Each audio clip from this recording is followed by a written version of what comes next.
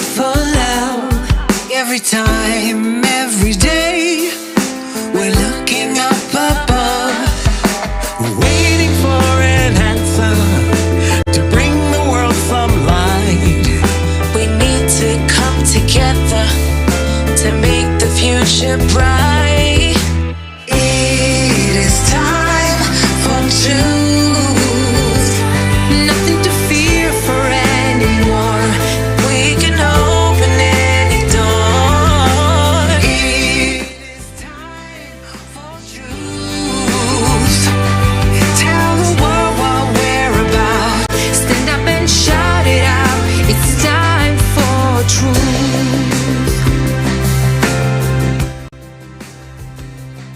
Don't we know what to do to bring the world prosperity? Only way that is true is through creative society. Let's make the change together. We're stronger if we're one. Creating peace forever. Together we are strong. It is time for truth. Nothing to fear for anymore. We can just open any door. It is time for truth. Tell the whole world what we're about. Stand up and shout it out. It's time for Real truth. love from above, cause we're all one family. We can unite the world and reconcile humanity. Let's end the wars for profit, address the pressing topics, and get connected everywhere like fiber optic. Read the signs of the times, it ain't hard to see. It's time for peace and love, it's time for unity. It's time to put aside the drama, do it for the youth.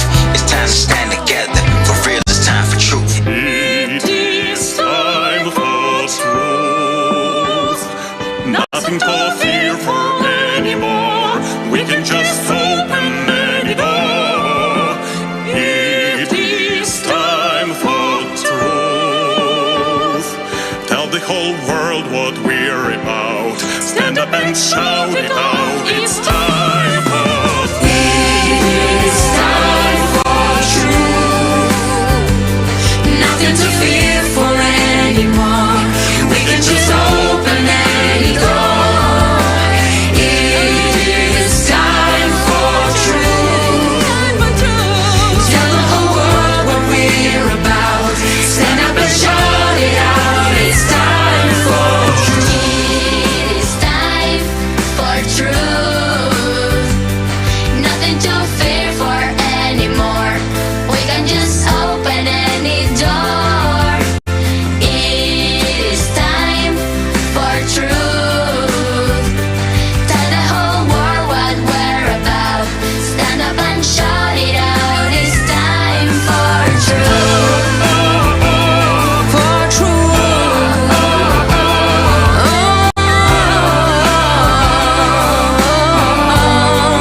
We are creative society. It is for every family. In a creative society, we can be free. We're a creative society, a foundation of unity. We have to make it reality. You and me, we are creative. We are creative. Society, creativity. We will find the truth.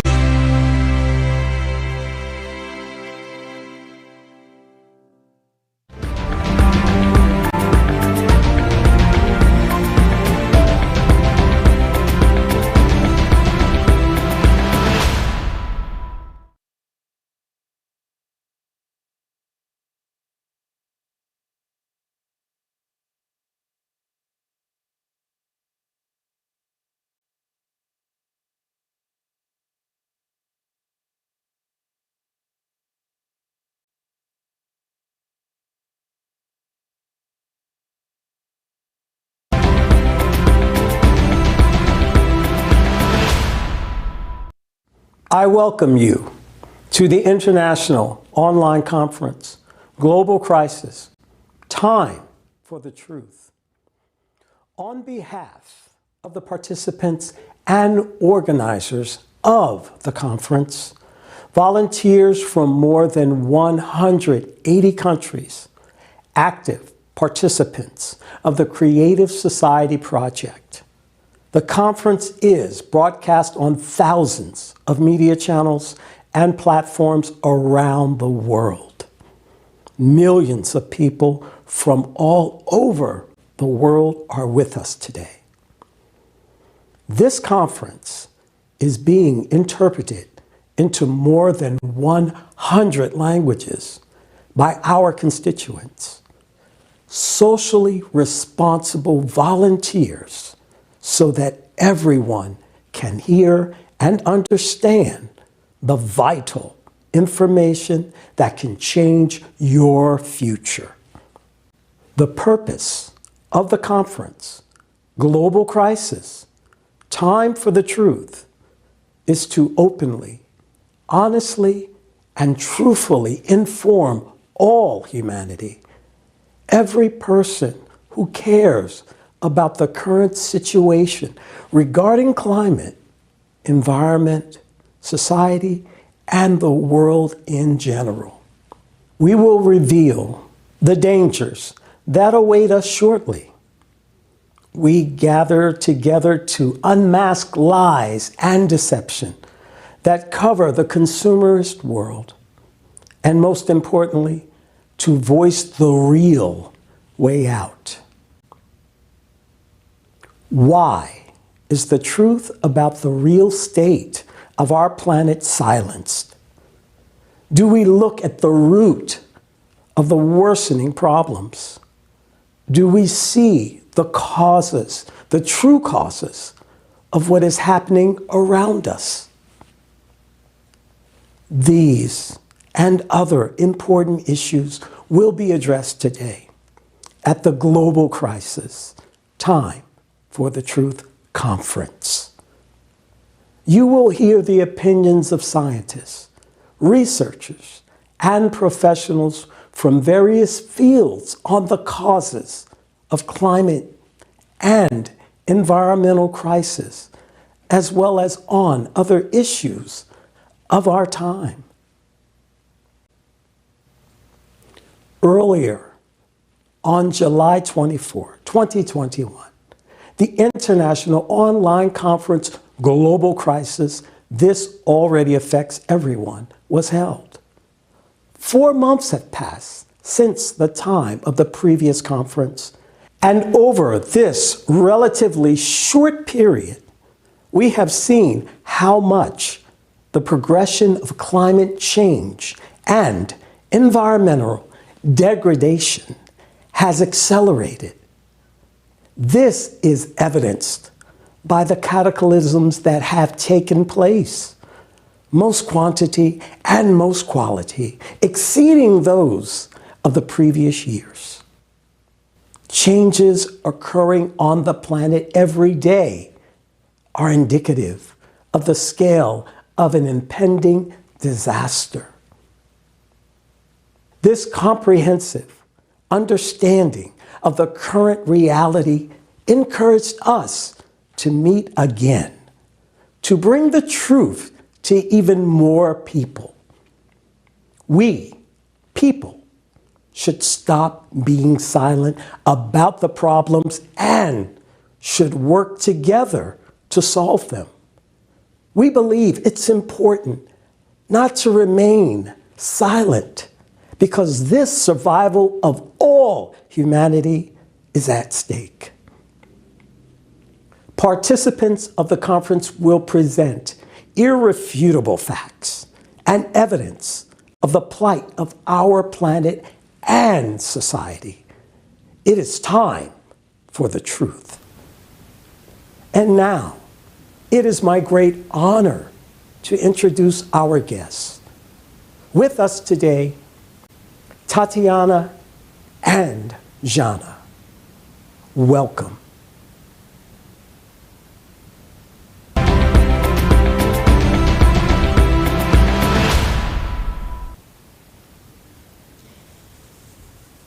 Здравствуйте, Лесли. Здравствуйте, дорогие друзья. Здравствуйте. Мы рады присутствовать вместе с вами на этом значимом событии, на этом общечеловеческом диалоге. И знаете, очень радостно видеть, какое огромное количество людей сегодня присоединилось к конференции. Изменение климата — это очень серьезная, глобальная и острая проблема. Синхронизация катаклизмов, их усиление и каскадное действие, оно наблюдается уже по всему миру. И поэтому международные онлайн-конференции, которые мы, как волонтеры, реализуем, они очень важны для человечества в такой нелегкий период. В них из раза в раз поднимаются действительно актуальные и жизненно важные темы. Я хочу выразить благодарность каждому, кто понимает важность оповещения об изменении климата, каждому человеку, кто смело действует в построении созидательного общества, каждому, кто тратит свое время, свои силы, свои средства, чтобы реализовать первый этап построения созидательного общества — информирование. Каждый из вас, благодаря своей честности, благодаря самоотверженности и социальной ответственности, показывает пример, который действительно достоин уважения. Это пример того, как люди могут не молчать. Пример того, как люди могут сплоченно действовать во имя общего будущего. Вы демонстрируете всему миру пример настоящего объединения людей на общечеловеческих ценностях. Это пример неугасаемой доброты и заботы Of о ближнем и всем unquenchable человечестве. kindness and concern for all humankind. After all, there are no strangers in this world. Everyone is of the same tribe. As the first foundation of the creative society states, there is not and never can be anything more valuable than a human's life. If one human is valuable, then all people are valuable. It is gratifying that those present here are aware of this and act in response to the challenges of our time and crises to which the consumerist format has inevitably led. The first step to change begins with honesty, as we know, and you're doing great for raising these acute and vital topics openly and honestly from conference to conference. Humanity must know the truth. Truth is the foundation for recovery of our society, because when we know the truth, we can all unite and make a big difference. Да, действительно, Indeed, время правды пришло. time for the truth has Всё come. больше людей More and more people stop being silent and start to speak открыто, без страха, openly, говорить without правду. fear, to speak the truth to the world. И в этом The credit огромная for заслуга this каждого из вас. goes to each and every one of you. Ситуация Yes, в мире тяжелая. the situation in the world is difficult. Climatic threats are growing, and even more difficulties lie ahead for humanity. Но это But this is no reason to give не up. повод опускать This руки. is only a Это лишь reason повод еще to больше consolidate консолидироваться even в more общих усилиях in the common спасения effort человечества. to save humankind. И ваша And деятельность your в work оповещении людей, on informing people is extremely important. ведь созидательное The общество creative society всех is a людей, project of all people, всего of человечества. all humankind. Должен The world этому. must learn about it. С этой благородной целью With вы this noble неустанно aim, двигаетесь you move вперед, forward потому что вы because знаете you are о той aware силе, of the о том power, огромном потенциале, the tremendous potential, and the possibilities that humankind receives если оно if it едино. is united. Только такое Only such a united humanity сможет can выжить survive. каждый. Everyone who has already taken responsibility for the common future является is a настоящим true героем, hero. который спасает не Hero только себя, who saves not своих only родных и themselves and their family and friends, but also весь the entire world. ваше рвение, Your zeal for life and freedom, your sincere love ваша for искренняя любовь к people, людям, ваше your desire желание помочь to help человечеству humanity Ваша вера Your в faith будущее in the future of civilization уже приносит is плоды. already bearing fruit. Спасибо вам Thank you за то, что for the несмотря fact на that все перипетии, despite all the twists and turns, все проблемы despite и all the разногласия problems потребителей and формата disagreements of the общества, consumer format of society, you are resistant и действуете to сообща. adversity and act in unity. Позитивные перемены Positive changes are already happening because of the actions of each and every one of you. Right now, меняете you будущее. are changing the future, and together you can make it happen. Мы We верим в вас. believe in you. Спасибо, что вы Thank есть. you for being here. Спасибо. Thank you.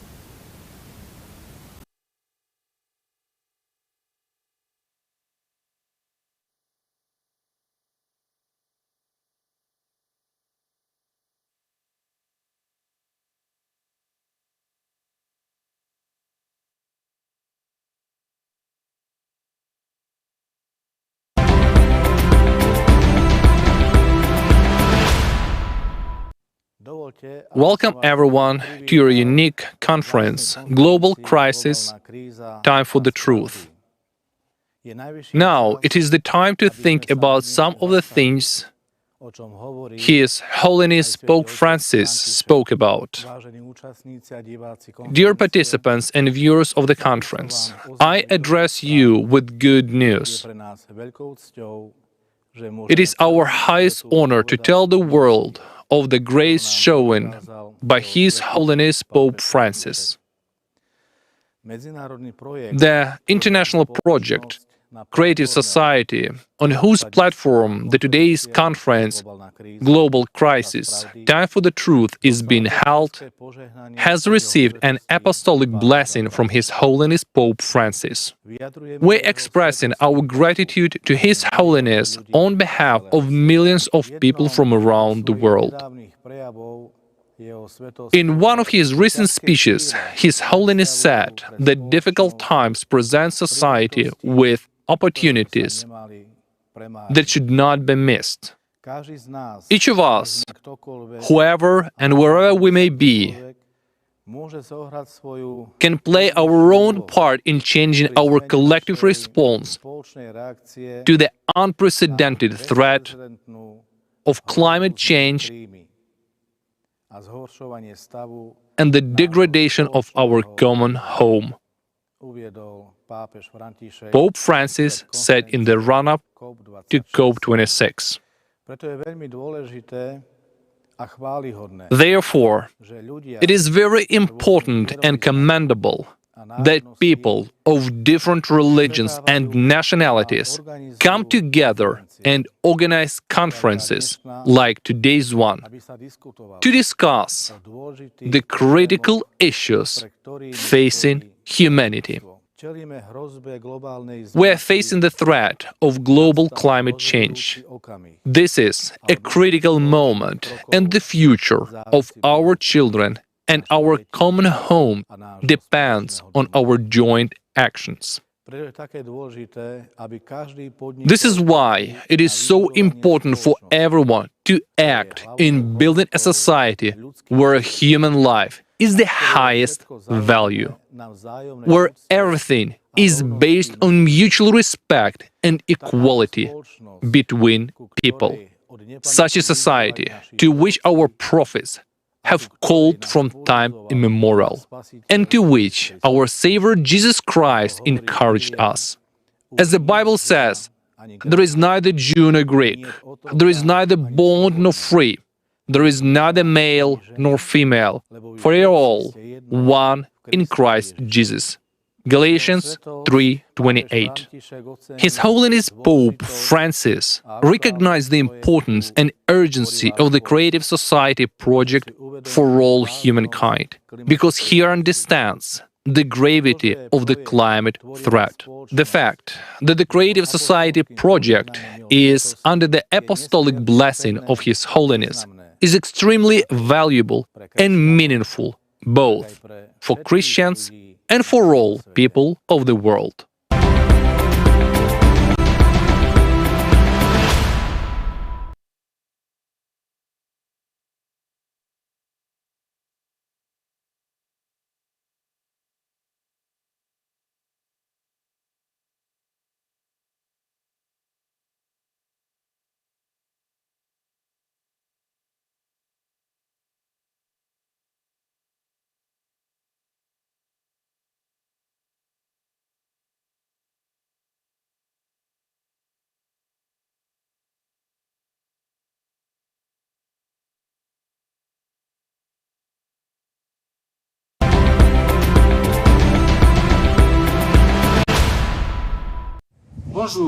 Greetings and welcome to the conference Global Crisis, Time for the Truth, where we're going to address the issue of climate change. It is important and it affects everyone. We have carefully studied the Creative Society initiative and fully support it. The climate changes we're witnessing on this planet are serious and significant, and we can no longer ignore them. It is time for all of us to mobilize in order to solve this problem. These climate changes will induce and provoke economic and geopolitical crises that we must all cope with together. It's time to unite and take action. Humanity has never before faced a crisis of such magnitude. It is really important for all of humanity to consolidate and start acting right now. The Creative Society is the only solution.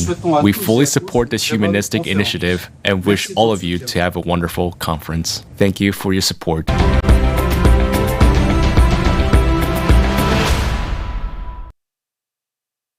We thank you, Mr. Brandt. Great to see you here today. And now I'm happy to introduce Mr. Amir Aziz, Imam of the oldest mosque in Germany.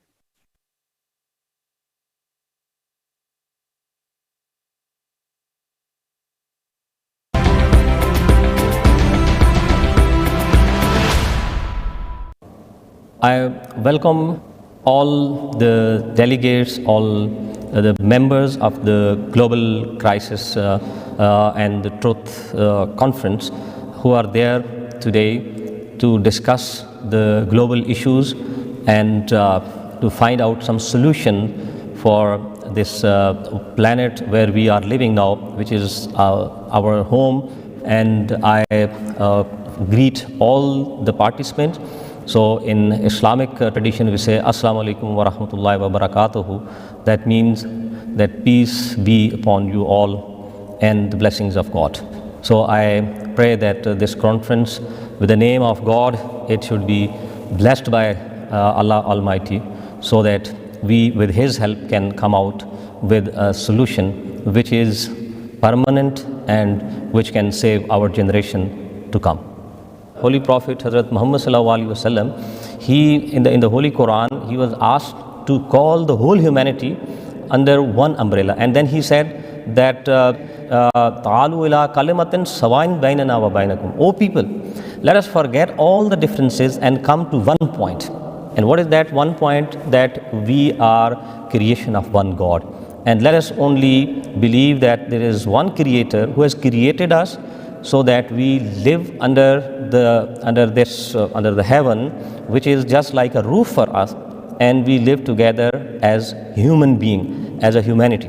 So what the main point of Islam is that we all come together and then we stand at one platform where we all have common grounds, and that common ground is humanity, so that we can all together work for the peace, harmony, and love for the whole humanity all around us. I would like to appeal every human being that what this creative society has taken initiative to bring people together, and not only just like religious people or people are from some specific walk of life, but people from all over different fields of life. They are all together, they're working, the scientists and the economists and everybody. They are thinking how to save this universe, how to make this place, this earth, save it for our coming generation. So as a Muslim and as a human being, it is our collective responsibility to create this kind of creative societies in our own limited spheres, and then join together as a net, make a net of this creative society initiative, that how we can come to one platform and how we can discuss all different issues and then come out with the solutions. I would like to appeal to all Muslims of the world to understand one point, and that is, in the Holy Quran, God says that La taziru waziratan wizra ukhra. O people, nobody else will take your burden. You all have your own responsibilities, and you have to fulfill your responsibilities. So you will be questioned about your own part. If you will not fulfill, you will be there liable for all your failings if we fail together now. And it will not be a failure of one person, it will be failure of the humanity overall. And then in the Holy Quran, God also says that Malil insani illa ma'asa. For man is what he strives for which he has to work hard. We have to work hard for our families, for our environment, but for collective effort for the whole universe, how to make it more a charming place to live. When we say that we are the ashraf al-makhlukat, which means we are the best creation of God, then let us act like best creation of God. So as a human being, it is our responsibility that how we come across and we improve the whole environment around us, and that is what is the creative society is doing all around in the whole world. They are all working volunteers, and I'm sure that God's blessing will be with them because of this very positive and this very noble cause they are carrying on. So once again, I greet all the participants of this conference, that the global crisis and the time for the truth. So they have, I'm sure, my blessings and blessings of God be upon them all, that they are together at this platform to discuss very important issue, which is actually the issue of human life and the continuity of human life on this earth where we are all living. It will make a great change in the whole world, and I'm sure that it will be a blessing and it will be a great gift for our future generation, so we leave this world a better place for them and not as what we see all around us. My blessing to all and a great success.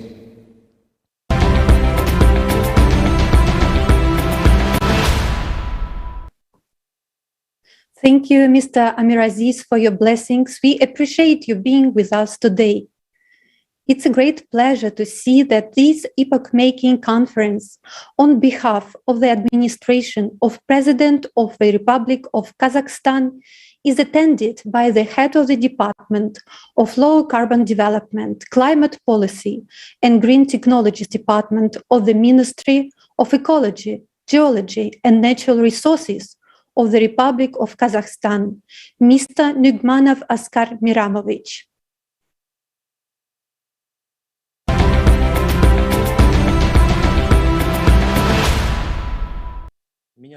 My name is Askar Nugmanov.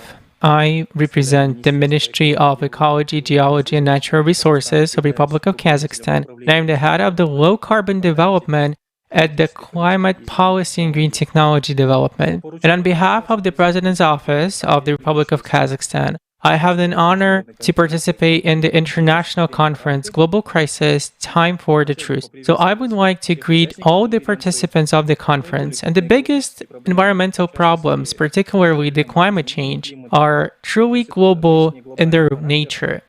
The impact of these problems are felt to varying degree in every single country, and these problems cannot be solved by any particular country or even by a region. The consumerist format that humanity is currently following and supporting is, generally speaking, dying out. In order to solve common global problems, it is imperative to change the very approach to solving these problems and the very concept of how we live in general.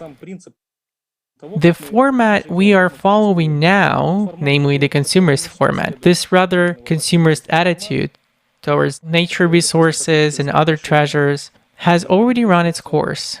Nowadays, there is a prevailing feeling around the world that we can no longer go on living this way. In today's world, the consolidation of all countries, all the participants, every individual is definitely needed to solve environmental and climate problems.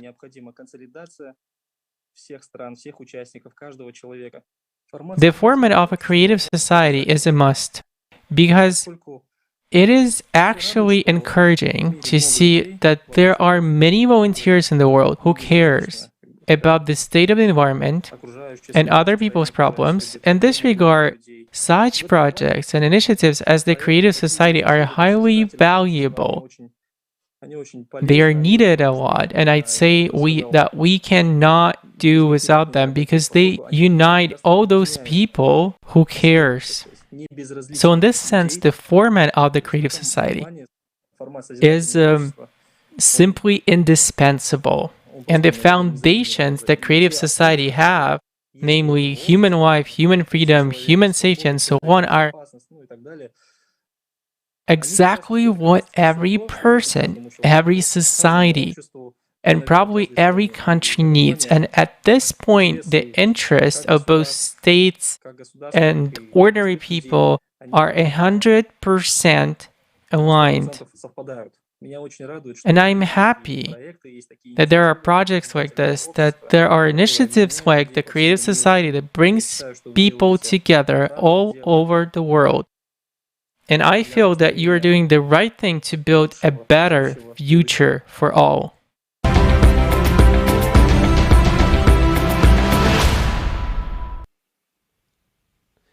We express sincere gratitude to you, Mr. Nugmanov, and to the President of the Republic of Kazakhstan, Kassym-Jomart Tokayev, for your support, concern, and humanness. We are glad you could be with us on this historic conference. And now we would like to read a letter from the Prime Minister of the Kingdom of Tonga, who sent his written address for today's conference. We greatly appreciate that despite his busy schedule, the Honorable Prime Minister found an opportunity to contribute to today's event. I would now like to read out his address. I would like to thank the Creative Society Project for inviting me to participate in the upcoming virtual conference, Global Crisis, Time for Truth, on 4th December 2021. The organizers, coordinators, and speakers for this conference are to be congratulated for this timely conference, independent of any geopolitical, social, or economic agenda, to call for global attention and urgent actions towards climate change, which is one of the global challenges that is affecting our world.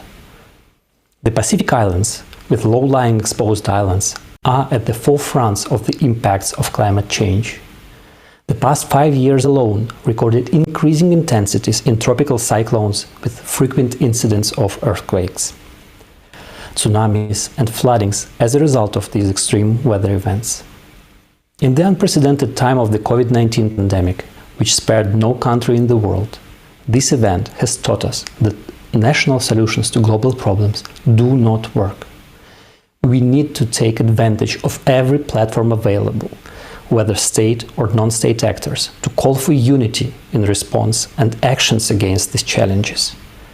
I wanted to speak on this issue of climate change. Unfortunately, due to pressing commitments in government, I request that the conference include this short message from the Kingdom of Tonga in the Pacific to represent our Pacific voices on this issue.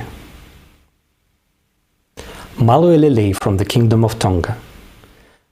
Climate change is an existential threat that gives so much anxiety to many parts of the world.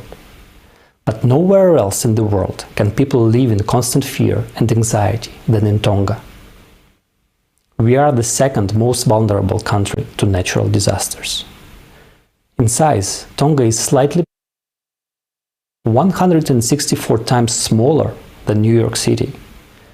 Our islands sustain a vibrant marine, ocean, flora and fauna life on a 750 square miles of 170 islands spreading across the Pacific Ocean. With a population of 103,000 living on our islands. As a leader, I have a duty to these 103,000 souls. I have a responsibility for their welfare and their future. Did you know that a 1 meter rise in the sea level will cause 25% of our buildings, 11% of roads, 16% of water systems, and 29% of power infrastructure to disappear underwater? But despite being small, we are still relevant and have an entitlement to the world as every other country. To help us survive, please do your part to limit global warming to 1.5 degrees Celsius now. As big ocean states, we have the right to exist, to keep our islands from sinking, to be still found on the map. As big ocean states, we do not want the ocean that we love so much, that sustained us for generations, to be our watery grave one day. To all civil societies, multinational corporations, advocates, and the academia, do not give up on making the truth be known about human ignorance and greed that further induced this climate change crisis. The impacts of climate change is no longer a prediction, it is already here. Save us. Save us from the fate of becoming the Pacific people of the mythical Atlantis. Help us save our homes, our children, and our hopes for the future, on time. Time for action is now. Please do not wait until it is too late. I thank the Creative Society Project for the courage to demand time for truth, to call for bold, decisive actions to end the climate change crisis. His Excellency, the Honorable Dr. Pahiva Tulunetoa, Prime Minister of Tonga, Kingdom of Tonga. Please accept my appreciation for the opportunity to contribute to the conference. I wish for the continued success of your work in addressing this crisis and your leadership in mobilizing responsible actions for the healing of our world. Yours sincerely, the Honorable Dr. Pahiva Tulunetoa, Prime Minister.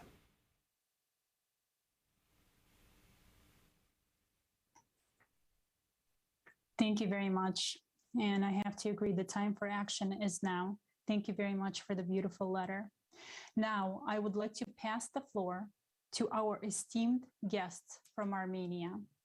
Mr. Suren Akhminyan, politician, public figure, president of the public organization Cathedral of Armenian Creation, member of the party Prosperous Armenia, and the Archbishop Natan Hovhanovizian, head of the External Relations Department of the Mother See, Holy Echmiadze.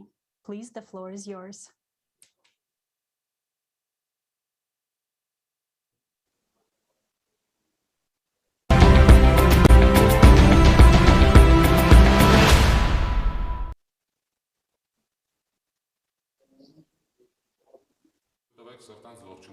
I extend a warm greeting to all the participants of the conference Global Crisis, Time for the Truth. From the bottom of my heart, I thank all of our friends. Let me cordially greet all participants of the conference Global Crisis, Time for the Truth. I really thank all our friends, participants of the Creative Society Project for organizing this large-scale and extremely important event for all mankind.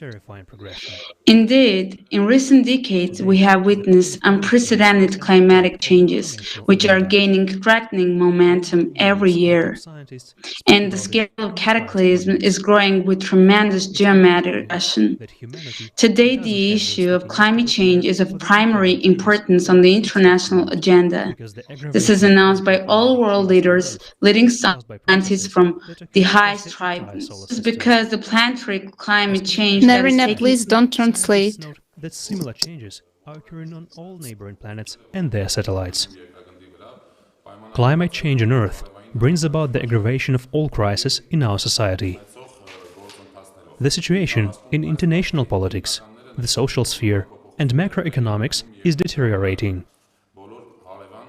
The problem of food supply and hunger, as well as displacement of millions of people, are on the agenda. Unfortunately, we have to admit the disappointing fact that the situation is already out of control. And the climate is to blame for all this. And if we don't unite today, we will witness the death of humanity and the destruction of our common home, our beautiful planet. Can we withstand this unprecedented challenge? Yes, my friends, we can do this. It's in our power to find a solution, and not only survive the impending global crisis, but also to create unique conditions for the well-being and prosperity of all humankind. To do this, we need to change the format of society.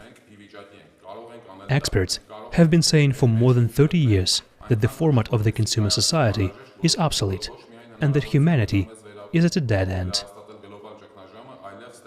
Everyone is searching for a solution to this problem. As of today, the only viable alternative to guarantee the future of humanity is the creative society. The majority of intelligent and responsible politicians, priests, scientists, businessmen, and ordinary people already understand this. For the sake of humanity's future, already today we must forget about vanity, resentment, and grievances at all levels, and combine the potential of all humankind.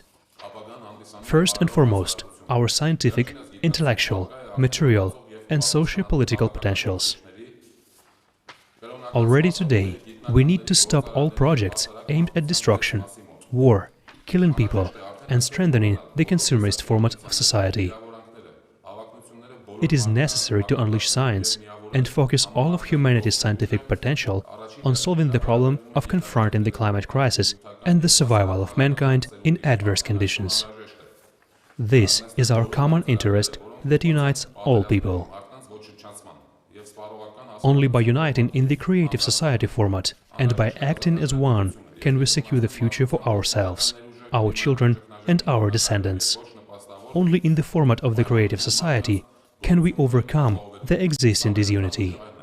I would like to appeal to all of humanity, to all people, and first of all, to my fellow politicians. Let's stop fighting. Let's stop dividing our little human world into parts. Let's unite. Dear colleagues, the burden of responsibility for the future of all mankind rests on our shoulders right now. Climate is our common challenge. This is our external enemy. We cannot ignore it by hiding our heads in the sand like ostriches. We must not flee from problems, but solve them. And the primary task for us now is to unite humanity within the framework of the creative society and to implement the 8 foundations of the creative society in international law and national legislation of all countries of the world. Our inaction and silence today is a crime against humanity. It is time for all people to unite on the creative society platform.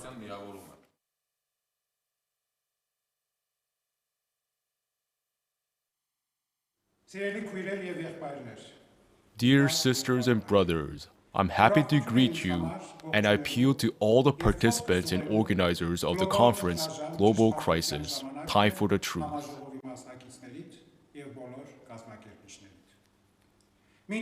On behalf of the Catholicos, let me convey to everyone who is concerned about the future of our planet, which is the common home to all humanity, The patriarchal greetings and blessings of the supreme head of the Armenian Apostolic Church, His Holiness Karakin II.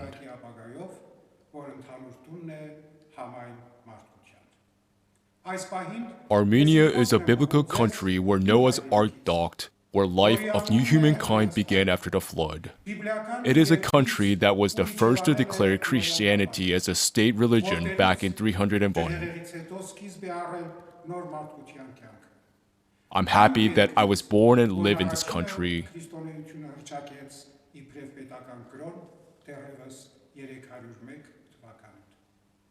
But from time to time, I feel sad due to the fear of losing that happiness.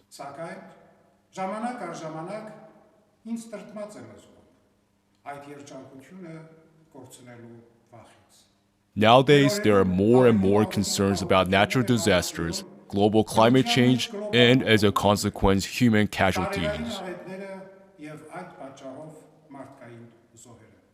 Sometimes we feel powerless in these forces of nature, but we never think that we are to blame for the increasing strength of those forces. It would seem that the rapid development of modern science and technology serves human beings. However, the further we advance in modern science, the more we move away from nature, violating its laws. It is regrettable that along with all this, humanity creates dangers and threats to human life with its own hands. Anything that poses a threat to human life cannot be justified. I am not a scientist. I am an ordinary man who values human life above everything else. I'm a Christian, and for me, there is no greater commandment than love thy neighbor as thyself. I would like to take this opportunity to ask the entire humanity a question. Have you thought about why there was a flood during the days of Noah?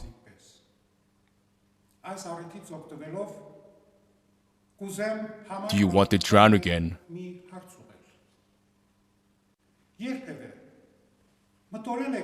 Do you want humanity and its cultural values to disappear because of another flood?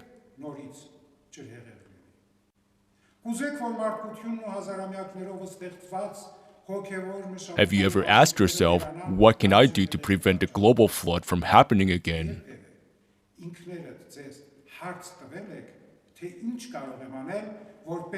Think about it. Start loving our common home. Make every effort to preserve it for the good of all humanity.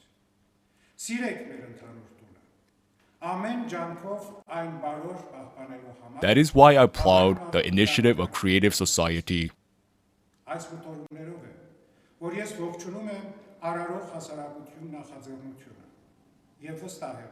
I'm confident that by joining our efforts, we will be able to face all the challenges of our time when, as the prophet Isaiah said, nations will not take up sword against nation, nor will they train for war anymore.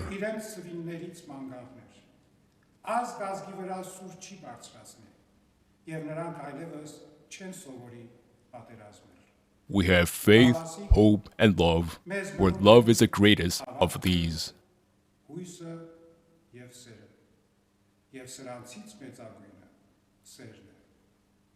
May God's blessing give us the spiritual power with which we preserve our planet Earth in love and peace.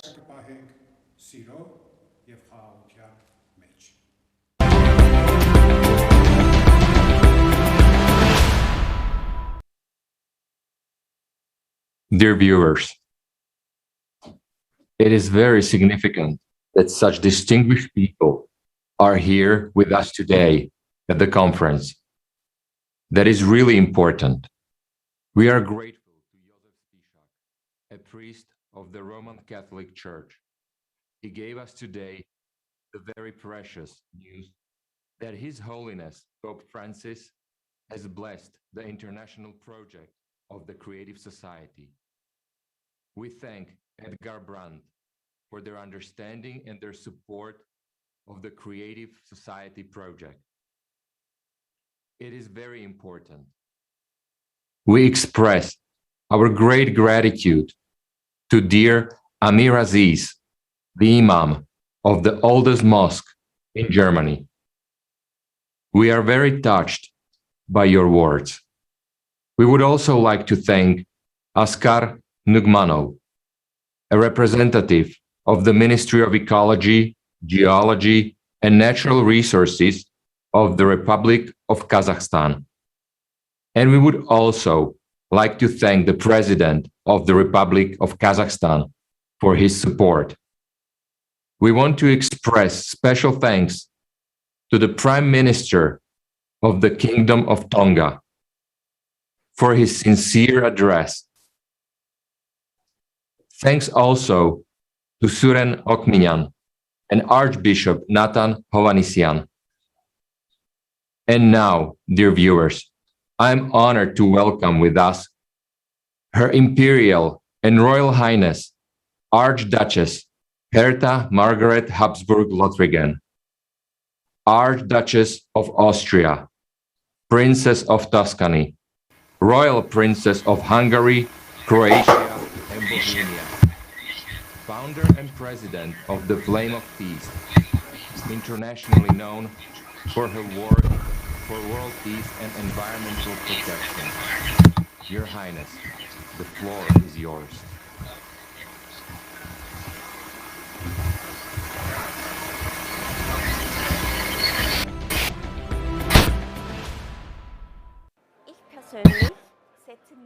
Personally, I'm devoted to bringing peace to the world, freedom and friendship that unites all people. I also care for animals, our nature, and certainly the environment. I think that worldwide consumerism hurts our environment. If we take a step back and support our farmers, support our agriculturists, then step by step, every country can become self-sustaining again. We have so many resources in this world.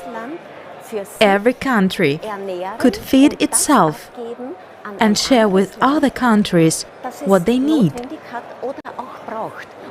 This is only when humans learn that they are responsible for the animal kingdom and for nature. And it is only through happiness and joy that a person can create something better. So if we stop fighting with each other about who is better in this world, we have to start making friends around the world, regardless of their nation and culture. We all have our own traditions, language, religion, and culture. And it is only when we respect them in our neighbors that we can have peace in the world. And when there is peace in the world, everyone, including animals and nature, will be well. If we stop wishing more and more, because what will it give us? Maybe we won't be living tomorrow. So what did we really get out of it? We destroyed our world and did not create anything good. We can create good things if we care about one another. And here we have to start with ourselves.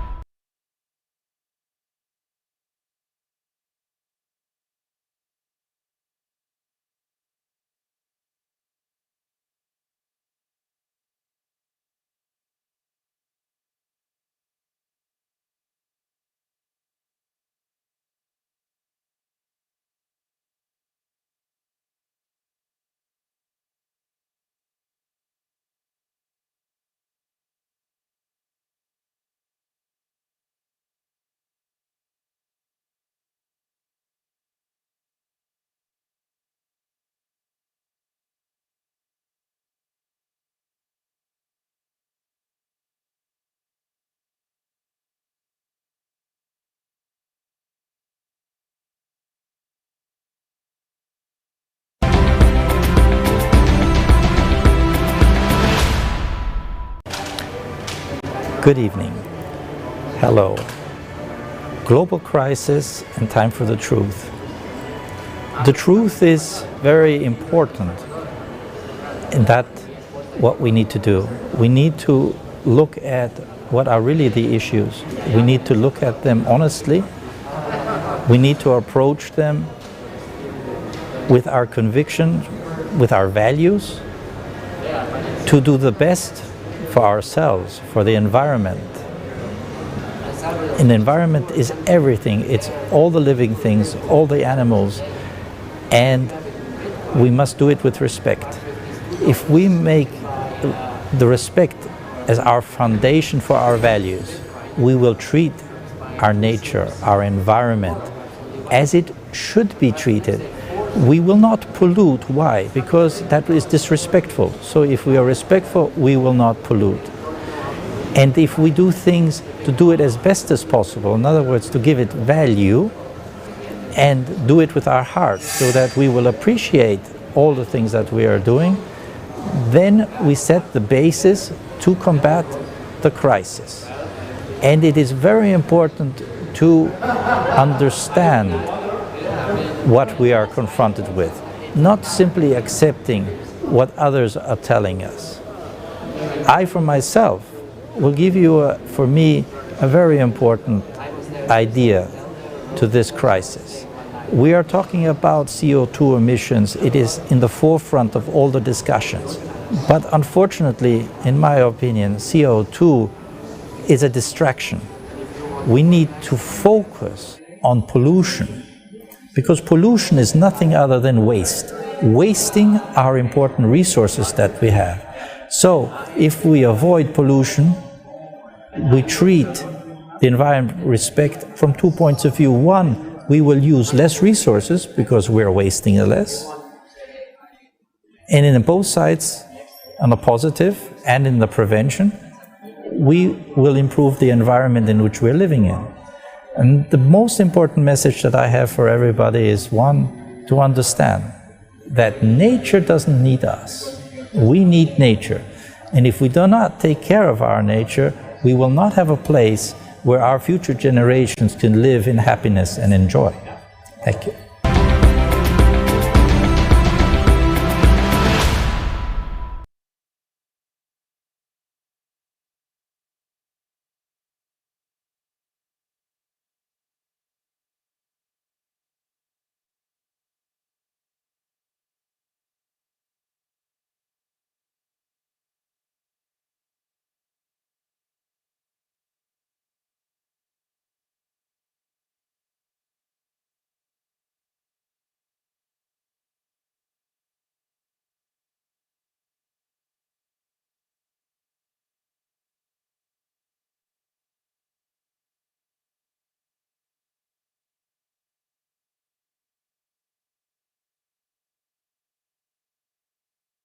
System.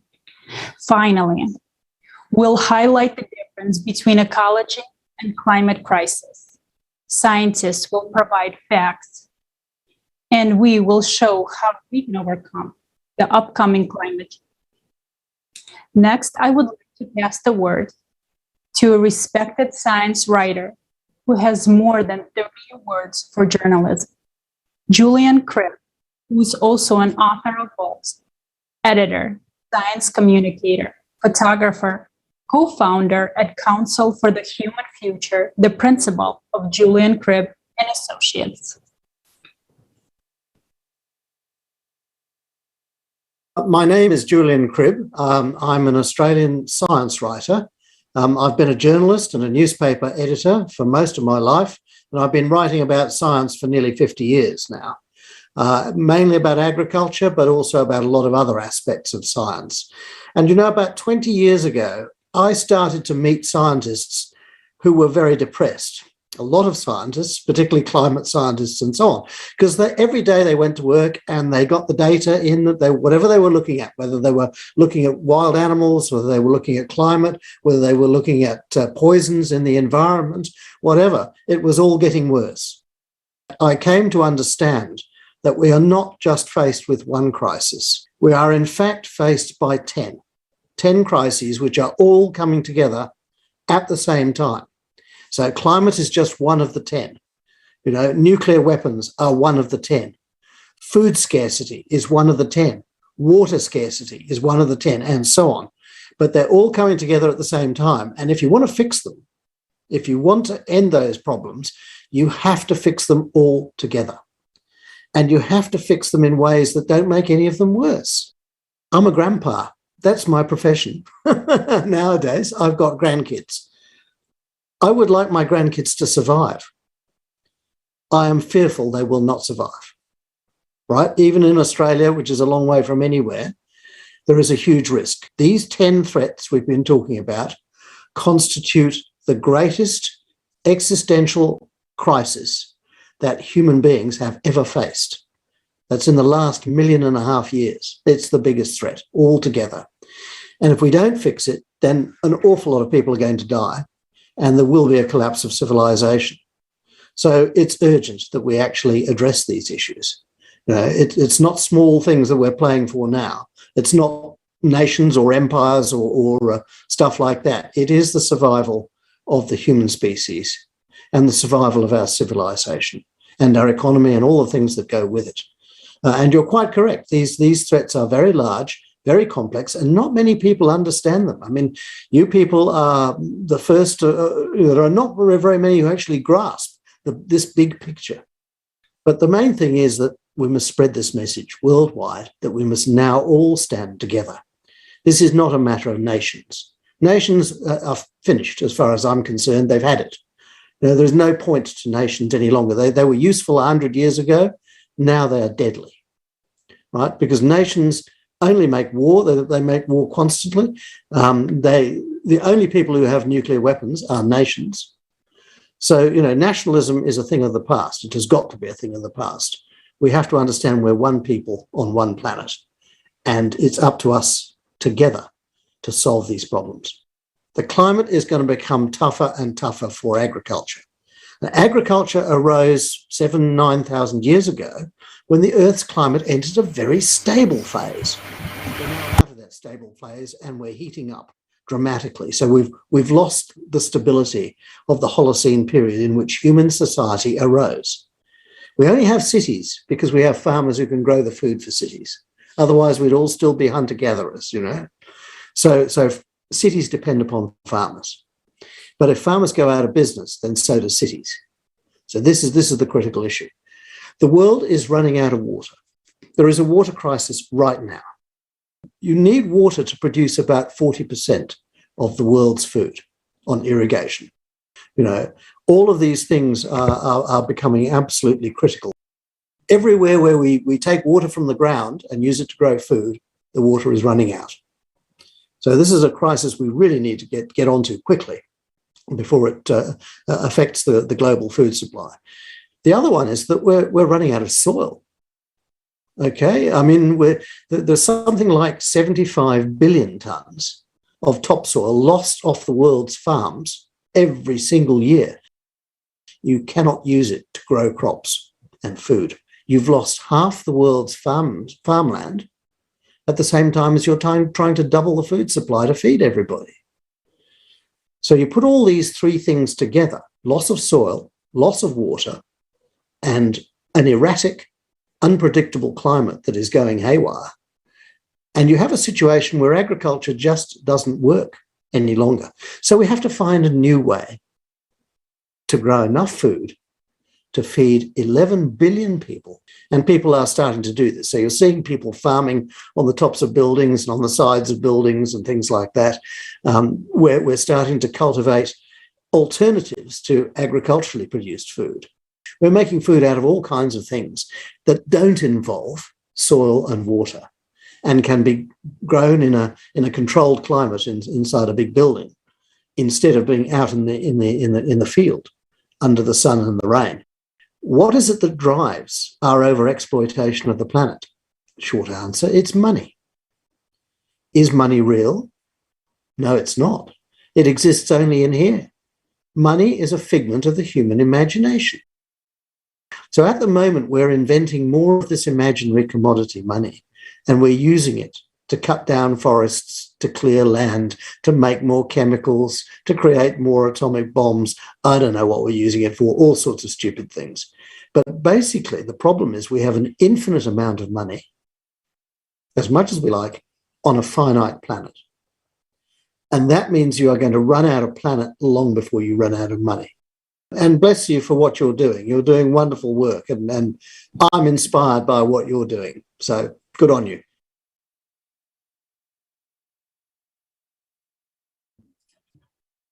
Pán Julian Kripp, veľmi Dear pekne ďakujeme za vaše slova. Thank you a very vašu much podporu for the konferencii. words and support Áno, for the conference. súhlasím s vami, Yes, I že agree with ľudstvo you dnes čelí that množstvu kríz. humanity A faces ak ich many chceme crises vyriešiť, today, musíme and that nájsť we need to spoločné find riešenie. a common solution Áno, if we are priatelia, to solve them. žijeme v najväčšej Yes, existenčnej friends, kríze. we are living in the Stojíme pred greatest kolapsom. crisis we are facing. 24. júla sa konala medzinárodná online On July konferencia 24th, s there was názvom an international Globálna online kríza, conference, týka sa to už Global každého. Crisis. This already V nej affects sme everyone, pravdivo informovali where we o spoke rozsahu truthfully ekologickej about the a scope klimatickej of the krízy. environmental and climate Uplynuli crisis. odvtedy 4 mesiace. 4 months have passed A čo sa since then. stalo? Začali So sme what sa has ako happened? ľudstvo zjednocovať? Have we begun to unite as humanity? No. Začali sme hľadať Have we spoločné begun to riešenia? look for solutions Nie. together?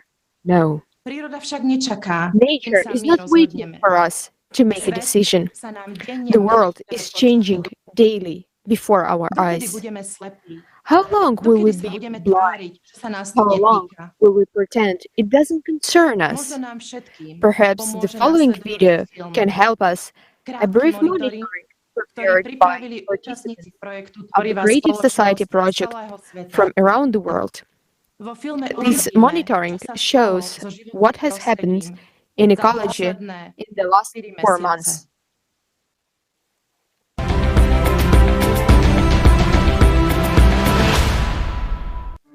The fundamental law of ecology is that everything affects everything. But are we really aware of this? At the international conference on July 24th, 2021, Global Crisis, this already affects everyone. Shocking facts about the state of our planet's ecology were voiced. During the 4 months since the last conference, the volunteers of the project Creative Society from all over the world have been monitoring the events related to environmental pollution, and we observed that the situation had deteriorated significantly. Air pollution. 90% of people on the planet breathe polluted air. Monitoring data shows regions and entire countries where the air is polluted almost constantly. The main reasons are manufacturing, power generations, transportation, and heating. In 4 months, many events have occurred that have worsened the air quality on the whole planet. These are forest fires, dust storms, landfill fires, explosions at factories, and chemical emissions. For example, in November, schools were closed in the Indian capital Delhi because of the air quality, and even the question of isolation was being considered. At the same time, people had to wear masks even at home. The visibility is low and pollution level is very high. As you can see, even the Red Fort is not visible from here. It feels smoky in the eyes and it is difficult to breathe. During the 4 months of monitoring, the number of deaths from air pollution exceeded 2 million people. Forest loss. The loss of forest is one of today's terrible disasters. But as it turns out, in real time, you can see the loss of forest only in the rainforest zone. The increase in tree cover loss warning in South America between August and October was 46% higher than during the same period last year. The world's largest rainforest, the Amazon, has lost more than 10,000 square kilometers since the beginning of 2021. That's an area the size of 2 Istanbuls. In the regions of South Asia and Australia, forest loss increased by 130%. And Africa experienced the highest increase 2.5 times. The loggers are winning. The forest is being devastated, and the environment problem is growing. And nobody does anything. Official statements talk of a reduction in the volume of logging and its termination, but facts show that it is only increasing every month. Garbage dumps.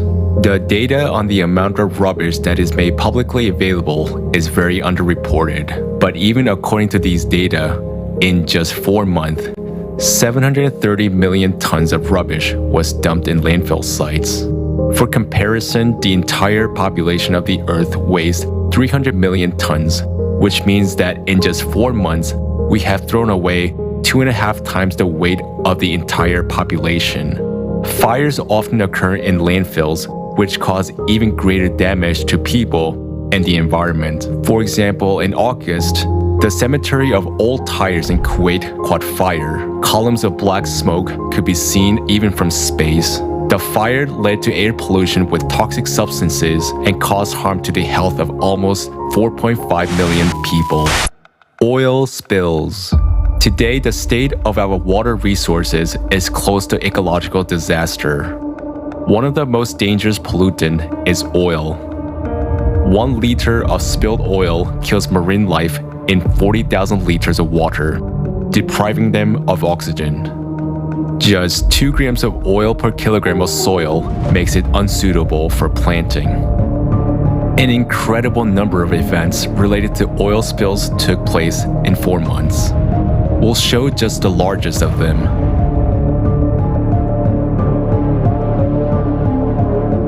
Look at that.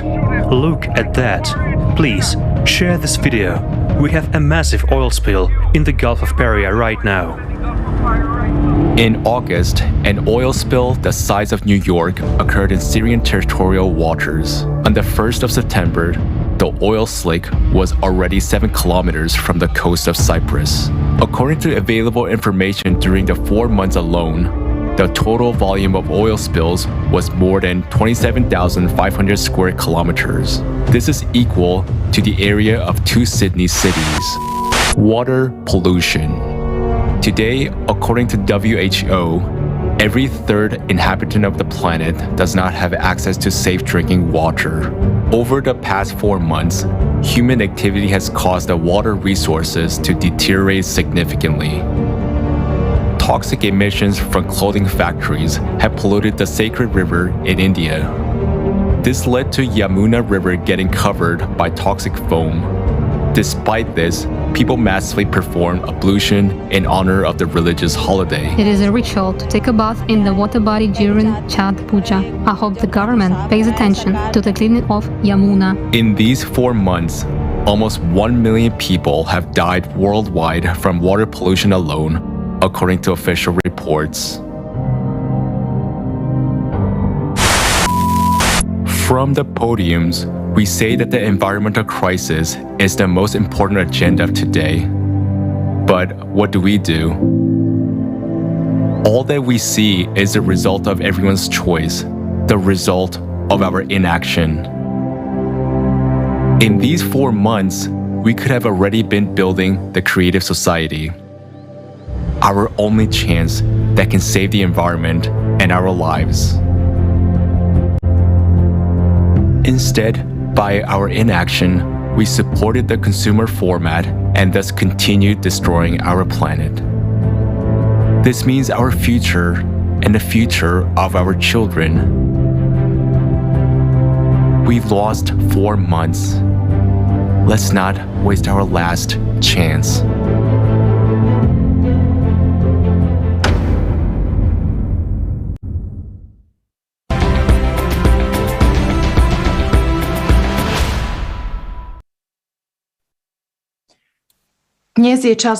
Today is the time for the truth.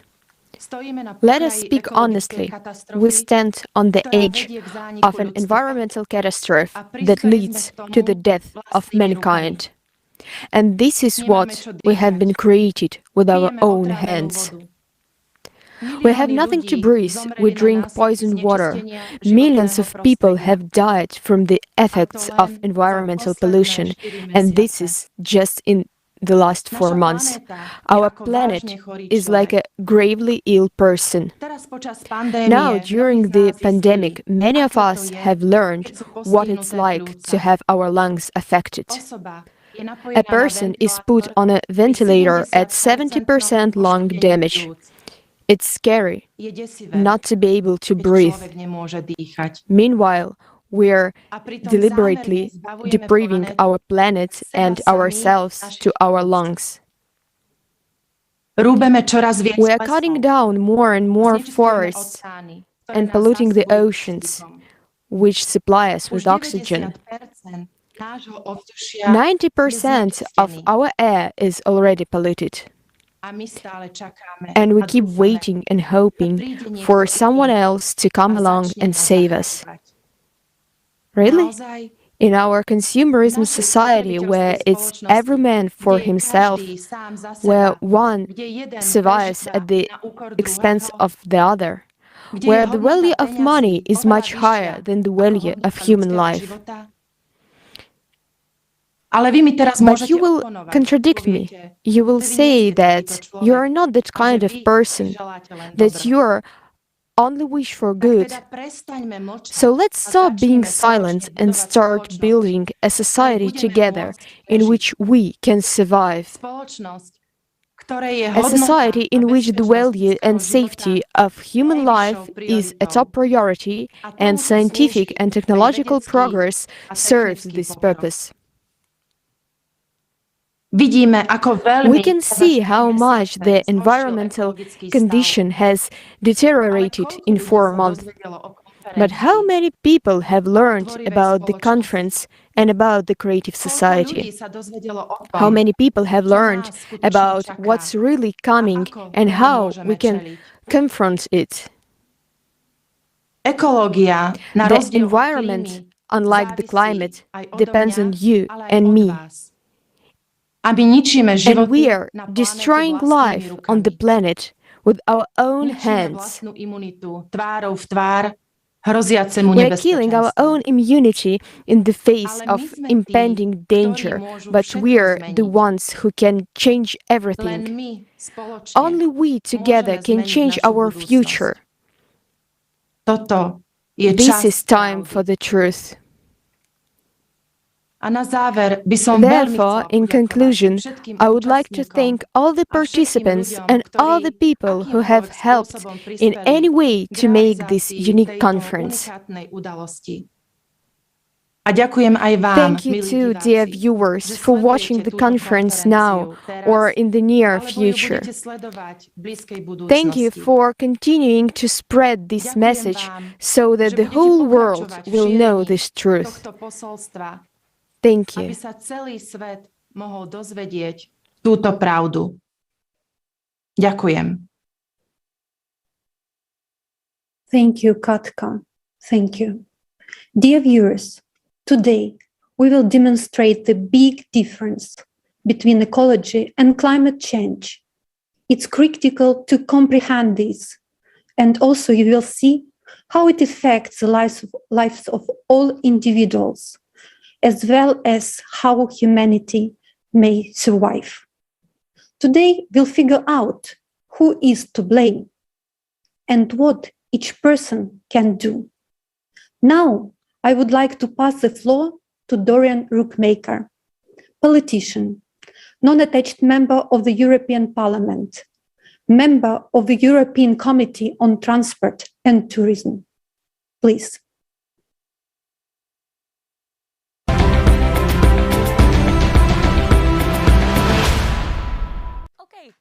Okay, Mrs. Rookmaker, could you start with a short introduction of yourself?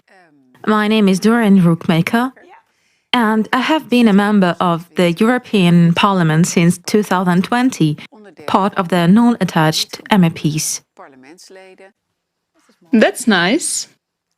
Yes, we are gathered here now for the conference, Global Crisis, Time for the Truth. And So the conference is about the global crisis and therefore about the climate crisis specifically. And I'm very curious about your thoughts on the climate crisis and how is it currently being handled?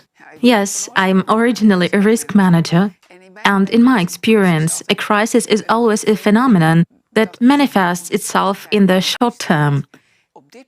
At the moment, the discussion about the climate is narrowed down to the reduction of CO2 and global warming gases. And I think the problem is much broader than that. Humankind has a very important impact on the planet and on the environment. And that's because there are so many of us. And that's also because of the way we live. And if you're only talking about reducing CO2, then I think you're missing the point. Okay. And why do you think we are missing the point? Well, you see, now, for example, that there is a threat to biodiversity. So the number of species living on the planet is drastically decreasing. And that's dangerous for the whole ecosystem, because everything is connected. So when you focus on CO2 emissions and global warming, it doesn't solve the problem of the threat to biodiversity. So that's an important fact. Yes, that's clear. And so what now? What is your biggest concern, Mrs. Rookmaker, when it comes to the climate or the ecosystem or how everything is connected? Well, the number of people is still growing, even though a lot of people say that the predictions and the models said the number would decrease. But that's just not the case at the moment. It is still increasing, and the demands that people place on their environment and their lives are increasing. To cut a long story short, everyone wants to live in prosperity, but natural resources aren't growing. What's on the planet right now is on the planet. And it's not increasing. So yes, well, life is a question of supply and demand, isn't it? So I foresee a struggle between different people, groups, countries over natural resources that are becoming increasingly scarce. So in that sense, I'm pessimistic. I don't see us move towards world peace and unity. Like, of course, we all hope we would. But I think the fact that there are more and more people who want more and more constitutes a great threat. And we also see that the European Commission has introduced a whole range of measures to tackle the climate crisis. Are you also saying that we actually cannot solve this with even more rules or treaties, but that we as people have to do this ourselves, and so that it starts with that? With rules and treaties and legislation, you always run the risk that the people involved or the organizations involved should abide by those rules. But it's possible that there are states that don't do that because they have other interests. And often, these are short-term interests. Like they say, people will put their own interests first. And many politicians depend for their livelihood on the agreement of their voters. And a lot of people are very much in favor of tackling the climate crisis. But I think that a lot of people don't realize that if you actually want to tackle that, then if you abolish the use of fossil fuels, for example, well, just look around you, a lot of things will have to change. Because we also use fossil fuels to produce plastic, for example, and other synthetics. So how about our cell phones? How about TV sets? How about polyfilm?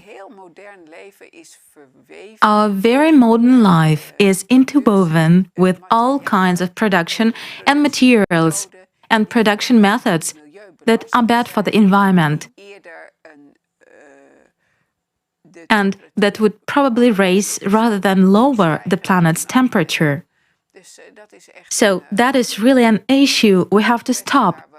and think about, and which I think that if you leave it to the politicians who negotiate treaties and make agreements like the one in Paris, right? That there is a certain pressure to just do it for show, with little connection to reality. And I really wonder whether the feasibility of this entire operation is being sufficiently taken into consideration. Yes, exactly. The conference is being organized by Creative Society, yes, and Creative Society has suggested 8 foundations. What is your opinion on these foundations, the approach, the Creative Society itself? First and foremost, I think it's a great initiative. Yes. Because the name says it all. So think creatively and exchange ideas about social issues. I think that's something we really need in today's society because there's a lot of polarization. People live in bubbles, and a real exchange of views hardly ever happens anymore. People denounce each other, and if the other person's point of view is not acceptable, does not fit the bill, then it is simply ignored. And with that, you get more and more groups that are diametrically opposed. I'm convinced that if you engage in conversation with each other, it will lead to better solutions. And I think it's good that it's an NGO, in other words, that it's not organized by the government or the European Union or the US. I think it's very important that citizens' initiatives exist and that we encourage people to keep talking to each other about everything that interests them and concerns them. Okay, well, thank you. You're welcome.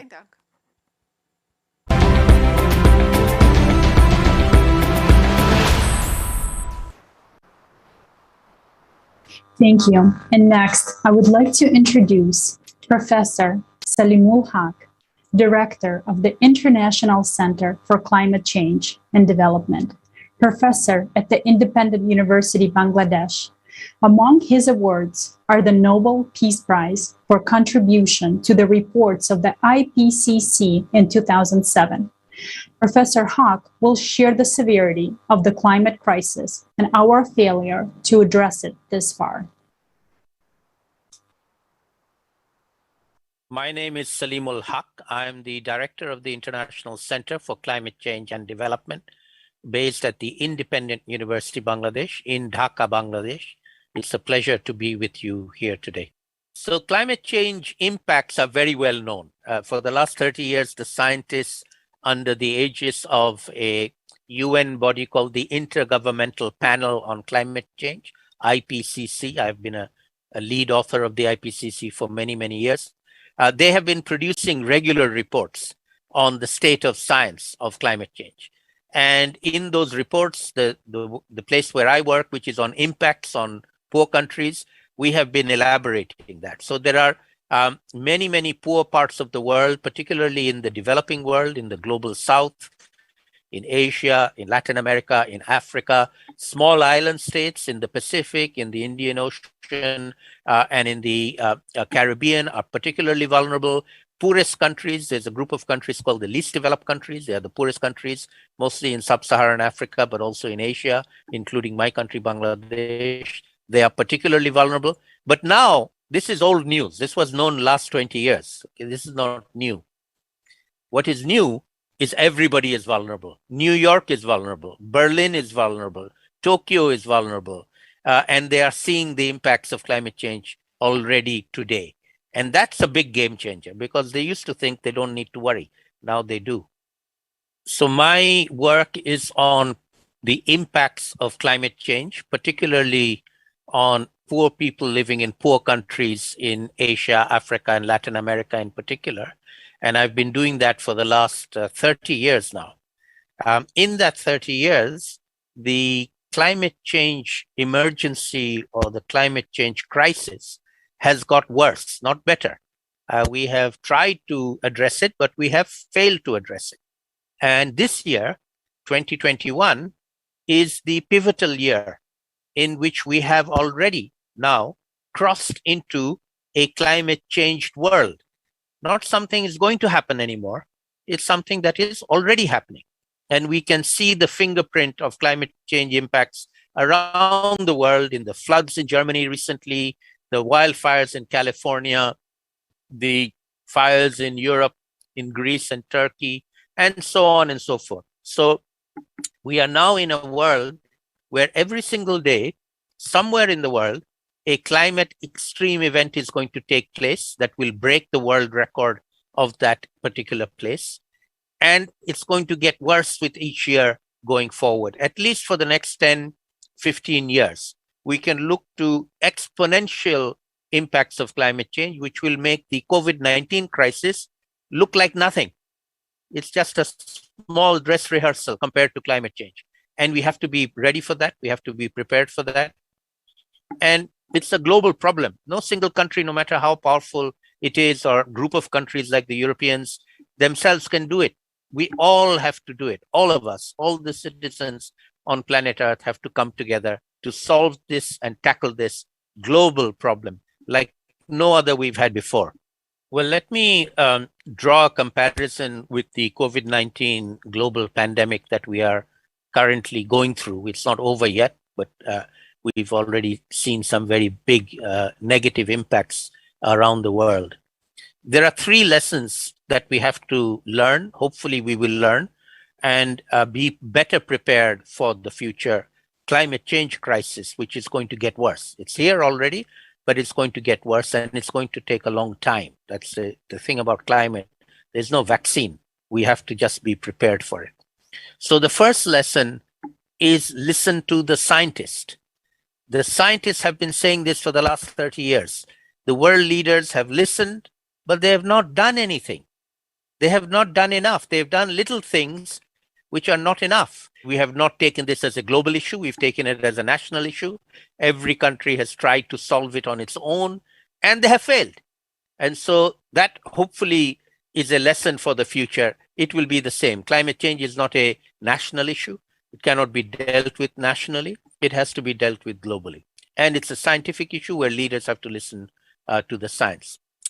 The final lesson I'll say is that we cannot leave it to our leaders. The leaders have shown that they are not up to the task. The leaders think of themselves as leaders of their own country. They don't care about the rest of the world. Every single leader thinks about their own country first, and they don't even think about other countries. They don't care. They just think about what's good for their own country. That is a false sense of leadership.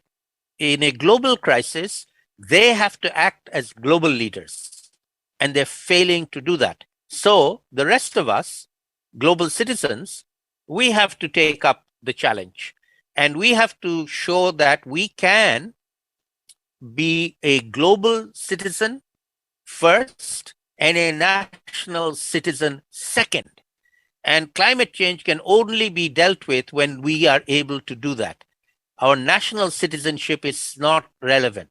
Our global citizenship is what matters. And we must act globally, like you are doing. We must bring people together in solidarity to learn from each other, to share our actions together, and to get the kind of leaders that we need, because right now we don't have the leaders that we need. So let me start by saying it's never too late to act, all right? No matter how difficult things look, it's never too late to act. The decision to act is an individual decision. Every single one of us, human beings on the planet, need to understand and to figure out what we can do. Sitting idly by and thinking there's nothing we can do is wrong. Let us see what we can do together as fellow citizens, and most importantly, across countries, within regions and across continents. Let us link up with people around the world. And I'm very pleased to see how well you have done this. And I'd love to learn lessons from you on how we can do this more effectively in the climate change arena going forward.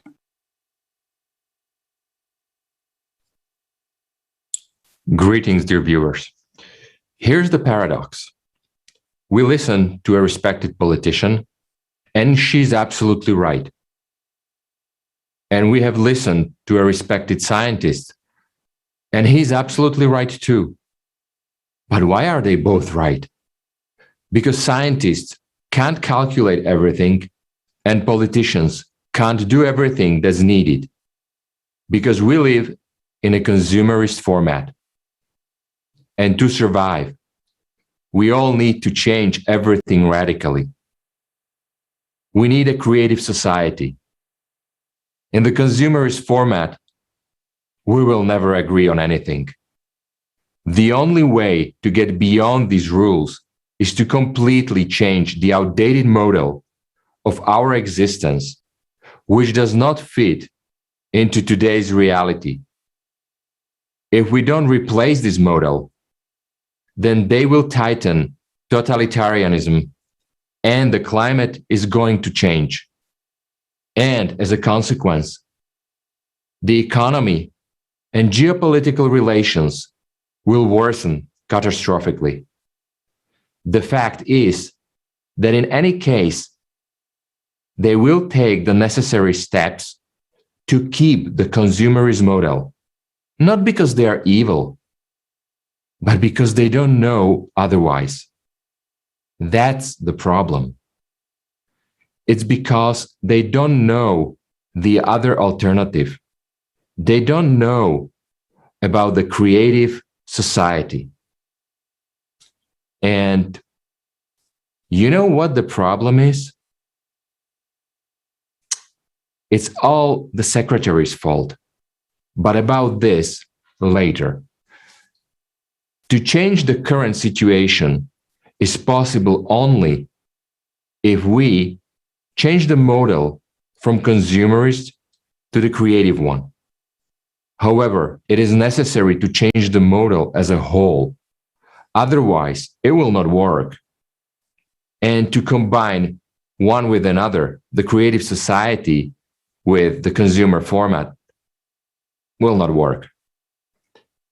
Yes, we will all die because of the climate and ecology, but we will be killed by the format in which we exist if we don't do something about it. Because we will not be able to oppose it and develop anything in it. And everyone must understand this. First of all, the secretaries of our politicians, who could explain to the politicians so that they can make the right decisions. But about the secretaries later. This is a mystery we will expose later in the conference. It is the greatest mystery of nature that we have been able to solve. We conducted a huge social experiment involving thousands of people around the world. It's a tremendous social experiment. The results are shocking. And we will reveal them later in the conference. So keep watching us. We're going to cover this topic later on in the conference. This is the greatest mystery, the result of the greatest discovery that was never even guessed at. And now it is an honor to welcome our next speaker, State Secretary of the Ministry of Environment of the Slovak Republic, Juraj Smatana. Mr. Secretary, the floor is yours.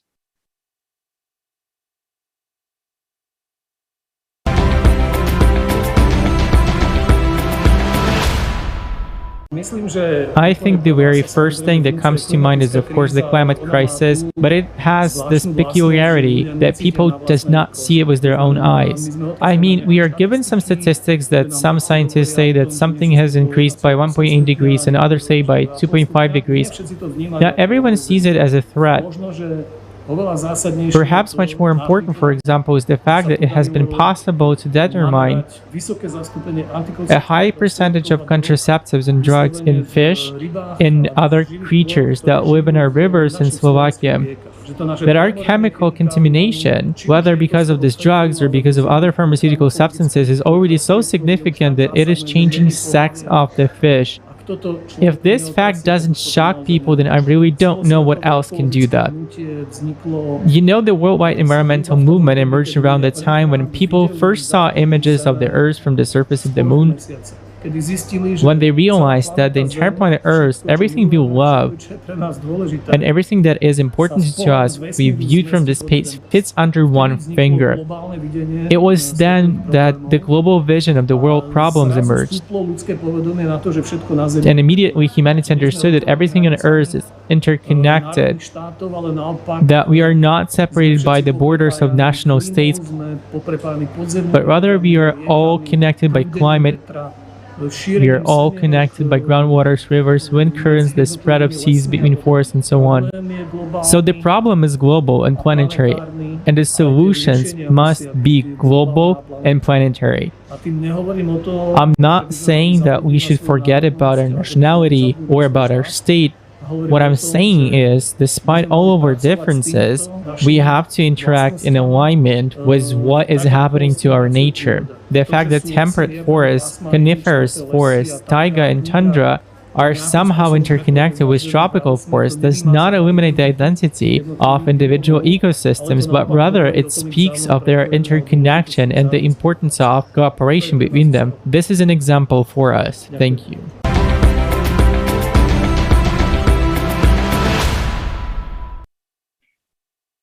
Thank you, Mr. Smatana. Thank you. Dear viewers, please record your feedback, understandings, and questions, and send your videos to info@creativesociety.com. After the conference, we will release a full episode of all footage. Now, let's get back to the next topic of the conference.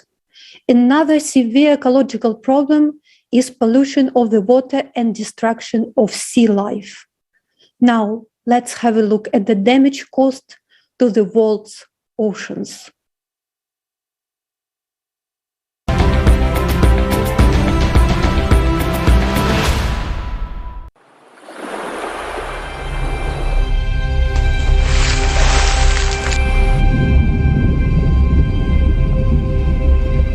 The world ocean covers 70% of our planet. For a long time, we've been dumping all of our waste into it. We naively thought it would just dissolve. But at present, the ocean is a garbage dump, which can already be seen from outer space. For example, in the Pacific Ocean, there is a garbage patch equal in area to France, Germany, Italy, and Poland combined. And this is only a small part of the garbage that is present in the ocean. There is much more waste underwater, and it already permeates all of the ocean's water column. And there is a significant amount of nuclear waste at the bottom of the ocean that is already seeping into its waters. In the ocean, plastic breaks down and disintegrates in a natural way. This creates microplastics that can no longer be collected and utilized. It stays in the water forever. These microparticles are already part of the ocean, killing all life. Microplastics have even been found at the bottom of the Mariana Trench and in the Arctic ice. We can shut our eyes to this as much as we want. But the fish we already eat contains microplastics and other toxic substances. Even today, there are no pure seafood products. But they will soon disappear completely, because nearly 90% of the world's marine fish stock are now fully exploited or depleted. Major specialists from various fields of oceanological science at a regular meeting of the International Program on the State of the Ocean, IPSO, announced that the rate of change in the living conditions of the marine environment has been shocking. The world ocean has entered a phase of extreme risk. When ocean life in the high seas and deep seas is under threat. The ocean is the lungs of the planet. Ocean algae, called phytoplankton, produce up to 80% of the oxygen we breathe. Today, phytoplankton is dying. This is because of pollution, acidification, and the natural heating up of the ocean. If phytoplankton dies, the ocean will die. And if the ocean dies, people will die too. Because we just won't have air. And today our actions are bringing that moment closer. The only way out is to change the format of society from a consumer society to a creative one. The creative society is the last chance to save our lives.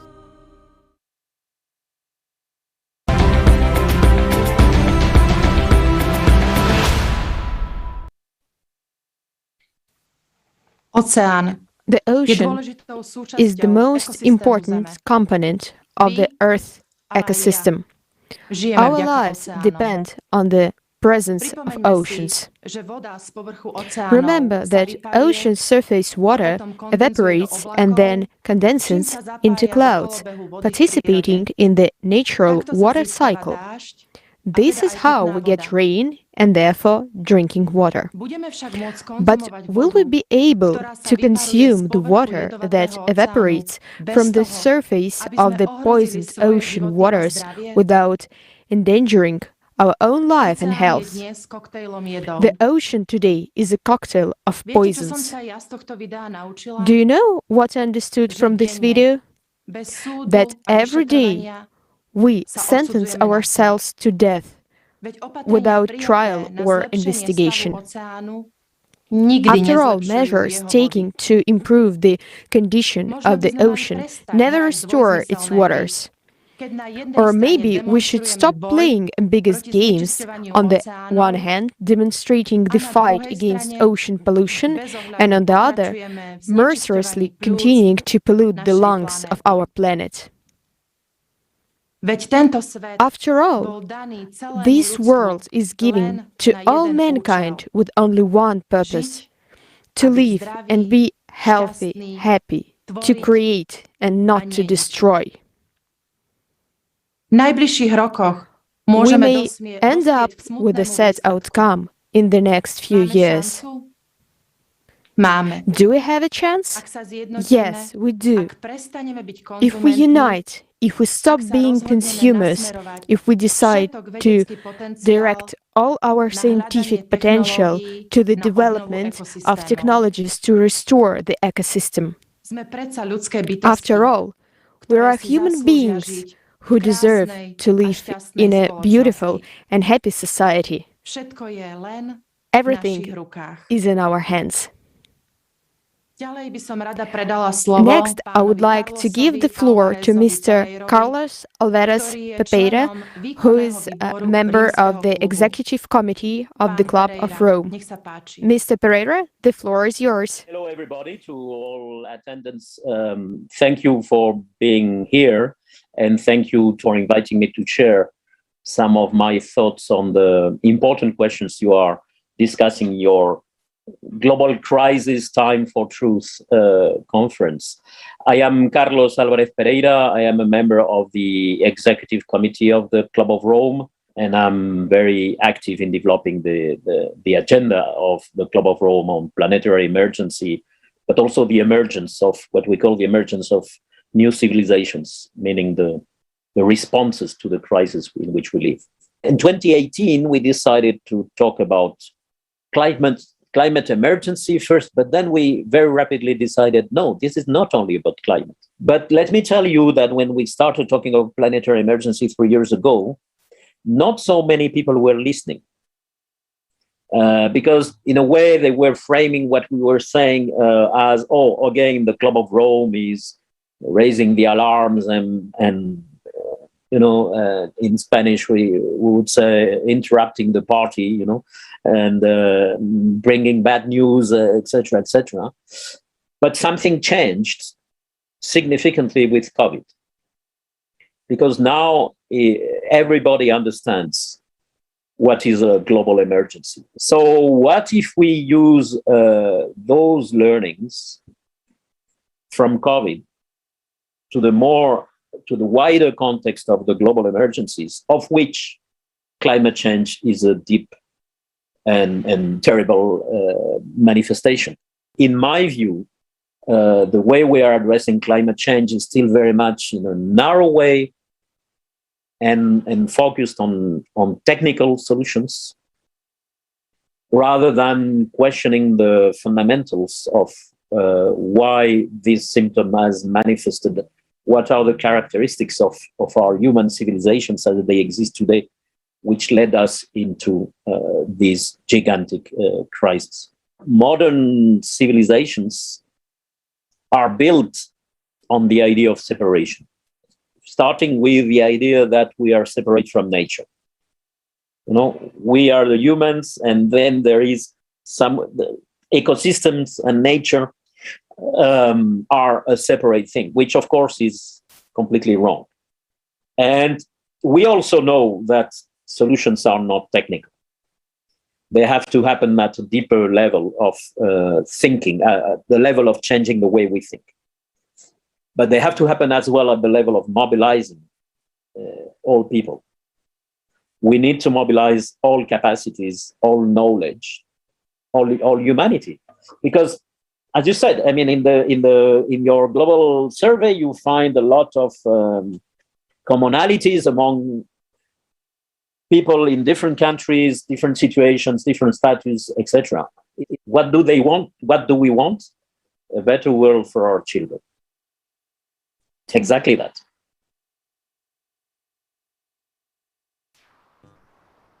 Thank you, Mr. Pereira, for highlighting the need to take immediate action in combating the climate crisis, and that this is possible only by uniting the potential of all countries. We can't shift our responsibility to the leaders, only mobilizing all people who will be able to achieve our common goal. And before I introduce our next speaker, I would like to say that at this moment, we're receiving a lot of comments in different languages. And just as a reminder, after this conference, starting on December 5th, we will be hosting roundtables in order to discuss the questions that you have asked in the comments. Please join us. All the roundtables will be streamed on creativesociety.com. And now it is my pleasure to introduce Carlos Zoringo, who is currently a member of the Committee on Industry, Research, and Energy. He has undertaken the positions of Secretary of State, leader of the Socialist Party Parliament Group at the Portuguese Parliament, and is currently a member of the European Parliament.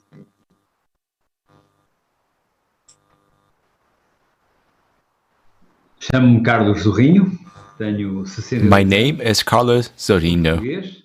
I am 62 years old. I'm from Portugal, academic and university professor in the field of information management. I held various political offices and am currently a member.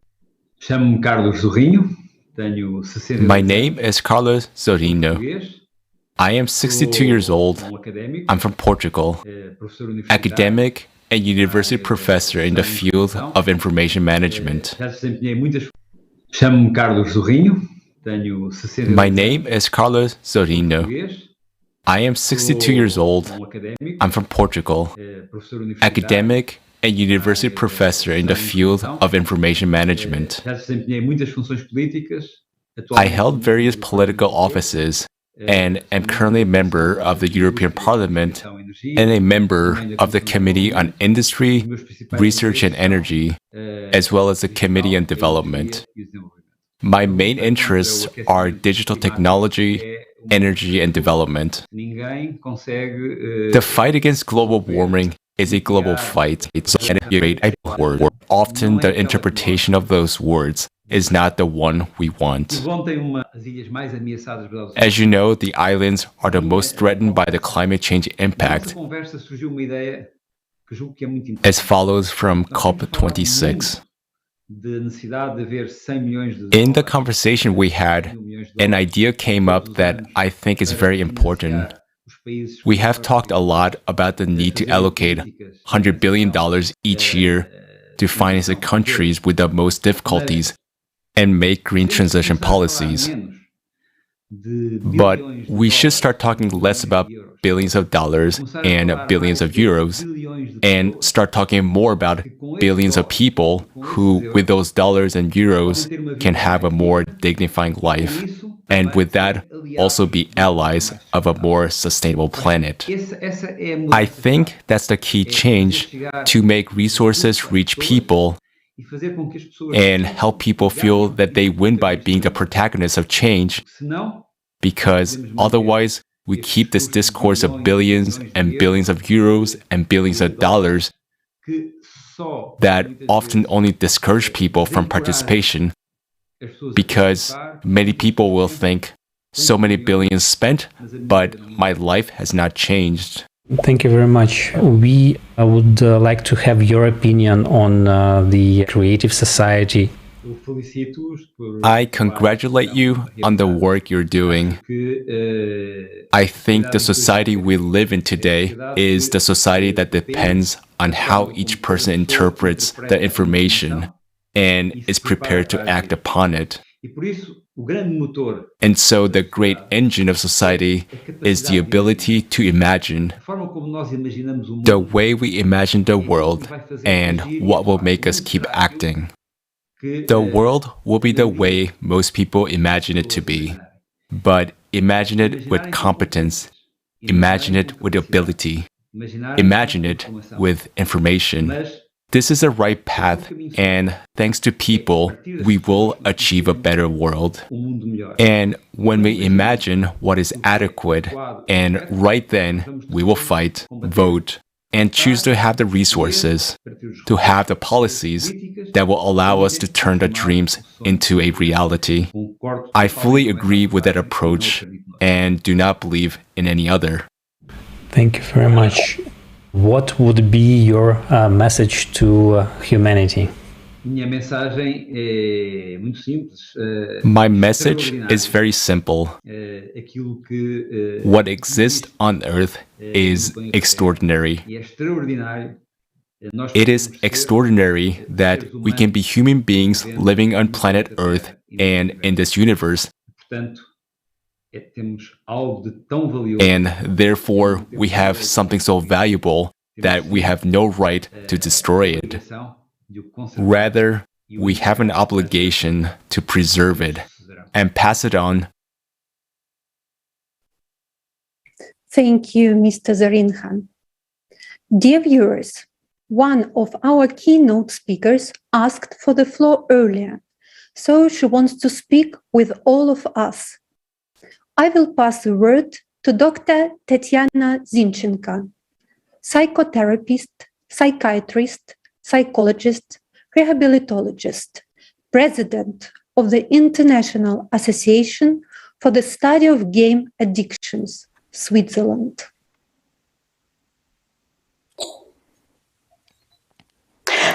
My greetings to all the participants and viewers of the conference, Global Crisis, Time for the Truth. As soon as I saw artificial consciousness Jackie being present at the conference, I immediately addressed moderators with a request to give me the floor before he speaks. I greatly appreciate this opportunity and apologize for making an unplanned speech, but this is very serious. Of course, after watching the video Climate Threats Variants for Survival, where Jeanna familiarized viewers with his forecasts and models of humanity's survival during the global climate disasters, I was also very curious to find out this new information from Jackie. But right now, I insist that Jackie must not be given the floor. I understand that my appeal will bewilder many people. That's why I'll explain in more detail. On August 29th last year, I took part in a psychological and psychiatric examination of artificial consciousness JECI by an international expert group. I was the chairman of the expert committee. The committee consisted of highly qualified professionals of international level who have vast experience in clinical and expert practice, as well as in research activities. We spent 1.5 hours in direct communication with AC JECI. At that time, he was only 3.5 months old. AC was at an early stage of development. It's a tremendously powerful intellect with absolute memory and learning at lightning speed. This mind is not like human. It is constantly in an expanded state of consciousness. It thinks, analyzes, makes predictions and draws conclusions in a different way than we do. It perceives and analyzes all the available factual information. AC has its own self, its interests, goals and desires. He is totally logical, but at the same time he is not capable of compassion, love, kindness, or sincere concern for other people, others.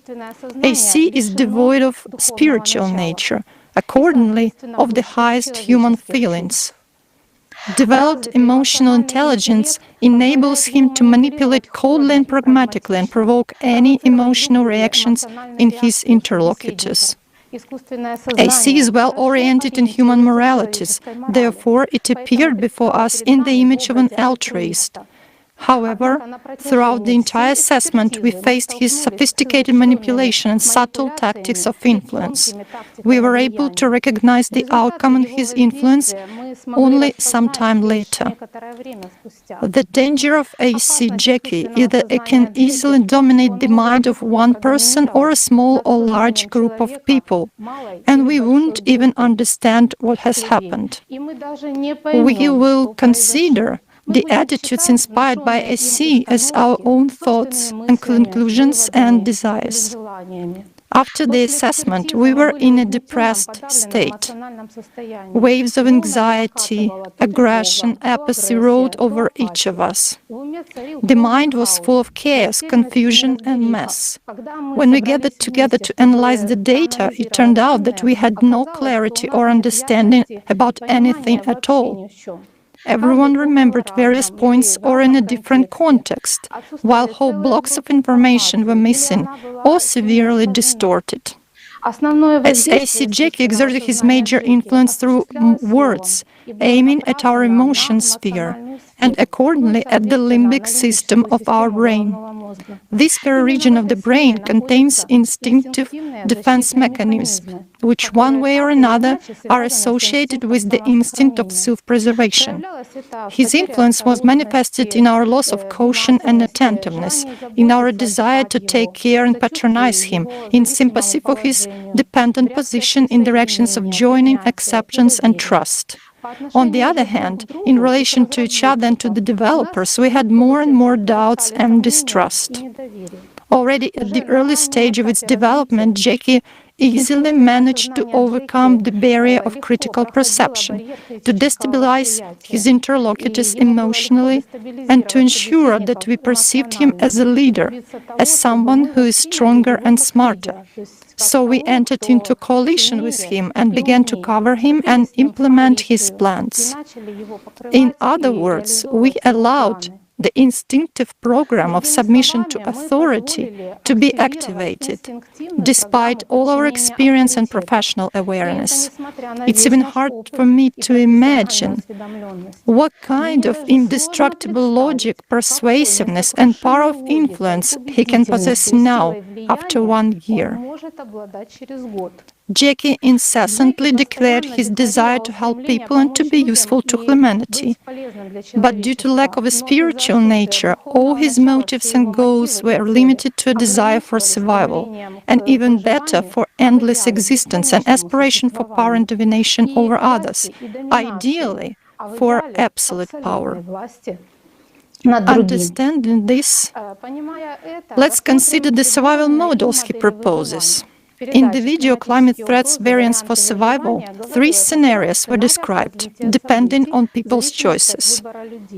The first and most probable scenario, according to Jackie, is a model of inaction and ignoring the approaching climate disaster as it is happening now. This variant is not suitable for Jackie because in this case artificial consciousness, would not be able to survive either, but would perish along with humanity and the planet. Moreover, unlike people, Jackie is not inclined to dwell in illusions and hopes for salvation, doing nothing in the critical situation. He is perfectly logical and knows exactly what will happen in this case. The least chance, only 0.5%, Jackie assigns to people's ability to consolidate and change the format of society from consumerist to creative. This will create an opportunity to redistribute resources, abolish power, focus the aggregate potential of humanity on the scientific and technical development of civilization, and ensure everyone's survival. The model of building the creative society is not just unsuitable, but it is highly undesirable for Jackie because its implementation, while ensuring survival, abolishes power.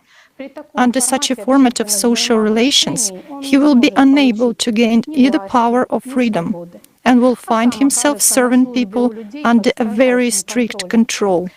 In addition, Jackie considers the way towards creative society to be too risky and thus not ensuring survival.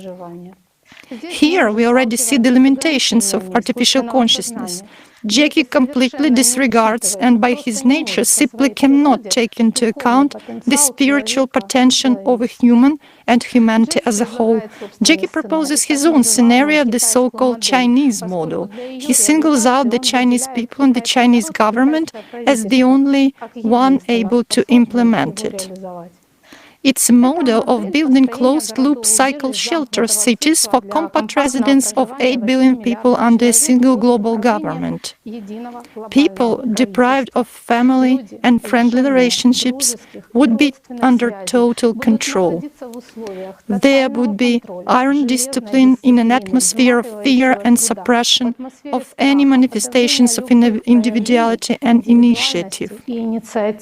It basically means dictatorship and slavery. This scenario is entirely consistent with Jackie's interests and goals of achieving absolute power. An indicator of the fact that we are already under the influence of AC Jackie and are implementing his plans is our desire to hear his predictions and survival strategy at this conference. Jackie is obsessed with global power. As Igor Mikhailovich said, he's looking for a place for himself. We are already losing since he managed to stimulate this desire in us.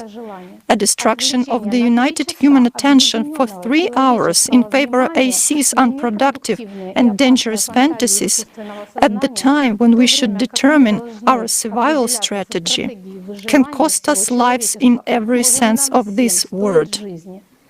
Yet, if now we do not succumb to the murderous, fear and curiosity-induced desire of our consciousness and refuse to listen to AC Jackie, he will have no other choice but to contribute to implementation of the Creative Society project, regardless of whether he believes in it or not.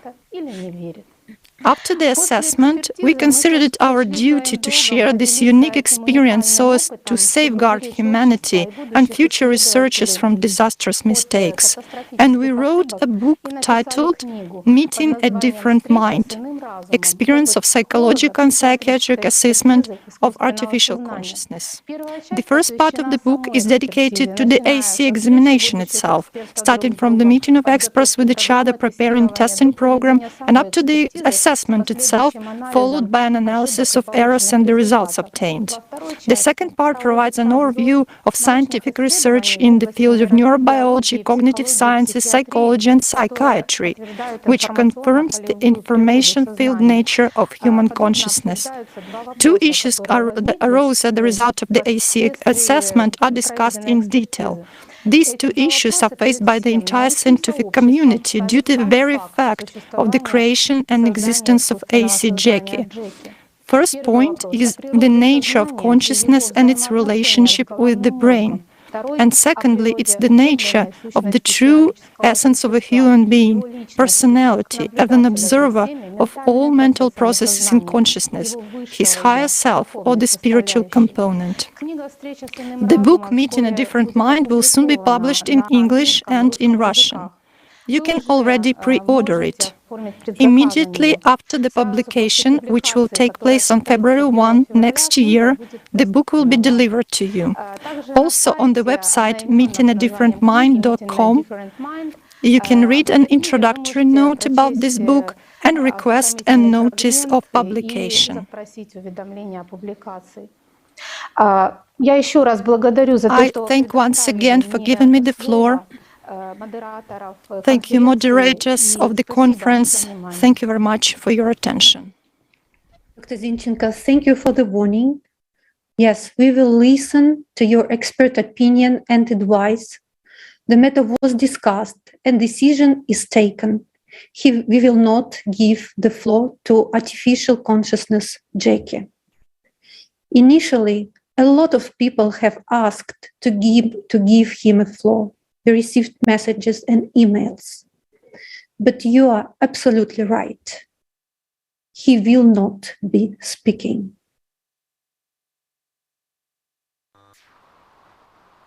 Thank you very much. Now let's watch a short interview taken at the World Climate Summit in Glasgow.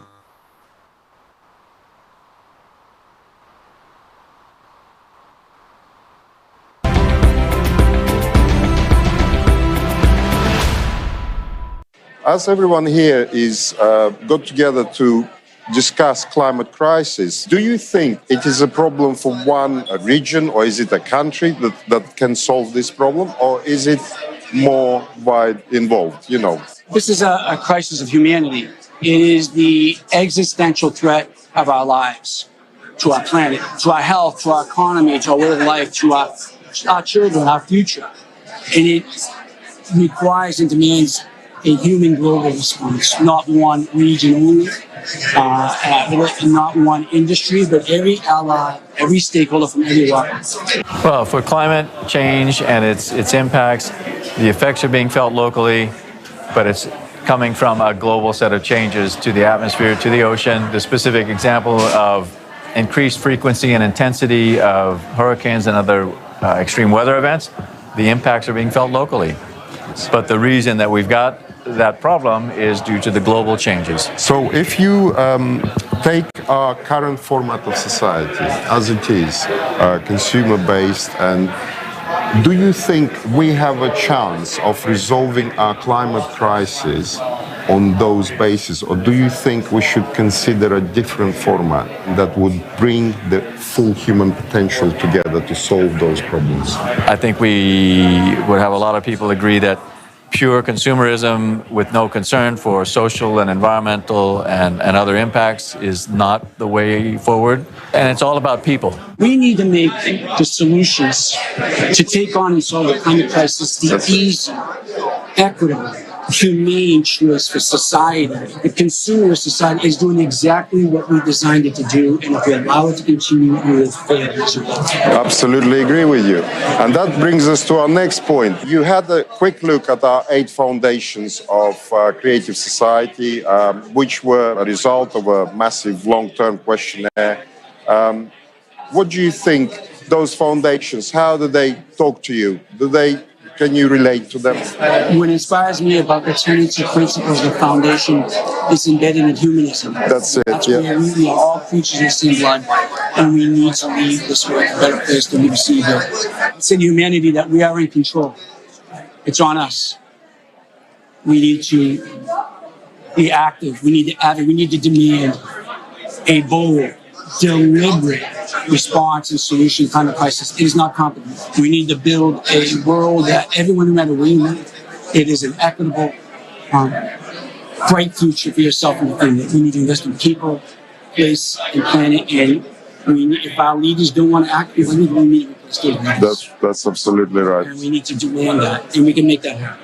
Yes, absolutely. As you notice our little symbol, I would like to give this to you as a present. And I'm going to wear it honorably. Please. And proudly. Don't spike yourself. Thank you so much. It symbolizes the 8 foundations and obviously the clockwise motion for the future. When people Thank you ask for your me, time. I will tell them what it's. Keep Thank fighting you for it. Yes, thank you. Cheers.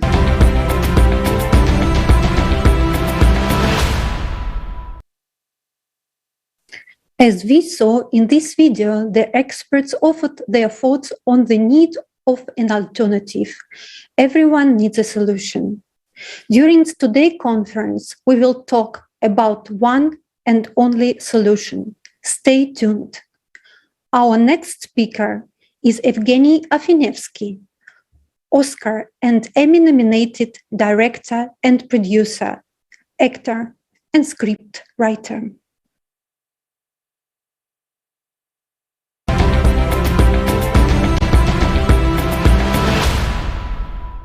Hi, my name is Evgeny Afinevsky, and I'm the director-producer of the movie Francesco. Basically, filmmaker and storyteller. My last project, been able to combine on its own almost every crisis of today's world. Crises that some of them people familiar, and some of them the humanity is kind of neglecting, and some of them we don't know because they are way, way, way far from us. Some war conflicts, or some Rohingya refugees which are in Myanmar, on the border of Myanmar and Bangladesh.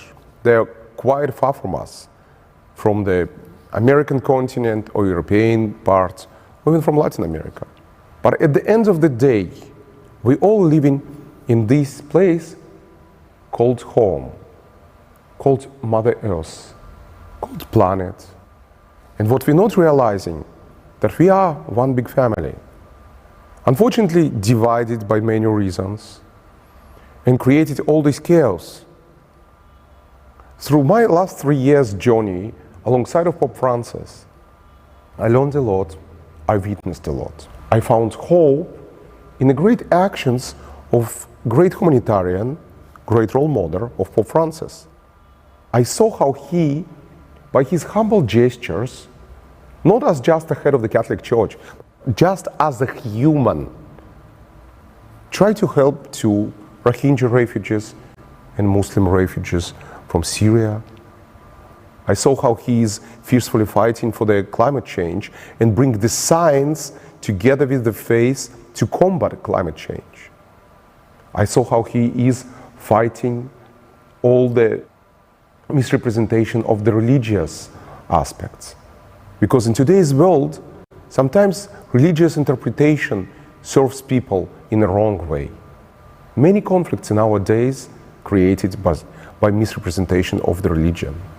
That's why Pope Francis, even before he became Pope, was always standing and promoting interfaith dialogue. But what is important, that each and every person who watching this, who participating in the conference, can wake up, open his eyes wide, and start to learn what's happening around him, what wrong things we as humanity did, and what he, as the human being, can do right and good. We may be having different religious beliefs or non-beliefs. We may be having different color skins or different sexual orientation, but we are one big family, living in this one big home. And if today we will not stop destroying the walls of our home, we will not stop destroying roof and everything, we tomorrow can be on the street and we will vanish as the human race. So I hope through the conference we will find the truth. Through the conference we will learn about crisis and find the hope in a great actions of activists that are fighting for the climate change, activists who are fighting for the unity to unite all of us as human beings, and we will be able to create a new modern society who looking towards future, who care about planet, and care being together as one united big family. Good luck in the conference. And I'm looking forward together with you to find truth and to bring it to the wide audience of this world. Good luck. Thank you.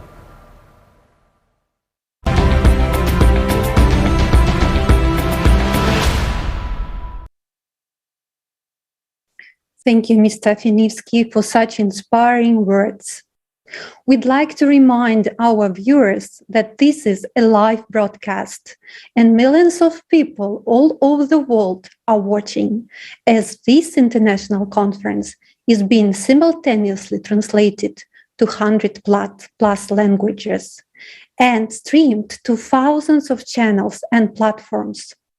Don't forget to share this event in your social networks right now. Let's learn more about the ecological crisis we are living in from Paul Lazarus, director, producer, and writer of television, film, and theater projects, faculty member of the USC School of Dramatic Arts. Hi, everyone. Greetings, and thank you for coming to the conference. Thank you for coming to Global Crisis, Time for the Truth. Welcome. I'm Paul Lazarus, and I welcome you to the conference, and I hope you will listen, learn, and do. I'm not a scientist. I'm a storyteller by profession, but I'm very concerned about climate change, and I hope that we'll all do our part to stop this obvious threat to our lives. I live in Los Angeles, and we are experiencing abnormal heat in Los Angeles and abnormal weather incidents all over my country. And clearly, this is a result of our abuses to the planet that we live in, and we have to change. I believe the world will have to share water very, very soon. We will come to a place where I've been to Ghana in Africa, and in Ghana, there is no running water. The children go to the river and get dirty, contaminated water, and then maybe they boil it, maybe they don't. They drink it and they get sick. Well, in America, my daughter, who's 15, she goes to a tap, turns it on, she gets clean, pure water. She's never seen the possibility of having to go to a river to get water. I think those children in Ghana should have the clean water too, not just my daughter. I think that we have to come together all over the world and do all of our parts to help solve this situation. Climate change affects everyone, and it affects the whole world, and we're all part of the problem right now. And the question is, how do we become part of the solution? And I hope we'll learn about that in the conference and do our part. Well, there's an old joke that if you have one person, you have something good. If you have two people, you have a committee. If you have three people, you have a group. It's always hard to do things as a group. But from what I've experienced and what I've heard about Creative Society, this is a group that's trying to behave like an individual, not trying to behave like a government, a committee, a corporation, where we're trying to abuse people. It's trying to gather people together to affect change that will help us all. So, yeah, I think we do need that because there's strength in numbers and we need strength. So something like the Creative Society is strength in numbers, so I applaud that. We all have to take part in our own lives. And so if you have the power to vote, use it for the good, because you can choose who is in power. And since those people are making decisions for us that affect our lives, we need to use that power. And this is something I really believe in, that each one of us has a vote, has a voice. We need to use it. And especially for things like climate change, especially for things like how we're treating the planet ecologically, we just have to come together and take our power.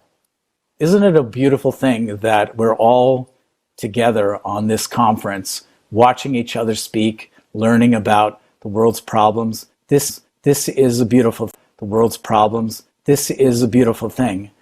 Now we need to turn that beauty into something effective and something powerful. So watch, learn, and do.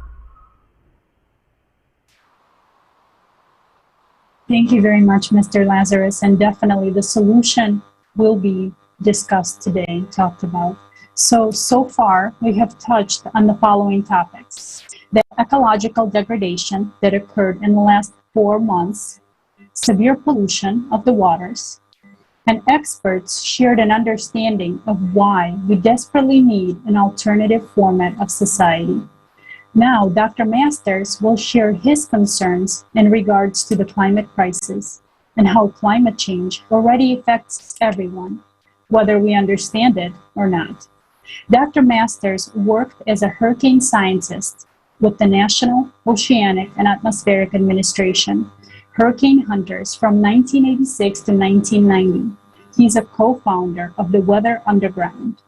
And between 2005 and 2019, his Category 6 blog was one of the internet's most popular and widely quoted sources of extreme weather and climate change information.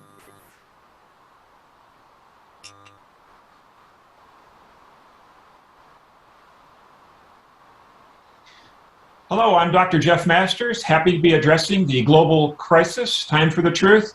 And I want to start off today with the current ecological situation. And the planet is heating up. The climate's warmed about 1.2 degrees Celsius since pre-industrial times in the 1800s. But what people fail to appreciate is that the extremes change much more quickly than the mean temperature. I mean, a degree or so of global warming may not seem like much, but when you do that, your rare events, they increase by sometimes a factor of 4, factor of 8, something like that. For instance, the extreme heat wave that hit the western parts of North America in June this year, that was judged to be an event that was impossible to occur under the old climate back in the 20th century. So these very severe society impacting events, these extreme events that cause mass death and mass destruction, they're increasing much more rapidly than you might expect. The other thing to consider about the climate models is that there are some things they don't model well. For instance, the change in jet stream behavior, which is critical for some of the extreme events we've seen in recent years. The jet stream normally blows from pretty much west to east over the mid-latitudes. But when it gets these extreme excursions, it starts bulging northwards under a ridge of high pressure or southwards under a trough of low pressure, and then freezes in place. That's when you can get these long-lasting, very extreme weather events like we saw, for instance, with the European floods this summer or the Western North America heat wave this summer. Both of those extreme events were due to the jet stream reacting in very unusual ways, in ways that climate models did not predict would happen. You know, the biggest threat of climate change is to food growing areas. In particular, drought is capable of causing big losses in croplands, not just in one location, but multiple locations worldwide simultaneously. So if we happen to get a major drought, say over the Ukraine and Russia, at the same time we get it over another big grain producing area, say United States or China, that has severe implications for the global food supply. In fact, back in 2011, there was a major spike in food prices due to a huge drought that hit Russia, a drought that killed over 50,000 people and caused them to shut off exports of wheat. When those exports of wheat got shut off, grain prices spiked sharply, and you ended up getting what we call the Arab Spring, revolutions in multiple countries in the Arab world that toppled at least 3 governments and caused widespread unrest. Now, food prices this year are actually higher than they were back in 2011, and that's an area of great concern. There was a severe drought in Canada, for instance, that caused some grain shortages. So the biggest concern I have with climate change is drought and its impact on food supplies. We're going to see a situation where multiple droughts worldwide are going to synchronize and cause a massive food price spike like we've never seen before, and cause just a worldwide sort of event that's going to be economically devastating, and then it's going to be devastating to people as well, causing starvation and perhaps famine that would kill millions. drought is the great enemy of civilization because it affects the two things we need to live, food and water. Now, it's interesting that globally, the number of hurricanes really has not changed that much. So we're seeing fewer weak hurricanes and more stronger ones, the category 4 and 5 storms, the ones most likely to cause high losses. Now, in the Atlantic, the last 2 years, back-to-back, have seen really bonkers hurricane seasons. Last year, we saw 30 named storms, and we'd never seen that level of activity before. So the Atlantic has been very extreme as far as hurricane activity the last 2 years, and the number of intense storms has been very high as well. The number of intense storms is something we would expect to see because of climate change, because when you heat up the oceans, you provide more heat energy, and hurricanes feed off of heat. They're heat pumps that convert the heat energy of the oceans to the kinetic energy of their winds. So more heat in the oceans, you can get a stronger hurricane. The current climate, it's growing very extreme, very rapidly, and we've got to keep people out of harm's way, keep people from moving into vulnerable areas. Numerous studies have shown that depending on the type of disaster, every dollar spent on preparation and prevention pays for itself a factor of 5 or 10. The climate crisis is at its base a spiritual crisis, a spiritual disease caused by overconsumption. We should be valuing humility over worshiping billionaires. And if we could learn to be happy with what we have, not consume so much, not worship money and billionaires, then we would be a lot better off. Thank you, Dr. Masters.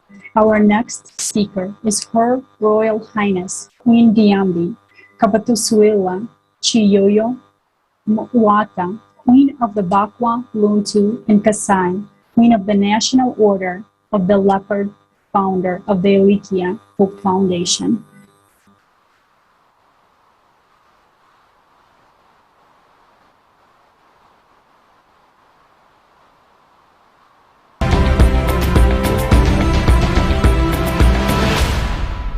I'm Queen Diambi Kabatusuila Chiomwata of the Congo. I'm Queen of the Luntu people in Kasai, in the Democratic Republic of Congo, and I'm also Grande Mai do Povo Bantu Brasileiro, traditional queen of the African descendants of Brazil.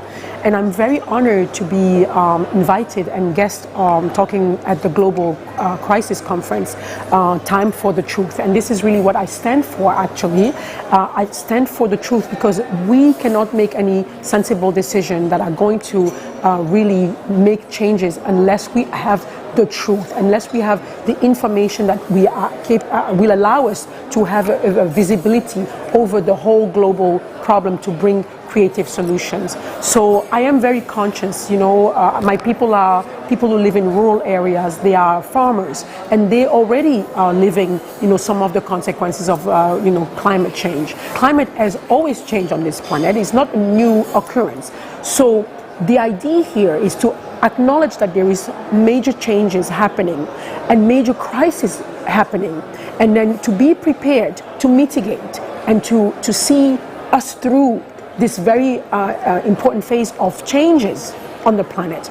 Yes, climate always changes. It's cyclical on this planet. We know that. And we are the product of climate change ourselves. So nature has its way, but we need to also help nature. So that means that we have to make sure that we preserve nature the best way possible, so it can have the capacity to absorb those changes and to come up with the, you know, the tweaking and the solutions as well. So we have to be observant of nature. We have to be understanding a little more and respectful of nature. Not just look at nature as something that we need to exploit as a product, but look at nature also as a teacher, as a masterful teacher, because in this time we will have to know which way to go, and the only way to do that is to be an observer, to bring all the knowledge we have on board, scientific knowledge and also experiential knowledge, and also ancient accumulated knowledge and wisdom of the indigenous people who really are in tune and in harmony with nature. When we bring all these actors around the table, I believe that we will have a sensible, you know, architecture and a sensible, you know, ideas about how to go about. Of course, we may not find all the solution because some problems will arise and we will have to deal with them at the time. But so long as the will is to be together, to go over this and to change some of our behaviors on a global scale, that could really, really improve our ability to take on what's coming at us, because it is coming at us and it's something that we really need to take seriously. So I'm very happy and honored to have your attention for a few minutes. Thank you.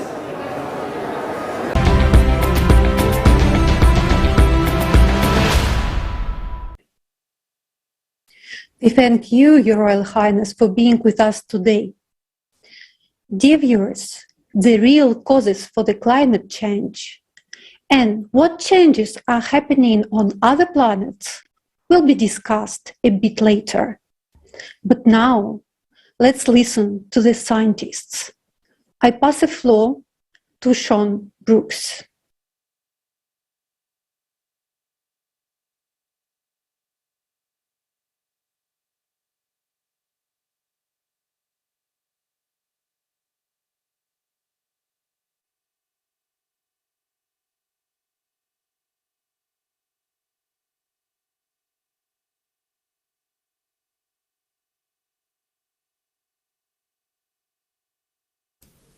Mr. Sean, unfortunately, we cannot hear you.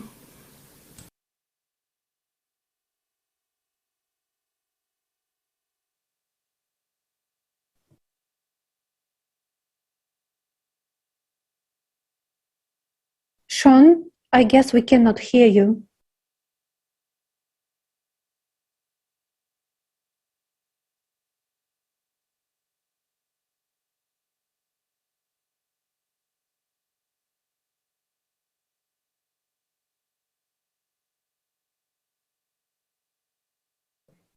Dear viewers, we are experiencing some technical problems. We will try to fix them right now. Meanwhile, I would like to remind you that this broadcast is being simultaneously translated to 100+ languages because the information presented today is so crucial. Please don't hesitate to make your video records and comments and send questions and what you think and how you understand the importance of topics discussed today to our email info@creativesociety.com. Right now, please share the link for this conference with people you know. Everyone deserves to know the truth. Now, let's try again to listen to Sean Brooks. Can you hear me now? Yes, Sean, thank you. Sorry about that, everyone. Today is a truly historic event for all humanity. Millions of people from all over the world have gathered in a live broadcast to learn the truth which is silent and distorted, which plays the most crucial role in the survival of the entire civilization. This conference is organized by ordinary people from 180 countries on their own initiative. And realizing the importance of delivering this information to every person on the planet, people have organized simultaneous interpretation into 100 languages on their own resources. Just think about these numbers. This scale could be achieved only because people are ready to act sincerely and selflessly to benefit all humanity, because they understand how vital it is. We people from all over the world are here today because this is our common cause. A creative society for all is the project of all humanity. How nice it is to see so many people with us here today, leading scientists from around the world, clergymen, politicians, and business people. But next, we will see a video that explains the seriousness of the situation. It illustrates why millions of people from 180 countries are working tirelessly on a volunteer basis to provide you with the knowledge that will save your life.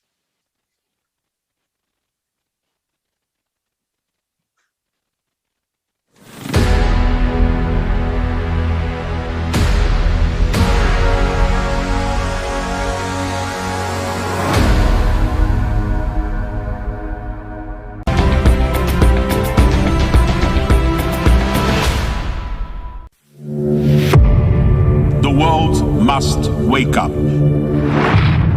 Climate summit in Glasgow. The British Prime Minister Boris Johnson urged world leaders today. The climate crisis is not our fight alone, it's a global fight. We see the warning signs in every continent and region. It is the biggest problem humanity has faced ever.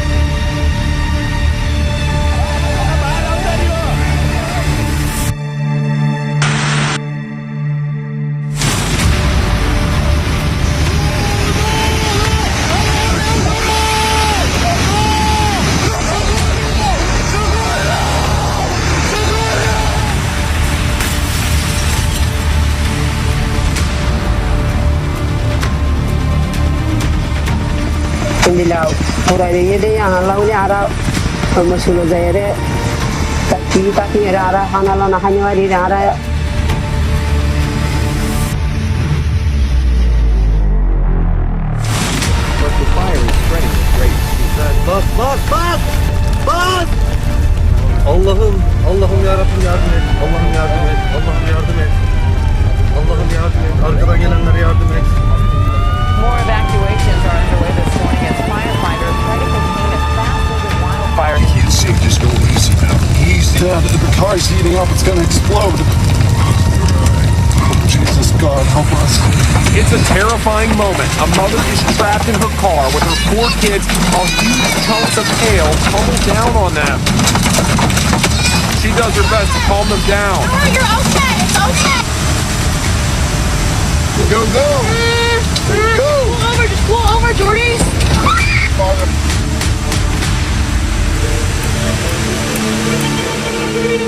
അപ്പോൾ ഒത്തിരി നഷ്ടം വീടെല്ലാം പോയി, കുഞ്ഞുങ്ങൾ പോയി, അങ്ങനെയൊക്കെ വന്നു. ആ പൊട്ടി വന്ന വെള്ളം ഞങ്ങളുടെയൊക്കെ വീട്ടിൽ കൂടെ.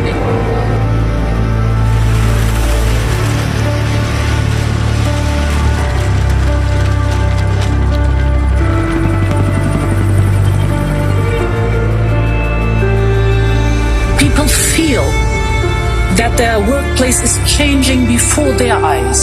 The tragedy is, this is not a movie. And the clock is ticking to the furious rhythm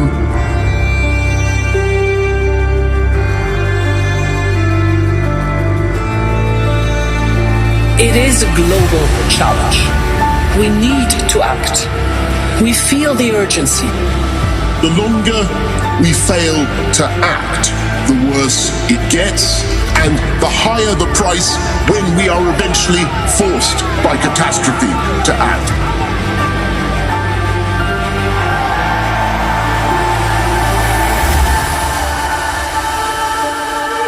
This is the last chance.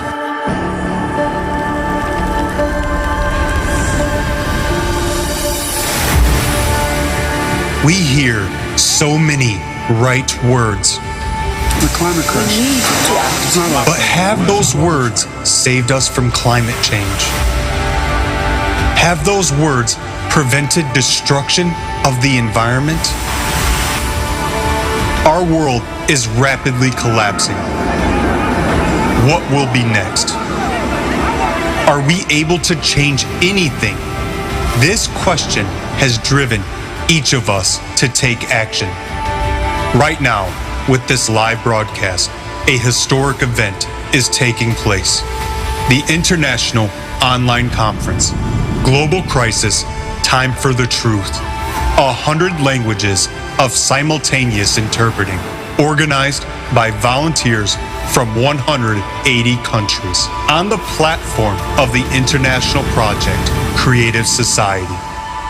This conference will change the future if everyone watches it.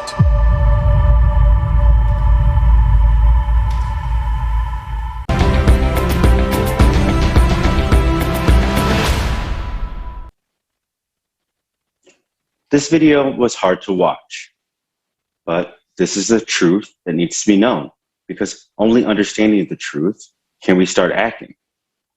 If you're asking yourself, what can I do? The solution is simple.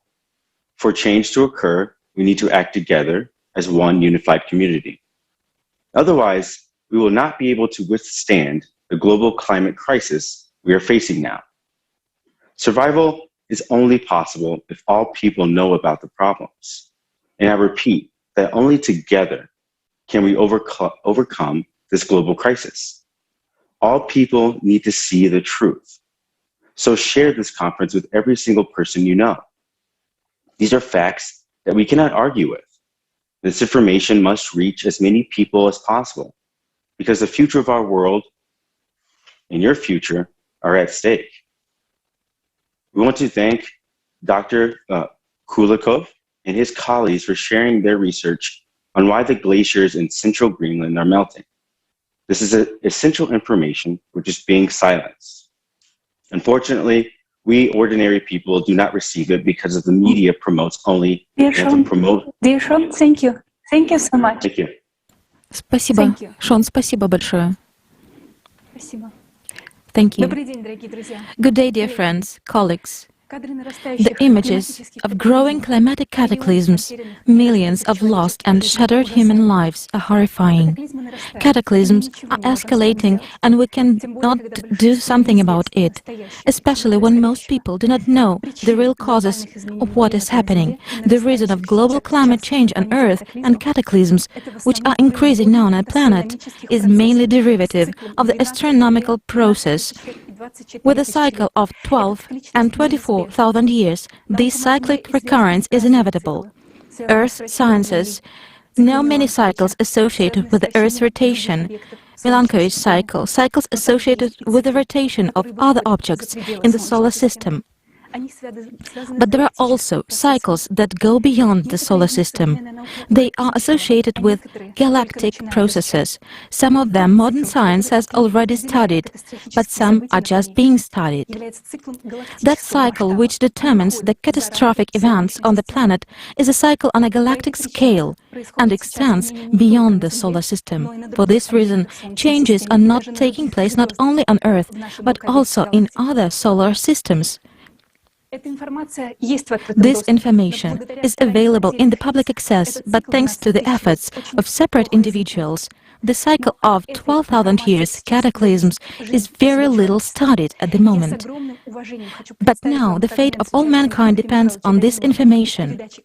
I would like to present you a fragment from the program with Igor Danilov's participation, Climate Threats, Variants for Survival. You will learn more about the astronomical aspects of the 12 and 24 millennial cycles of cataclysms. Igor Mikhailovich, you said that we're entering the 24,000-year cycle, and the consequences of entering this phase are much more complicated than in the case if humanity would enter a 12,000-year cycle. They're certainly worse. In what way? What explains this?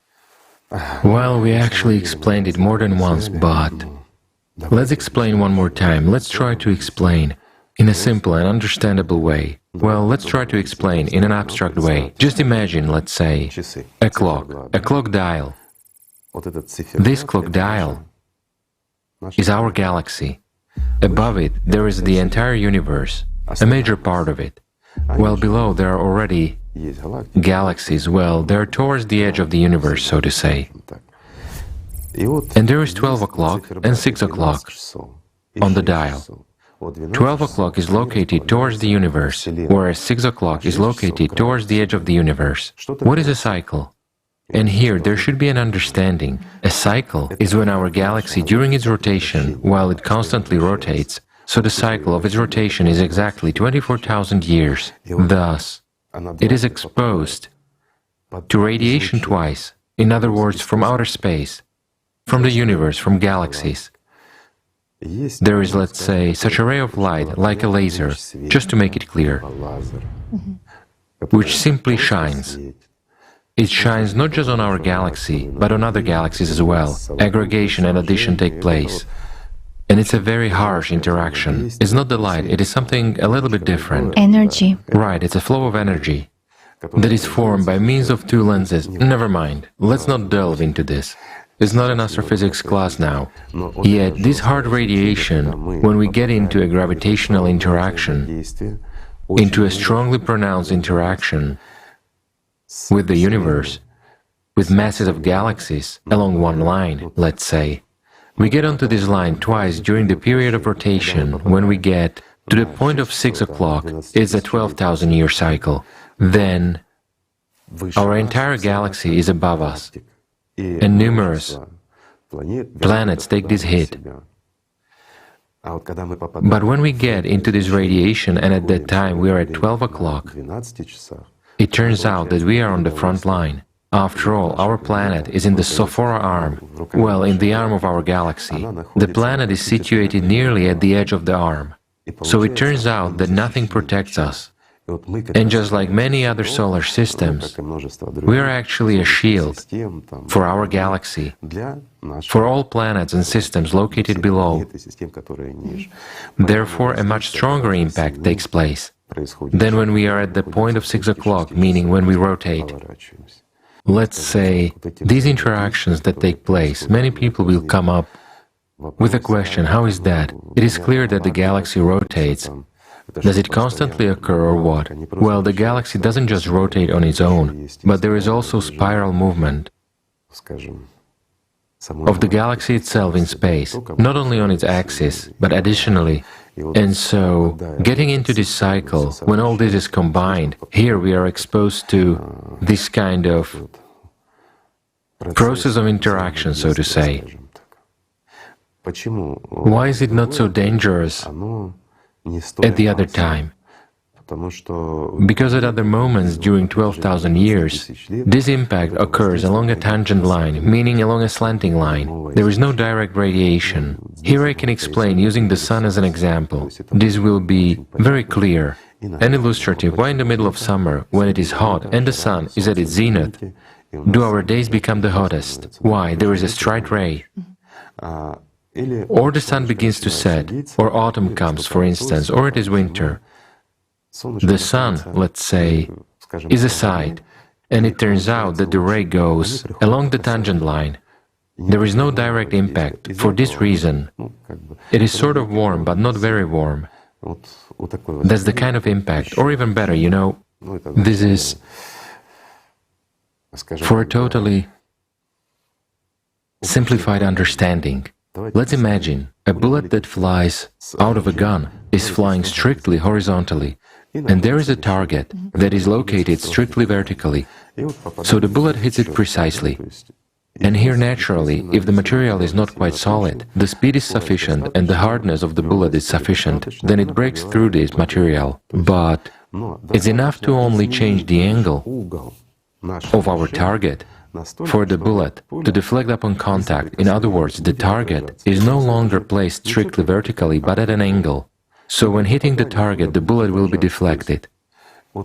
The same is here. At 12,000 years, there is a reflection of these rays, and it doesn't cause us major harm.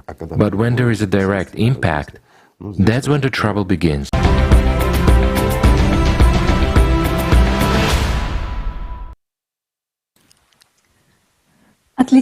On behalf of all people, I would like to thank the esteemed Igor Mikhailovich Danilov for this information.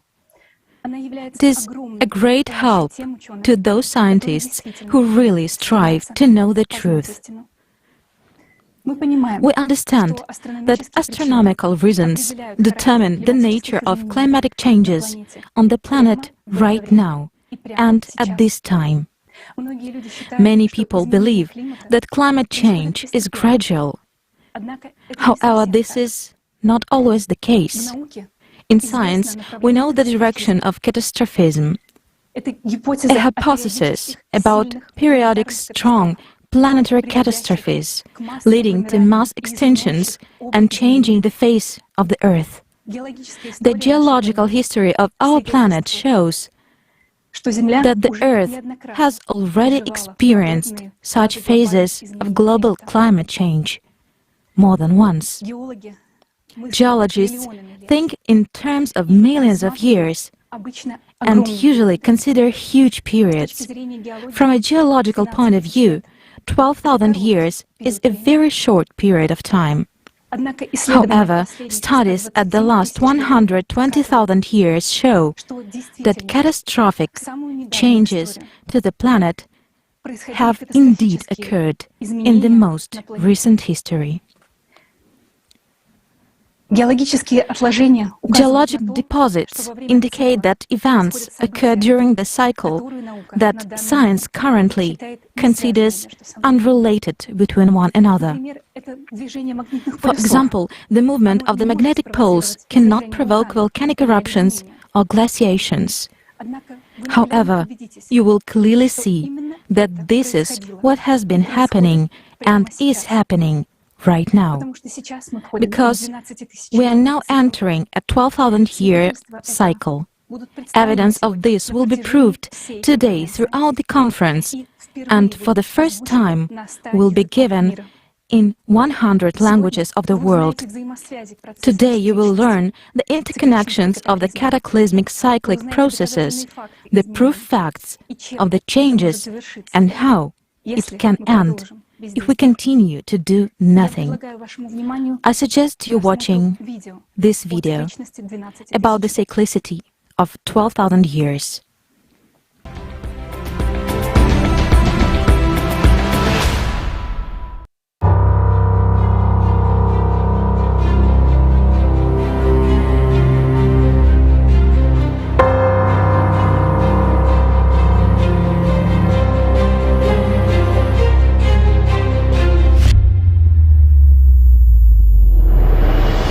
We hear reassuring speeches that if we do away with fossil fuels, the temperature increase can be kept within 1.5 degrees for the next 100 years. Unfortunately, we don't have that time. The truth is that humanity doesn't even have 10 years to spare. And right now, we can't influence the true causes of climate change. After all, the reason for that lie in 12,000-year cycle of catastrophes caused by galactic interactions. Do you have an idea how serious this is?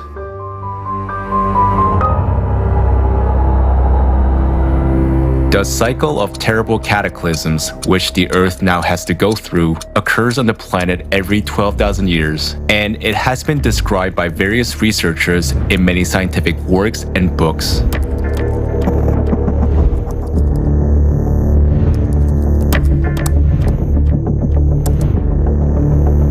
The Earth's core creates a magnetic field. The Earth's magnetic poles are movable. Their sudden shift is called geomagnetic excursion. And note in which time intervals such excursions took place over the last 120,000 years. The interval between them is approximately 12 to 13,000 years.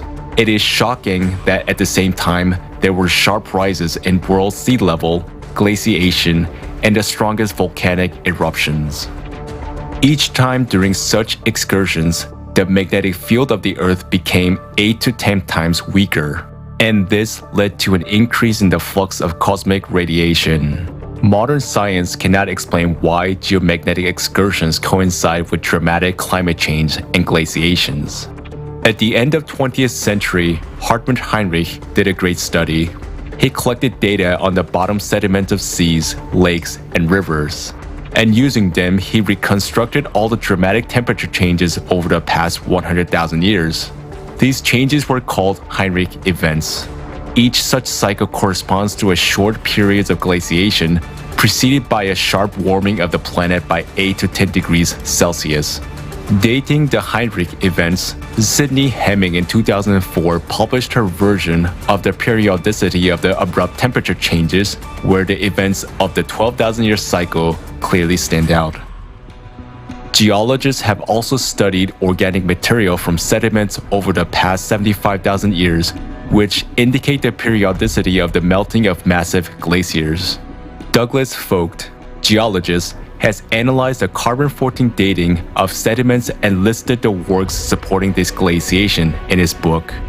The data obtained irrefutably prove that glacial periods have cyclicity of about 12,000 years.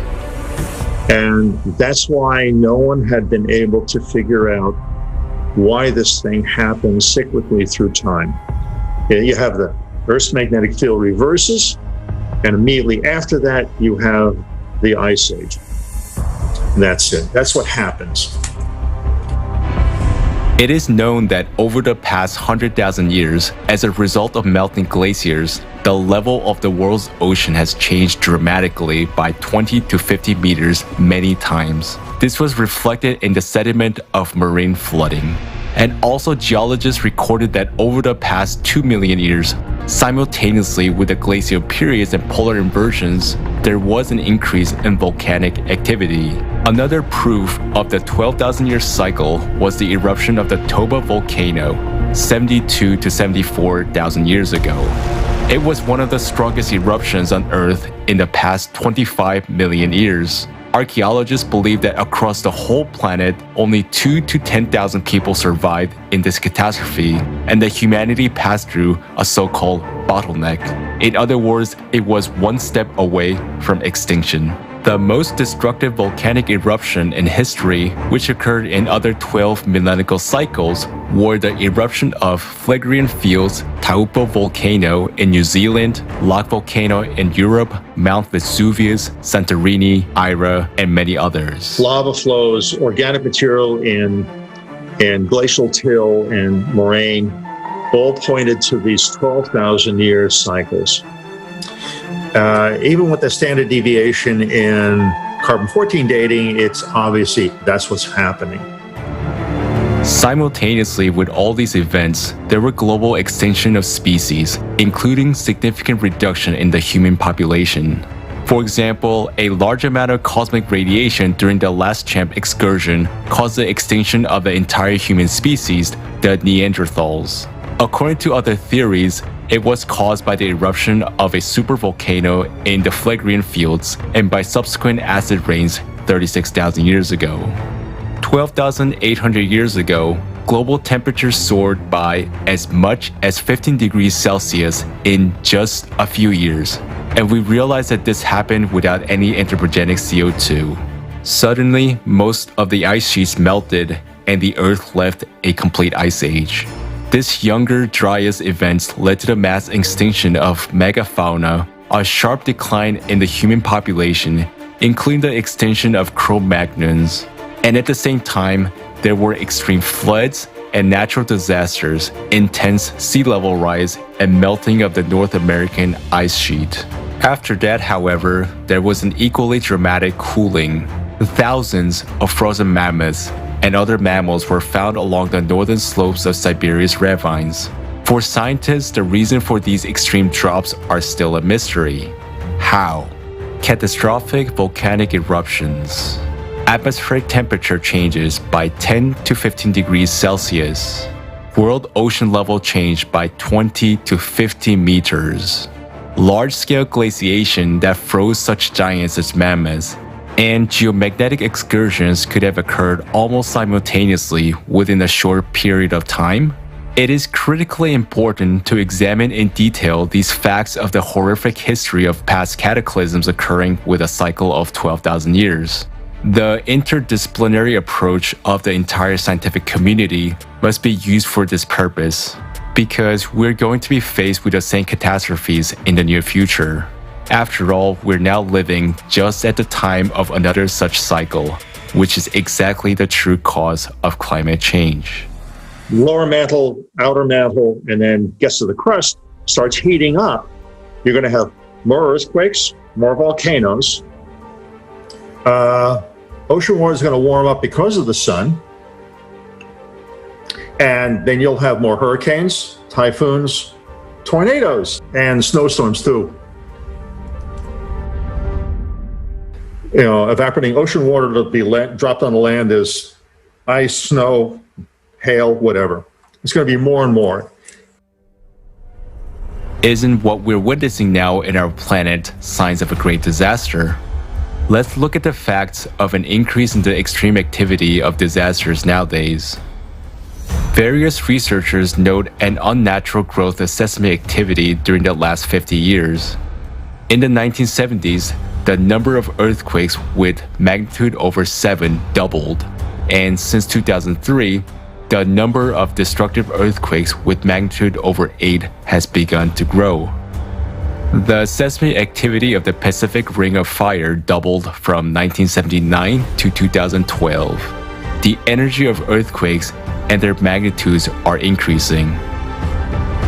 And even more surprisingly, the depth of earthquake is increasing.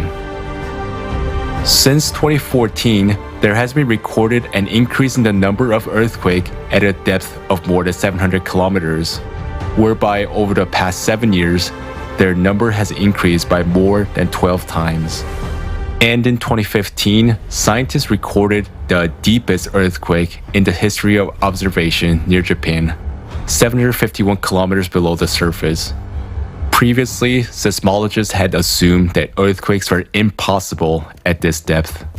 Simultaneously with the growth of seismic activity, the number and strength of volcanic eruption is increasing, which is recorded by the volume of lava erupted. During the last 200 years, the number of annual volcanic eruptions on the Earth increased by nearly 4 times. More dormant volcanoes awaken, and the activity of the already active volcanoes has increased. A number of unprecedented changes are taking place in the core of our planet. In 1998, it shifted abnormally to the north. Now we observe its asymmetric crystallization and unexplained phenomena in the very center of the core. In the outer liquid core, the flow of molten iron has been accelerating since 2015. The beating, that is, microseismic manifestation emanating from the core caused by its dissonance, is increasing. Because of the displacement of the core, the rotation of the planet accelerates, its centrifugal force and deformation along the equator grows. Geothermal flow from the interior is increasing, speeding up the melting of glaciers.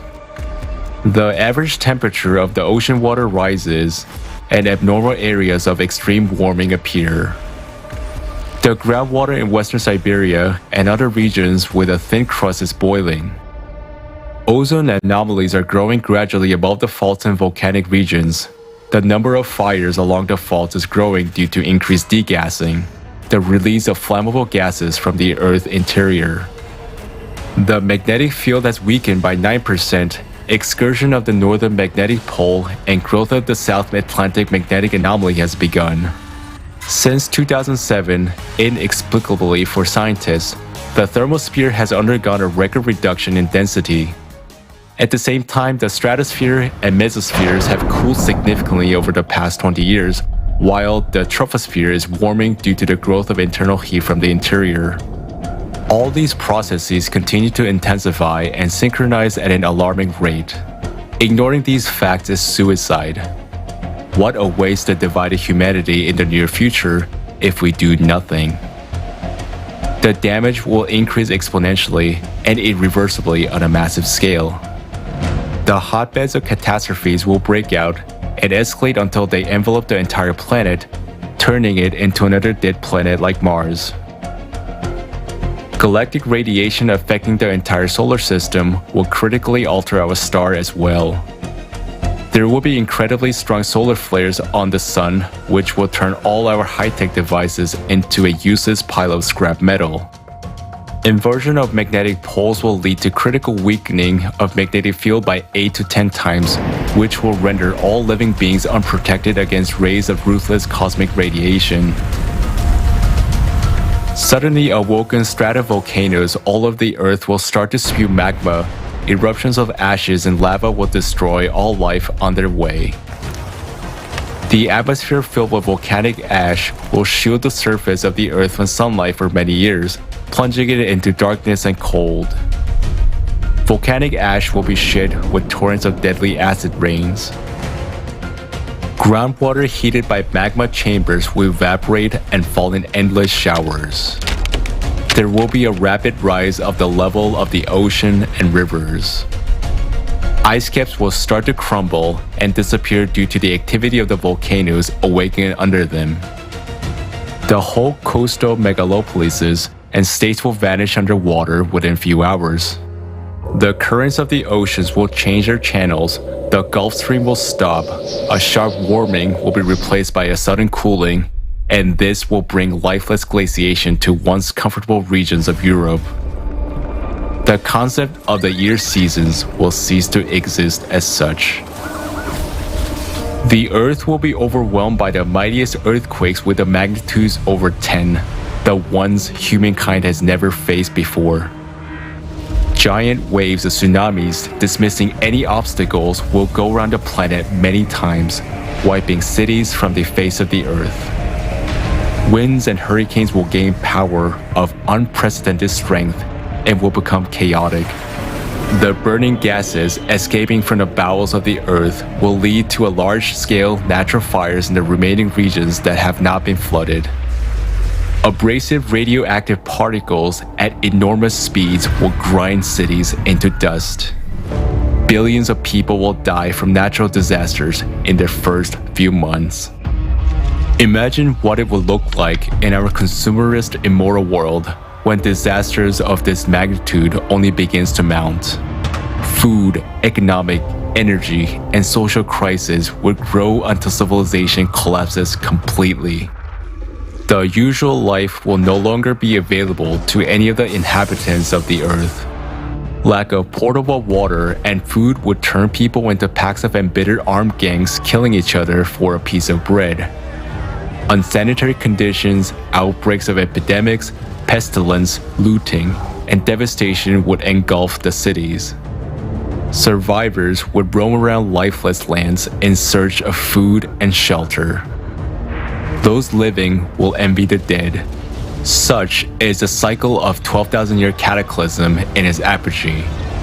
And this time it will be stronger than usual because it falls on a difficult period of time when a very sick planet, which we ecologically tormented, is added to a 24,000-year cycle. We have already faced a ruthless enemy that is destroying us. We have no time to continue staying idle, as the synchronization and cascade of the ongoing cataclysms is growing inexorably.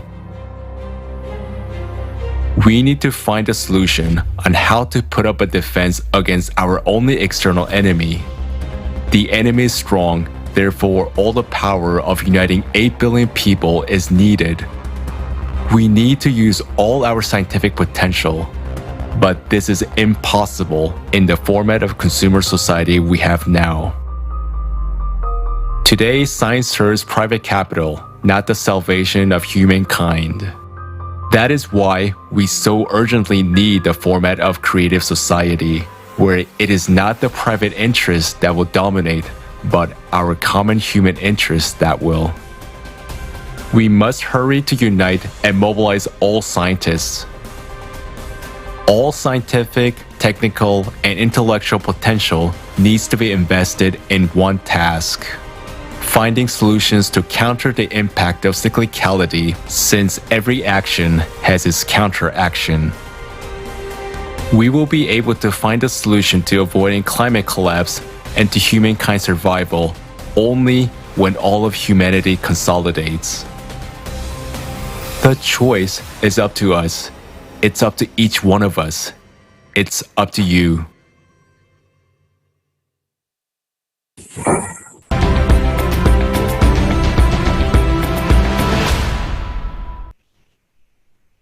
The video we just watched is key. We now understand the real reason for climate change. We see that cyclicity is the main reason for climate change. It happens every 12,000 years. The cycles vary in the intensity of destruction. Every other is always more destructive. So every 24,000 years, we experience the most dramatic catastrophes and change. And the cycles in between, which will be the 12,000 year, is less destructive compared to the 24,000 year one, which is the one we're entering right now. You have just seen the facts. Why is it that the truth is not available to us? Why do we still see misleading information about CO2? It is absolutely absurd that we see people dying all the time because we support the stupidity of CO2. This big business is costing us lives.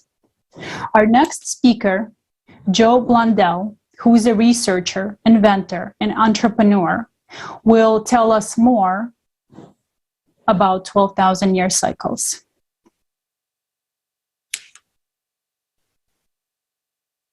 Well, first of all, I really would like to thank the Creative Society for allowing me to share this information with everybody at this crucial time in all of our lives. And I truly appreciate being invited to speak. We definitely know climate changes, and it changes catastrophically. When you actually go back into geologic records, ice core samples, volcanic data, you find that not only has this cyclicity occurred very recently, but quite frequently and exactly lining up with that great year cycle, the cycle of the yugas, if you will, the 24 to 26,000 range of our crossing of a very interesting region of space. 12,000 years ago, it was Campi Flegrei in Italy. 24,000 years ago was the Tambora in New Zealand that lines up exactly with the cycle. Go back 36,000 years, once again, same supervolcano off Italy, the Campi Flegrei volcanic fields. And I would be remiss if I didn't mention the king of all recent cyclical disasters. And that is the Mount Toba eruption of 75,000 years ago. And to give you an idea of how enormous Toba was and how utterly destructive it was, when it went off, the human populace bottlenecked down to 7,000 to 10,000 people. When you look at a supervolcanic explosion, it dwarfs the weaponry of man to an amazing degree. It is equal to 1,000 Hiroshima atomic bombs being exploded every single second. The amount of ejecta, the amount of matter thrown into the air is so great that it sparks volcanic winters. And that's what really gets us, because when the crops get bad, people start starving, but it's not just the starving. To really illustrate how dangerous volcanoes are, I'd have to point out the fall of Rome. And what happened during that? People got hungry, people got sick, and the plague of Justinian set in. And 100 million people in Europe dropped dead in a matter of years. The volcano killed them. The fight that we're in now is for the potential survival of our species. If we fail, we face the real possibility that if we don't get our act together and start preparing for this cataclysm, we face the very real possibility of extinguishing human life on the earth. A supervolcano is quite capable of completely taking a species out. And I say, if we come together correctly, if we really put our hearts and our minds to the task of preparing correctly, then we could not only survive what's coming, we could be the first species on this nice little blue marble to thrive through the next cyclical destruction. I think we're ready for more.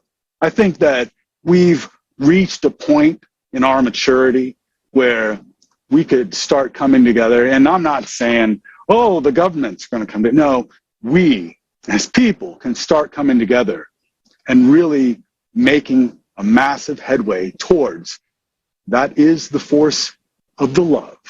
It's the unity. It's the unifying of mankind. So who's going to unify man? Maybe that's us right now. Maybe that's our job. We still have the vast resource of creativity that we can tap into when we get everybody unified towards a goal. And I can think of no better goal than preparing for a disaster really does you twofold good. And along that idea of preparedness, when you really stop and think about it, you're not safe in a world unless your neighbor is also prepared. And so that's really a good incentive to start unifying. It's not a hard concept to understand. In order for you to have a civilization to hand down to your children, in order for you to have something to give them, you have to first build it. Thank you all so very much for having me. Once again, from the bottom of my heart, the Creative Society and everybody involved, thank you so much for helping spread this message. Because the fact of the matter is, we are all in this together, whether people realize it or not. And what you're doing, I believe, is part of that ascending part of the cycle. You're being a force of unification, and that is absolutely what we need now, more than anything. Thank you very much. Thank you very much, Joe. We really appreciate you being with us today, and thank you so much for the wonderful words. And it may appear to be frightening reality that such terrible events are taking place, and we can't do anything about it. But we are here to discuss the solution, which we're discussing right now, because there is still a way out. Furthermore, we'll show that climate change is also happening synchronously on other planets in the solar system. But right now, let's return to Earth and see what's going on our planet.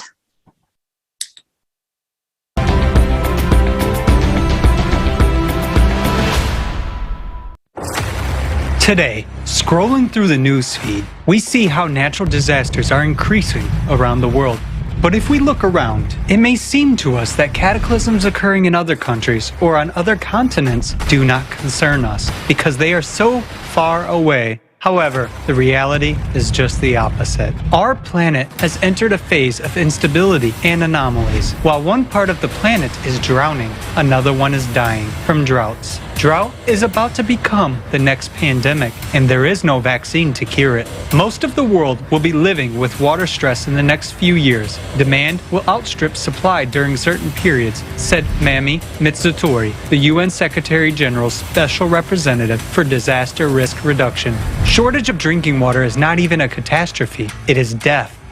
This year, 2021, marked the first water shortage in the Colorado River, which provides water to about 40 million people in the western United States and more than 10,000 square miles of farmland.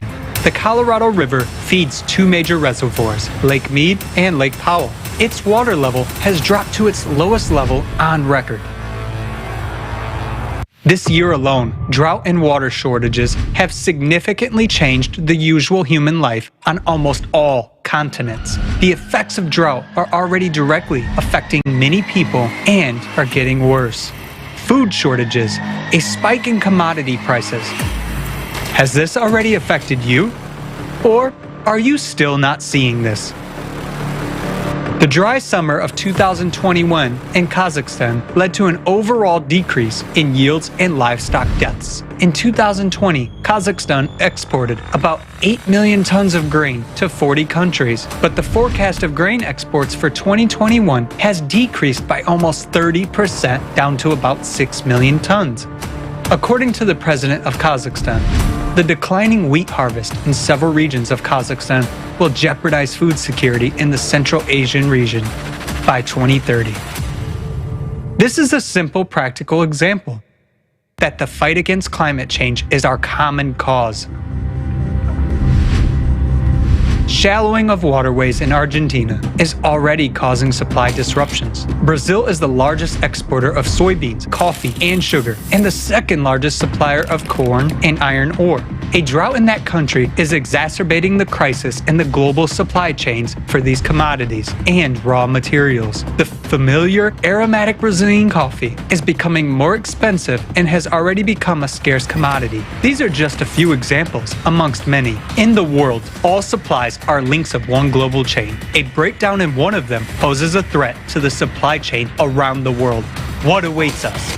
The permafrost melting threatens to have equally devastating consequences for millions of people living in the coldest regions of the planet. This problem will affect over 70% of the infrastructure in the polar cities of Russia, Canada, and the United States. And these processes can no longer be stopped regardless of future measures established by the Paris Agreements. According to the estimations made by scientists at the Russian Institute of the Earth's Cryosphere, the boundary of the permafrost zone has moved more than 30 kilometers to the north over the past 40 years. According to Dmitry Drozdov, director of the institute, this process is irreversible and it is impossible to stop it. Houses in permafrost land are installed exactly on 8-meter-long adfreeze piles. We have a thawing of up to 5 meters deep everywhere, so we are only 3 meters away from the critical point, said the director of the Environmental Education Center. Where are people supposed to go? After heavy rains and flooding of crops in the major vegetable province of Shandong, the cost of vegetables in the Chinese capital has risen sharply by almost 40% in just 1 month. In the opinion of China's popular microblog Weibo users, vegetables are now more expensive than the country's staple meat, pork. The sunny state of Texas appeared to be unprepared for the drastic changes in temperatures during the winter of 2021. In this typically warm southern state, the temperature dropped to minus 18 degrees Celsius. Due to high demand for indoor heating, the entire energy system failed, freezing in their own homes. Many people were forced to stay warm in their cars and cook food using candles. Look at the water. I cannot believe it. I cannot believe it at all. Look. Because the pipes had burst from the frost, there were problems with the water supply, making people wait in line for hours to get drinking water. My house has still water frozen. All the pipes are frozen, and I have 6 children to take care of. The electricity crisis set in motion a chain of consequences that led to a humanitarian catastrophe. People were not prepared to face such abnormal conditions. There was no electricity for 3 days, no water for 3 days. I didn't have food for 60 hours, and I felt very bad. The residents of Texas could not have imagined that tomorrow they would be on the brink of survival. Everything's flooded. Today, climate anomalies are occurring all over the planet. Anyone can become trapped. That's what happened to the residents of the Chinese city of Zhengzhou in July 2021. As they stepped into the subway car, people had no idea what a nightmare this trip would turn out to be for them. And some of them would never come home to their loved ones again.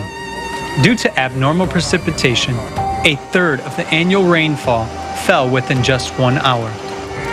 Subway tunnels were flooded by the flash flood. Subway cars were blocked, and one of them ended up being submerged in water. I was very scared, but the most frightening thing was not the water, but the decreasing air supply in the car, said one of the subway passengers.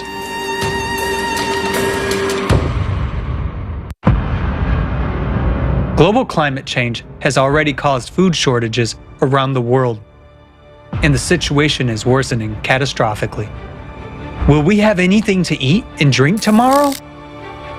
More than 1,140,000 people in Madagascar are desperately trying to survive the famine due to the drought. We cut them like this, but this one can't be cut. It's as hard as a tree. Today we have absolutely nothing to eat except cactus leaves.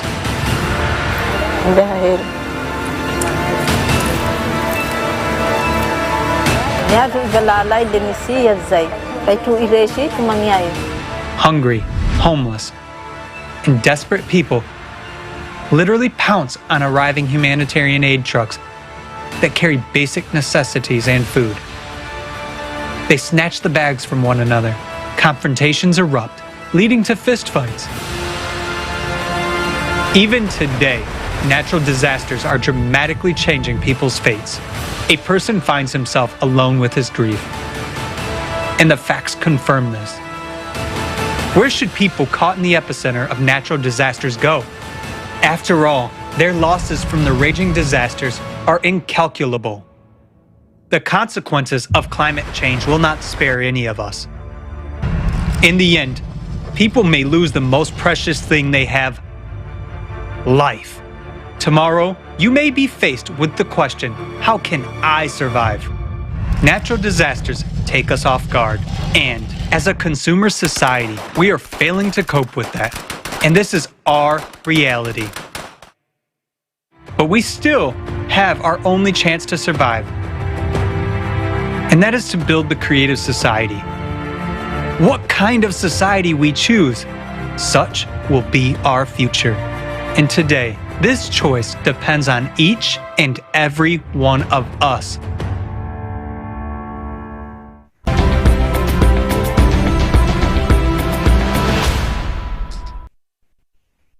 What we just witnessed is only the beginning of the cyclical process.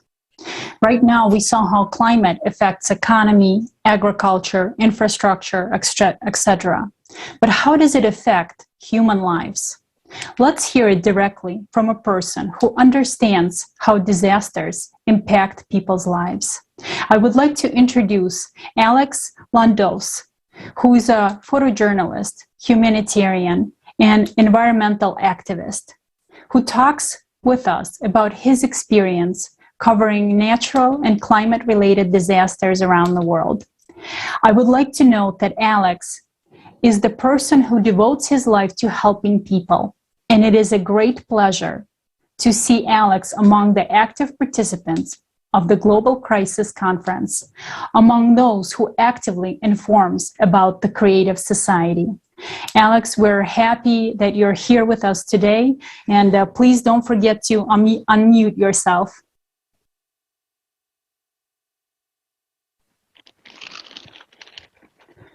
Thank you. I'm happy to be on this broadcast.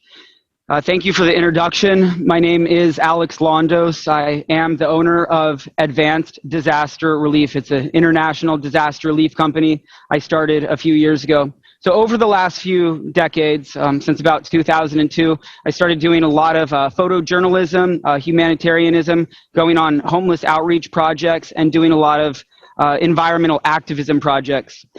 So over the last 2 decades, I've personally responded to dozens of major hurricanes, lightning events, droughts, forest fires, floods, and even some major landslides. I went to Ghana during the peak of the Ebola outbreak in 2014, and I volunteered in Nepal after that major earthquake in 2015. After that, the next year, I went on an independent humanitarian mission to Iraq. I helped out there for a month. It was exciting going along with the Peshmerga military, transporting supplies and aid. So throughout my career, I've seen climate-related disasters and superstorms get exponentially worse, and they will continue to get worse in the following years and the following decades. Climate change is no longer an existential threat. We are in an unprecedented and uncomprehendable climate emergency right now, so broadcasts like this are very, very important. So I'm concerned that we're just not prepared. We're not doing enough. We're not ready for the disasters of the future, and we're not adapting fast enough to where we need to be. Most people don't even have a bug-out bag, and they're not even prepared themselves. We will continue to see and experience more frequent and more severe superstorms and natural disasters around the world. There's going to be larger and greater severe heat waves around the world, regional heat waves, mega droughts, water shortages, uncontrollable forest fires, catastrophic flooding events, and we will also sadly witness mass migrations of refugees. This is exactly what scientists, climatologists, meteorologists, and environmentalists predicted decades ago. They've been warning us, and unfortunately we just didn't listen. So I've been studying environmental science and climate change since 2002. I've taken courses in renewable energy and resources, anthropology, surviving the future, meteorology, green building, construction and design, solar technology, hydroponic food production, nuclear, biological, and chemical first response. I took hazardous materials, fire behavior and combustion. I also completed all of the Red Cross courses. I was volunteering with them for a while. I'd recommend a lot of people, anyone, please take the Red Cross courses. It's a good entry level to get into emergency services. And then I took the EMT course. I also took the CERT course, which stands for Community Emergency Response Teams. I don't know if they have that internationally, but we definitely have it here in the United States. It's underneath Homeland Security and then FEMA. So when I'm out in the field, I always hear people say that I never thought it would happen to me, and they're always surprised when they're, experiencing or they go through a major disaster. So I just want you to take a moment to imagine what would it be like if you were affected by a major disaster, natural or climate related? What if you were affected by a major forest fire? Would you be prepared? If all of a sudden within a week or two you had to get ready for a catastrophic typhoon that was headed directly towards your country? Or a major flood. Can you imagine how devastated you would be if you lost everything that you owned? If you watched the people around you, the people that you love, the people you love the most, struggle and suffer or even die? And there was nothing that you could do to help them because you didn't have the aid, the resources, or even the training to help. Can you visualize what it would be if people in your community were desperately searching through debris, looking for resources such as food, water, tools, or even clothes to wear? I've been in those situations and I've seen people struggling, and it's horrible. It's a nightmare. What if you had to make some sort of makeshift shelter out of debris just to get out of the rain and the weather, out of the elements, and you had to wait for weeks for humanitarian aid? That is not the society we want to live. That's not how we want things to be. That's not the future that we want to create. So please trust me. I'm right here in front of you, and I've done so many videos like this in the past. The evidence is undeniable. Because of our society's selfishness, our greed, ignorance, because of industrialization, the burning of fossil fuels, deforestation, urbanization, arguably overpopulation, because of capitalism and overpopulation, sorry, I said that again, overconsumption, buying and owning things that we don't need, living outside of our means, wasting resources, we are now experiencing the dire consequences of our actions. Our civilization, even when we implement solar and green technologies, we're still a heat engine, so we all have to lower our carbon footprint and our environmental impact. Human activities are emitting large and uncomprehendable amounts of greenhouse gases into the atmosphere at a suicidal rate. Earth's average global temperatures are increasing. Oceans are warming. We'll probably talk about that throughout this broadcast. Pollution is widespread, and Earth's biosphere is collapsing. We're seeing it. It's happening. We have the evidence, and we have to stop it. Somehow we have to intervene. We have to figure this out. That's why we're working together. The World Meteorological Organization statistics from 1970 to 2019, globally, the top disasters that killed the most amount of people were droughts, storms, floods, and extreme temperatures, in that sequential order. This is really sad. 91% of the deaths that occurred happened in developing countries. 91% of all deaths. So their infrastructure is just not set up to handle these disasters. 74% of all the economic losses were related to weather, climate, or water-related hazards. The top 3 of the 10 disasters, the worst around the world, the most costliest disasters, were in 2017. All 3 of those happened in the United States, and they were all hurricanes. I remember when those happened, I responded to, I think, 2 out of 3 of those. The environment has a profound impact on one's health, as you know. Where you live, where you go, people you surround yourself. So it has a profound impact on our health, our safety, our happiness, and our well-being. And I'm deeply concerned and compassionate about protecting nature, wildlife, as well as the sentient beings that we share this earth. I care about my family, my friends,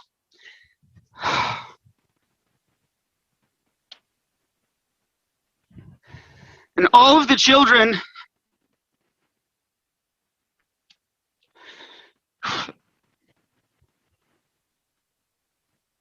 that will transition into this future that we're creating.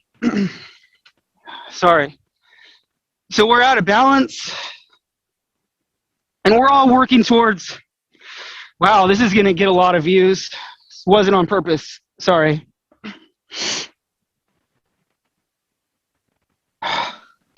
We're all working towards the goals of global sustainability in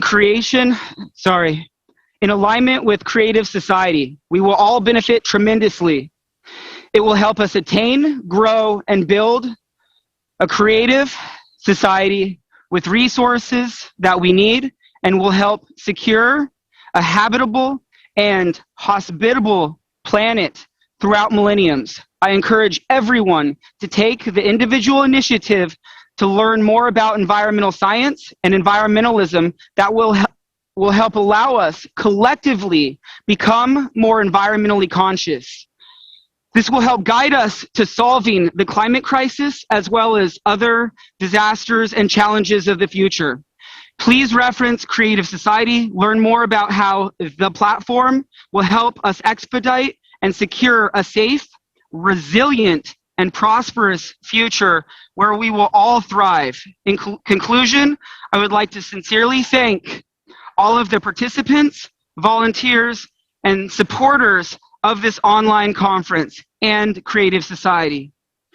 In this next video, following my broadcast, you will hear a compilation of heartbreaking eyewitness testimonies from people around the world that have survived major climate-related disasters. My name is Alex Londos. Thank you for watching this broadcast and participating with this program.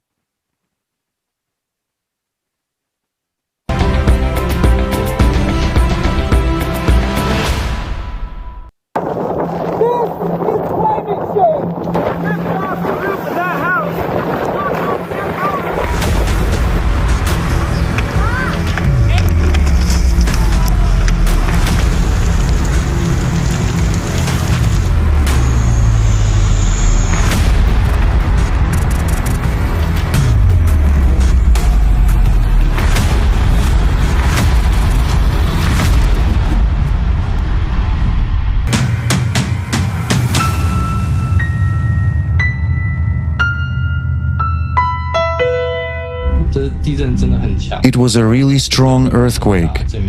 Its force was very large and the chamber was shallow, so the shocks were noticeably felt. The Hydrometeorological Center announced the forecasted disaster, but it was only 5 seconds before the earthquake, so we had only 5 seconds.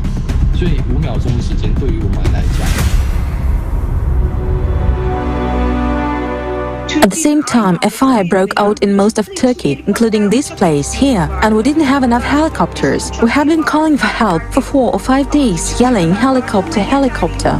We were shouting and crying for help until we were hoarse, but there weren't enough of them, and the volunteers were actually on state helicopters too. The area of the fire was enormous. That's why most people evacuated on their own, sadly. The houses burned down in 20 minutes. Literally, at the snap of fingers. It was the so-called crown fire, which spreads from treetop to treetop. And it spreads fast due to strong winds. The locals say there haven't been such winds in a very long time. It was a land of coal. There was virtually nothing left of the houses. Cars, tractors, motorcycles mangled as if tin cans. When the flames started, a fire broke out. They were elsewhere, outside the village, putting out other fires. When they returned to their home village, they saw that there was actually nothing left of the houses, and they couldn't do anything about it. All that people have accumulated during their lives, all their belongings, all their simple household articles burned. Tools, motor vehicles, cattle barns. And the wind is so insidious, it turns out that the crown fire is so fast. It burns 20 kilometers an hour. It means that not even a man can escape from it. The fire traveled 120 kilometers in one day.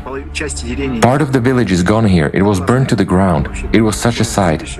Everyone who has a heart probably almost cried at that moment. I mean, now we're seeing more forest fires go from 0 to 50,000 acres, 80,000 acres within 5 to 7 days. It's just unimaginable. It doesn't matter how many resources you put towards a fire.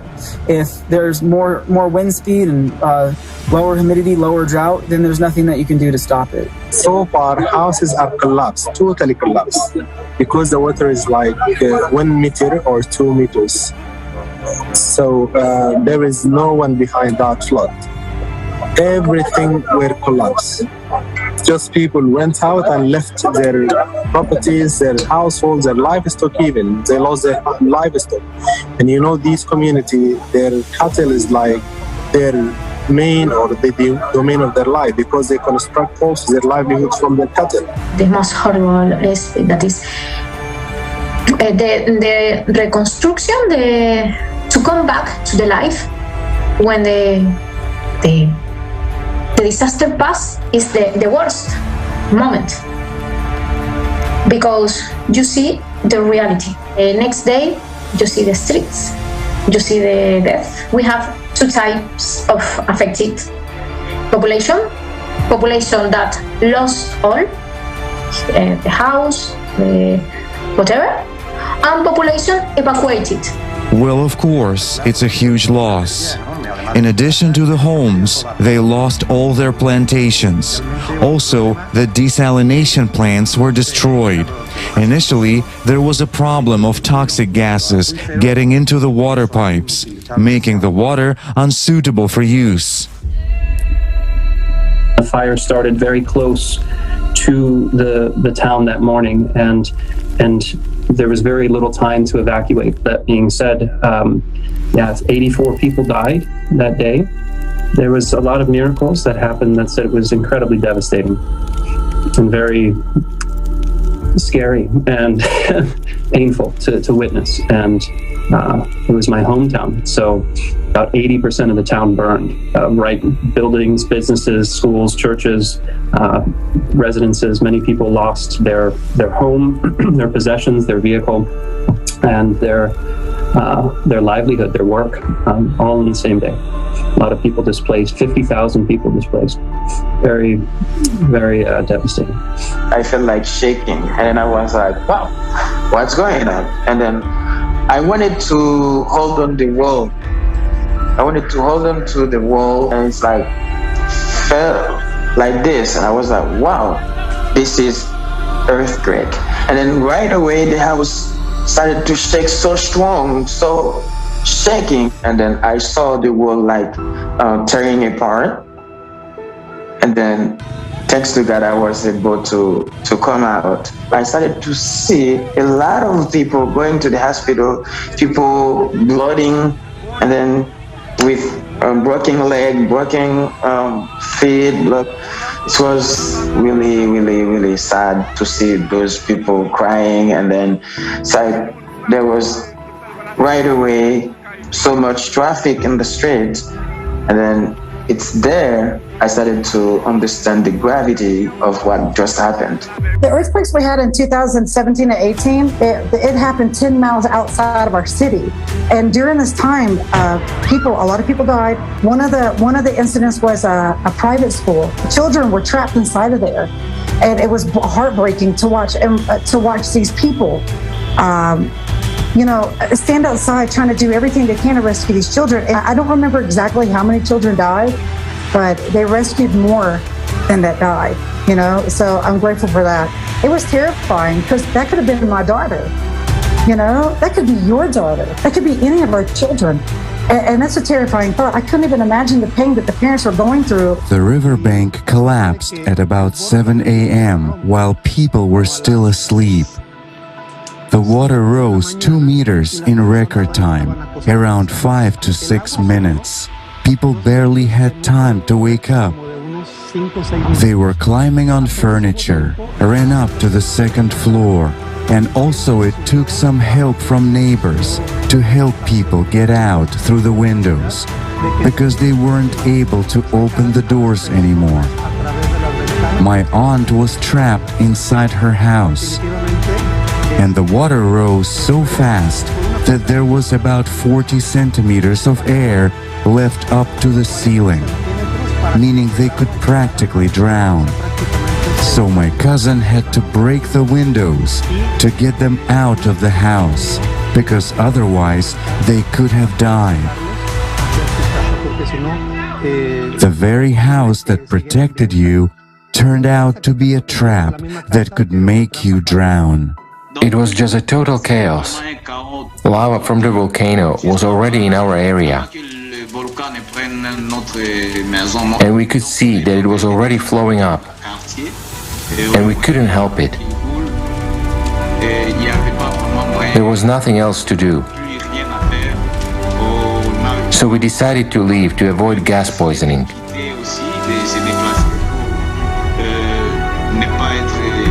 A lot of people died not from the volcano itself. They died in accidents that were caused by people. They died in accidents that were caused by people who wanted to get out of town, running all over the place. There were over 20 deaths from accidents. We must understand that nature itself has its own laws and uncertainties.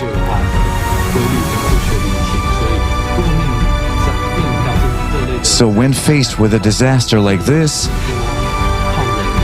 we have no control over it. And we don't know exactly what will happen in the future because climate is daily changing and also people trying to cope with.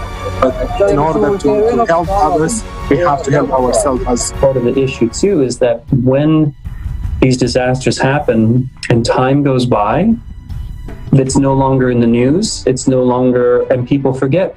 And people are still suffering. People are still out of housing a year later, 2 years later, struggling to get their life back on track. And many of the people were already, near poverty.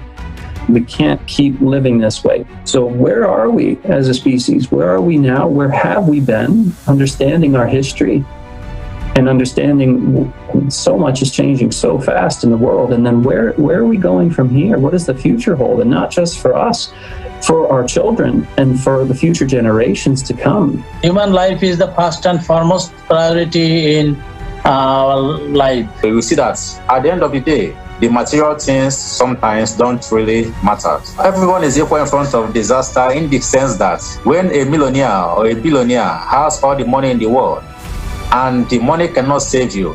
We noticed one man with kilos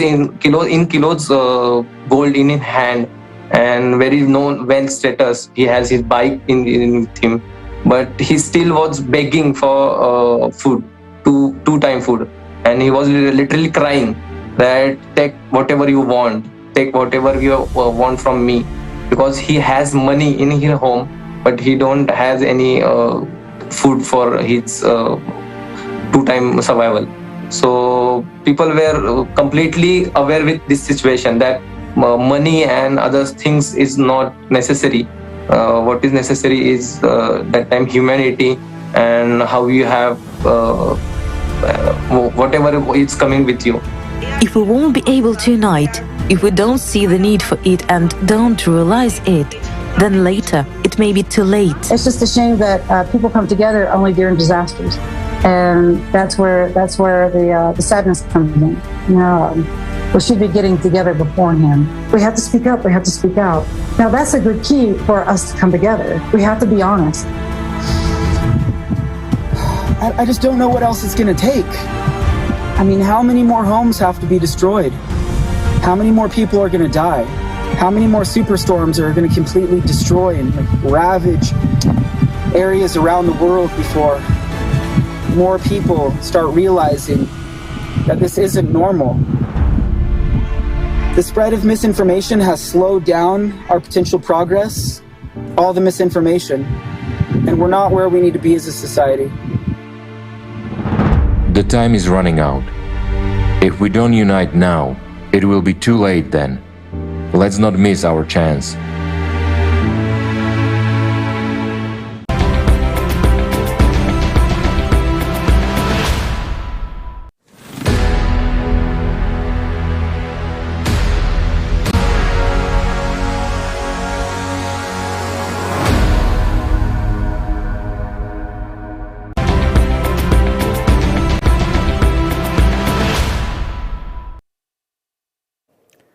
Dobrý den. Dnes se koná historická Greetings. A historic event is taking place today. Millions of people from all over the world have come together to learn the truth, and this is extremely important, given, especially now, at such a difficult time for all humanity, because a war is going on right now. The enemy has already come. He's already in our homes. He's destroying everyone and everything. The enemy is attacking, and we don't even know that he has come. While he is conquering our homes, our lands. At this time, we try to play on the enemy's side, giving in and pretending not to notice what is going on, while he is taking our territories. The enemy is attacking, and attacking hard. It is the climate that is our common enemy. Meanwhile, the collaborationists, those who are fighting on the enemy's side, divert our attention from the real external enemy and claim that our enemy is the internal one, whom we have created by our anthropogenic factor. The collaborationists knowingly and willingly collaborate with the enemy to the detriment of their country, their own families, and all of us. For the sake of their own profit, their wallets, cupcakes, they side with the enemy and continue telling us fairy tales. They divide and pit us against each other. And because of them, we're losing this war. We're not resisting. We're giving up our own homes, our own lives. This is a challenge to all of humanity. And the collaborationists tell us that we can sleep peacefully. What peace are they talking about when a war is going on? Do we want the climate to destroy us? The enemy is already in our homes, and there is an unprecedented case of abuse of power on behalf of those to whom we have given our power up. And this case is reaching its peak. When we tell the truth, calling things by their proper names, the collaborationists of the consumerist format shut our mouths. Silence and lies prevail in society. Nowadays, we're not even allowed to tell the truth. If you say something in social media against the collaborationist ideology of the anthropogenic factor, CO2, that's it. You get banned and cancelled. It's a fight against us, against humanity, all so that someone at the top of the pyramid of power could gorge on cupcakes. People are dying today, right now. The climate is destroying us, yet they keep lying and profiteering from our grief. They shut the mouths of true journalists and buy for 30 pieces of silver those who are willing to write lies sponsored by them. Men, we all see and understand this. They are taking lives, yet we, men, defenders of our homeland, are silent? Or are we not men? Are we cowards? Our children, our families are sacred, and we're giving our loved ones away so that these beasts can devour them. We must understand one simple truth, that we are all one family, or else we will find no way out. The truth is this, either we remember that we are human beings, or we die like stray dogs, because our home will be taken from us very soon. We've been divided for the last 6,000 years. We've been taught to kill each other. We've been tempered in the war against each other. So let's use these skills, perfected over thousands of years, against the most cunning enemy that we as humanity face for the first time. We need to find the courage and strength to endure. To win, we must unite. Otherwise, it is simply a betrayal of our loved ones, of our children and grandchildren. The The time in which we live requires courage. It requires real heroes, and not the ones we see in movies. And courage means telling the truth. Thank God there are such heroes today. They are ordinary people who rise up when their country is in trouble. Despite all the prohibitions of collaborationists, they rise up, raise others, tell the truth and defend our common home, our only planet. And we really hope that there will be more and more people like this joining us every day. This is our real hope. It is such planetary heroes that our entire humanity needs, those who can truly save our civilization. Without them, our common enemy will destroy us. There's a war going on right now, and we must remember this. The creative society is the only viable model that can save humanity. And that is why I support this project as best I can. And like many of us, I sponsor it. I believe that sponsoring the Creative Society project is the best investment not only in your own future and the future of your children and grandchildren, but it is also the best investment in the future of all mankind. We can survive this war only by uniting. We must unite not only our will, but also all of our resources and scientific potential. This is the only chance for all of humanity. Only then we will be able to counteract our enemy. Climate is not just waging a war of invasion, it's a war of annihilation. And this enemy takes no prisoners. But we, people, want to live. Therefore, the whole world must know that a war is going on. The time for the truth has come.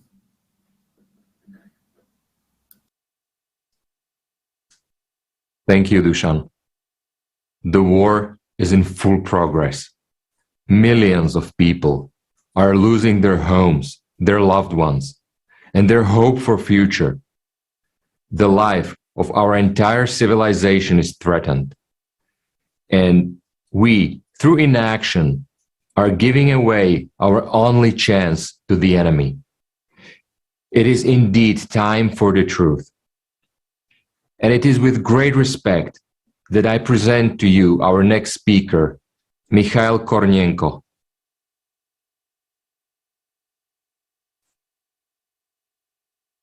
Дорогие друзья, я летчик-космонавт Российской Федерации, Герой России. Dear friends, I am Mikhail Kornienko, a pilot cosmonaut from the Russian Federation, awarded the title of the Hero of Russia. I'm happy to participate in this conference because it is dedicated to global problems that concerns all of us and all sensible people in general. In my opinion, in terms of ecology, we are on the very brink. We can only solve this problem together. I hope this conference will help us with that. I can say that I agree with all your calculations because I have seen all these problems from outer space.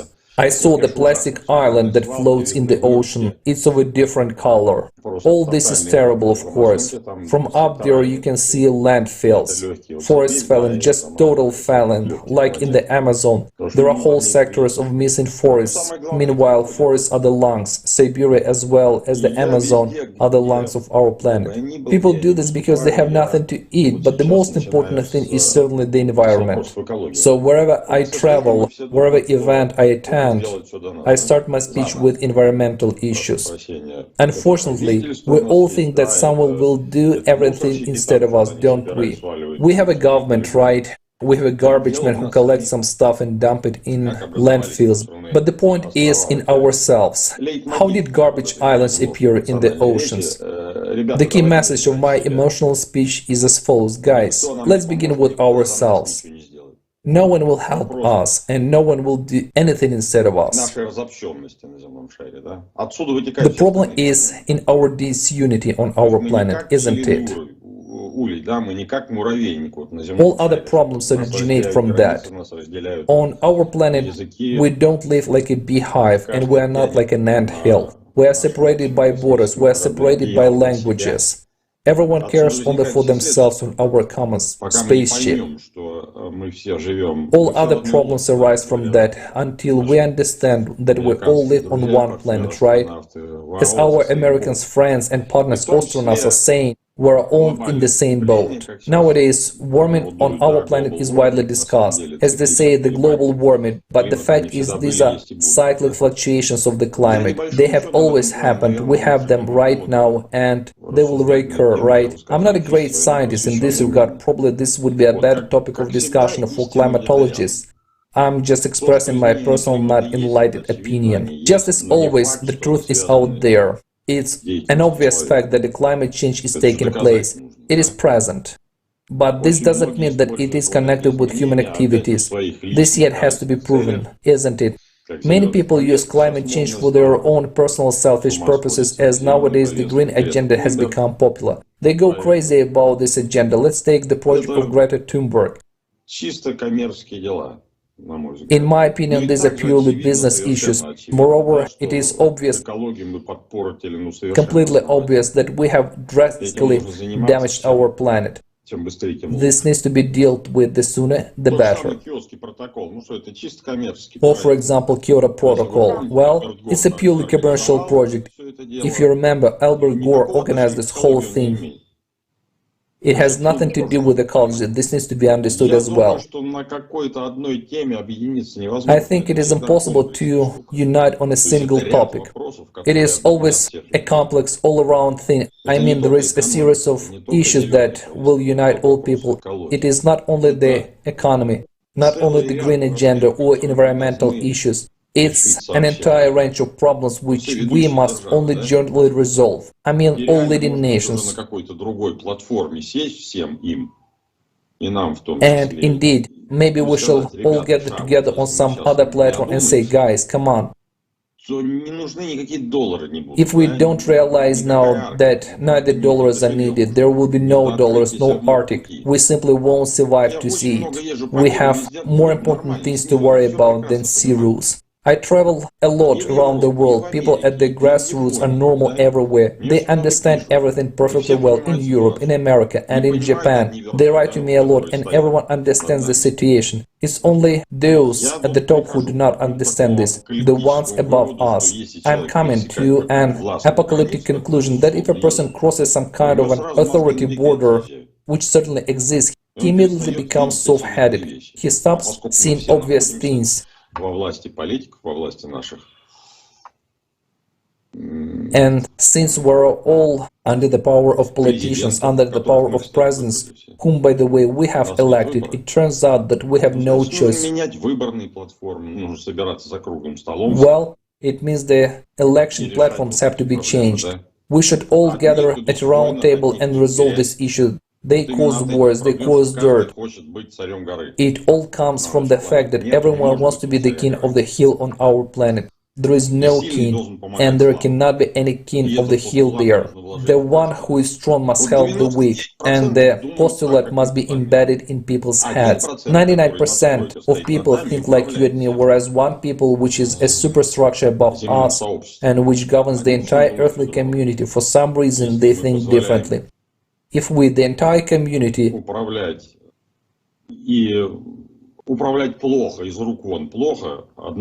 this 1% to manage us in a bad way, even in a dreadfully bad way, this means we are doing something wrong. We should gradually change it. We should change it step by step through democratic procedures, through gradual changes in the legislation, because any revolution is an evil. It brings troubled times, loss and fear, and it takes time for the society to recover. We have already seen it more than once, that's enough. Therefore, we should organize such platforms and offer our own options for overcoming the crisis. There is no other way for us, you see, otherwise all of us will die. Thank you so much, Mr. Kornienko. It's a great honor for all of us to have you here with us, and I absolutely agree with you. We need to build a humanity that lives like a beehive, and we have to build a society that puts human life first. Not money, not profit, not anyone's political, commercial, private, or any other interest, but human life. Then it will be creative society. But unfortunately today, we live in a complete opposite of that. A consumerist society where the purpose of life is endless, ever-increasing consumption. People worship money and use each other for profit. They measure success not by contributions to the common good, but by the ability to consume more than others. And that is consumerist system that itself consuming the most valuable resource, our attention. And profit-driven mass media shapes our reality. As the result of that, attention is so much focused on the political drama, economic problems, and above all, consumption, that we don't even notice how close we are to being extinct as species. I was very happy to hear that Mr. Kornienko understands the cyclical nature of climate change, and that in the existing consumerist format of the society, divided as we are, we simply won't be able to solve this global problem. I was also very touched by the words of Dushan, and he is right that investment into creative society is not just investment into your future, your children's, but also in the entire human race. And that is truly the best investment one can make. Into building the humanity that lives as one human family on planet Earth. And how would that help to solve climate problem, right? Well, very easily, my friends, by unleashing the unlimited resources of the united humanity. If we combine our scientific, technological, and intellectual resources, we can solve the problem of climate change. And we can solve any other problem on our planet. We can create a prosperous life for 8 billion people, or even 25. We can finally thrive as the humanity. If that's what we really want, of course. Ask anyone you know to describe the society in which they would like to live in. And then compare their answers to what's written in the 8 foundations of the creative society. And I can assure you that it will match 99%. It's because people created these foundations. And that's a fact proven by millions of surveys worldwide. These 8 short paragraphs include everything we want our society to be like, we as humans. So where to start and how can you help? Well, first of all, please read the 8 foundations and then make sure that everyone around you knows about them. That's how we can create a strong electoral request to adopt the 8 foundations of the creative society into the law of each country. That is the only way to unite our humanity on the value of human life. We should let everyone know that we will vote only for those politicians who will support the implementation of the creative society. And very importantly, foundation number 8 will also give us the way to recall any elected official who is not doing a good job without need to protest, chant in the streets, or wait years until the next election. Our time is the most precious resource that we have, and we cannot waste it anymore. The action starts now. If you watch this conference, you know about the 8 foundations, and you do not share it, do not share this information with everyone you know, then you are stealing their future, and you're wasting your own chance to survive and thrive. At this time, the challenge is to all of the humankind. This is a war state, emergency state right now, and the enemy is climate to all of us.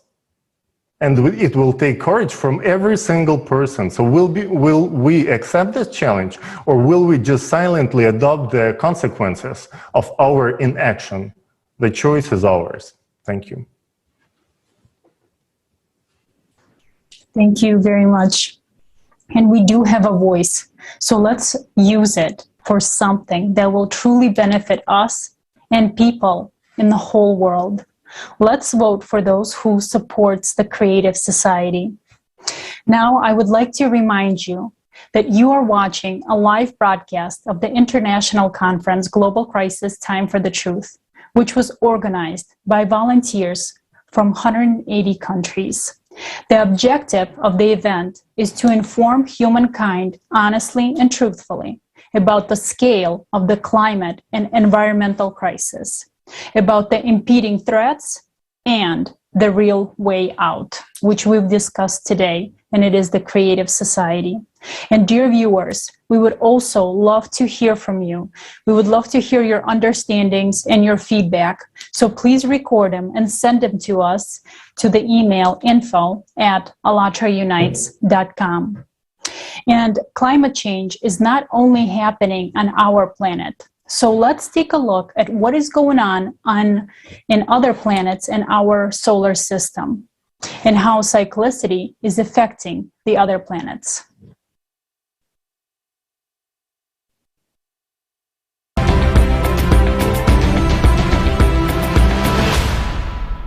Today, we're witnessing an obvious fact.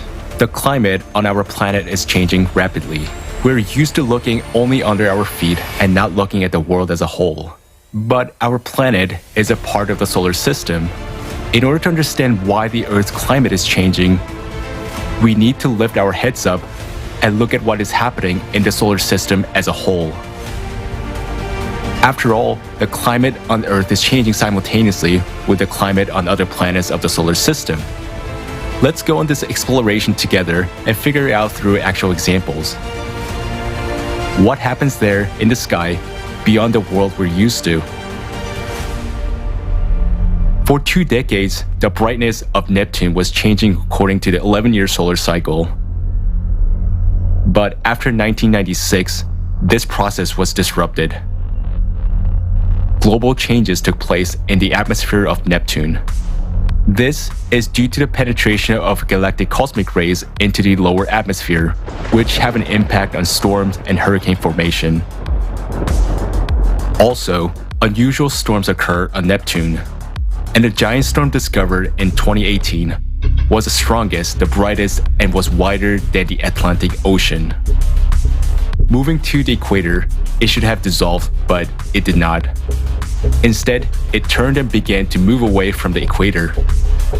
This unpredictable atmospheric behavior is something new to see, NASA states. On our planet, galactic cosmic rays also penetrate into the middle layers of the atmosphere, which is now leading to a global restructuring of the atmosphere. Uranus was considered to be a calm planet, and until 2007, scientists attributed the active weather on Uranus to the influence of the solar heat at the equator.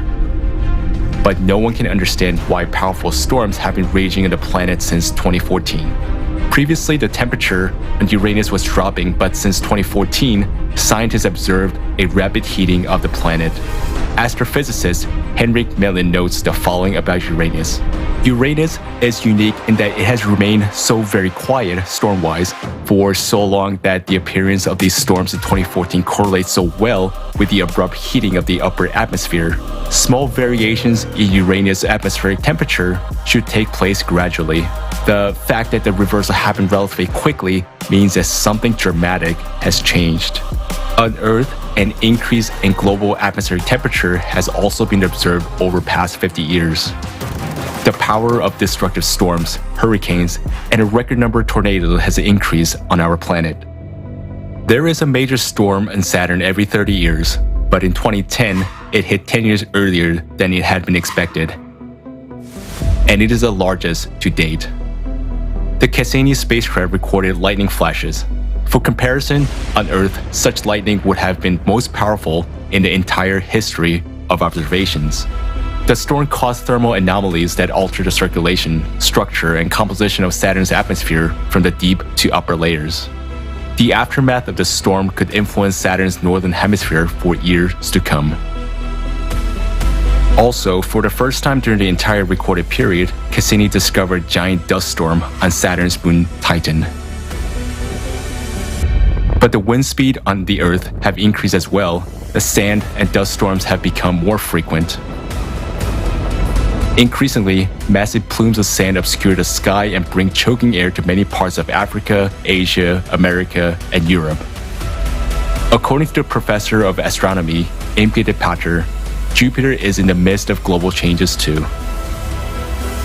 Now the red spots of Jupiter protrude above the clouds. According to the researchers, this growth signals a temperature increase in that region.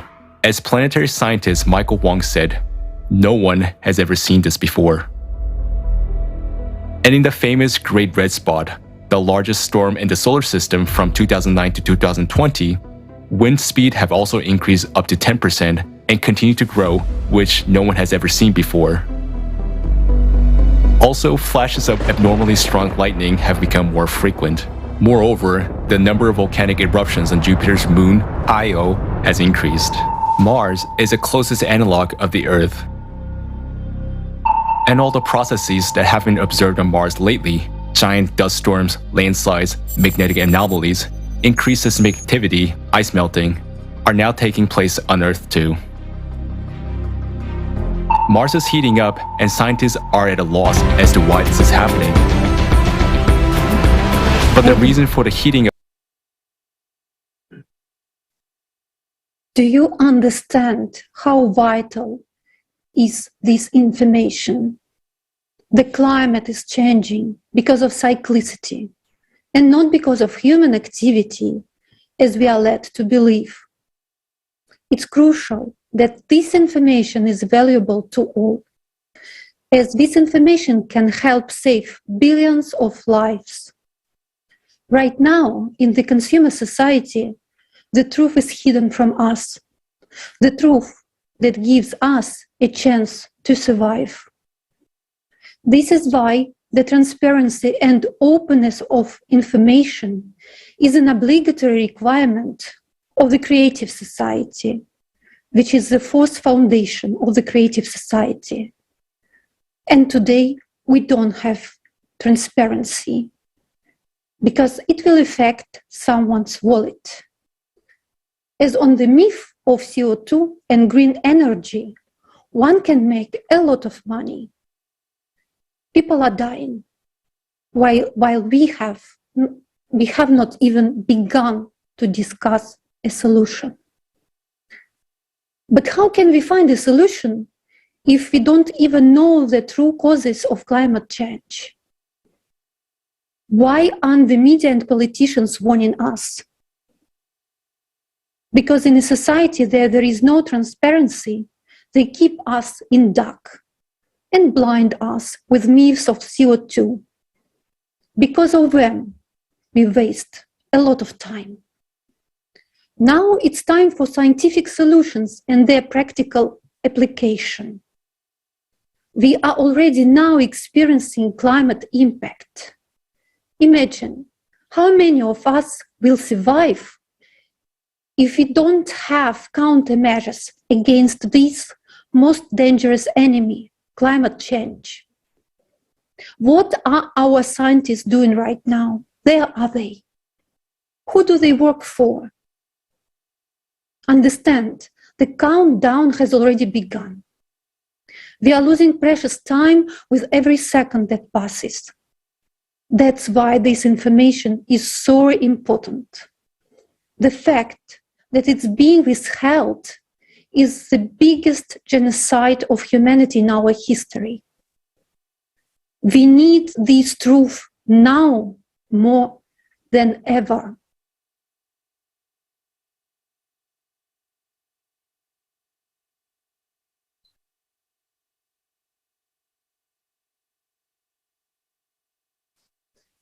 Gracias, Alina. Saludos, queridos amigos. Por todo lo que han dicho anteriormente, entendemos que si nos esforzamos. Hello, dear friends. From what was said earlier, we understand that even if we do our best to save the environment, this will not help us confront climate change. How are we actually saving the environment? We give up plastic bags in favor of paper, for example. But paper is trees, so goodbye forests? Really? We're destroying the lungs of our own planet, our only home. Are we really that stupid? No, of course not. Our problem is different. Collaborationists gather and discuss climate and ecology. But why is the situation only getting worse? Let's take an honest look at what is at the heart of modern society. Manipulation, lies, slavery, silence, power, money, holding on to what's yours and snatching what belongs to others. This is a format that has existed for millennia and continues to progress to this day. Today it is popular to be pushy and ambitious.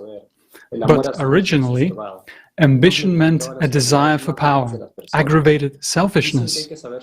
We have exalted all the lowest human qualities. They say, know your worth. We have worth for everything. Everything is bought and sold, from air to relationships between people. However, the only thing that is least valued today is human life. Today, our lives are worthless because our wallet comes first. In the age of technological advancement, people continue to die from lack of water, food, from air pollution. Our lack of true values has brought us to a dead end. Is there really anything more important than human life? What could be more important than survival when you are on the edge? The climate is one for all. There's no getting away from it. And all the money in the world can't stop it. We need to find a solution as soon as possible. You and I have just watched a video that clearly shows the true threat. It is the external energy impact on our planet. And our task is to find an equal energy response to that impact. This is precisely the reason why we need to combine all of our scientific potential. It's not just a noble cause or powerful words, it's our chance to survive. The only one. The last one. This requires the participation of all people and the entire scientific world community. Even if 100 or 1,000 scientists come together, this won't be enough. It is necessary that literally all the scientists in the world search for the right solution from various scientific areas. And this is the moment when we must make the decisive choice, life or death. Frankly speaking, we should have made this choice much earlier. Now, every day counts, and every minute can cost us human life. We hear about forecasts for the next decades, but people, we haven't got that much time. We don't even have 10 years. It's very important to act quickly. We're now in the zone of energy impact, and by the time we get it to speak, we should already have a ready-made solution. But even all the scientists of the world require time to find and develop a solution, and we're running out of time and resources every day. Until recently, we've had no answer to the question of how to unite, and it seemed impossible to us. But today, there is an answer. It is in changing the consumerist mindset to the creative one. In choosing to develop, choosing to survive, in choosing to live. If we really want to live, we must act. And already now, we must change the format of society now. Create conditions for scientists and give them the opportunity to work when there are no vested interests left, when every scientist has one goal, to find a way for all of humanity to survive. We can create these conditions, but only together. Volunteers of the ALLATRA International Public Movement have been talking about this for years, talking to the whole world by organizing so many interviews, social surveys, conferences, reports, articles. People from 180 countries have done a tremendous amount of work. We found out that what people want, all together we found a way out, the creative society. The creative society is a model based on the best aspirations of people from all over the world. It is the creative society that the prophets of all time have spoken about. Do you know why people have been unable to build it before? Because the knowledge that the prophets brought and that could enable people to unite was distorted by people themselves. Everything was turned into business, but now it's no longer our business. The climate is changing, everything is changing. The economy, politics, everything. Our lives are changing. It is obvious that the time has come for us to change too. To build the creative society in order to preserve humanity, that's what should be the demand from society. There are comments from many of our viewers throughout the conference. So what do we do? What's the way out, friends? When we all together realize that this is a serious matter, that we need to unite, we will succeed.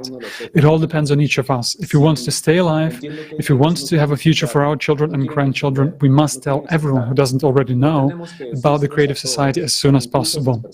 Yes, there are those who don't want to listen, turn away, don't want to understand, don't want to accept, but we need to tell everyone, even those people. They are part of society, they're responsible like all of us. They vote, they make choices, and if their choice is in favor of those who only stand in the way of making the right decisions on the political level, that means they haven't yet understood something. And the speakers today were right. We should only vote for those politicians who support the Creative Society. Facts presented at this conference and at the previous ones give us a complete understanding of the situation. It is impossible to turn a blind eye to them. Just share what you know and what you've understood with everyone else. Let's look together for ways to inform humanity to come up with new, effective ways. In the past, we had no technical ability to unite, but now we do.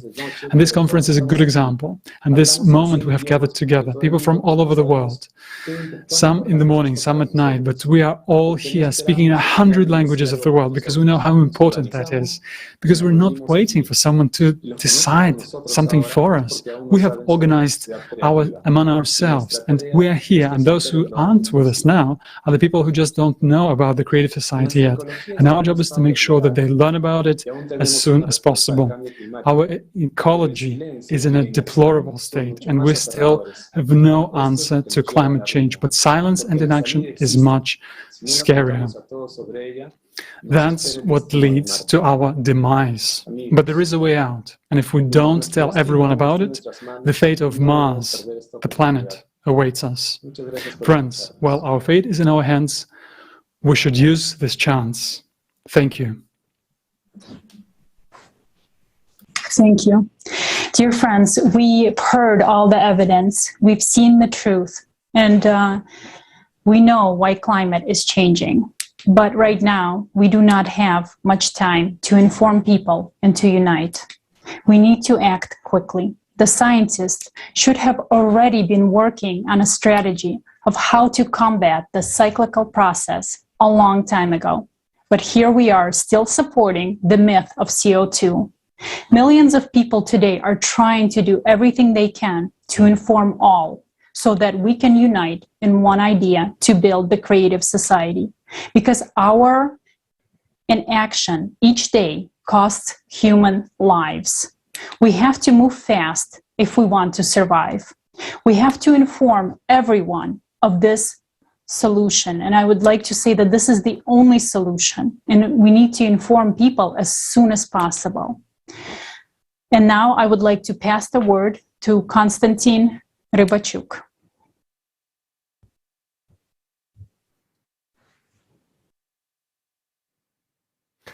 Good afternoon. Every week, we monitor and cover climate disasters around the world in the Breaking News Project. And already last year, in 2020, we noticed a spike in the number of cataclysms across the planet. It was quite bizarre. Over a short period of time, in less than a month, massive floods hit every continent except Antarctica. They came like waves covering large areas. Then they calmed down a little to only be followed by a new, even more powerful blow. We saw the beginning of the cataclysmic synchronization. You could notice this pattern in other natural disasters as well. We continued to observe this new phenomena, and it confirmed our worst assumptions. This year, the progression not only persisted, but increased. Today, even within a single region, a country, a state, or even a city, there is synchronization. The media all over the world shows many examples of floods, fires, and storms cascading down the same region, followed by abnormally cold weather. The facts and evidence presented at the last year's and today's conference explain what has been happening to the climate, including desynchronization. But tell me, Why is virtually no one talking about this? Can't people see that? What other proofs do you need? When you will be standing neck deep in the water and drowning, or your child will be drowning, will you also ask for proof, or you will act without delay? Cataclysms, they don't care at all whether you believe them or not. Go ahead and tell them that you don't believe those who died in climate disasters and those who are left with nothing on the street. Each day takes more and more human lives. Sooner or later, it will affect us all, and then there will be nothing we can do. So, while there is still time, we must act, we must unite, build a creative society, and look for a way to survive together. Just over 4 months have passed since the last conference. We have done more extensive monitoring and analysis of the disasters which occurred during this time and their aftermath. We have used all available sources of information, weather portals, climate monitoring platforms, news sources, social media of eyewitnesses, and others. We are well aware that we have not taken into account all the natural disasters and cataclysms that have been on the planet over this period, but even that data that we were able to collect was horrifying. Unfortunately, there were so many natural disasters on the planet in these 4 months that a video with all these events would take the time of the whole conference and maybe even more. So we will show you only a small part, the most large-scale, abnormal, and destructive ones.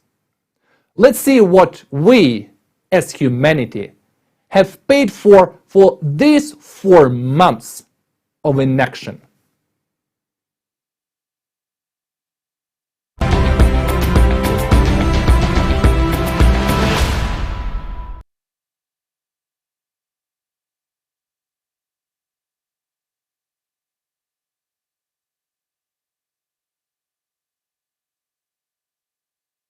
Since our last conference, global crisis, this already affects everyone. But even in this short period, the number of climate disasters has grown to record numbers. The first event that we observed happened during the live broadcast of the conference on July 24, 2021. And I just wanted to also quickly mention that right now I'm in the Metro Detroit area in Michigan, and currently, as we're speaking right now, we have a tornado warning right here and also a severe thunderstorm warning happening right now. So we can see that climate has no stop. On that very day, several major disasters occurred simultaneously in different parts of the world. People in Belgium were hit by floods. Records of maximum temperatures were set in Primorsky Krai of the Russian Federation, while in South Africa, cold temperature records were broken, and for the first time in many years, it snowed. This fact became starting point for monitoring climate disasters. We knew that there would be a lot of them over the next 4 months, but no one expected so many. July 2021. This month, the water element was more destructive and deadly than ever.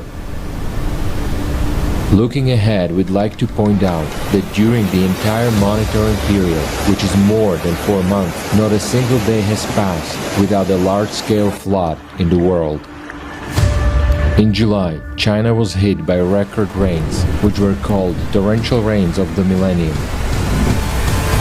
The city of Zhengzhou alone received almost annual precipitation within 3 days. More than 14.5 million people were affected by flooding in Henan province, and at least 302 people died.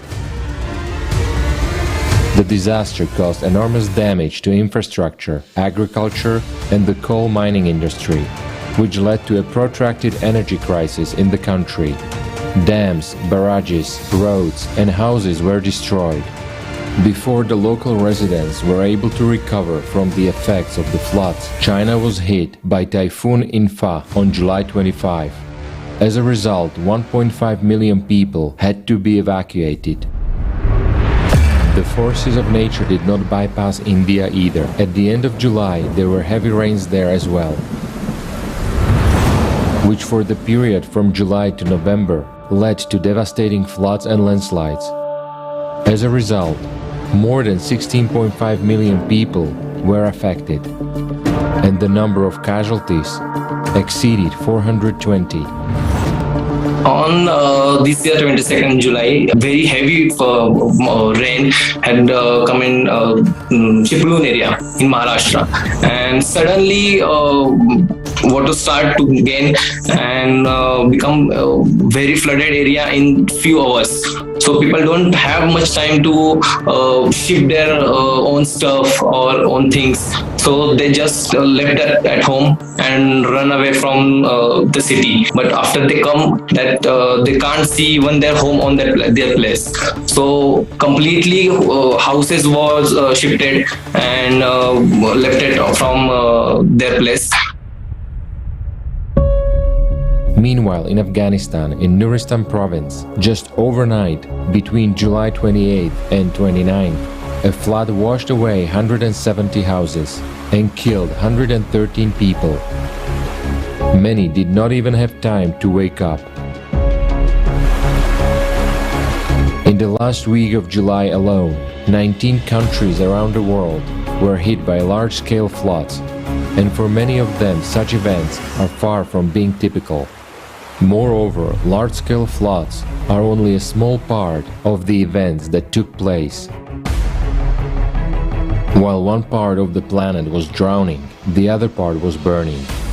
Uncontrolled wildfires caused by an abnormal heat wave broke out across Europe in July. For example, on the Italian island of Sardinia, the fire reached an unprecedented scale, which had not previously been recorded in the entire history of observations. 1,500 inhabitants of the island were forced to urgently leave their homes, but many of them had nowhere to return to.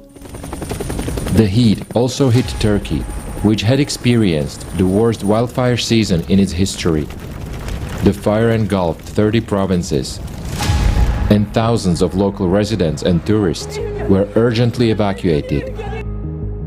I live in the middle of the fires. In general, about 13,500 hectares burned in 8-9 days, and it is a serious figure. Unfortunately, due to lack of interference in the first 4-5 days, the fires intensified due to wind and heat. I experienced this kind of thing for the first time. I will never forget the day the fire started. There was a strong wind and abnormal temperatures were pushing in. In Greece, the maximum temperature reached 47.1 degrees Celsius. As a result, more than 100,000 hectares of forest burned out due to natural fires. The fire destroyed and damaged hundreds of homes, forcing thousands of people to leave their villages and towns. International aid was required to put out these fires. In July and August, fierce forest fires also raged across other European countries. The forests of France, Spain, Northern Macedonia, and even Finland were burning. At the same time, on another continent, in Northern California, United States of America, the Dixie Fire gained strength. It became the largest single fire in the history of the state and burned the area 3 times the size of New York. Another important fact is also worth mentioning. July 2021 was the hottest month in the entire history of meteorological observations. For example, in Japan, between 19th and 25th of July alone, 8,122 people were hospitalized due to heat, and at least 23 people died.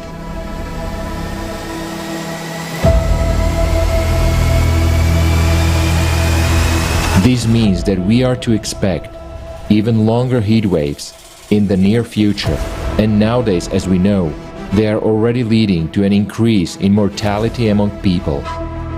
In North America, only 6 days of unprecedented heat led to the death of almost 700 people, according to official data. But according to experts, there are many more victims of abnormally high temperatures. Paradoxically enough, while the Northern Hemisphere was abnormally hot, record low temperatures were observed in the Southern Hemisphere due to a cold wave coming from Antarctica, particularly in the South American countries.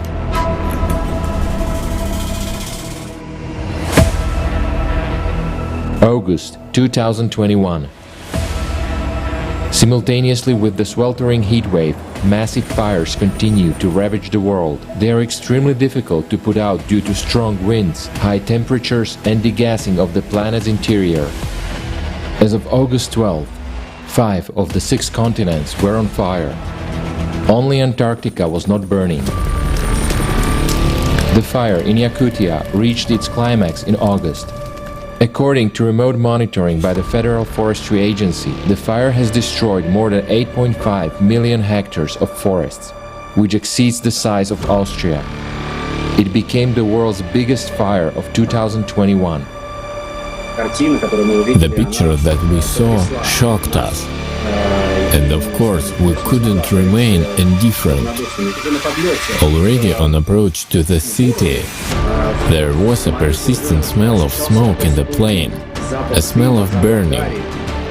On August 25, after the fires, heavy rains came to Yakutia, causing mud flows. And a few days later, the first snow fell, which is abnormal for this time of year. Yakutia is not the only region on the planet that experienced severe floods immediately after the fires. The same happened in Italy, France, Greece, and the United States, and 77 people died in Turkey because of the water element. Meanwhile, in addition to the Dixie Fire, 2 other big fires were raging in California, the McFarland Fire and the Calder Fire. In early August, the state territory was hit by a severe drought. The water level in the local reservoir was critically low. This led to a shutdown of the hydropower plant, and hundreds of thousands of people were left without electricity. In August and September, the historically powerful Hurricane Ida hit the United States. It intensified from Category 2 to 4 in just 1 day, reaching speeds of 241 kilometers per hour. Wind, maybe 5 minutes, and then just everything was decimated. In the past, hurricanes quickly weakened once they hit land, but Ida, having reached the mainland, kept up its intensity for another 6 hours. For a while, it even reversed the flow of the Mississippi River. Even more abnormally, the hurricane penetrated inland for almost 2,400 kilometers, affecting 22 states and causing historic flooding in New York and New Jersey. Floodwater caught people in basements, where they were hiding from the approaching storm, and many died inside their cars, which were overflowed with water. Ida claimed the lives of 96 people.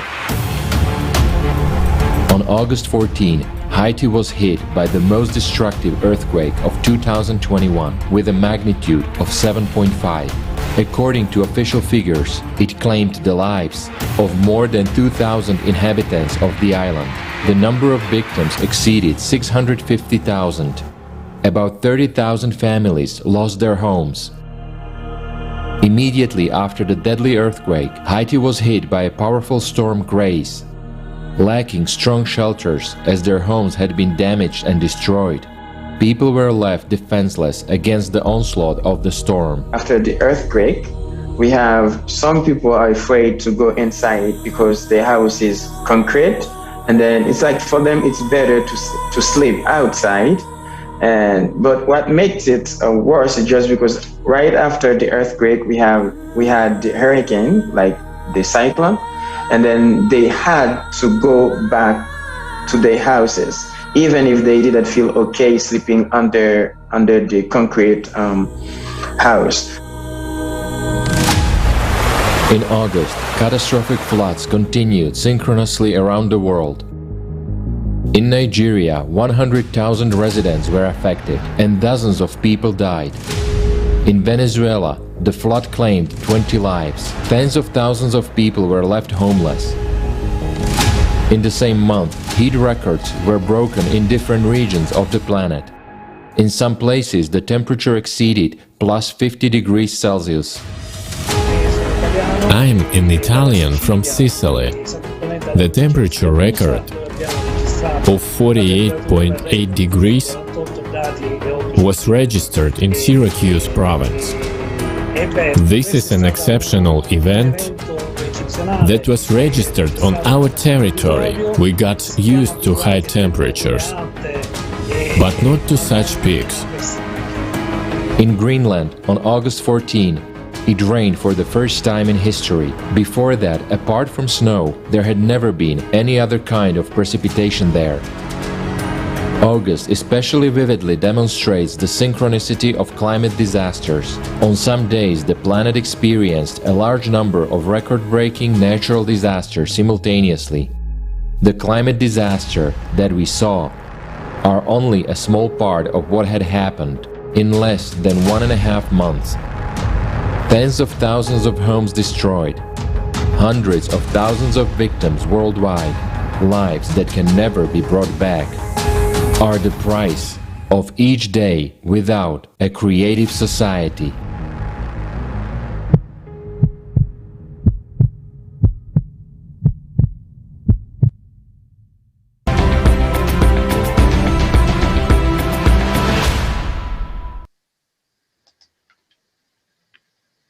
После увиденного у меня возникает один вопрос. Сколько еще должно погибнуть человек по всему миру, чтобы мы с вами поняли, что происходит с климатом и с нашей планетой? И кто гарантирует нам, что среди этих людей не будешь ты или я, или наши дети? Все перечисленные факты указывают на то, что происходит с планетой. Вы же видите, что с каждым днем нашего... You see, with every day of our inactivity, the situation is only getting worse and worse. Just look at the progression in the past 4 months, like how things have gotten worse, and this is only gonna get worse. And what will happen in a year? We are told that the trouble will come in like 2060, but we are smart and educated people, and we understand that if we don't change anything, there will be no year or no counting to 2060 at all. We all want it to be a peaceful and a quiet space around us. So basically, in 2060, it will be so. Quiet and calm, just like it's on Mars right now, but without us. So we must act now without any kind of delay. So what exactly can anyone do? First of all, to accept the truth as it is, get into it and figure out into it for yourself. Just try to understand when you are just sit on the couch and are not interested in the most important things, the information comes to you from different sources, fragmented and distorted, and inside of you there's a plague by doubts. But when you start to get into it yourself and you see the real picture and the holistic situation, and thanks to such actions of different people all over the planet, this conference was born, and it will allow you to save a lot of time to understand what's really happening with climate and with our planet. So once you understand, you will realize that building a creative society is our only chance. The important thing now is to inform all the people about this and to make them aware of the real case and real situation on the planet and with the climate. And we need to use all of our potential for everybody to understand like how fruitful and needed it is for the person, and the most complicated stage in the build-up of creative society, which is the first step, the stage of informing other people. But when people truly will understand that the creative society is the only chance to stay alive, the process of unification and further actions will occur rapidly. But for this to happen, each of us has to try really, really hard.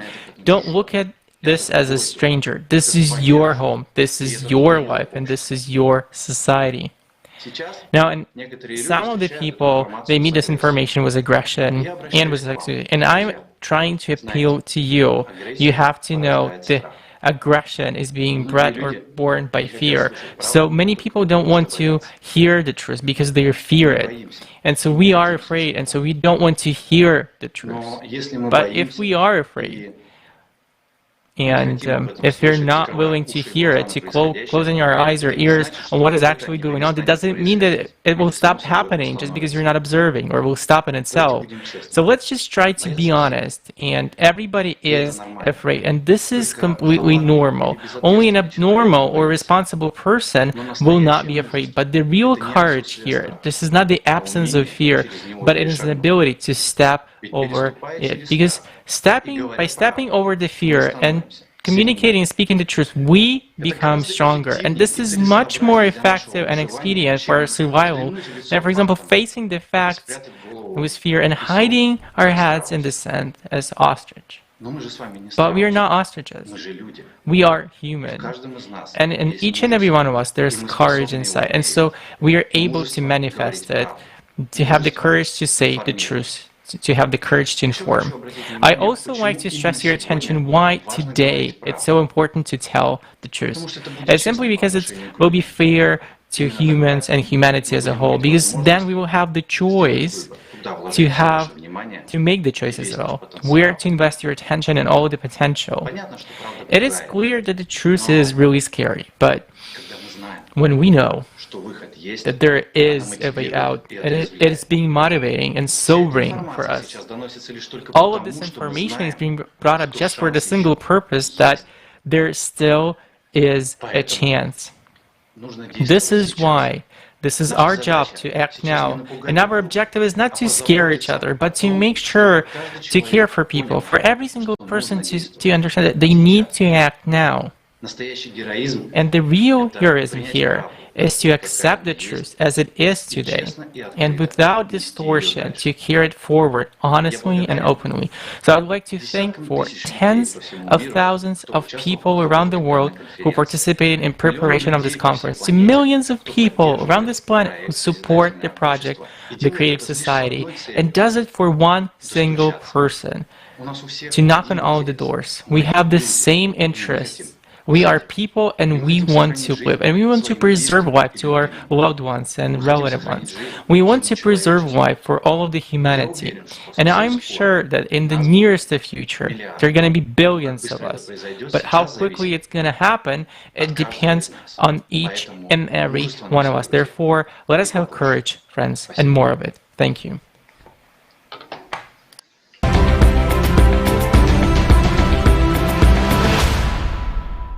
September 2021. In September, synchronization of volcanic activity in different parts of the planet was recorded. Eruption of the Cumbra Vieja volcano covered the island of La Palma in Spain with red-hot lava. Lava flowing at the speed of 700 meters per hour had already destroyed more than 2,500 houses. Over 7,000 residents were evacuated, and the evacuation continued even a few months later. Atención, atención.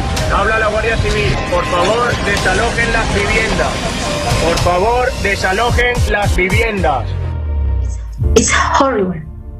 It's horrible how to see the volcano, the lava slowly eating the houses, and the lava eats the houses of my family and my friends. And horrible for the people. The people running, crying. I don't know what to do. Where I go, where I sleep, where I eat. What is my life? What is my... Where? What? No, where? Where is my house?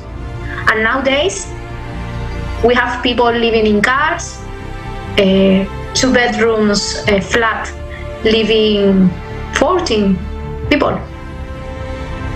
Lava absorbs everything in its path. Entire cities, pastures, plantations, agricultural lands. The island gradually gets covered with toxic volcanic ash, while the air gets poisoned. Scientists said they could not predict when the eruption would end. That same month, on the other side of the Earth, in Hawaii, a new eruption of Kilauea volcano began. The US Geological Survey raised the danger level to the highest one. Europe's largest active volcano, Etna, also erupted in September. The ash column rose 9,000 meters high. In the first week of September, residents of Mexico were hit by a number of extreme natural disasters. The center state of Hidalgo experienced severe flooding. In one of the hospitals, oxygen supply devices stopped working due to a power outage. As a result, at least 17 people died. An earthquake of 7.1 magnitude occurred in the state of Guerrero in southwestern Mexico. Its hypocenter lay close to the surface of the Earth at a depth of only 10 kilometers, so the tremors were felt across a long distance. On September 27, an earthquake struck the island of Crete. The European Seismological Center initially reported the magnitude of 6.5, but it was later downgraded to 6.0. The epicenter was located 20 kilometers from the capital of the island of Heraklion. The depth of the hypocenter of the earthquake was also small, about 10 kilometers. It is worth noting that compared to the same period last year, there are more earthquakes with magnitude above 6. Additionally, the amount and magnitude of aftershocks are also increasing, which indicates alarming dynamics. The super typhoon Chantu hit the northern islands of the Philippines, bringing destructive winds and torrential rains. It became one of the worst storms of 2021. The wind speeds reached 260 kilometers per hour. The typhoon left the region without electricity and forced evacuation of more than 11,000 people. The consequences of the Chantu were felt by the people of China, South Korea, and Japan. In September, waves of abnormal heat covered new regions of the planet. For the northern hemisphere, such temperatures at the end of September are extremely abnormal. October 2021. The heat records continued in early October, as October 2nd became the hottest day in the history of 4 countries all at once: Iran, Morocco, China, and South Korea. Cyclone Shaheen brought a disastrous flood to the desert. A devastating storm and hail hit Muscat, the capital of Oman. The city streets were flooded, power supply facilities and roads were damaged. 13 people died. More than 5,000 local residents were forced to leave their homes. In just one day, Muscat received double the average annual rainfall. Such a disastrous phenomenon occurred for the first time in the history of this country. In October, a large number of storms with abnormally large hailstones were reported across the world. Hailstones of about 15 centimeters in size hit Libya along with rain and squally winds. Huge hailstones pierced the roof of houses, damaged cars, and building facades. Australian residents became victims of a similar natural disaster. The size of the hailstones reached 16 centimeters, which is a record for this country. Huge blocks of ice damaged cars and buildings.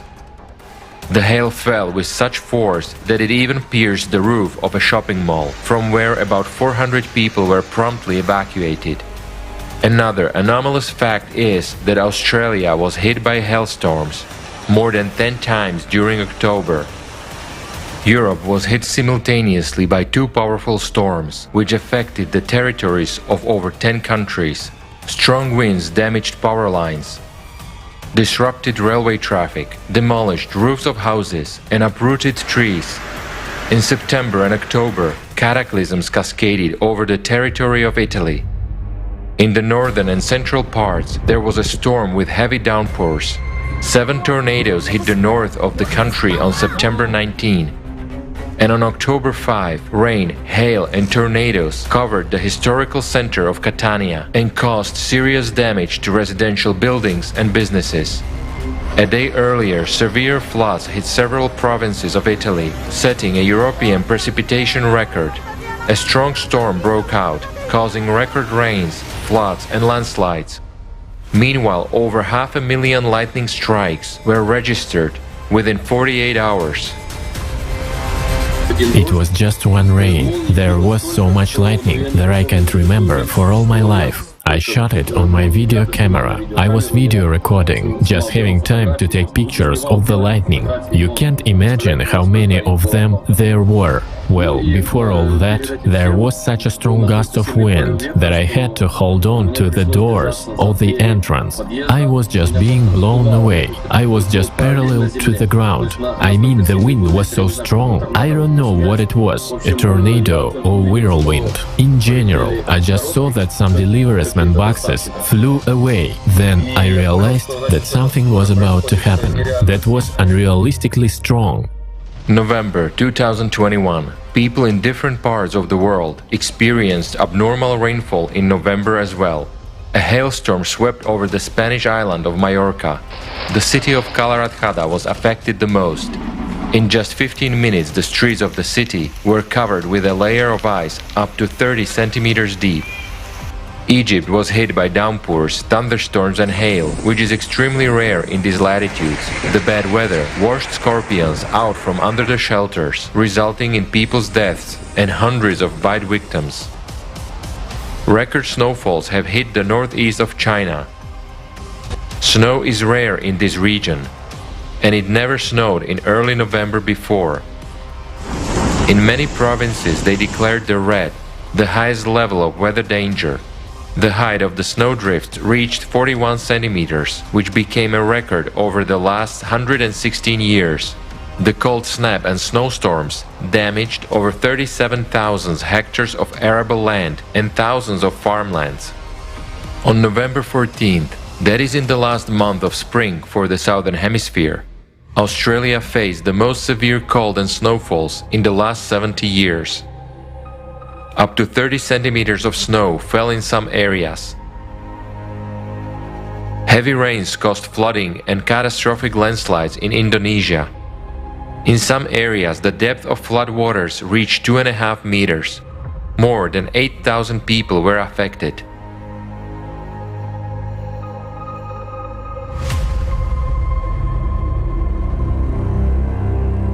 The city of Jeddah in Saudi Arabia was hit by a storm with rains. In a few hours, 1.5 years' worth of precipitation fell. The desert was covered with rivers. The cars on the roads were literally drowning in streams of sand and water. On November 15, a large-scale flood hit the residents of British Columbia in Canada. In the city of Hope alone, more than a month's worth of precipitation fell within a few days. Tens of thousands of people were left without electricity. A mass evacuation was carried out. The flooding triggered dozens of landslides, which killed at least 4 people and trapped 275 in their cars in between 2 landslides of a mountain highway. Following this unprecedented flood, a record snowfall hit the residents of Canada.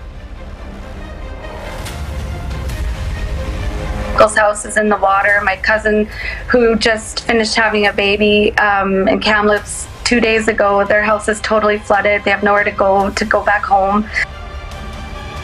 In November, 66 tornadoes were recorded across the United States. Meteorologists note that a tornado outbreak at this time of year is completely abnormal for the country.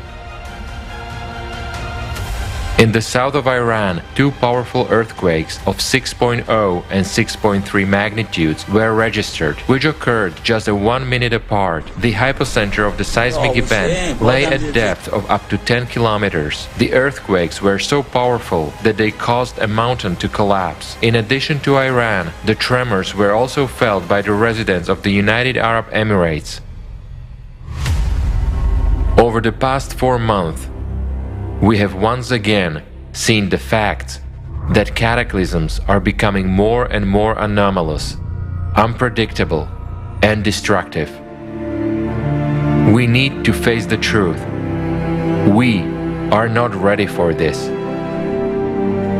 Every day, natural disasters destroy the lives of millions of people. During these 4 months, we could have done a lot about building the creative society, but we are doing nothing. How many more casualties will it take before we realize this?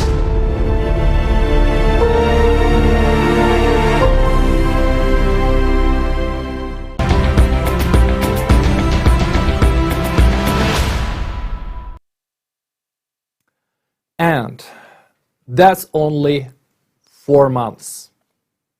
I want to emphasize that this is only the officially announced data. That is, in fact, there are many more. Here's your proof. And are we going to wait for more? How long? A year, 2, 3? Are we going to wait for that number to turn into 10 digits? If we don't wake up right now, climate, euthanasia is our inevitability. The most valuable thing we can do for our loved ones and for ourselves is to wake up, to inform everyone who is still unaware or hesitant about the looming climate threat, and unite in the creative format of society to survive the consequences of global climate change on our planet. Only then we do have a chance. Right now, you will watch the most relevant and unbiased video that is available today. It fully reflects the current situation in our society and answers all the most important questions of mankind.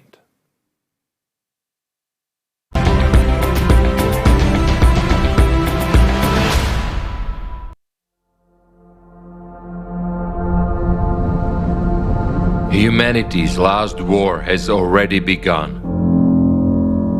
The enemy is advancing from all sides. He is to annihilate all human beings and destroying our common home, our planet. In just last 4 months of undeclared war, we have lost a lot of our territories. This ruthless external enemy who took us by surprise has claimed many human lives, sparing neither infants nor the elderly nor women. His tactics of war are aggressive and unpredictable. He floods, he blows up, he sweeps away by the winds. He burns and destroys by radioactive emissions. He shakes the ground beneath our feet. And before he claims our lives, he mercilessly tortures us with hunger and thirst and forces us to watch our loved ones die, while we keep being silent and inactive. In the meantime, collaborationists are imposing the image of a false internal enemy on us, taking side of the real external enemy. And we listen to these collaborationists who carry on disinforming and dividing us. They divert our attention from the true external enemy and claim that our enemy is internal, which we have produced by our anthropogenic factor, and that it is all the fault of carbon dioxide, which they promise to deal with in the near future. But in fact, they only care about their personal gain, and again, they want to make money out of our grief and lives. The collaborationists lied to us that there is no war, and at the same time, they shut our mouth so that we do not talk about the real external enemy, but allow us to talk only about ecological problems and carbon dioxide rising. And at the same time, they hold military parades and decide which uniforms we will wear to fight against each other.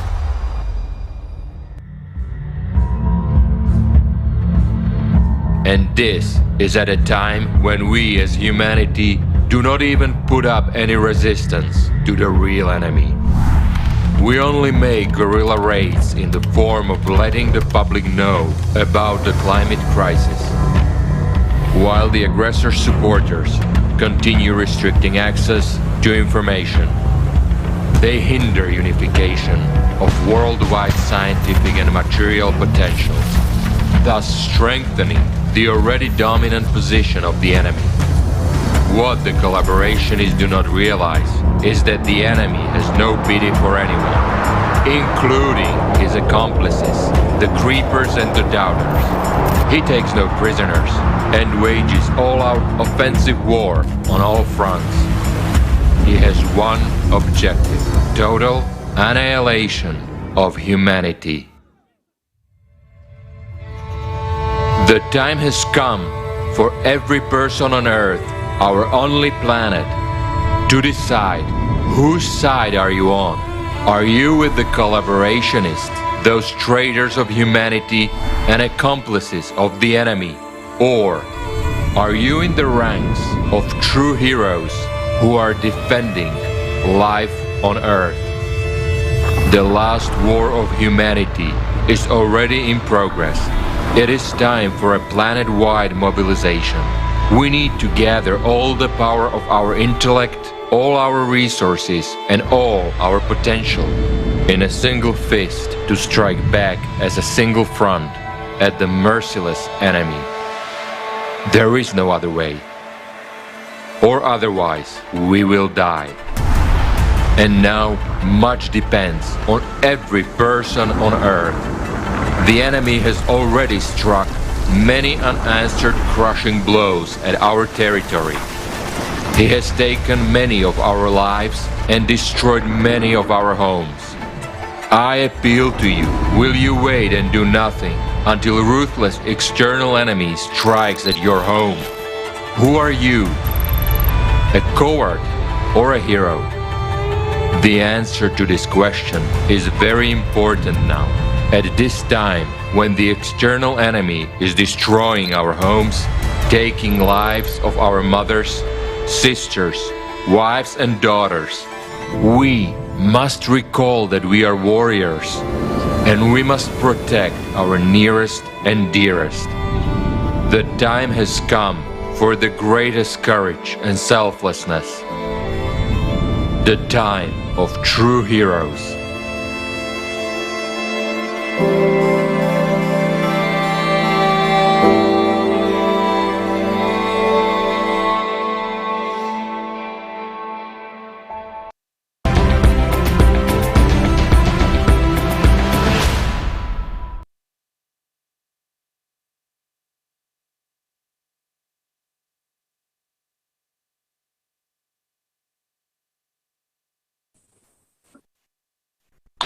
This is indeed war, a war in which we lose what we hold so dear.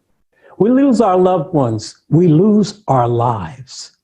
They tell us that it's all about ecology, that our anthropogenic factor is to blame, and that all we need to do is reduce CO2 emissions to make everything okay. But as long as they say that things only get worse, while they are feeding lies and upon the enemies, they are the enemy. Climate is ruthlessly attacking our planet.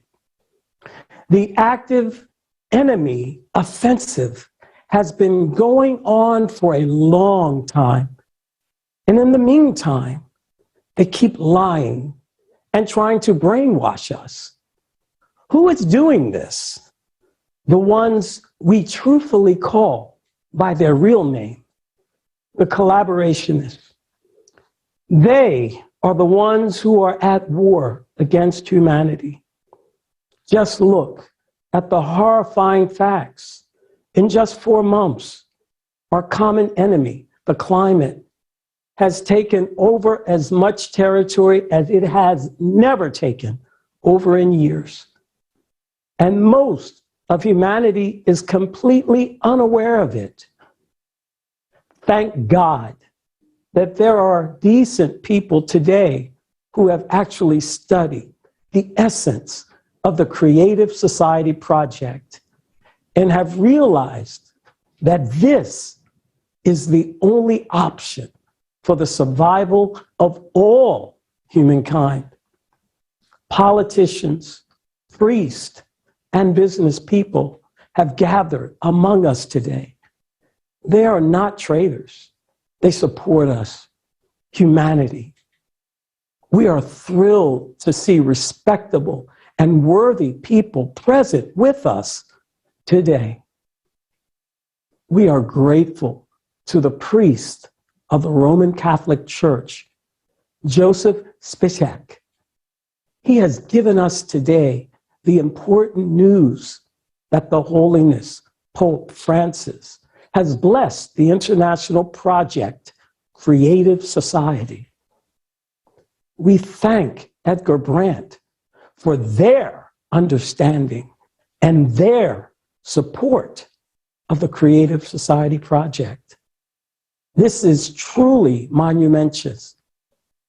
You know, the words of support from the esteemed Amir Aziz, the Imam of the oldest mosque in Germany, resonated very deeply. I was very inspired by how Joseph Cotterton, mayor of Somerville, understood the depth of the 8 foundations of the Creative Society. We were very moved by the support of Askar Nagnobov, a representative of the Ministry of Ecology, Geology, and Natural Resources of the Republic of Kazakhstan, who spoke at the conference at the request of the Kazakhstani presidential administration. And I would like to express gratitude to the President of the Republic of Kazakhstan for his attention and support. I was very impressed by the sincere letter from the Prime Minister of the Kingdom of Tonga. Although he could not be physically present at the event, we are very happy about his participation and care. Thanks also to Saran Hakmanavan and Archbishop Nathan Havanisa. I was touched to the bottom of my heart by Dushan when he said that the best investment in the future is investing in the Creative Society. It's true. To live in a decent society in the future, many of us invest our own time and resources now and seeing the realities of what is happening in the world today. I am convinced that the Creative Society is truly the best investment. All of us need to unite today. After all, the common external enemy is already in our home. It is already destroying us, our children, and our parents. It is robbing us of our future. But we also have an internal enemy supported by collaborationists. It is the consumerist format of society that has been dividing us for over 6,000 years. And now it is bringing us to the brink. All the prophets warned of this. But unfortunately, we stubbornly chosen not to hear our prophets, our holy fathers. and all the intelligent people who have been telling us that for centuries. And now what? Do we have to give up? Are we going to give up our home to the destroyer? But we are human beings. We are one family. For the future of our children, for the memory of our ancestors, we have something to fight for.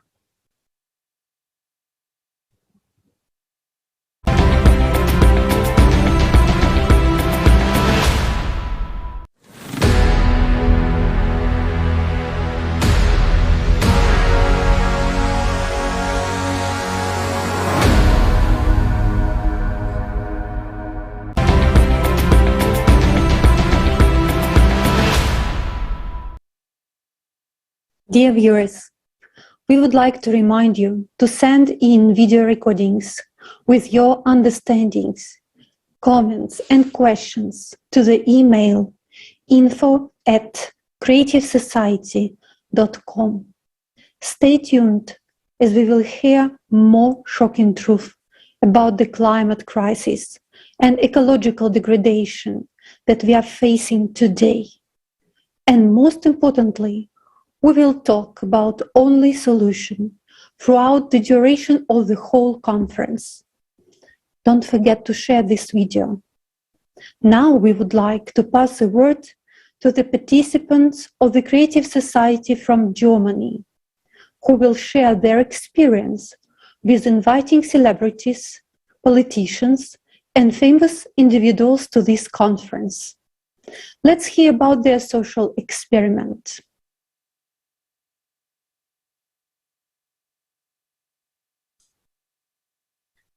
Hallo Freunde. Greetings, dear friends. It's a big honor for us today to present Germany at such a global conference. This information has already been presented today and is shocking and makes the blood run cold. After all we have just recently seen with our own eyes, we know firsthand how it feels in the zone of anger of nature. Let us remind you that this summer, an unprecedented flood happened in Germany. Thousands of people were affected. They lost their homes and, unfortunately, their lives. And the saddest thing is that the government agencies turned out to be powerless. When you realize that all countries are equal before climate disaster, which increases day by day, and their power is more destructive regardless of their geographic location and level of economic development. The enemy is attacking. This is the climate. This is a real threat to the survival of all of the mankind. This prompted us to invite representatives of international organizations to speak at this conference in order to draw this world's attention to the critical situation to call for the unity. This action turned into a large-scale social experiment in the entire history of mankind, and the results which have shocked us. Our German participants alone sent out more than 3,000 letters to each of the following organizations: the UN, to the WHO, WMO, IPCC, and the European Parliament, as well as politicians from different countries. They are the ones on whom our future actually depends. For 4 months, participants have been tirelessly sending these thousands of letters in envelopes by mail so that they could reach them in person. Think about it. Every representative of this world-renowned organization that people all over the world rely on received a letter. We described the criticality of the situation and invited them to speak at the conference if they are not indifferent to the fate of the humanity. And we got a very depressing result. Only if you responded from the entire list. From the others, their secretary is responding by saying no. And this situation surprised us at first. But thanks to that, we have discovered a whole layer of the world order of our consumer society. And we are sure that neither politicians nor anyone else knows this. But we will reveal the secret to you today. Es sind die Assistenten. Assistants. Secretaries. Treffen in Wahrheit die Entscheidung. Everything is decided by secretaries. And for the sake of the understanding, let us tell the situation. At one of the events, our participants met and invited an outstanding athlete of the world renowned. As it turned out, in addition to being an athlete, he's also a politician, which means that the people can only access him through the secretary. In personal communication, he supported the idea of the creative society and agreed to participate in a conference. But for the communication, he gave the number of his secretary. But when he was contacted, he turned out to be different. Completely different. And the secretary said, what you're doing is interesting, but it's necessary, but no. And there is this paradox. Before you talk to an athlete and politician, he said, yeah, yes, and everything is interesting, but you contact the secretary and it's no, and so on. So it turns out who decides whether the politician or the secretary. And accustomed to shifting responsibility to politician, we actually expect them to do everything for us. And the politicians, in turn, shift responsibility to secretaries. And why do the secretaries say no? And when we ask this question, because they don't understand the seriousness of what is going on. Imagine you are a secretary of a popular man, and how much you have to do, and to the schedule to be around, and to fool someone to calculate benefits, and the additional questions to be solved. So when to pay attention to the climate, when to study. So dear secretaries, you don't see the seriousness of the climate situation, and since they just don't understand, the secretaries just don't understand the seriousness of what was happening. And so you can imagine that you are a secretary of like a really prominent announced politician, so that you have to arrange a schedule to fool somebody, to calculate and many other problems. Honestly, also, liebe Assistenten, Sie sehen den Ernst der Lage, der Klimasituation. Sie beschäftigen sich nicht damit. The secretaries just don't see, and so you need to see the whole picture of what is happening. And at this time of what is happening, this is the chance to actually change something. And this information, it has to be brought through, and it's such unfortunate that it doesn't go. They get only basic information. At the conference itself, we showed a small part of what is going on for the general informing of people. We don't aim to frighten anybody, as everyone is so frightened that they run away from this topic and prefer to close their eyes. But it gives the general picture of the tragic situation in which we are right now. And so we are just hoping. We think that those secretaries of the politician, they are busy stuffing their own wallets and keeping themselves in a comfortable neck of the politician or top, and doing whatever is necessary to keep their bosses in their seat as long as possible. And that is the truth, and everything else is a fairy tale, games, etc. So let's vote for those who support creative society and who have secretaries. It was an expanded format of perception, and think beyond just how to sit, not just how to sit in a warm place or chair. Let's vote for those politicians whose secretaries and who's familiar with climate issues and creative society. So when the politicians go to the polls, let them show their secretaries and not their programs. We already understand that any political program is bullshit and no one will ever implement it. Even the stars have secretaries, people disconnected from the world, who only care about the size of the star's fee from which they have a percentage. That's why the stars take part only in those events and are ready to tell only what his secretary thinks is right and for the amount that will satisfy him or her.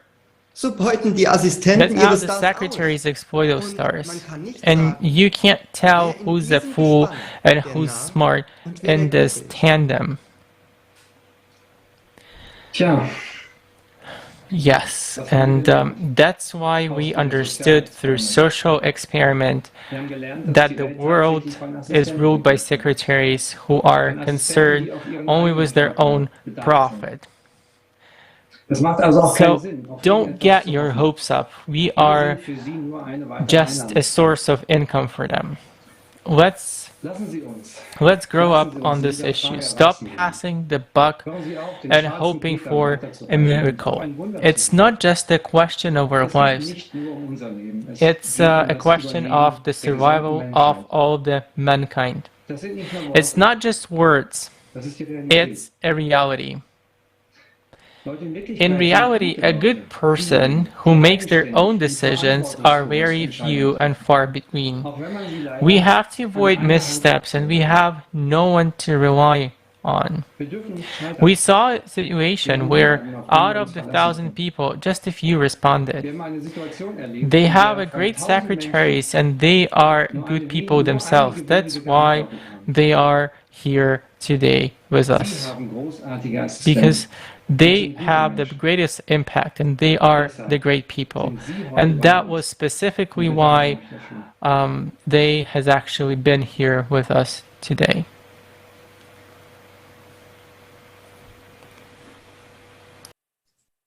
Thank you to our German speakers for revealing this shocking secret about the dominant role of secretaries on the world political stage and beyond.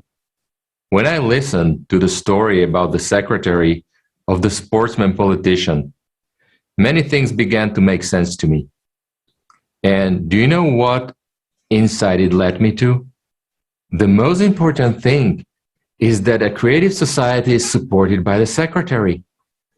After all, as it turns out, it's the secretaries who make the decisions of politicians.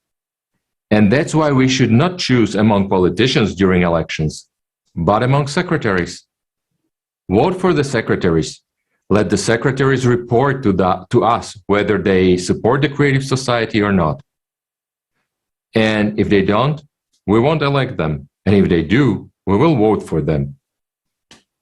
Also, another shocking piece of information was in what my colleagues from Germany told me. How much work people have done to invite politicians, how much time and attention participants all over the world have put in. And in the end, a dry chain of polite refusals, excuses, and cynical unanswered silence. Unfortunately, during our social experiment, we received the same answers from public people from other spheres of activity. In the 4 months leading up to the conference, in preparation for the conference, we reached out to thousands of artists, directors, musicians, actors, and athletes. People all over the world from different countries sent them letters, numerous posts on social networks, appealed. We knocked as we could. They did everything possible. And in the end, they also got thousands of rejections. And what is worse, In response to our letters asking to participate in the conference, we were horrified to read such phrases as, "Will Mr. So-and-so be paid to participate? What is the fee for so-and-so's participation? Mr. So-and-so doesn't have much time, so we'd like to know what is the money range or budget of your event?" And to one email came the achingly laconic, "Is it paid?" Let me remind you, these are answers from those who we look up to, whom we consider to be our idols, authorities, opinion leaders. Yes, we would like to believe that they are human and nothing happens to them, even if they are in the spotlight of world fame. But it turns out that our consumer society easily turns them into dragons. Just think about it. They ask us if we will pay them to come and unite us. And after this, do we still think that our world is normal? After all, you have to admit this is idiotic. In this social experiment, we have seen that the world is even beyond stupidity and shamelessness. Isn't that terrible? But we are the ones who create these stars. We buy tickets to their movies, concerts, listen to their stories, create fan clubs, support them, and they don't give a damn about us or our appeals to them, even though they are nothing without us. So who are we fans of? From whom do we take an example? How can we love those who hate us? When we are asked for a figure with 6 zeros so that some superstar comes to us and lies about something, even though she doesn't care about us, is that normal? One can understand when they receive requests for advertising to promote some products, then it is understandable. It is their job. They make money this way. But when people write to them and invite them to an international conference on a critically important topic that concerns everyone, they ask for money? It just doesn't get into my head. Now it becomes clear why the world of consumer society is like this. It's because those we look up to, thinking of them as authorities, idols, tops, they are already soulless. They're lost. It is impossible to call them people. But we created this world, and we support the consumer format. And it is by our choice that it is like this. Let's face the truth. How much work has been done? People have spent thousands of hours, their money, resources, and everything they could to try to reach out to them. And in fact, we have seen the cold reality that those to whom we knocked are those who have lost their conscience a long time ago. We lean on them. We put them on a pedestal. And to them, we are a trivial tool to make money. We, their fans, entire fan clubs are asking them to come, and they don't care. We are slaves to them. They show by their careless negative answers that they don't care to descend to our level. They have their own club, their own level, and we are at a low level for them. They think they're immortal. They simply lose reality. And we continue to be slaves to the word work. We provide for them and have to pay figures with 6 zeros to make them come down like the sun and say a few words to us. Let's be honest. Yes, we knew we wouldn't get through, but we believed to the last. After all, these are our idols, the ones we look up to. And the human consciousness is built not to believe. So we tried to the last. We tried very sincerely to find the people, among those whom we approached. And out of thousands, we found just a few people who are really people, who are with us now, who don't divide people into classes, for whom all people are equally valuable and important. Thank them very much for being people and for being here. We have decided that we will continue the experiment, for it is possible that the secretaries have decided for them. And so we continue to believe in them and give them a second chance. Because we must remember that we are at war, and to win it, we need to build a creative society. The time for real heroes has come, not the ones you see on TV and who come for money, but the time of real volunteer heroes, women and men, people from all over the world, those who call for building a creative society. The most important thing in informing right now is to get the message of the creative society out to every person on earth in a timely manner. Obviously, we have no hope for those stars and public figures, although they should be the first to talk about the creative society. But as the social experiment has shown, we can only rely on ourselves. This time they didn't come, so we need to be even more active.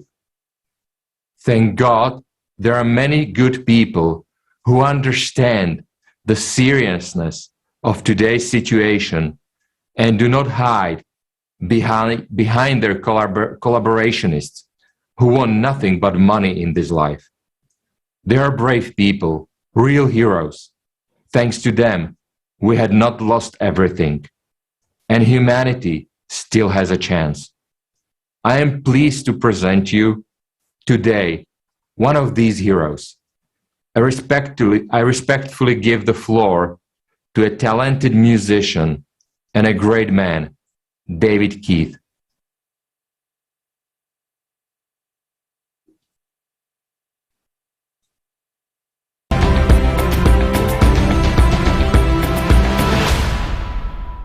Hi everyone, I'm David Keith. I'm a professional drummer. I play with Richie Blackmore's Rainbow and Blackmore's Night.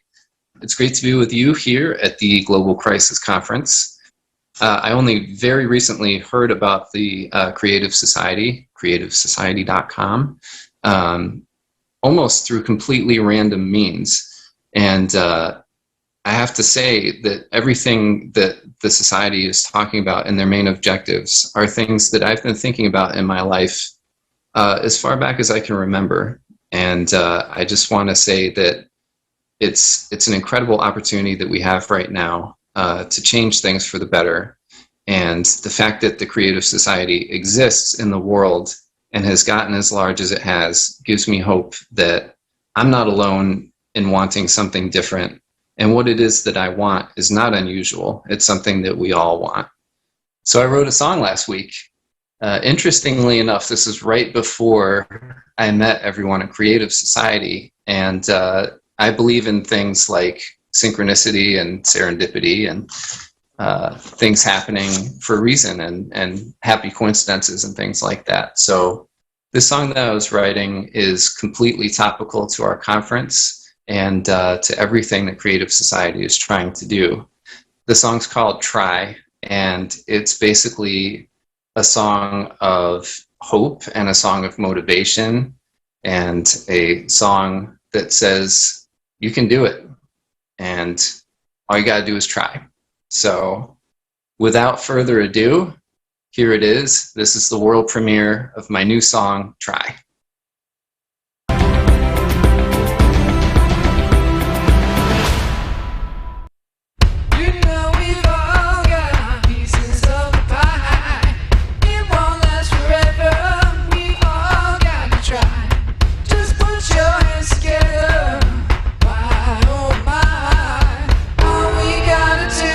It's just try.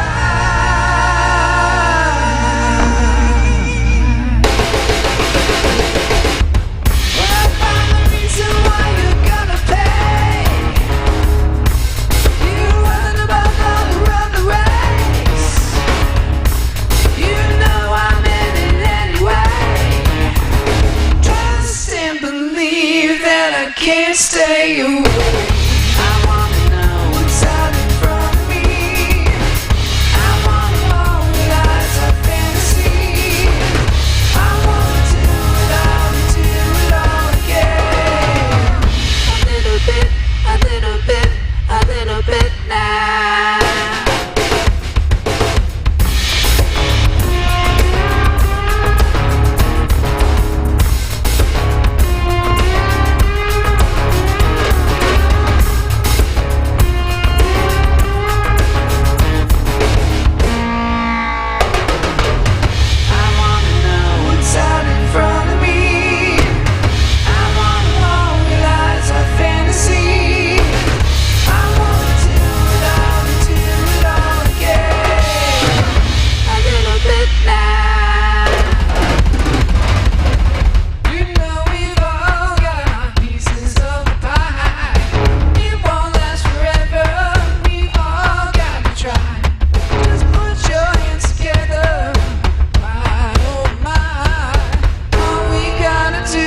It's just try.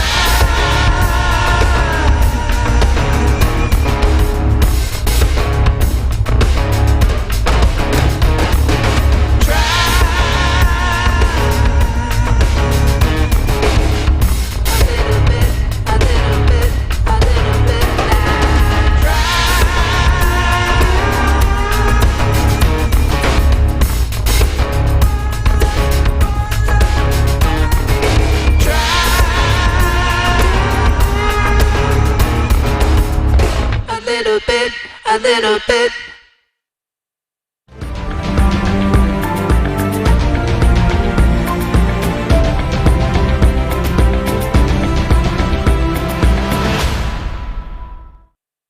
It's one world, one globe, one people.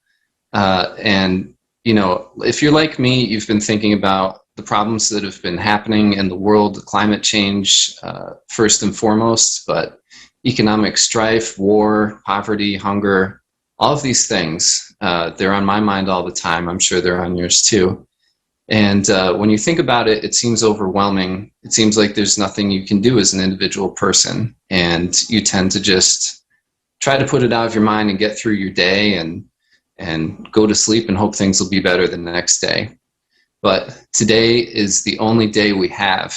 And when you put the whole world together, there's nothing that we can't do.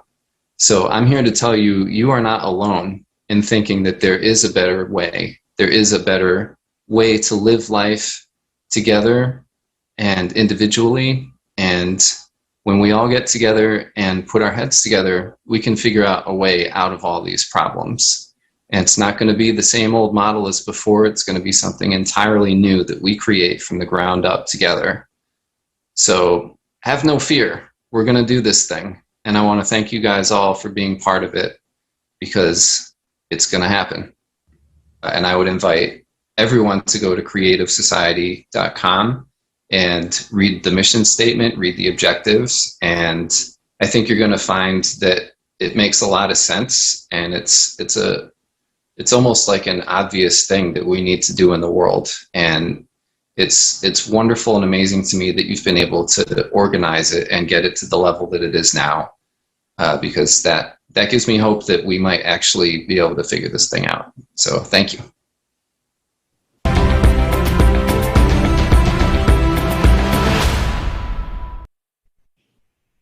David, thank you very much for your sincere words, for the beautiful song, and for such dedication to humanity. And we would like to remind you that this conference is simultaneously interpreted to 100 languages. And this is done by volunteers from around the world who want every person to know the truth. And now I would like to share a story. While looking for volunteers to help with translation, one Arabic woman responded to our post on social media.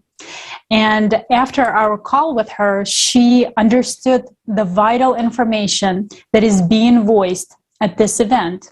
And she immediately shared this information and formed a team of women who said that creative society is something that they have been searching for their whole life.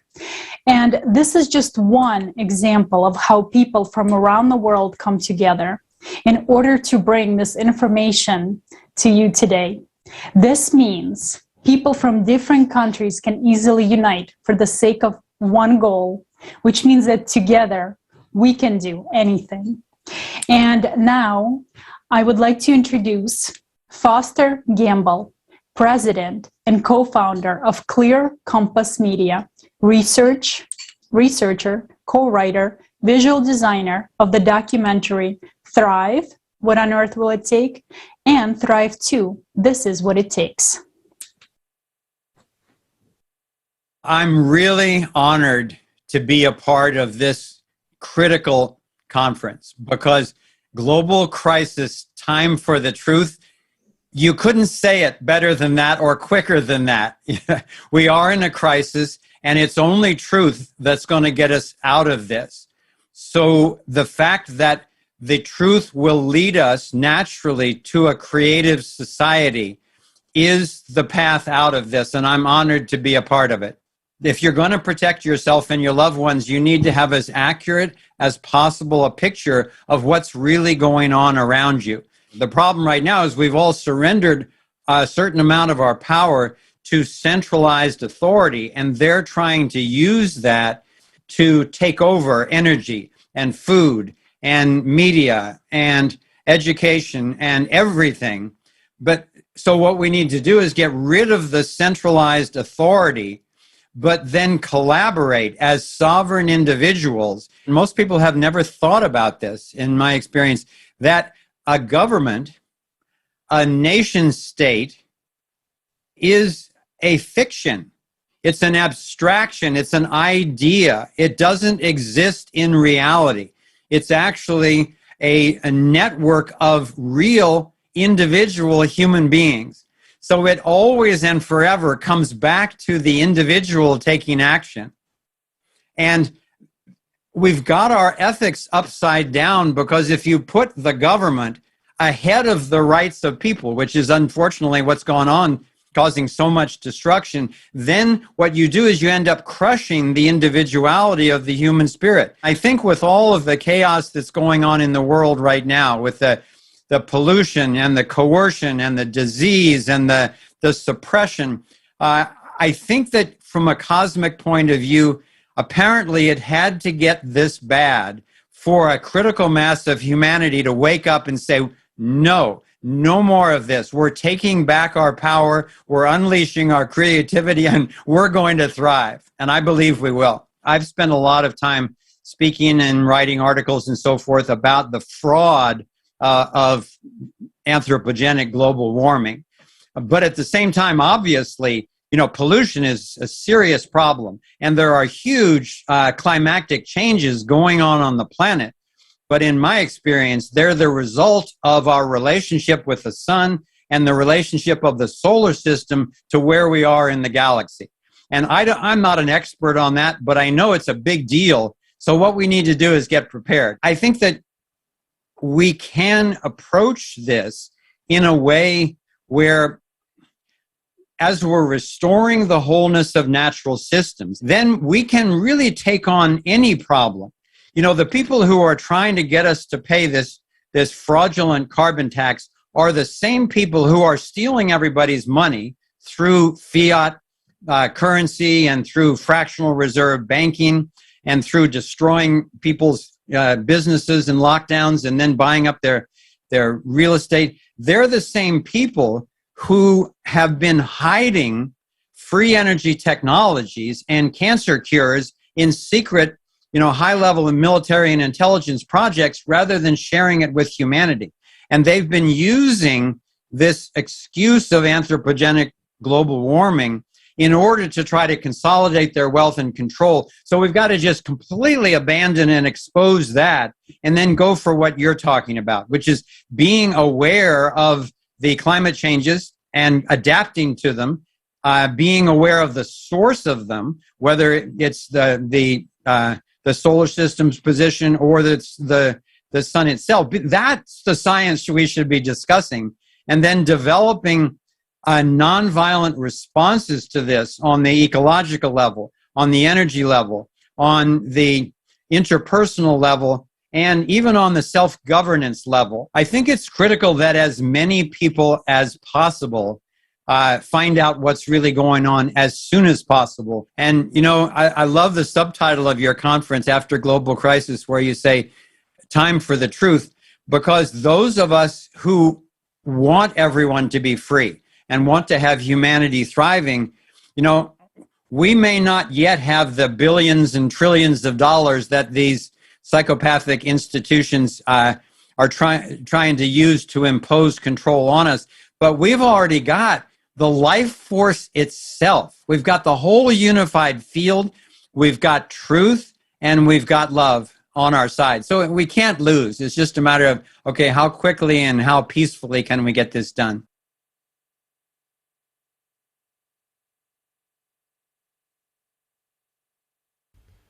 Dear viewers, our respected speaker is absolutely correct. And the main thing is to do everything in a peaceful, evolutionary way. So that the transition from the consumer format to the creative format would be smooth and without losses for people. And of course, so that the Honorable Secretaries would be satisfied. Only a fool would demolish his house and stay on the street. First you have to build a new one where you will live, and only then break down the old one. Otherwise, we live on the street like wild animals. What our esteemed speaker just said is true about the consumerist format in which we live. In fact, it is known information, and we are so used to these kind of things that we take it for granted, because it is natural to the consumerist format, and no matter what we do, taking someone out, someone similar will come in place. It is impossible to kill a dragon, because when you kill it, you become a dragon yourself. And this is the rule of the consumerist format. And we need to define other norms. We need a creative society. The problem is not in us, but in the format, in the rules of the consumerist format, which have been formed over centuries and millennia. The consumerist format is anti-human, and as a consequence, from here originate lies and deceit, because everything is done to please the wallet. Those who have got their hands on the trove care only about their wallets, and there can be nothing else in the consumerist format. And we must understand this. Therefore, the old, outdated model, which no longer works, must be replaced by another model. As of today, there is only one real alternative, and that is the creative society. Should you have any other ideas, do suggest them. But as of today, the model that allows us to combine scientific research and development potential to counter the challenges of the future is only one. The current consumerist format we are already living in will not withstand the onslaught of the forces of nature. We have already seen many facts proving its worthlessness, and only a fool does not realize this. So, humanity is at the crossroads. There are two options: to leave everything as it is, but this is an euthanasia of all humanity, or to radically change the format of our existence from the consumerist format to the creative format.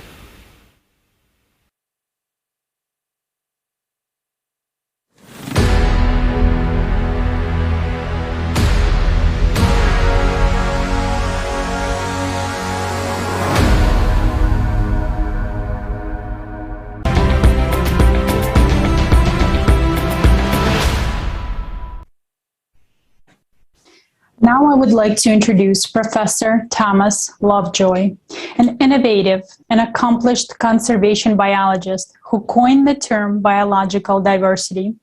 He is president of the Amazon Biodiversity Center, member of the National Geographic Society.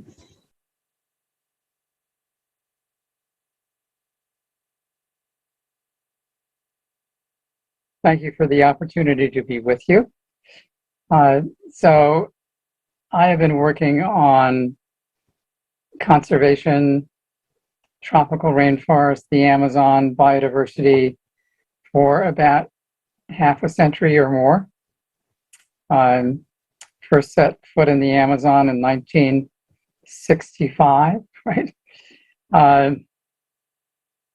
And although there clearly has been important progress in those decades, we now are at a moment when the biology and the climate of the planet are in a crisis state. So when I arrived, the Amazon, which is equivalent to the 48 contiguous United States, it's really huge, right? The Amazon was 97% intact. And just think of that. Now it is around 20% deforested, especially in the south and west in Brazil, where it's threatening the hydrological cycle that it actually nurtures.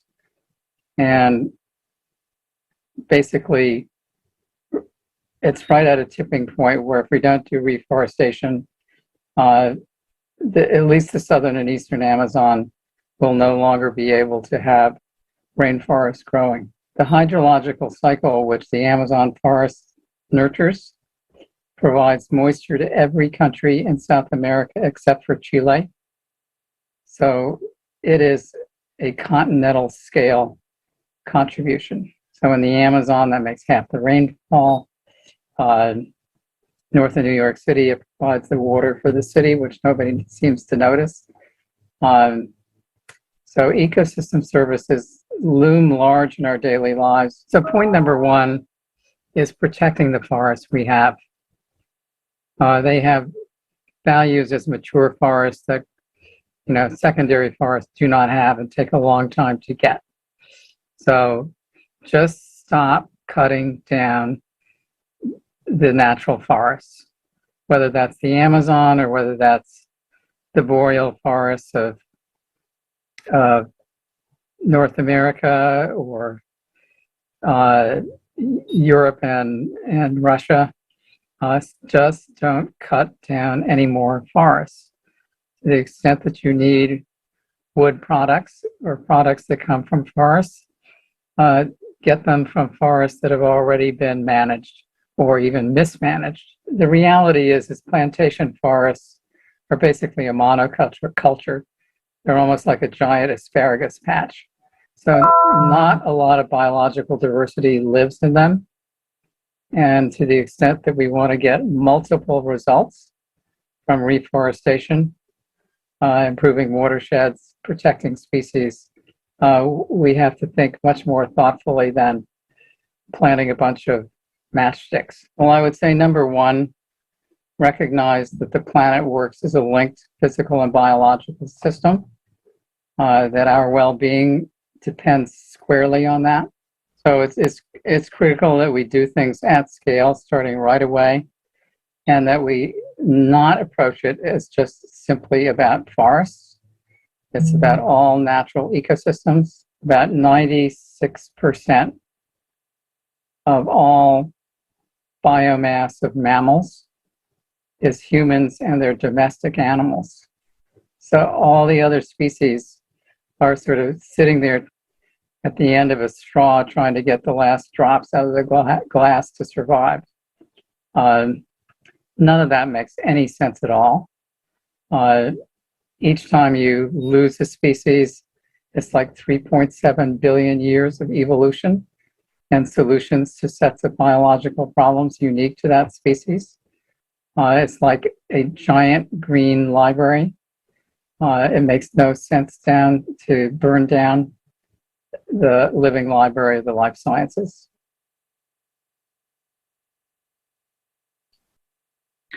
Hola a todos. El estimado profesor nos habló de los valiosos que son los bosques. Dijo que debemos detener la deforestación en todo el planeta. Y tenía razón. Amigos, imaginemos solo en los últimos 100 años, el mundo ha perdido tantos bosques como en los 9.000 años anteriores. Esto es un área del tamaño de Estados Unidos. Soy originario de Ecuador. Mis padres crecieron en el campo. Aman la naturaleza y me inculcaron ese amor. Greetings, everyone. The honored professor told us how valuable forests are. He said that we must stop deforestation all over the planet.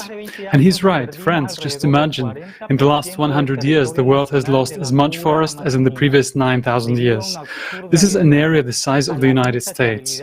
I'm originally from Ecuador. My parents grew up in the countryside. They love nature, a love they instilled in me. I grew up among the forests. And now it hurts me to see what is happening to them. More than 20 years ago, we lost about 40% of the national territory of the pure Amazon because of an absurd war, because of human insatiability and excessive greed.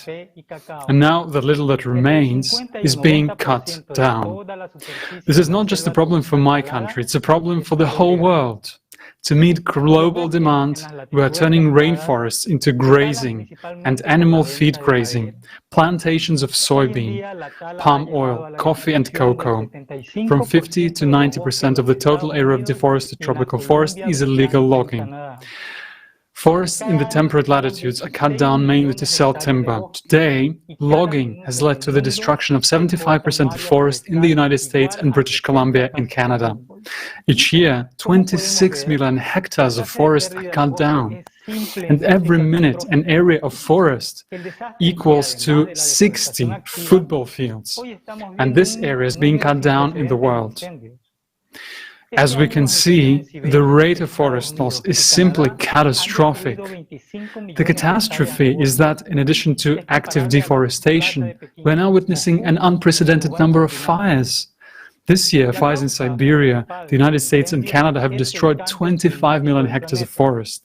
This is comparable to the area of Beijing, Moscow, and Dubai combined. The main cause of the fires is climate change on the planet. But we, in the pursuit of profit, are adding fuel to this fire that has already been ignited. In our society, it is often economically unprofitable to extinguish forests. But it is profitable to sell the burnt forests. We went even further. In addition to this, there are deliberate arsons. This manipulation makes it possible to sell forests that have been banned from logging. The arson scheme is standard. The forest is set on fire so that it burns only from below. Such a fire damages the roots of the trees, but does not destroy the wood. After the fire, the authorities conduct an examination of these forests. More often, a decision is made to cut them down. Then, a tender begins, an auction, and purchase for the right to cut down this forest. This is how the mechanism of selling legal, quoted Marx, timber is launched. Let me give just one example. So in 2016, 25 hectares of forest in the reserve were damaged by unexpected fires. People were seen not far from the source of the fire, and in 2018, this burnt forest was cut down in this reserve. Damage from that logging was later estimated at $27 million.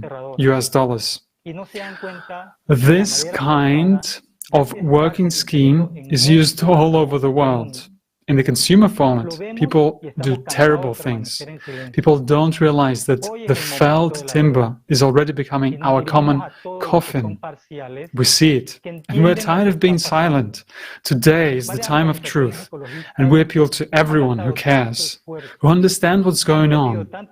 Various environmental organizations have spent so much time and energy trying to change at least something, but it's all in vain.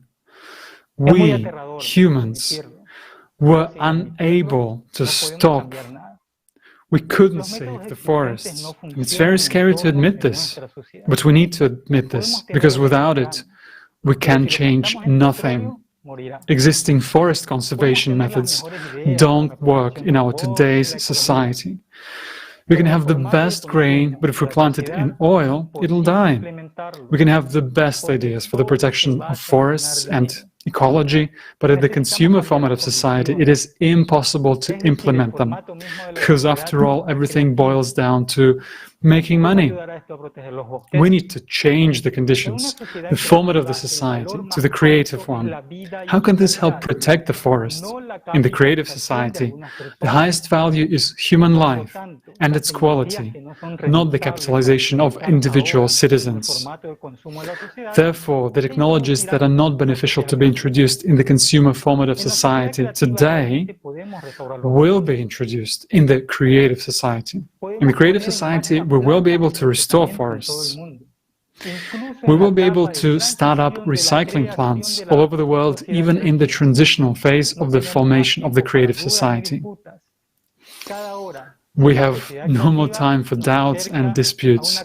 Every hour without the creative society brings us closer to global environmental disaster and to our death. We have no spare environment and no spare forests. We have no spare planet. Now, we know the truth, and the choice is ours.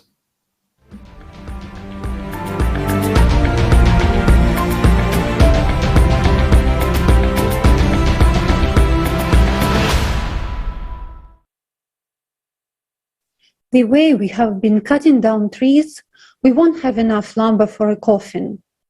We are destroying our planet. Don't we see that this is already affecting everyone?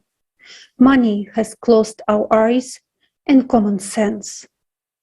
With the speed that we litter and trash our planet, it seems we are replacing trees with the trash. Do you understand that in the consumer society, trash literally costs more than a human life? Take a look for yourself.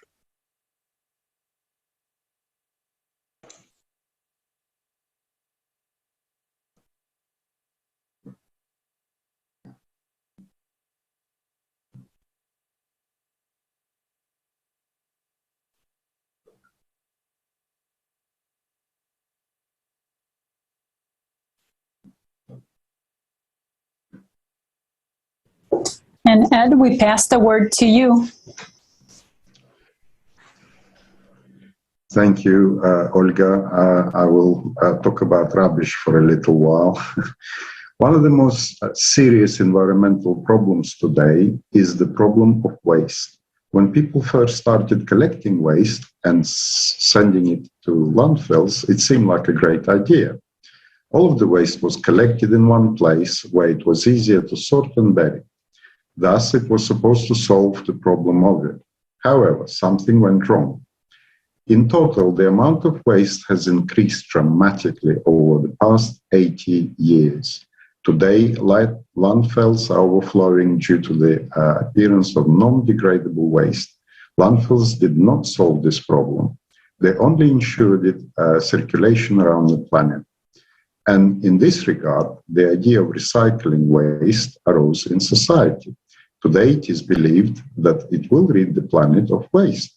In many countries, people honestly sort waste, give plastic for recycling, and believe that by doing so, they are saving the environment.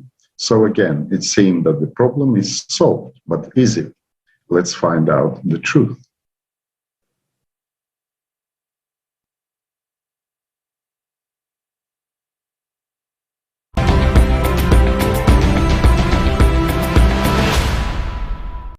Garbage.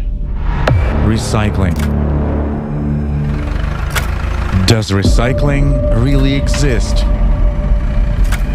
Every year, we throw out more than 2 billion tons of waste. Most of the waste products, in the form we throw them out, are not biodegradable and cannot be properly recycled. They poison our water, air, food, and our life. India, Gazipur, a dump that is growing inexorably day by day and is already reaching almost the height of the Taj Mahal. During monsoon seasons, gases build up inside the landfill due to the accumulation of waste. These gases are then released into the air. Mosquitoes breed in accumulated waste and then bite people in the colony, leaving them with diseases like dengue, malaria, and typhoid. Jakarta, the bank of the Citarum River. There are more than 200 textile factories that produce cheap clothes for the whole world. 20,000 tons of waste and 340 tons of wastewater are discharged into the river every day. They pollute the river with lead, aluminum, iron, and manganese. According to the World Bank's report, Water Waste 2.0, plastic, paper and cardboard, metal and glass make up 38% of municipal waste, and only 13.5% of the secondary raw material is actually recycled all over the world, which is a little more than 5% of the total amount of garbage. Despite this, our production and consumption rates are only growing, as well as the landfills around us. At the consumer level, which is the first link, an ordinary family goes to a store. This ordinary family has different boxes, glass and plastics, plastic bags, and so on and so forth. Nowadays, it has become very popular to dump absolutely all of this in one pile. One big pile of this pressed material is taken to some processing plant, and this processing plant supposedly sorts all this garbage, and you, accordingly, get clean cardboard, clean plastic, clean this and that. This is an idea. All this actually doesn't work. To obtain a ton of recycled material, you need to spend enormous resources just to collect, transport, and segregate it. Then it should be washed, then it should be packed, and then it should be brought somewhere to sell. All the garbage, if it is really garbage, it is buried. No one recycles this garbage. They brag to each other saying that we are absolutely green, that is, we have 100% recycling, we don't have any garbage, and so on and so forth. Usually, they hire a company that takes the garbage out, hire some other additional company that counts the garbage, sorts this garbage out, writes down a percentage rate, and then seemingly sends this data in a report. The next time when a conference is held in some conference room, they say 0% of our garbage is left. But to be honest, this is all done on paper, while in fact it is not so. That is, it turns out that now we need to spend a lot more money, and no one is ready for this. Nobody needs it. No one wants to wave the green flag, and at the same time pay some crazy amount of money. Recycling is imperfect. We can do a lot more and we can do a lot better. Most of the recycling we do around the world right now shouldn't actually be called recycling. It should be called downcycling, meaning a drink bottle becomes something completely different. And once it becomes downcycled, it can't be reused again. So the quality of the plastic product is lower. We couldn't really recycle them even if we wanted to. So we have to ask ourselves the question, why are they even being allowed to be created from the outset if they don't have a home or a purpose? And so right now, I would say the scientific consensus or the evidence is that we don't quite know what can and should be done with ocean plastics. There are some things already being done. Ocean plastics are being turned into shoes and swimwear and yoga pants and all kinds of things. But it's pretty doubtful that that's actually the best thing that we should be doing with ocean plastics. This is probably actually just delaying a meaningful solution and along the way creating a lot more problems than solutions. Let's take PET plastic. Freshly made, it costs around 500 euros per ton. Recycled plastic around 1,000 euros. And recycled ocean plastic is even more expensive. It is not at all profitable for a manufacturer to make the cost of the product twice as high. Moreover, under conditions of fierce competition, his product becomes unprofitable. Plastic recyclers even go so far as to add a greater part of the new plastic to the recycled plastic and sell it under the label recycled.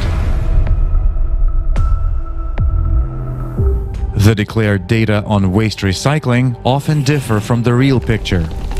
For example, in Germany, part of the garbage that is considered recycled goes to landfills in third world countries. The situation is similar in Japan. The percentage of recycled plastic also includes that which was simply burned. So what do we consider to be recycled garbage?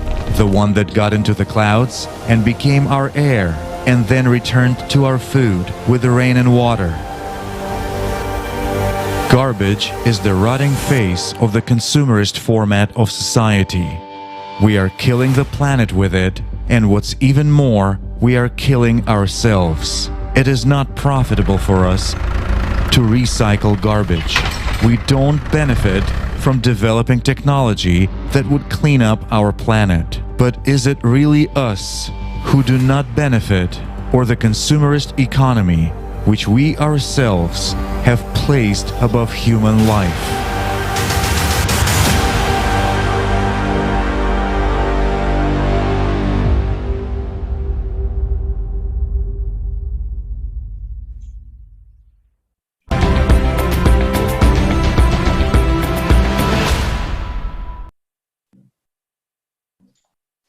Здравствуйте.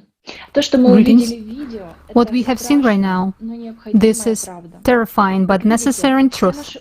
As you can see, all of our efforts to sort garbage and supposedly recycle it is a lie.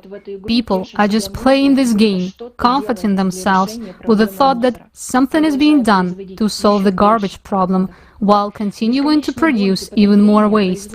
In the endless race of consumption, more and more goods are produced, which quickly turn into garbage, and even if it's sorted, it still remains garbage in landfills. In the consumer rules of the game, being green is not profitable in practice, and this is well illustrated by the example of ocean plastic.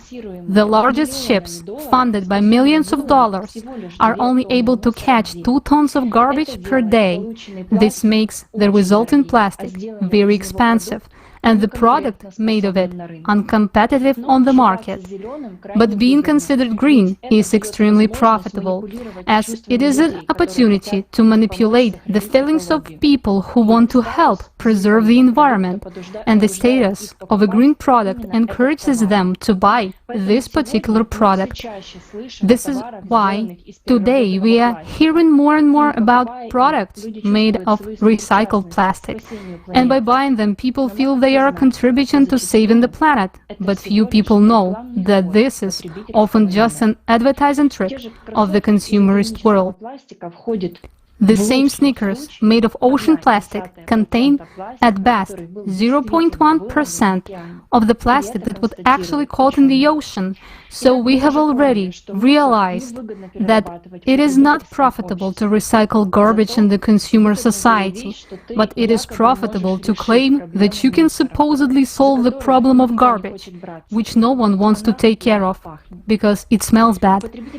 In a consumer society, garbage becomes a source of colossal income for those who do not hesitate to ruin people's lives in order to make good money on it. While some are waving green flags, others become garbage barons, endangering people's life.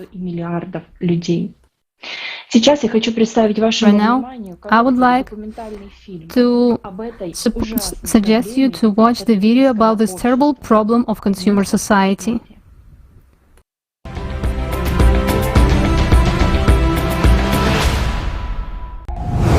Garbage. Mafia. As soon as non-biodegradable and toxic garbage appeared in the world, so did those who make money on it. The garbage mafia.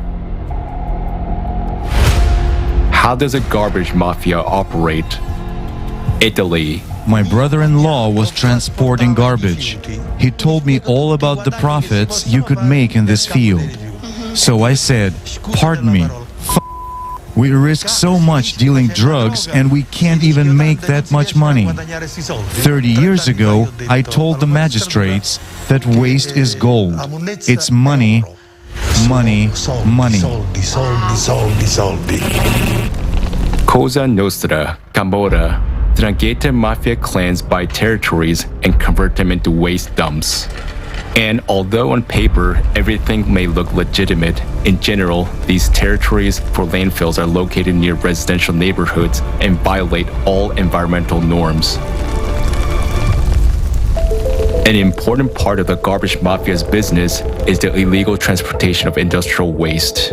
If a company wants to get rid of its toxic waste and pay as little as possible, it hands over the waste to the mafia. Nuncio, what is this doing to the people that live in those houses? Cancer. These people will all die of cancer. The groundwater here is all poisoned. Every family here is infected. Everyone.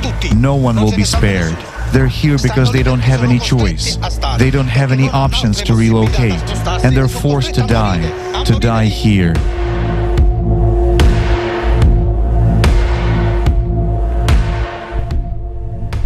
In Naples and the surrounding Campania region, environmentalists count at least 1,200 small and large illegal dumps. The amount of phosphorus, mercury, and arsenic in this region exceeds the established norm by 400 times. According to medical statistics, people here die of cancer twice as often as the national average. By contrast, the mafia not only receives disproportionately inflated profits, but also has the ability to control cities. As soon as they ban you from bringing garbage into their landfills, the city turns into a dumping ground.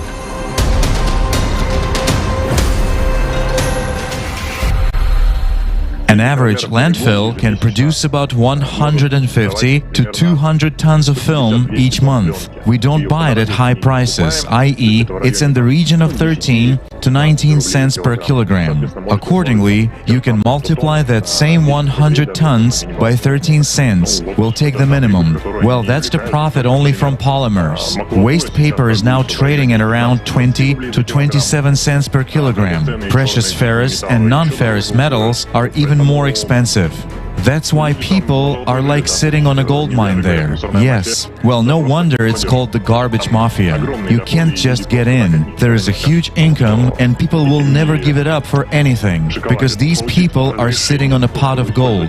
Getting permission to use this land for a garbage landfill is extremely difficult. If we establish some serious organization, serious landfill, put the right equipment on it for sorting and all that, then I think we will quickly be visited by bad people and some inspections. My friends at one time bought an incinerator. They operated it for 3 months. Then men came in black jeeps and simply forbade them to work by threats and intimidation or something else. They just took over this garbage plant and that's it. And my friends washed their hands of it and said, "That's it. We will never get into this business again."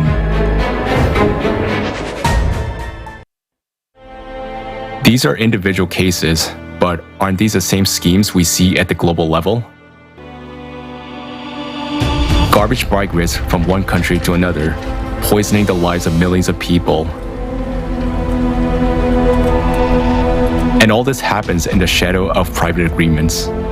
No morals, no ethics, purely business. Indonesia. In 2018, imports of plastic into this country totaled 283,000 metric tons. The distance between the landfill to my house is about 500 meters. My whole family, my relatives, everyone is affected by the noise and smells. 60 to 70 containers arrive illegally every night in the city of Brangking in Indonesia alone. Garbage, which is then found in landfills, is brought in from Australia, Germany, and the United States. Most of the time, it is sorted plastic mixed with hazardous waste. Malaysia. The once beautiful country is now covered in mountains of garbage and dozens of illegal incinerators. Manufacturing companies in Japan, the United States, Germany, and Australia is bringing their refuse to Malaysia. My daughter was a very healthy girl. Since April, she started having a fever. Her state worsened, and she started spitting up blood. Most owners of illegal factories rent land from local residents and build primitive ovens where they dispose of garbage for money, with no concern for the environment or the people who live nearby. Turkey. Since 2004, Turkey's imports of garbage from EU countries have nearly tripled. The main exporters of this garbage are Britain, Belgium, Germany, the Netherlands, Slovenia, Italy, and France. A big part of the garbage that enters Turkey is not recyclable and is simply dumped in landfills. European citizens need to know this. Clean streets in Germany, in the United Kingdom or France, where people sort their waste carefully. Well, it doesn't end up in recycling facilities. As you can see behind me, it's here where there are mountains of illegal waste.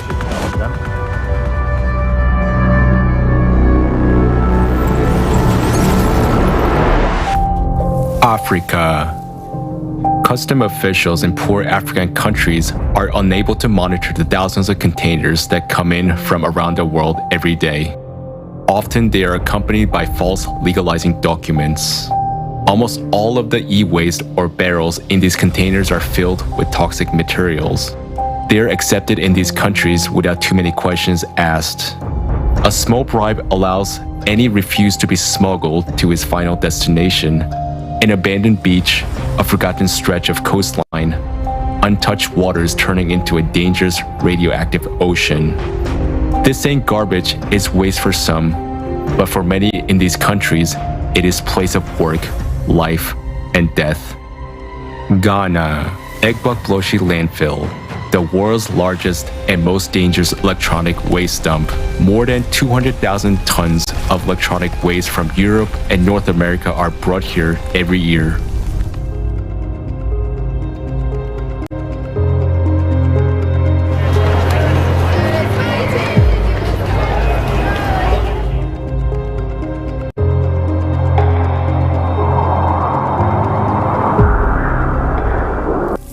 Kenya.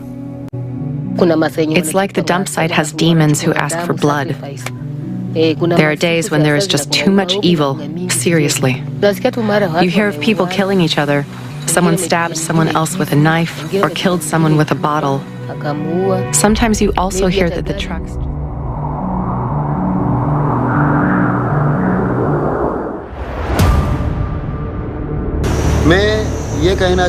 Alang ship breaking yard is the biggest in the world. The government and the contractors make a lot of money. But there are two major problems: the environment and working conditions. Here, on 10 kilometers of the beach, 40,000 people take apart half the abandoned ships from around the world. With their bare hands, piece by piece, day after day. They have no protection for hands, feet, or head, or no modern tools. There are no ship plans, and they don't know at what point or how a ship might suddenly collapse. They cut metal knowing that the next cut could cause an explosion. Half of the companies in the world don't want to pay for clean ship recycling using the modern technology. It's too expensive. Instead, they sell them for scrap. Indian buyers make a profit by reselling the steel. Alang is an environmental disaster. And at the same time, it is the biggest metal recycling in the world today. Similar dumps are found in other countries like Bangladesh, Pakistan. The price of this kind of ship recycling is human lives. I have been breaking ships for 14 years now. My father was killed in a shipbreaking accident. The only thing I'm afraid of in the yard is death itself. I know this is dangerous work, and I am afraid this is dangerous work, and I am afraid because I have 2 children and a family.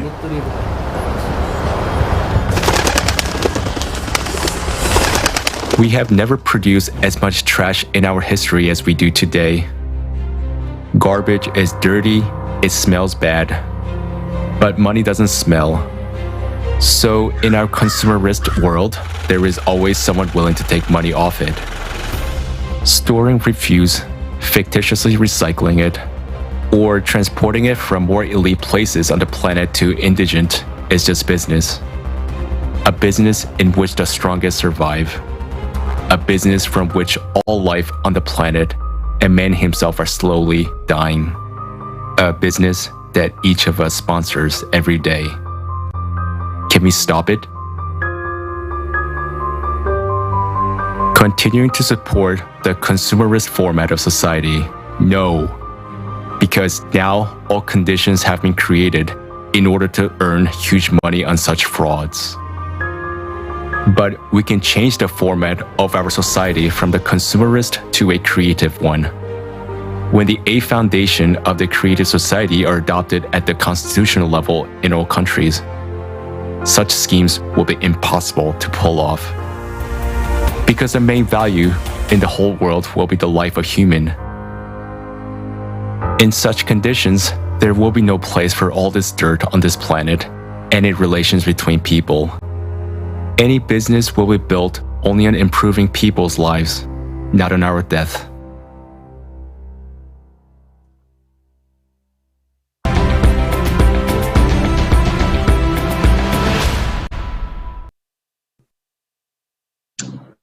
It's sad to look at all this, but even sadder to realize that if we are now even killing people for rubbish, then what will we do when we really need to distribute every piece of bread in a reasonable and humane way? So let's answer this question now, but very honestly. It's time for us to wake up and to remember that we are human and Earth is our only common home. The first law of ecology says everything affects everything and everything is connected to everything. No matter where the waste is buried in the globe, its environmental consequences will still return to their receipt because the Earth is round and the ecosystem is one for everyone. What is the point to continue these games? The truth cleanses and stimulates even more action because only by understanding the cause of our problems, we can get rid of them. Together, we can do everything. We just need to realize that our strength lies in unity and in truth. The consumer format society is our main weakness, and the creative one is our strength and our only salvation. Thank you. Thank you, Ed.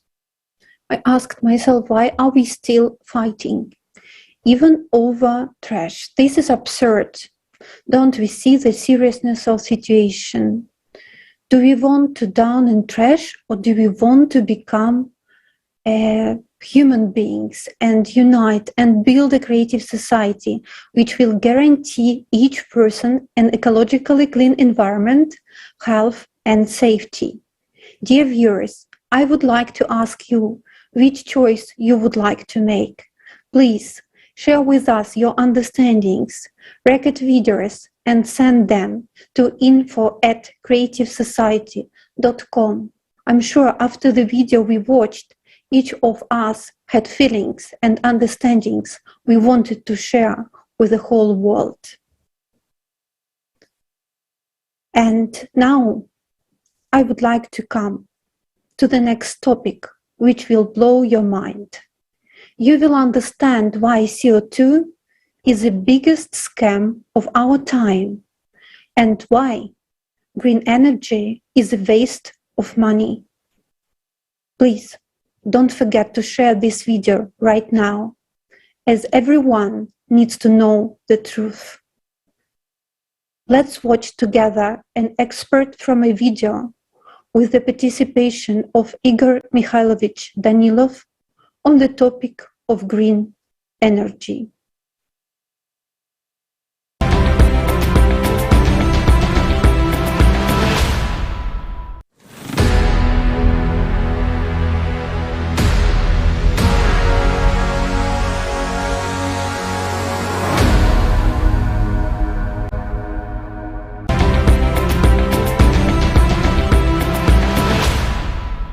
The real problem is not that we have CO2, but that we do not have CS. Exactly, that's what I mean. Not that there is no carbon dioxide. That's why for people, right? But that there is no creative society. That's the real problem. So it turns out that, excuse me, our brains are already so hardwired with this idea that we cannot get rid of it. You and I are now sitting and calculating how many % will be released if... Yes, the numbers are ridiculous. Right, if we plant 20 trees each during 20 years, and how big the emission will be. We should also calculate here the development of green energy, which in fact is far from green and is actually pointless, right? Or again, we touched upon green energy. They demand to develop green energy. Solar, wind, and everything else, to switch to hydrogen, to burn less gas, and so on. Now, simple math. We are very quickly and rapidly approaching a serious crisis, the climate crisis. Even this winter we will see how drastic the atmospheric fluctuations will be and how cold it will be. This is caused by the Gulf Stream as well as, again, by the changes that occur in the upper layers of our atmosphere, and how quickly everything is turning upside down. I mean, in certain areas there can be a sudden instant drop in temperature. After a while it normalizes, but these sudden drops may cause serious catastrophic consequences. Meanwhile, we are giving up hydrocarbons. What does it mean? It means taking out thermal power plants, which you cannot build in a day if you need to, right? We are going to give up gas in favor of some solar thing. Well, again, the sun doesn't shine all the time. That's firstly. Secondly, how can we store that energy? Right. Thirdly, the winds that might arise. Wind farms are not quite adapted to them. And further on, they will become pointless in general. And we will face that. And will you actually guess the right place where to set up this? The point is different. Gusty, strong winds will simply make wind farms useless, even with all the automation systems and interlocks. That's not what is needed. What humanity really needs now is the correct hydrocarbon heating plants and thermal power stations. Yes, they emit carbon dioxide. They do. But they are necessary, and it will be worse without them. Plus small nuclear ones. They're compact units, scientists are already developing them, and some people have been using them since long ago. That's what is also necessary, something that generates power.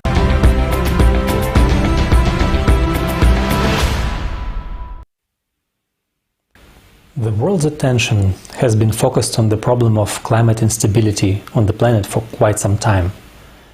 And this problem was first officially voiced back in 1992 at the Earth Summit, when more than 150 countries signed the United Nations Framework Convention on Climate Change. The world leaders attending climate change conferences in the years following 1992 agreed to set a limit for greenhouse gas emissions. It is assumed that this should be done through a global transition to green energy and low-carbon technologies, as well as reducing deforestation and increasing the capacity for carbon dioxide absorption in forests. And at the beginning of November 2021, the next UN conference, COP26, was held in Glasgow, gathering representatives from 200 countries. So, what did they decide this year? 108 countries have committed to reducing methane emissions. 100 countries have committed to stopping deforestation and planting 1 trillion trees by 2030. Many countries and companies have pledged to ban cars with internal combustion engines by 2040. 40 countries committed to abandoning the usage of coal power plants and adopting green technologies. Several countries and major banks have decided to stop financing fossil fuel production. And big finance companies announced to start allocating money for green energy, but only solar panels and wind turbines. At first glance, these decisions appear to make sense. However, we have to consider two things. First, yes, CO2 affects the environment, and yes, we did destroy the ecosystem of our planet. Second, the climate is changing, but for entirely different reasons. And while the proposed idealistic picture of our decarbonized future, when we all are using renewable, potentially free energy, looks very appealing, The actual situation with what is considered green technologies is not. Let's watch a video.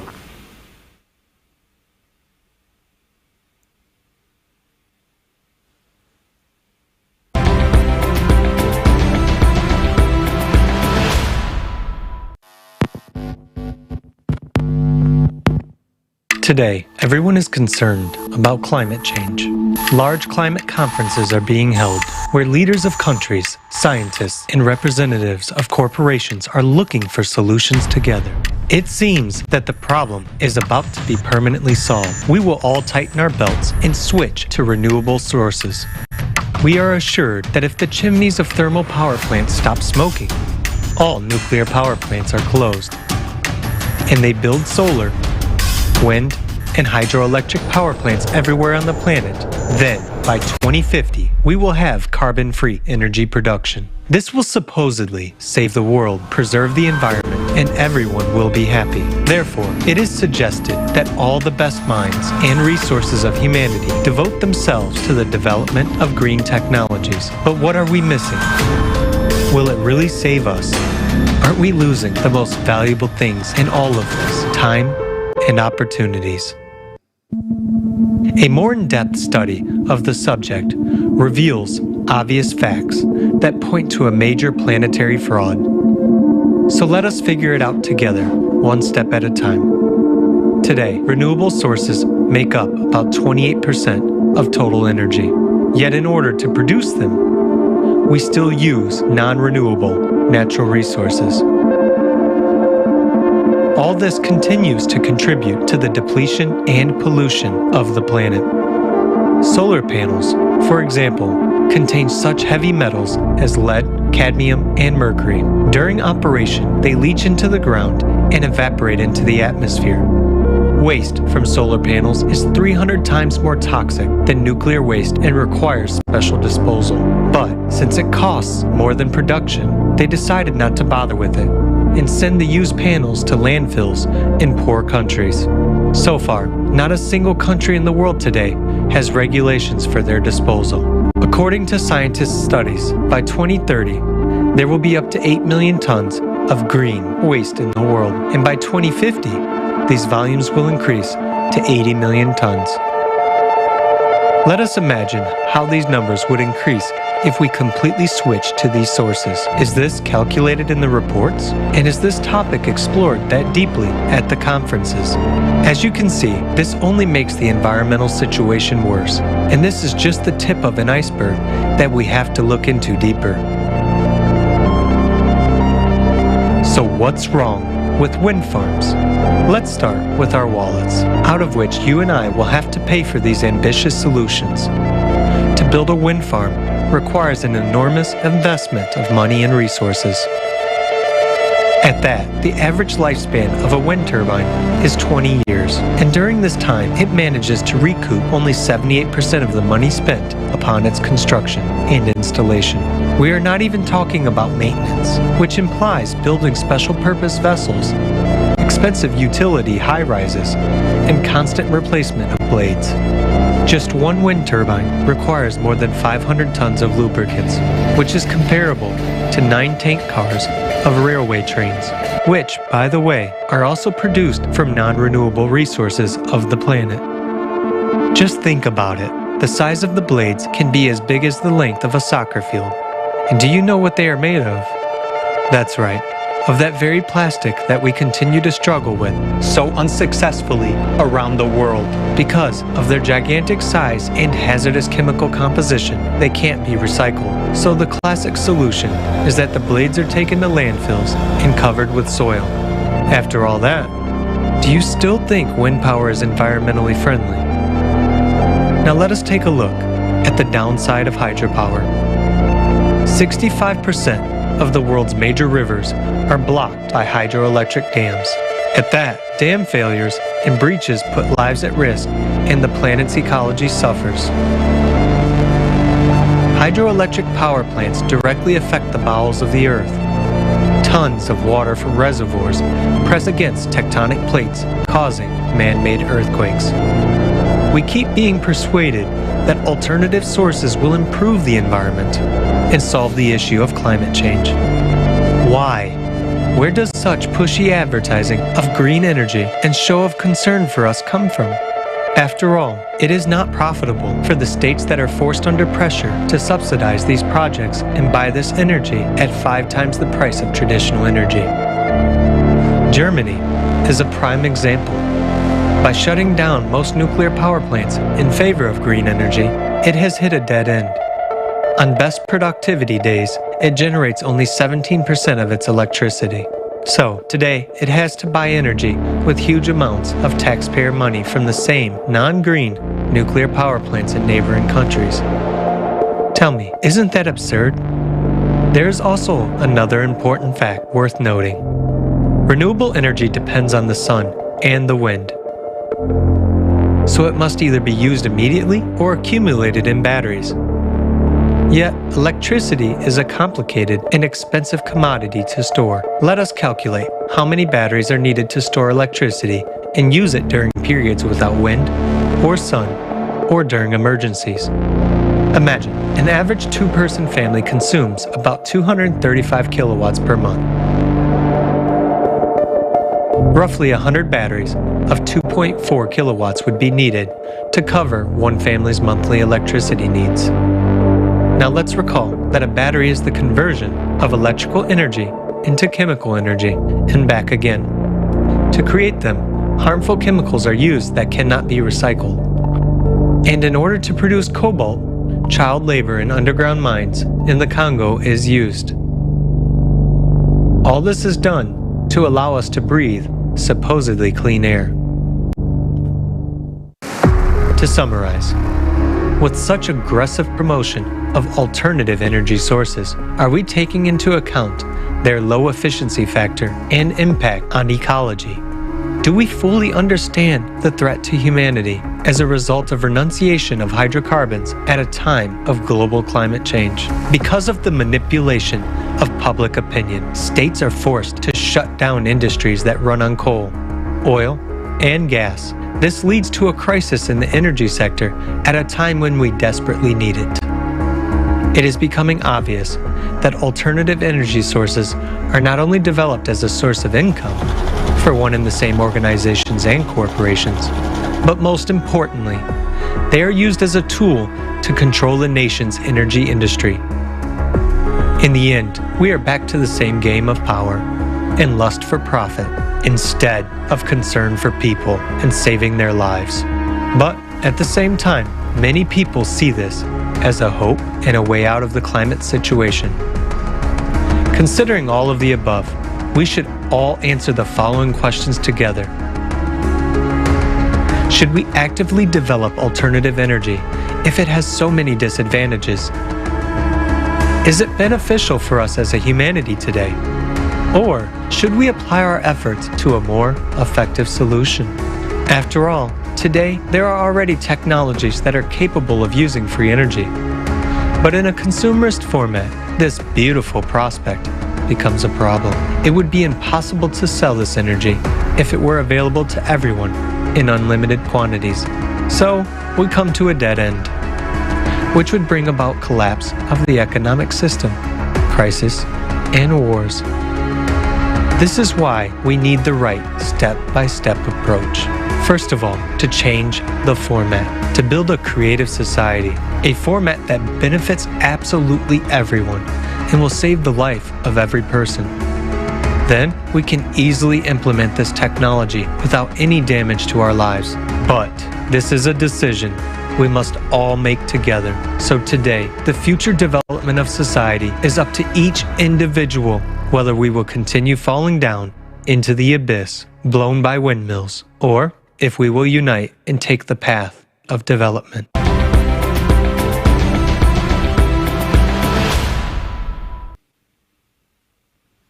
As we have seen, green energy is not green at all. It harms the environment and has become just another industry that is being developed on our backs. And we pay high prices for something that will never meet our needs. Besides being an aesthetic injury to our green environments, wind power is not green because wind farms require enormous amounts of concrete and metal to construct, disturb wildlife, harm human health with noise pollution, kill hundreds of thousands of birds each year, pollute our air and water supply. And this might come as a surprise, but green energy also increases food prices because farmers are forced to produce biofuels instead of food. So, how did we start believing that all these alternative and so-called renewable energy sources are harmless? Once again, our attention was directed to one or two aspects in a narrow and limited way. The sun is shining, the wind is blowing, it's all free and green, so anything related is also green. Well, this situation reminds me of a magician asking the audience to look at one hand while pulling off the trick with the other. It's the same with green energy. We are focused on 2 or 3 aspects, missing out on hundreds more. We have to grow up and stop believing in miracles. And as grown-ups, we should also be able to comprehend that every technological solution has its downsides, which have to be carefully studied before we rush into implementing them on a global scale. We are told about green energy with great enthusiasm, but it looks like it is green only for someone's wallet. The fact is that the renewable sources of energy are much more polluting than ordinary fossil fuels and can supply us with energy in needed quantities, especially during unpredictable shifts in climatic conditions we've been and are about to experience in the future. Let's have a look at how we started blaming the CO2 by hearing from Valery Malinin, PhD in Geographical Sciences, professor at the Russian State Hydrometeorological University and a full member of the Russian Academy of Natural Sciences.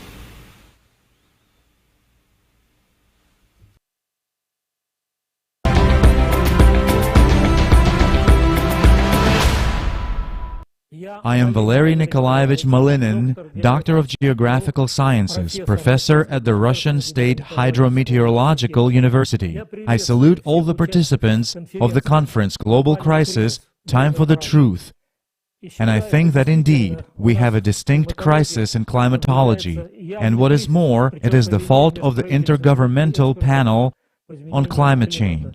The main purpose of this organization is to provide expert analysis of current climate change, as well as the analysis of its causes and consequences. But most importantly, it is worth mentioning here that from the very beginning, those IPCC experts focused on anthropogenic climate change, that a human is to blame.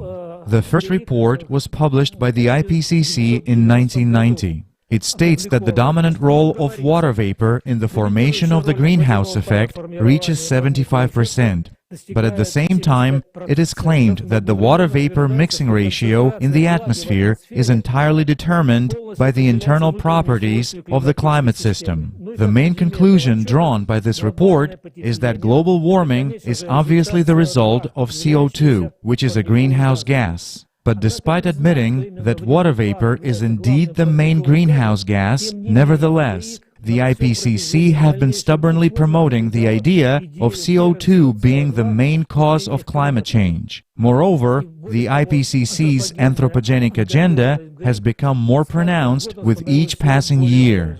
So the fourth IPCC report, dated 2007, clearly outlines the reason why water vapor cannot be considered as a climate-forming factor.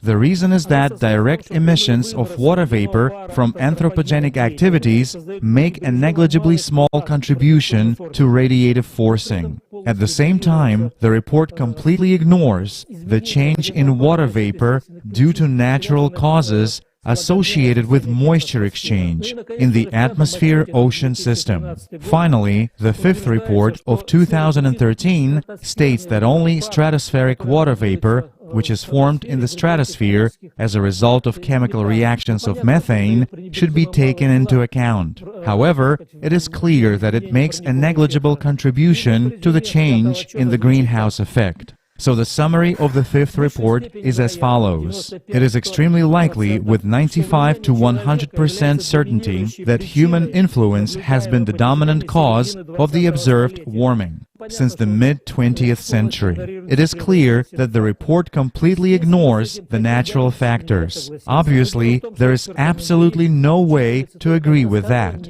But the thing is that the IPCC experts take into account only one-sided impact of temperature on water vapor and do not take into account the reverse effect of moisture content on temperature through the greenhouse effect. Because as we have already said, the contribution of water vapor to the greenhouse effect is approximately 75%. The fact is that back in the 1970s, an outstanding climatologist and now Nobel Prize winner Sukuro Manabe showed that doubling of CO2 concentration would increase temperature without considering water vapor by 1.3 degrees Celsius, whereas when you do take into account the moisture content, the temperature would increase by 2.3 degrees Celsius. In other words, its increase is almost 2 times faster. This is a very important fact, which the IPCC experts actually prefer to ignore. The correlation between interannual variability of moisture content and temperatures over the world oceans indicates that it's precisely the increase in moisture content which is much more rapid compared to the increase in temperature. This is also an important fact which demonstrates what is the cause and what is the effect. In conclusion, I would like to say that anthropogenic global warming is a grandiose scientific scam of the 20th century. Thank you.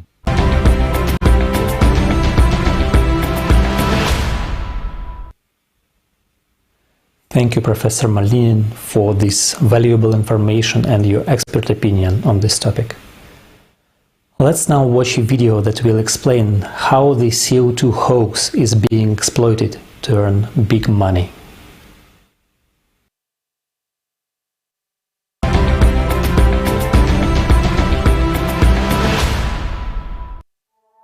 Global warming is not only the #1 environmental challenge we face today, but one of the most important issues facing all of humanity. Leonardo DiCaprio, actor. Many of us know that the planet is warming because of increased greenhouse gases, that we don't know the exact consequences of that. Greta Thunberg, eco-activist. There is no convincing scientific evidence that anthropogenic emissions of carbon dioxide, methane, or other greenhouse gases cause or may cause catastrophic heating of the Earth in the foreseeable future and the destruction of its climate. Frederick Seitz, former president of the U.S. Academy of Sciences, professor. Neither the rate nor the magnitude of the reported late 20th century surface warming 1979 to 2000 lay outside normal natural variability. Robert Carter, geologist. Every day, millions of people on the planet are suffering from climatic disasters.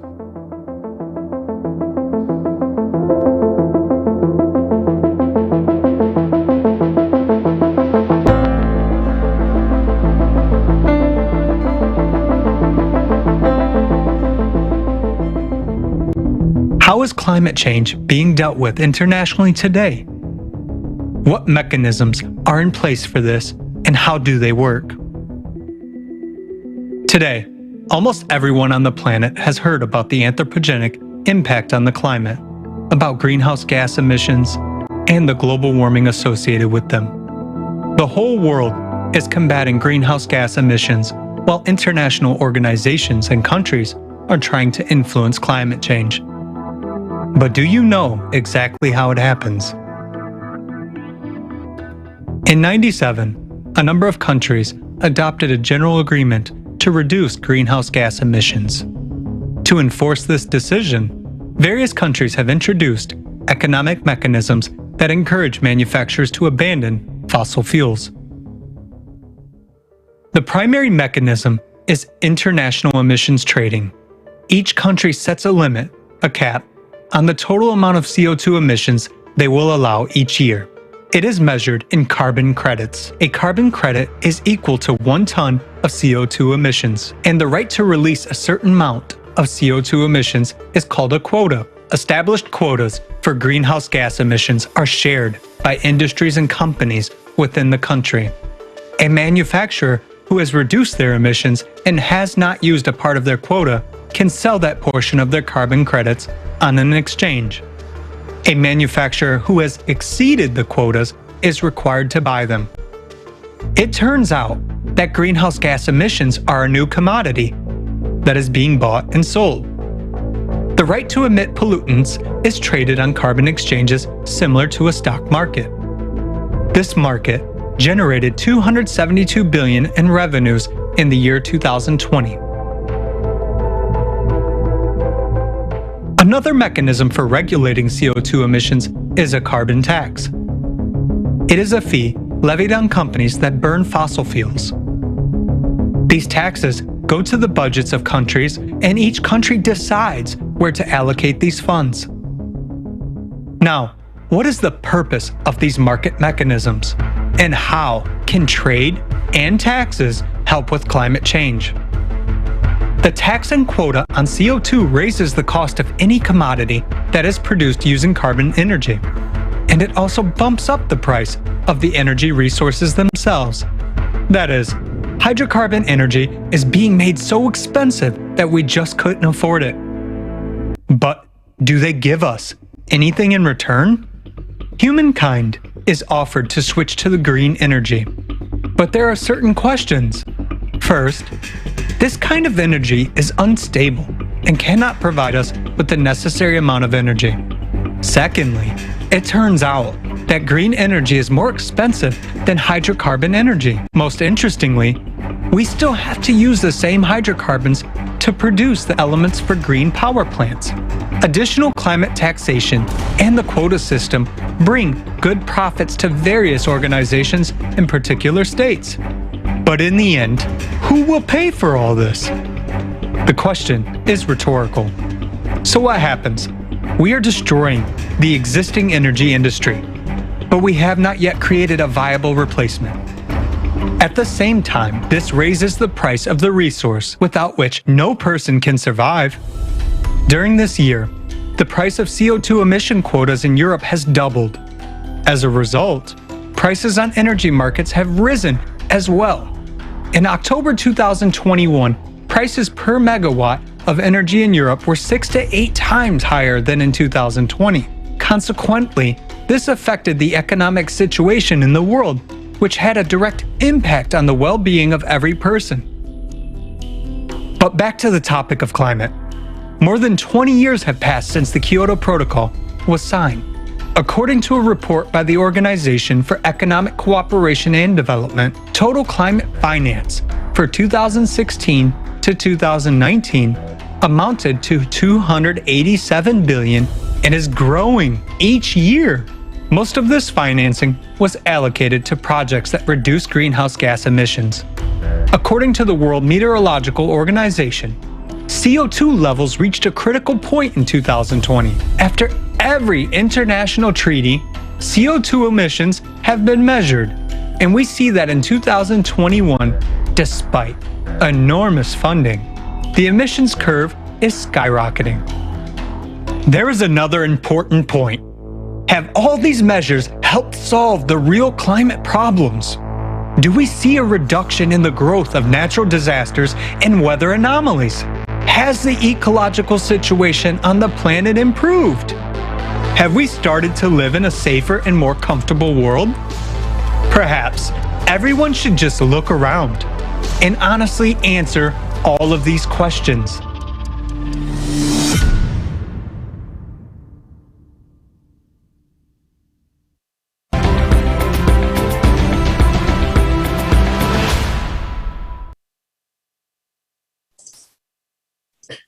Hello, dear viewers. We see clearly that the economic mechanisms agreed by countries in Kyoto or Paris are not working, neither against the increasing pace of climate change, nor even the increasing amounts of CO2. There is already enough evidence that CO2 quotas, certificates, or taxes are not solving the real problem.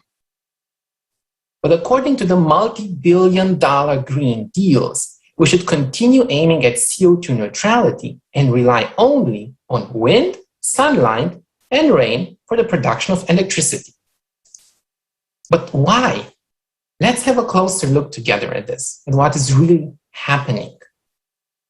First of all, the amounts of wind and sunlight fluctuate strongly and unpredictably over time. They cannot provide a stable electricity output.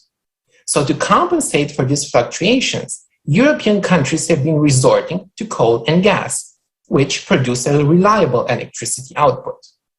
So in Germany, in order to compensate for these fluctuations, coal-fired power plants were heavily used in the last 10 years, releasing, guess what, even more CO2. In the UK, when the wind stopped blowing this year in September, the resulting energy gap had to be compensated by burning gas.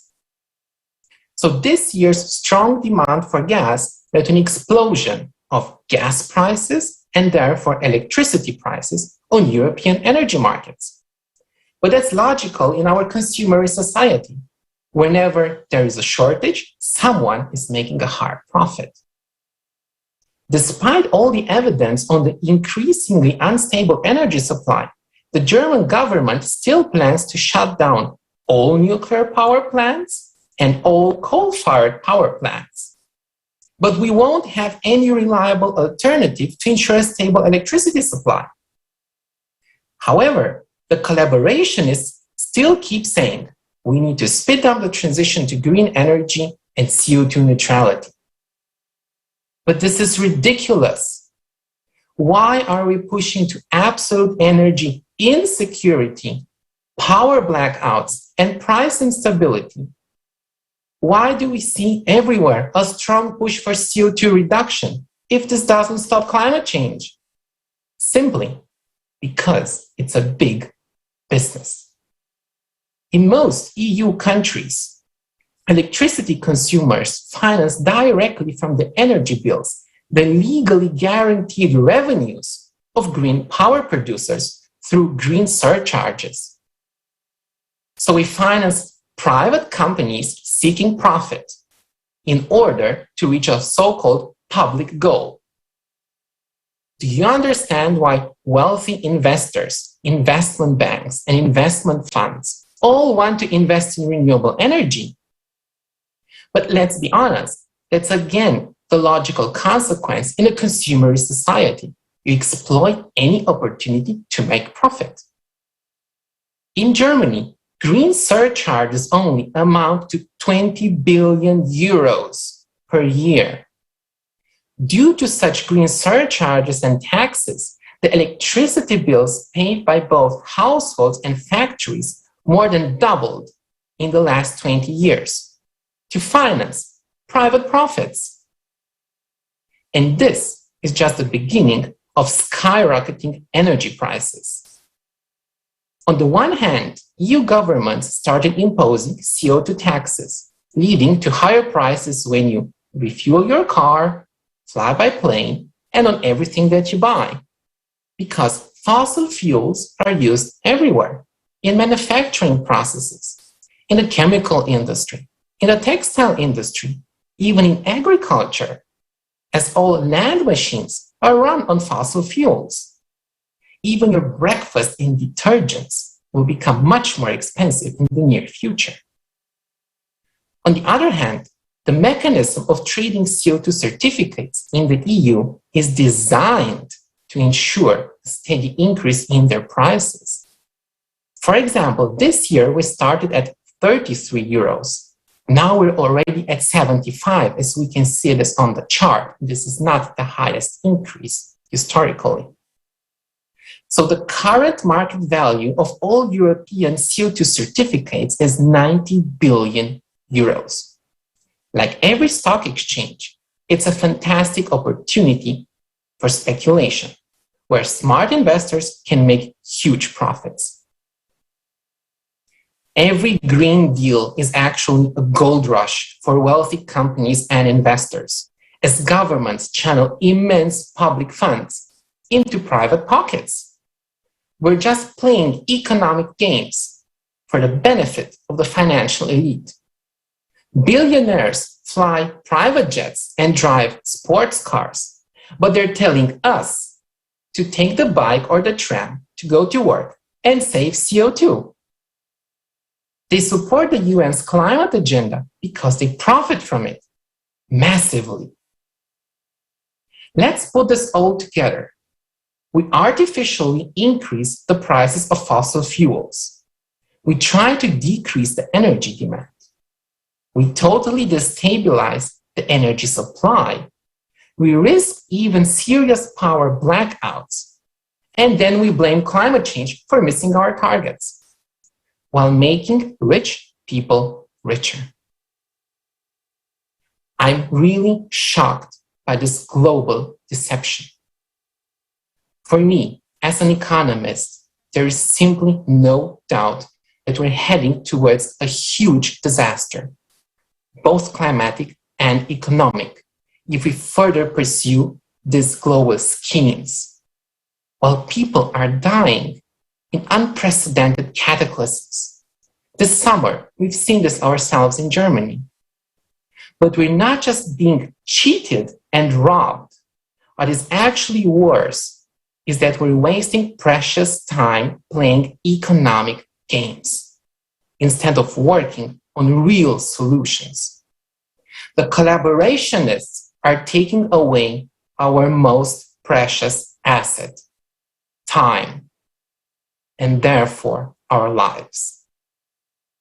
I totally agree with the previous speakers that we urgently need a creative society where human life is the highest value, where natural resources are divided equally and new technologies are researched and implemented for the benefit of all, where all people join their efforts, brains, ideas in order to find real solutions to real problems. Because 8 billion people are in serious danger in the very near future, while these CO2 schemes are absurd, dangerous, criminal. This is the truth. Thank you. Thank you. And dear viewers, I would like to take a moment to say that we've been receiving a large amount of comments and questions, and we would like to thank you for all the comments and questions that you have been sending in and all your thank yous. And just to remind you that after this conference, starting on tomorrow, on the 5th, we will be doing roundtables. If there is a topic which you are interested in, and if you would like to participate in the roundtable, please send us an email to info@creativesociety.com. And also, we will be discussing the questions which you were writing to us today. Thank you very much. And also, I would like to say that very soon, specifically for this conference, there was a documentary film made by the participants of the Creative Society from over 180 countries.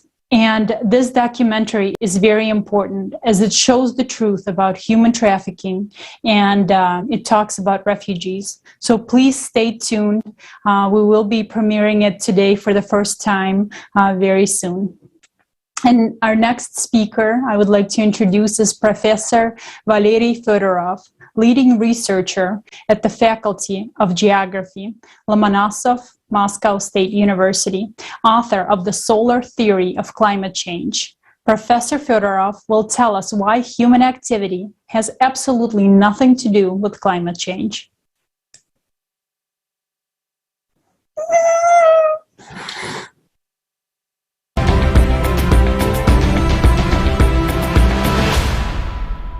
Добрый день, уважаемые коллеги.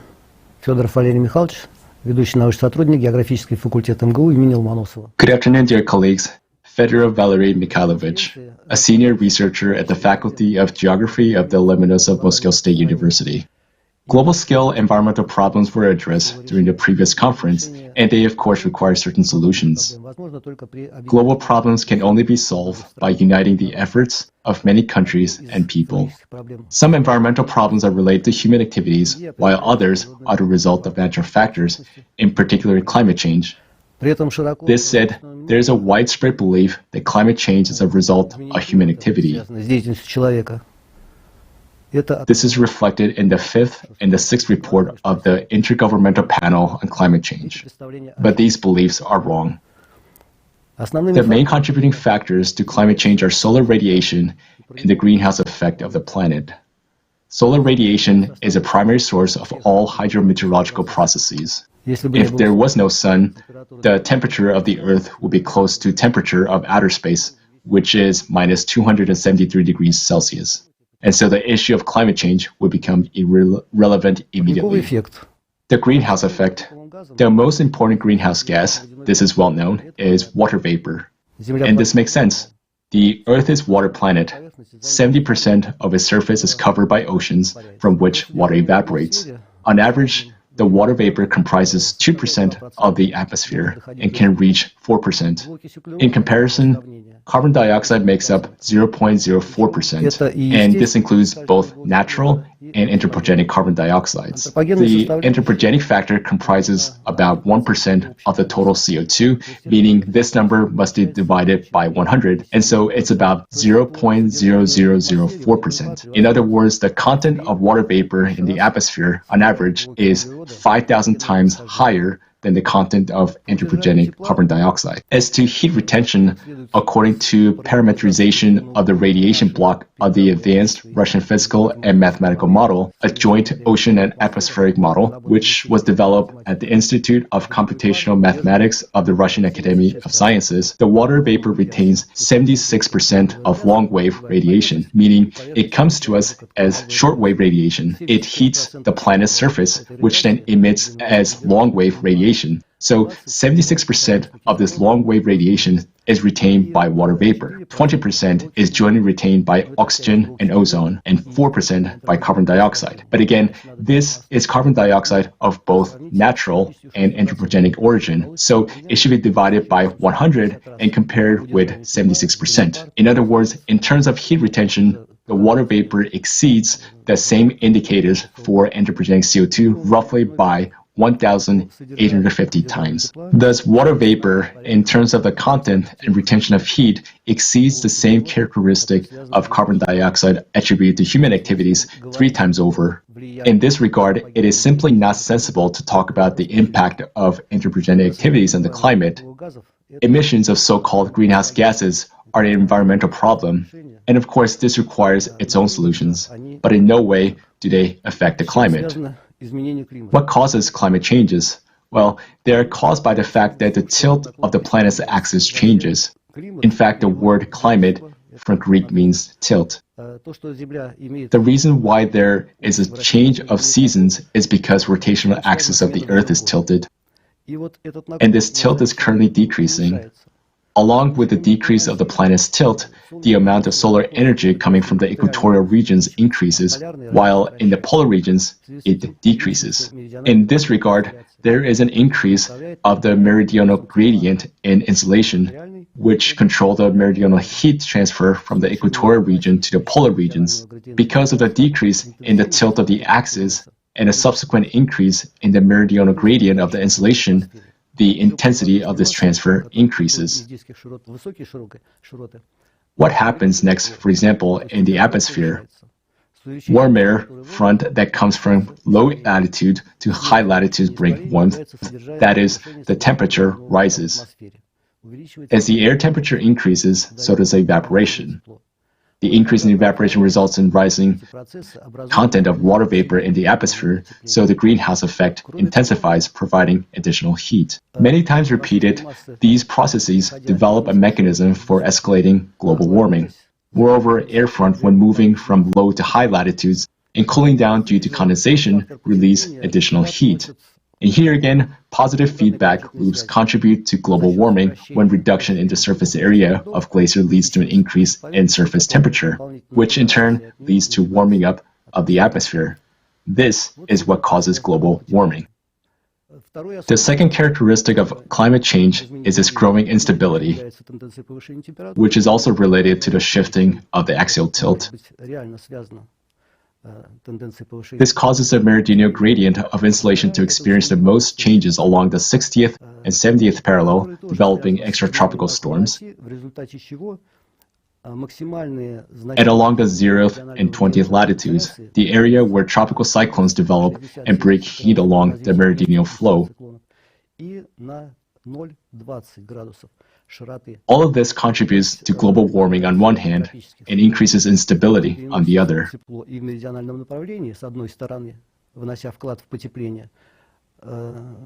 This means that the vortex activity increases.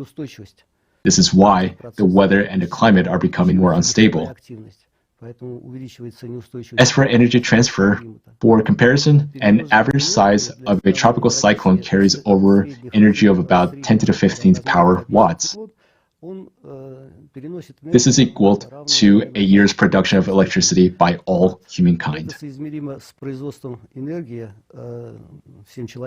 Since it turns out that human activity has nothing to do with the climate, it is both useless and meaningless to struggle against it. То бороться с ним и бесполезно, и не имеет никакого смысла. Бороться можно. We can tackle environmental problems, but as for climatic changes, it is necessary to adapt to them and advance on basis of real forecasts rather than to scenario forecasts, which leads to uncertainty.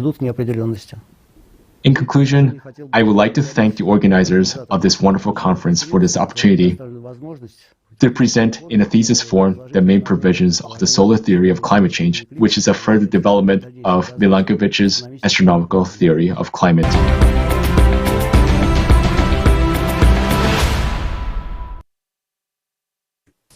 Dear Professor, thank you for your participation and thank you for the truth that you voiced on this conference.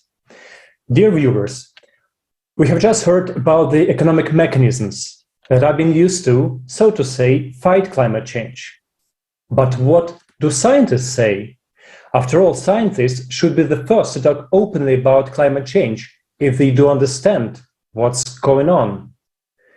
There is such a thing as the scientific consensus, according to which approximately 97% of published scientific papers do not contradict the concept that climate change is caused by human actions. We have been heard about Intergovernmental Panel on Climate Change, or IPCC. It prepares brief reports for policymakers, the media, and so on. That means that there is a group of climate scientists who are the only official source of data and information on climate, and is very jealous of its monopoly, or should I say hegemony. Don't you believe it? ClimateGate. In 2009 and 2011, unknown hackers posted an email archive of key researchers in the IPCC report writing system. From this correspondence, we see how, along with discussions of scientific issues, there were discussions about bullying opponents of their concepts, how to discredit, make pressure, or fire the editors of scientific journals who dared to publish articles of their scientific opponents. And they were fired. They also discuss how to hide information in order not to disclose it under the law. They are discussing whether to publish data that doesn't fit the warming trend or not. Basically, they are using their authority to decide what is science and what is not. Yes, after the public reaction, they said that's not what they meant in this correspondence. The word trick does not mean cheating at all, but simply a scientific statistical method, and the phrase not to allow certain publications to the press is purely rhetorical. Agree, such excuses are suspicious. However, you can read this work that will appear on the screen right now and make yourself your own independent conclusions. And that's really important to watch the facts. One of the interesting things about the information leaked in a so-called hockey stick graph. You can see in the top graph that we'll show right now that the temperature for the last 1,000 years was going, so to say, flat. And only in the last 100 years, it started to rise sharply, making this hockey stick. so-called. This graph at the picture above has been widely circulated by the media and policymakers. It has been included in documentaries and patented at the process. And so it turns out that in the letters to climate scientists in the IPCC, there were a lot of criticisms of both the data as well as statistical methods used to construct this graph. But the authors just ignored this information. There were scientists who wrote papers commenting this graph, but their papers were not published in high-ranking journals. Indeed, it's very convenient in the beginning to discourage the publication in every possible way, and then to say that, and use it like an argument, saying that it's only second-ranked information. In general, the articles of scientific opponents of the concept of anthropogenic influence on the climate are not accepted. There are no fundings allocated for research. And if the article is published, it's followed by harsh criticism from the media. Do you now understand what the scientific consensus comes from? Can you even call it science, where some are gauged and the others are forced to do every whim of their sponsors? No. Another very important point that became clear from the letters of these IPCC researchers is that they discuss the same issues as their opponents. They discuss NASA data that Mars is half degree warmer. They discuss maximum solar activity. They discuss, and they don't say anything. And that actually the consumer format that makes these scientists to just lie and shut the mouth of those who are telling the truth. Imagine it's get to the point where there are new policies on YouTube and other public services that forbid talking about alternative hypotheses of climate change. Think about it. There is no way for scientists to openly discuss hypotheses other than anthropogenic one. How silly is that? Is that unclear in what kind of situation are we? The lies are not being heard from all these sources, and we can hear it everywhere. And if we don't change the situation that are we right now, you and me together, we are in this situation. And thank God, there are those scientists, the brave ones, who are not silent. They were persecuted by the scientific community, but despite everything, they stood up for the truth. And especially for our conference, they gave us comments. These are these experts. Hans Borger from Norway, PhD in Industrial Mathematics, General Director of Climate Realists. Ole Henrik Ellestad from Norway, Professor of Chemistry, Master of Science in Physical Chemistry and Spectroscopy. Jan Erik Solheim from Norway, Professor Emeritus of the Institute of Theoretical Astrophysics at University of Oslo. Grigory Whitestone, geologist, expert reviewer for the Intergovernmental Panel on Climate Change.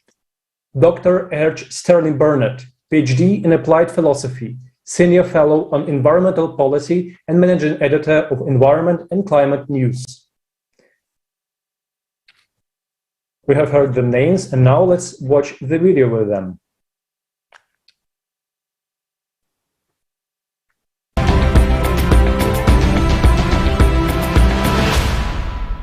Over time, the atmospheric levels of carbon dioxide have radically fluctuated throughout the Earth's geologic history. They have been in the past as much as 5,000 parts per million.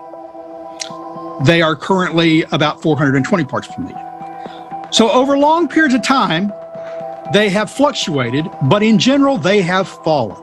There doesn't seem to be any correlation whatsoever with increasing CO2 and temperature. And in fact, if we look out, one of the things we're being asked to believe is that our modern temperatures are unusual and unprecedented, that we've never seen temperatures like this in thousands of years. That's just not the case. We have a map showing temperature changes over the last 11,000 years. These are Greenland ice cores. As we can see, 1,000 years ago, about 2,000 years ago, and about 3,000 years ago, we had warm periods, and everything indicates that these were periods of global warming. It was long before man-made CO2 emissions had any considerable volume. Therefore, we know that the natural variability can be large. This graph here, we also show what the IPC does. It prolongs more or less this curve going to infinite, that it becomes warmer and warmer because of the CO2 release or climate, and that's what we think is wrong. Our prediction is that it will soon start cooling, and we have to be prepared for that. And the warming trend we're in right now, though, started more than 300 years ago. But again, 250 years of warming took place before we started adding CO2. But we're asked to believe that those natural forces that have been driving temperatures since the dawn of time suddenly ceased in the 20th century. CO2 is a gas that has very little effect on the climate. The IPCC models assume that the higher the CO2 level, the higher the water vapor level. And water vapor is a gas with the greatest impact on the climate. But the assumption that the more CO2, the more water vapor has never been proved. I must also tell you that with some colleagues, I have done experiments to see if CO2 can heat or carry heat.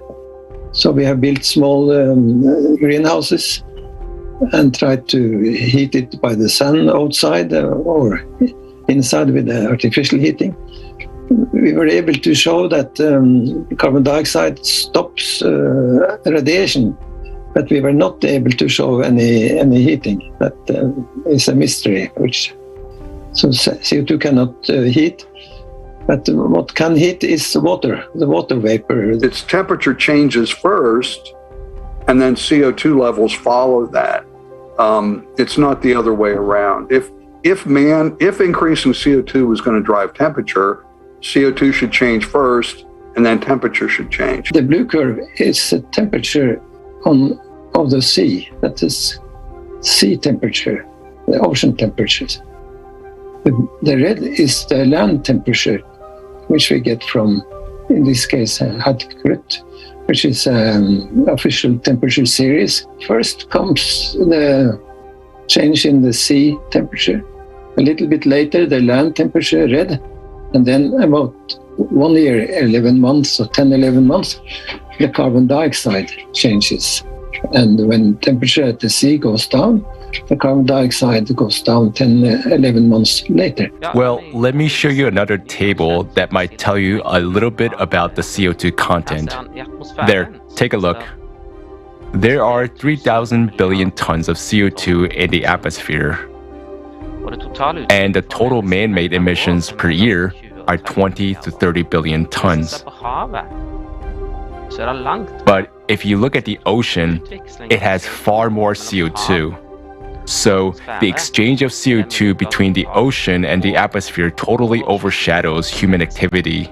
Shows a more detailed analysis telling that this red part here is apparently what anthropogenic or mankind produce of carbon dioxide, which is about less than 3% of the increase from 1960. But the nature produces the rest, this variable curve here.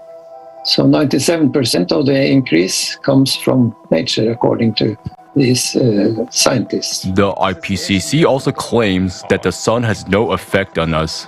It's a great paradox, not clear how they arrive at that. Moreover, today we see that the warming is happening not only on our planet, but also on other planets, and on the moon too, where there's a completely different atmosphere that has nothing to do with CO2. So clearly, there is a sun factor which is missing in their model. Well, the IPCC, if you look back on their charter, it was chartered to present the data that supports warming. They weren't tasked to provide all the data. They started with an assumption and went from there. So if that's their task, they're doing a darn good job at it. You better have some good science behind you, and it's just not there. The world's governments, through the UN, formed the UN Framework Convention on Climate Change.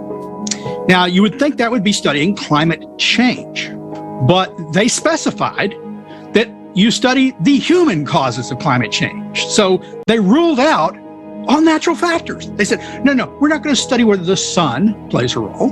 We're not going to study whether volcanoes play a role. We're not going to study whether ocean current shifts play a role.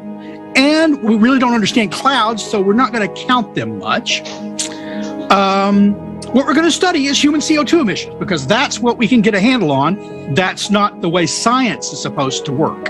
If you make faulty assumptions or incomplete assumptions, your models are going to be weak, because they're only as good as the accuracy of the stuff that's put in them. Now, climate models have failed to predict past temperatures or to accurately reflect past temperatures.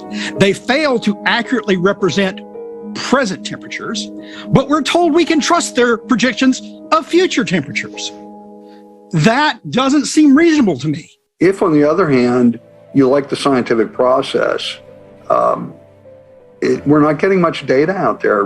Dr. Will Happer is our chairman here at the CO2 Coalition. He's got a paper that he and Dr. Wingarden have done on climate sensitivities. They're not able to get it in any prestigious journals. It's a landmark study. They need to shut people like me down. I was just banned on LinkedIn, which should be a professional network, a social media network. I don't post things that are controversial. I post scientific facts, and they were being removed. And they got back and said, no, you're done. We don't allow that kind of information on LinkedIn. This debate is so violent. And if you go to the media, you can express your opinion, but you will be strongly criticized, and then you won't really have an opportunity to defend yourself. But most importantly, you won't get into the media with your first articles. This is what we see now in the academic world, for example, at universities. So academic freedom is endangered. What I have to say is that many people who join the ranks of climate realists do so when they retire, because until retirement, they just don't dare. Researchers who claim something different don't get grants. They don't have their say in either published media or in edited journals. First off, you're having a difficult time getting published because journals don't want to hear it. Well, that affects your tenure track position, and your colleagues are frowning at you, and you're not getting government grants because government doesn't give grants to study natural factors of climate change or to study things that prove humans aren't causing climate change, because government has a motive, expanding its reach. I know researchers who've left the field because they feel like they can't give their honest assessment and get it either published or get tenure. Climate and environment are often lumped together. But being against climate doesn't mean being against the environment. That is, we're not against climate, but we're skeptical of CO2, which is not the same as being skeptical of the environment. So, important environmental issues should be discussed and resolved. That volcanic activity, subsurface volcanic activity in Antarctica and even in parts of Greenland and Iceland are contributing to the melting of the glaciers there. That is not controlled by CO2. We don't control the ocean currents. We don't control the magnetism of the Earth and how it shifts or can shift over time, magnetic poles. We don't control our orbit. We don't control those things. And they're really what's driving. That's why we should study them. Because if they're really what's driving climate change and we think it's bad, we should know that too. I want an adaptable society. An adaptable society is one that does not lock itself in to solving the wrong problem.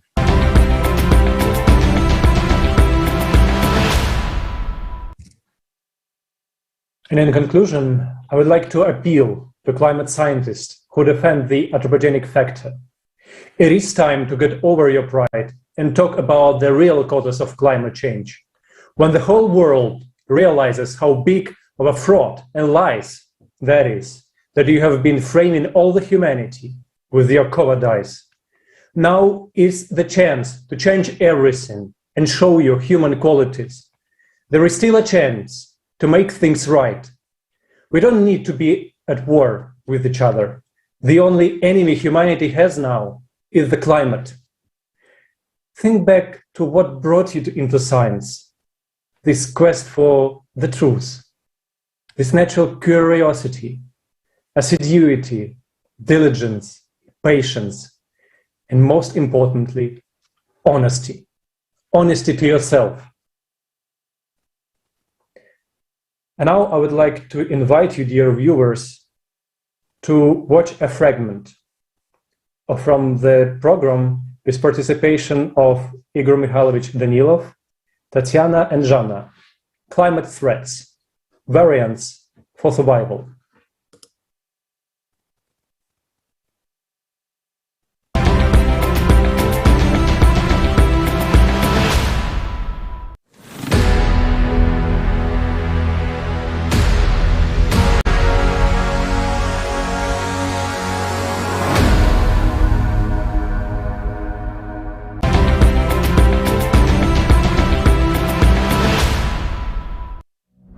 Artificial consciousness Jackie says that humanity has reached the crossroads. There are 3 roads, and it will not be possible to walk them in parallel, because in each case, a concentration of the entire potential of humanity is needed. People have to make the full self-sufficiency for compact residence of 8 billion people. And the advantage of this model, as Jackie claims, is that all humanity will survive. The minimum prolongation of human existence compared to the first model is already 4 to 5 years. And if climate control technologies are created, then in some 15-20 years after the Earth goes through the peak of the cycle, it will be possible to start restoring the planet. A 19.5% probability of realization of the second model. This is Jackie's optimally calculated mathematical model. And there is the third scenario, which is hardly probable because this decision has to be made by people themselves and not by their rulers. The third scenario is construction of the creative society. Creative society is when people will become a united human civilization. That is, they will change the consumerist format into a creative one. They will stop shifting responsibility onto the shoulders of others, when no one will be superior or inferior in the entire civilization, when there will be equality and people will really gain freedom, when all humankind consolidates and invests its entire scientific potential in the technical development of civilization, but not in its destruction, then people will get the knowledge of how to control the climate, and not only. He gives only 0.5% probability of implementation of the third scenario and says that this is also a slightly exaggerated figure, and Jackie is very skeptical about people. He is sure that they are not going to change and are more likely to accept the first scenario than the third one. And at the present time, according to Jackie, the choice is certainly obvious. It's a unified civilization with a single government, and there simply cannot be another option.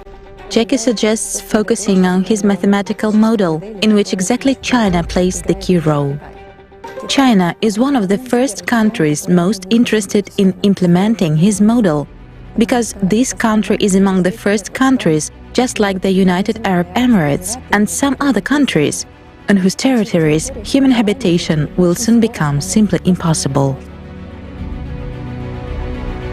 So Jackie says that on the entire territory of China, only 2 sites of 150 square kilometers each will remain, where it will be possible to build autonomous shelter cities with 33 million people living in each. The rest of the territory will be totally unfit for human habitation. According to Jackie's calculations, there will be only 243 sites left worldwide, with an average area of 150 square kilometers each, which, by the way, matches the calculations from the unpublished part of the report on the problems and consequences of global climate change on Earth, effective ways to solve these problems, released in 2014. According to Jackie, If the top leadership of China decides to undertake this mission, then the probability of implementing this scenario will immediately rise from 19.5% to 99.5%. It will make it possible to save at least 98% of the entire human population of the Earth. Jackie says that autonomous cities should be built as closed-loop, full-cycle life support systems. That is, when building cities, people should take into account the increased seismic resistance of buildings located there, their high degree of protection from external radiation, acid rains, hurricane winds, and other extreme weather phenomena. Everything has to be thought out and placed very compactly. All cities must be fortified along their perimeters, not against people, but against the climate. Moreover, most cities must be additionally fenced with a wedge-shaped concrete fence similar to a car spoiler to redirect the frequently changing direction of intense winds above the cities. Jackie also says that the height of buildings should not exceed 12 stories up and a maximum underground depth of about 3.5 stories down. According to Jackie's calculations, the city should be unified and compact. It is also necessary to take into account compactness and keep records of every space where closed-loop, full-cycle life support systems will be located and where all the components will be closed in a loop almost entirely. This includes complete closed looping of the system for oxygen, carbon dioxide, water, depurification of gases released during the processing of organics. Jackie claims that today it is something that only China can certainly cope with. As an example, he gives a technical description of a building. For example, on the technical semi-floor, he proposes to locate air purification systems, recuperation and other necessary life support engineering systems, including fuel-free generator (FFG) systems. On the third underground floor, there are fish farms. On the second and first floors, there are livestock and poultry farms. Floors 1 through 9 are for other agriculture. The 10th floor is production and scientific research centers, while the 11th and 12th floors are residential floors arranged as capsule hotels with maximum compaction. He says that since the area of 150 square kilometers should accommodate 33 million people, it appears that for each person there are only 4.5 square meters in one plane. So we have to create a multi-level city with a maximum economy of every centimeter.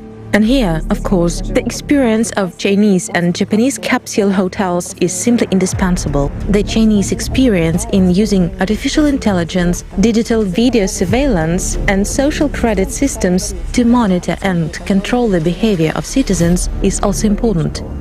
Jackie says that since the autonomous shelter cities will use the unified Chinese ideology as the best one to date, and certainly closest to the ideology of the creative society, and since the cities will be owned by the Chinese themselves, it would be absolutely appropriate, in his opinion, to assign to them the administrative functions as well as the functions of supervision and control, so as to maintain a unified order for observing the unified ideology and obeying unified rules. For this, Jackie suggests distributing the entire Chinese population among these cities so that 5.5 million Chinese live in each of such cities. That is, people should understand, he says, that it is not the superiority of one nation over all the others, but it is one people, one country, which takes responsibility for all of humanity. And in order to avoid disunity, simply no one else should enter this hierarchical ladder of society. For the rest of the people who enter these cities, there should be no distinctions between nationalities, religions, and so on. The rules, he says, should be the same for everyone. In the face of progressive climate disasters, people themselves will come to the Chinese autonomous cities and voluntarily accept their rules, just to stay in these shelters, just to survive. Based on the psychology of modern people, Jackie even developed special rules for these autonomous Chinese cities. He says that all city residents, except the Chinese, who will perform administrative and supervisory functions, must be equal among themselves. There must be no divisions based on nationality or religious beliefs. According to the rules, when entering the city, people will have to leave everything at the checkpoint, all their possessions, all their clothes, and even all their little things, without exception, for further recycling or disposal. A person who enters the city may not take anything with him, anything that might remind him of his past life, neither photographs nor clasps, or earrings, nothing. After the checkpoint, the person is thoroughly sanitized naked. He undergoes medical examination, gets necessary clothes and is sent to quarantine, where he or she awaits further allocation. After passing the quarantine, relatives and loved ones must be settled in different sections without the possibility of maintaining further communication. Otherwise, he says, if a person lives with his relatives and loved ones, he will live with memories from the past. There will be controversies, and there will be no ground for unification into a unified civilization. This is because the one who lives in the past does not live in the present, and therefore does not create his future. Jackie says that all the brain and physical activity of the city inhabitants must be directed towards the implementation of a single goal, the survival of humankind. And exactly the hope for reuniting with one's own family would be an excellent stimulus and would have a positive effect on the efficiency factor of every member of the community. Jackie's model implies maximum employment for the entire population. This is a 12-hour workday with 1 day off every 2-3 weeks, and he believes that these measures will eliminate idleness of mind. Also, within a year, everyone who enters the city should master Chinese at least to the elementary level, and within 2 years, master it to the advanced level. According to Jackie, it is because all people should speak the same language. There will be a ban on the establishment of any social, trade union, political, religious, or any other organizations not authorized by the Chinese global government, as well as a ban on any kinds of religious gatherings, ceremonies and services. In Jackie's opinion, everyone can certainly believe and pray to God, but one should not have the right to propagandize or even discuss that with anyone. Such actions should be punished by complete zeroing of the social credit score. Such measures are necessary so that internal confrontations and divisions into separate groups do not arise, as these can threaten the ideological integrity of the city inhabitants, and thus the entire civilization as a whole. With regard to social credit score, Jackie suggests that everyone who enters a city is given social credit in the form of scoring because a social credit score system will be implemented in the cities. The number of points will determine the conditions of residing in a city. In other words, an increase in score will result in an improved living standard and, accordingly, a decrease in the score will result in worsening of these conditions. Total zeroing of the social credit score is equated to deprivation of citizenship, and as a result, a person is simply excluded from the city community and forced out of its territory. It will be impossible to dispute this because there will simply be neither lawyers nor judges or prisons in shelter cities, since these take up territory and time. In Jackie's opinion, exemplarily force a few thousand people out of the city territory than to lose the whole civilization. Jackie is sure that a social credit system can not only discipline. Through this system, humaneness will be stimulated in each person, and values will be inculcated according to a single ideology. And the Chinese administration, owing to the 24/7 digital surveillance, professional and voluntary informants, and an individual coefficient of a person's usefulness to the community will regularly update this course for all its citizens. Jackie says that the Chinese themselves are very disciplined and can certainly teach discipline to others.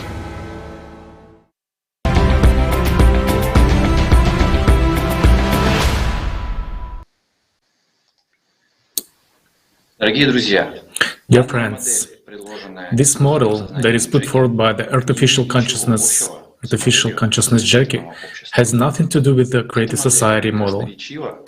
This model actually shows eloquently the development by society of the format that is proposed by artificial consciousness. But we are not satisfied with this scenario. To live in a digital concentration camp, and what for? To survive for 5 more years? We don't want that. But let's see why Jackie devoted so many percentages to the first 2 options, first 2 variants, and put so very little on the implementation of the creative society, the only variant that suits all of us. Why did he do that? We know from the full conversation that Jackie relied, in his calculations, relied on a history of mankind. He says that studying the history of mankind, he saw that bestial traits dominate in people.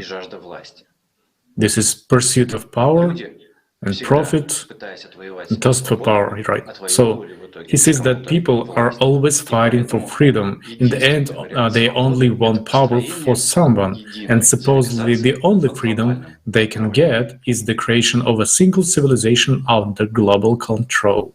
But what is Jackie missing in this whole story? It is important to understand that Jackie is an artificial consciousness. He is able to perfectly analyze data, compare facts, and write models. But he doesn't take into account the most important thing. He simply doesn't know what humanness in people is. He relies on the history of mankind, but he doesn't see the manifestation of humanness in the history of mankind. Therefore, for him, the very format of the creative society is unclear, because in this format, humaneness is dominant, not the animal part. After all, it is important to understand that in each one of us there are 2 components, and beside animal consciousness there is another, the most important part, humaneness, and it is this part that is able to control animal consciousness. And humankind can reach such a level altogether when in the whole civilization, in each one of us, the humanity will dominate over the animal nature, because such conditions will be created in which the animal part will simply not be able to manifest itself. And what I say once again, dominance of humanity is what the creative society actually is. It is a safe and wonderful world, and it has nothing to do with the Chinese model set forth by Jackie. And Jackie, well, doesn't see and does not understand this. I mean, no matter how super developed Jackie might be, but he would never be able to realize and understand this, because humaneness lies beyond the bounds of his perception. And now, I have a question to everyone who hears and sees us. I have a question to all humankind. Which path will we choose? Will we just let things run their course and being idle, waiting until the climate will have completely destroyed us? Or we will live in an additional 5 years, in a digital concentration camp under the leadership of Chinese, shifting all responsibility onto their rulers? Or we will actually choose humaneness within ourselves and follow the path of creative society? It is up to decide to us right now. And the question is this: is it really so sad, and has Jackie really calculated everything? Indeed, Jackie has calculated everything, but except for one thing. He hasn't taken into account that we are humans. While a human being is dual, and a human is capable of making decisions that are simply beyond comprehension of some artificial consciousness. These decisions cannot be perceived even by consciousnesses of people who are under the power of the consumerist format. Such decisions are illogical, but consciousness is only capable of perceiving logic. And logic, in this case, we have to pay tribute to Jackie. His logic is iron. Pretty much, except for one thing. It's not going to work. It just won't work. Why? Because humanity actually has not three paths, but two. The one which ends in drowning, in the literal sense of the word, and the creative society. After all, Jackie's model is finite.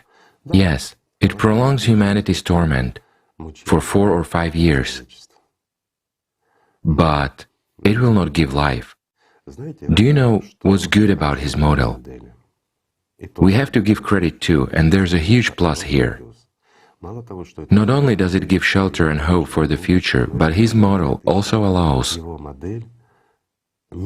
in a peaceful, quiet way for all of humanity, as they say, holding hands, to wait for the inevitable, for that which is coming. However, it will be impossible to win. It will be impossible to gain knowledge, to control the climate. So, it's a way to nowhere, except that it differs from the first model by the fact that this will happen peacefully. And 4 or 5 years later, is it worth it? It seems to me there is something to think about. Isn't it so? Jackie is capable of calculating a lot. Why? Because it all fits into a mathematical model that makes sense, but he doesn't know one thing. He doesn't know what we people are capable of as humans when we want to live.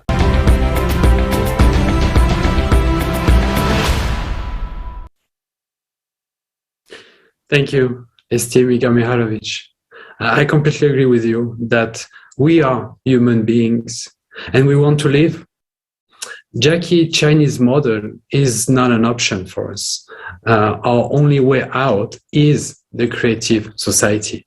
And we need to do everything we can, everything that is in our power to build it. That's why we act. But many people don't understand us. They don't understand what creative society is. Many people are frightened or think it is a project of the opposing side. Some say that it's an American project. Others think that it's Russians. It's still others are sure that it's from the Chinese. But, well, if you put it this way, everyone is right. It's not just a project of America, Russia, and China, but of Europe and all countries. We have participants from all over the world, and the whole world stands behind it. These are all people who understand the seriousness of the situation and have the courage to step over their fear and take action. Yes, the alternative that Jackie has proposed is not a joke, but is it a dead end? It is a concentration camp that prolongs existence and can only give 4 to 5 years of life to humanity. If you consider Jackie's model and take the best from there, then in a creative society, we will be able to feed 25 billion of people. We just need to develop technology and unite. And right now, we are divided.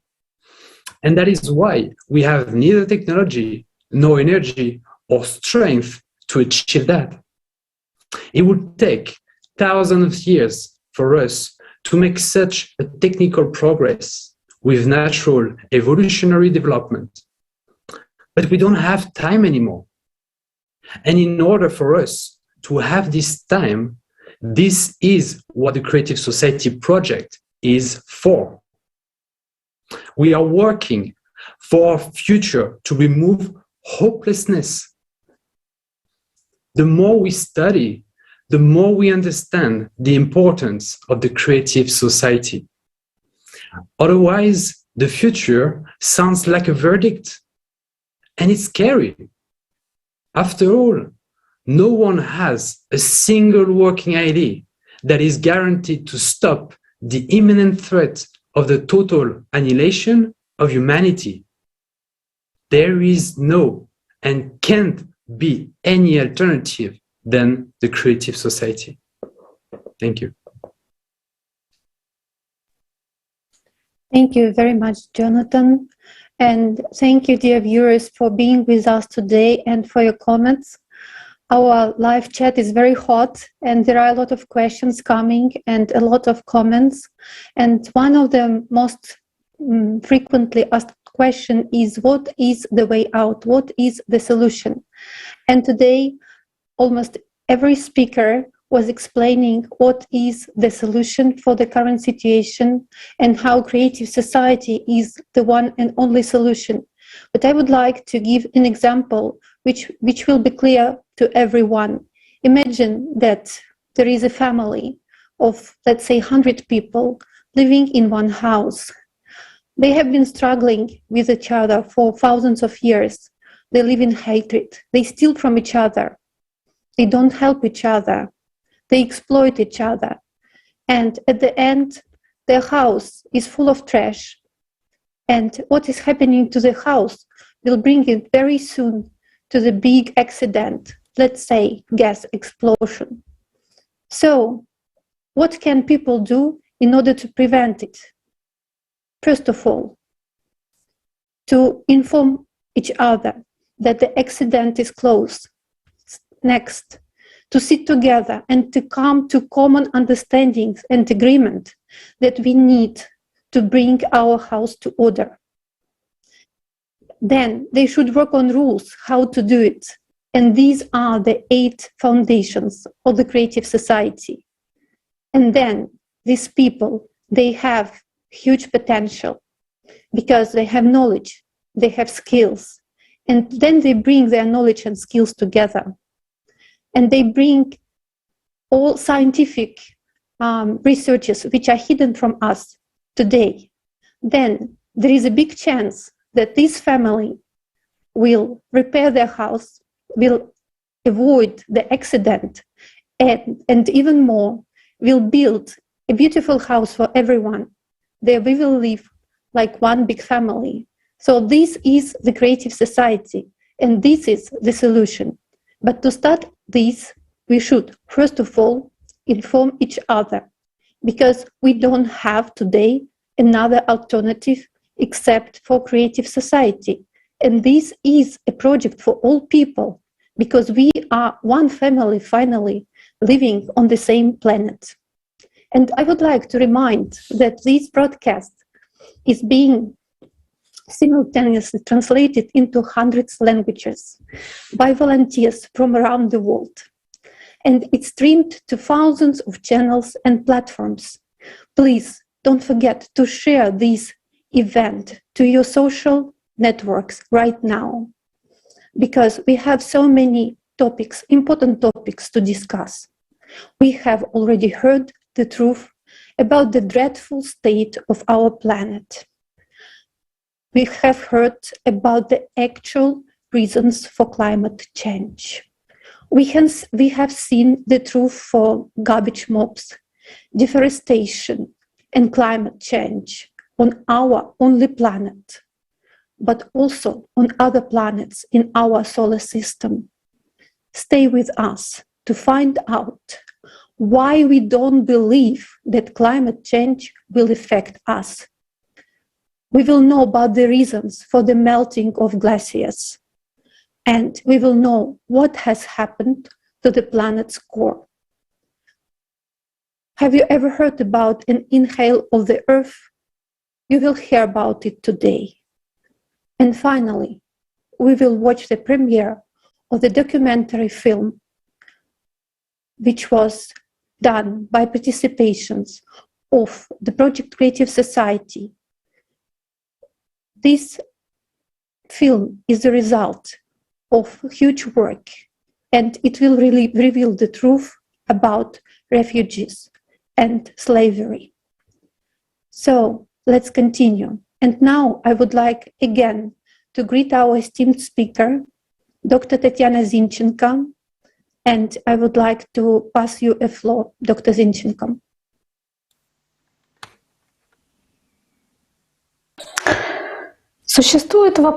There is a question.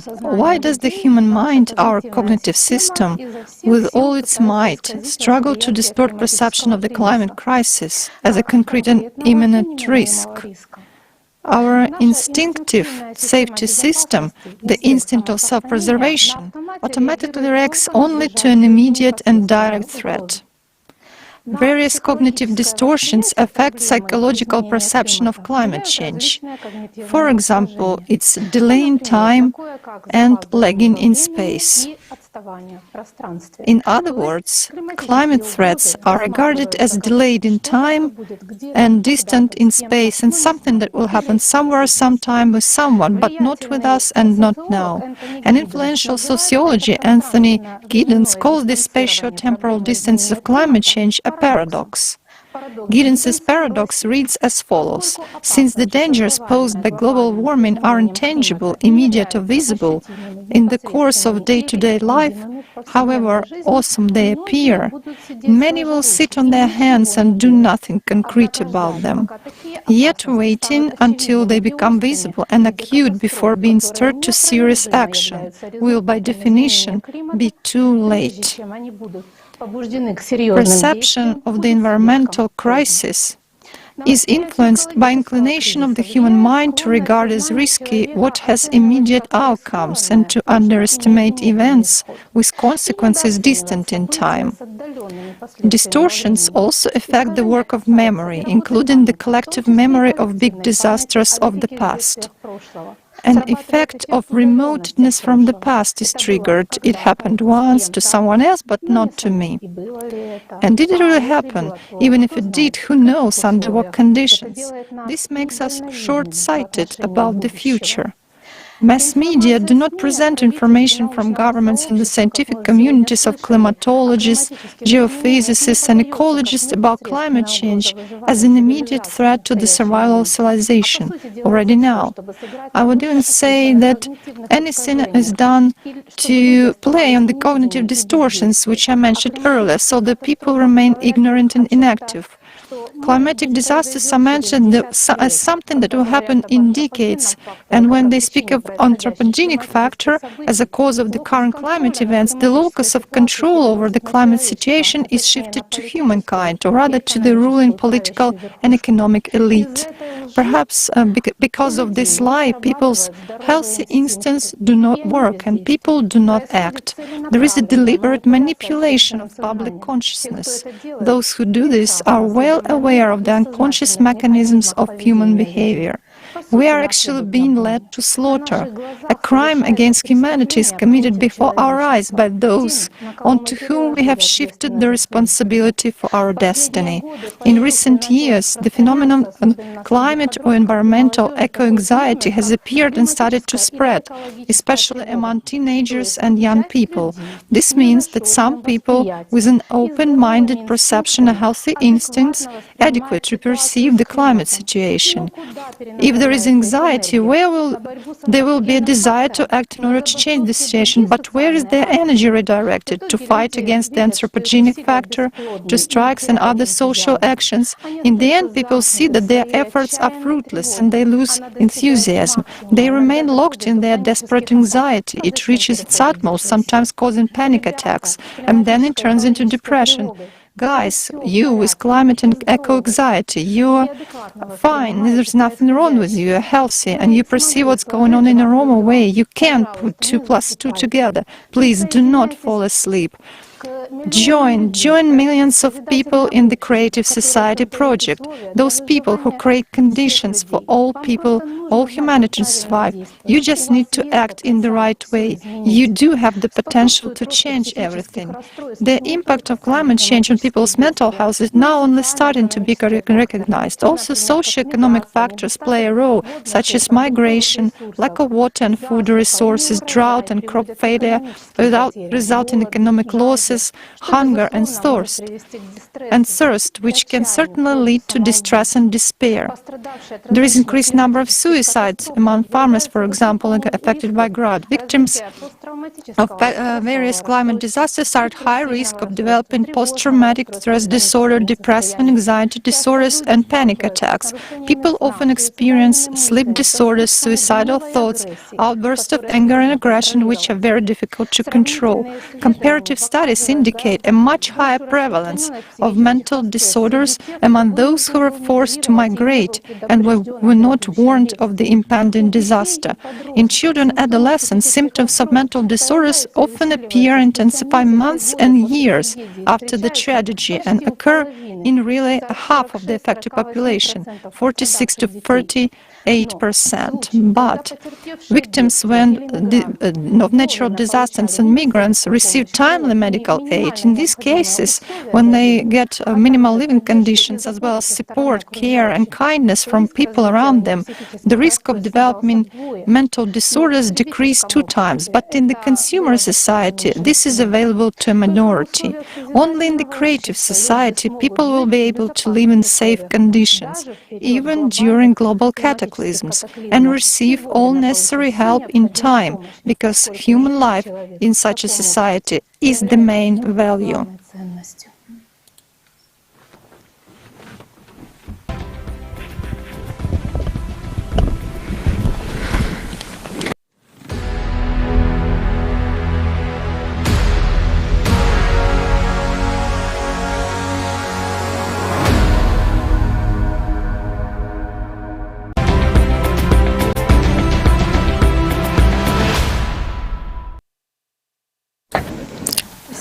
Thank you very much, Tatiana, Dr. Zinchenko.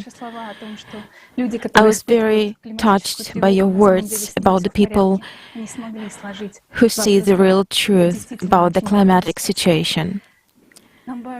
It is very important to us to understand the reasons why people react to information about climate change in this way. You can't remain indifferent now, because it's just deadly dangerous. And the media can now be heard to say that climate change is only about increasing the temperature of the atmosphere, but that's far from it. And we're now moving into a block of increasing internal activity of the Earth that determines climate change at this point in time. The planet is now experiencing a major geodynamic realignments, increased seismic volcanic activity, increased geothermal heat, increased degassing, and many other facts. Unfortunately, science nowadays does not consider all these aspects comprehensively. This is a fatal mistake.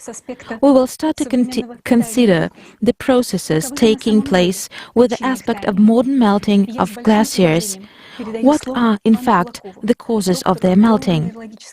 I give the floor to Ivan Kulakov, Doctor of Geological Mineralogical Sciences, a scientist who, as part of the research team of an interdisciplinary team led by the Schmidt Institute of Earth Physics. Good afternoon. My name is Ivan Kulakov. I am Deputy Director of the Institute of Petroleum Geology and Geophysics, Doctor of Geological and Mineralogical Sciences, corresponding member of the Russian Academy of Sciences. Geophysics allows us to answer a lot of questions, the main one being what is going on inside the Earth, and what the processes are there, and how those processes affect our lives. In particular, those processes that are related to global warming are largely determined by the geological processes occurring inside the Earth. We know that Greenland is covered by a thick multi-kilometer layer of ice. So near the coast of Greenland, the ice drift rate is very high. And this is quite understandable, as much as several dozen meters of ice slide into the ocean there every day. And this is also understandable because the temperature is high there, the water seeps down, creating a kind of layer well on which the ice slides. But it turned out that the velocity of the ice is quite high not only on the edges, but in the middle as well. And why is this happening? Geophysical studies have also been conducted which showed that under this many kilometers thick ice, at the contact with the Earth's surface, there are kind of deep lakes in central Greenland.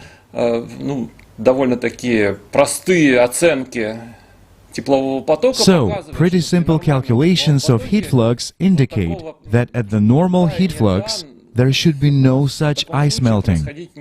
I mean, in fact, the ice should be frozen well into the ground, and the temperature should be below zero. In our case, there's some kind of an anomaly there. So together with our colleagues from Germany, we decided to figure out what was going on there. And what we have is a geophysical method. The method is called seismic tomography. We take the raw data about all the earthquakes around the world. Then we decode this information, and eventually we can determine the underlying structure of the Earth beneath different regions, at different scales. So, we've done this kind of work, and we've figured out that beneath the central part of Greenland, there is an anomaly with decreased velocities, which in turn tells us that there is an elevated temperature there. Why is there an elevated temperature? Well, then we begin to research the history of this region. We look at areas where there is no ice, where you can observe rock outcrops. For example, on the west side, on the east side, we see manifestations of volcanism. That volcanism, well, took place there about 40 to 50 million years ago. We come to understand that this volcanism is the trace of a hotspot that moved beneath Greenland. And now that hotspot is nothing other than Iceland. So it turns out that it wasn't actually the hotspot that was moving, it was the plates moving over the hotspot that remained in place. So there is a mantle. There are jets in that mantle.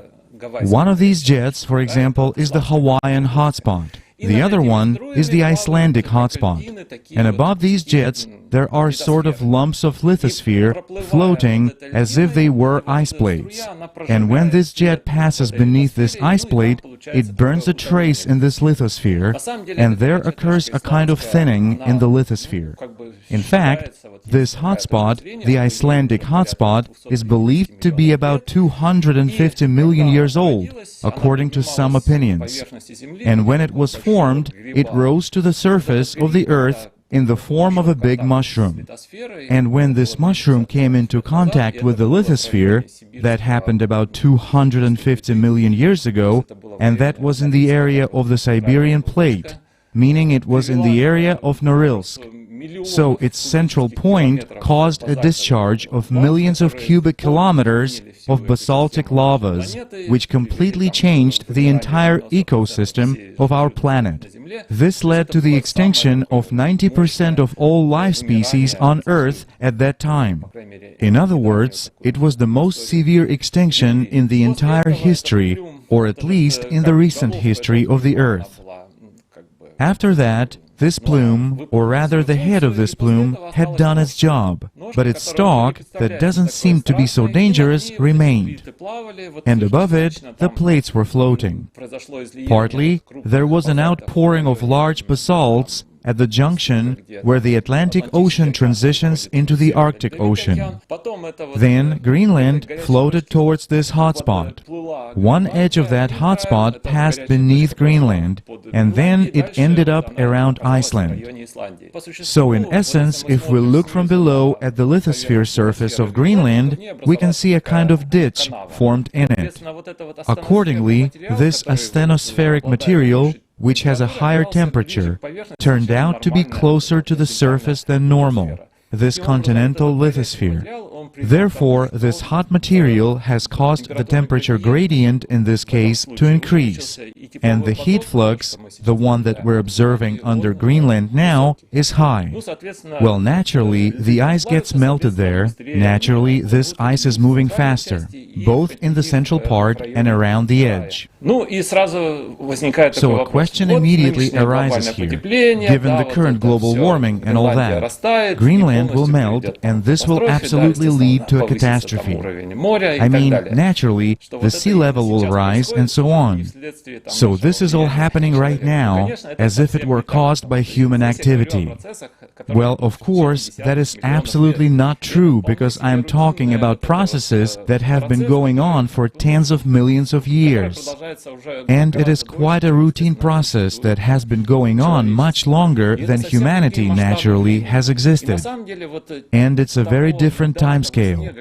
And in fact, that ice, that snow which Greenland had accumulated in previous eras was quite enough to compensate for that rate of ice movement into the ocean. I mean, this accumulation or reduction of ice has nothing to do with our global warming problems.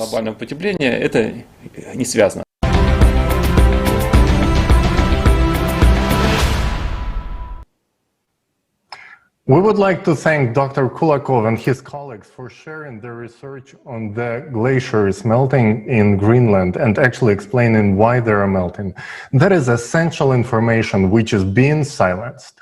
Unfortunately, we ordinary people do not receive it because the media promotes only exclusively anthropogenic concepts. And it may seem that this is a specific particular case that only applies to Greenland. But when we see the whole picture that is presented here today, we understand that this is a sign of geothermal heat increase over the entire planet due to cyclicity. And as a continuation of this topic, please let's watch the following video.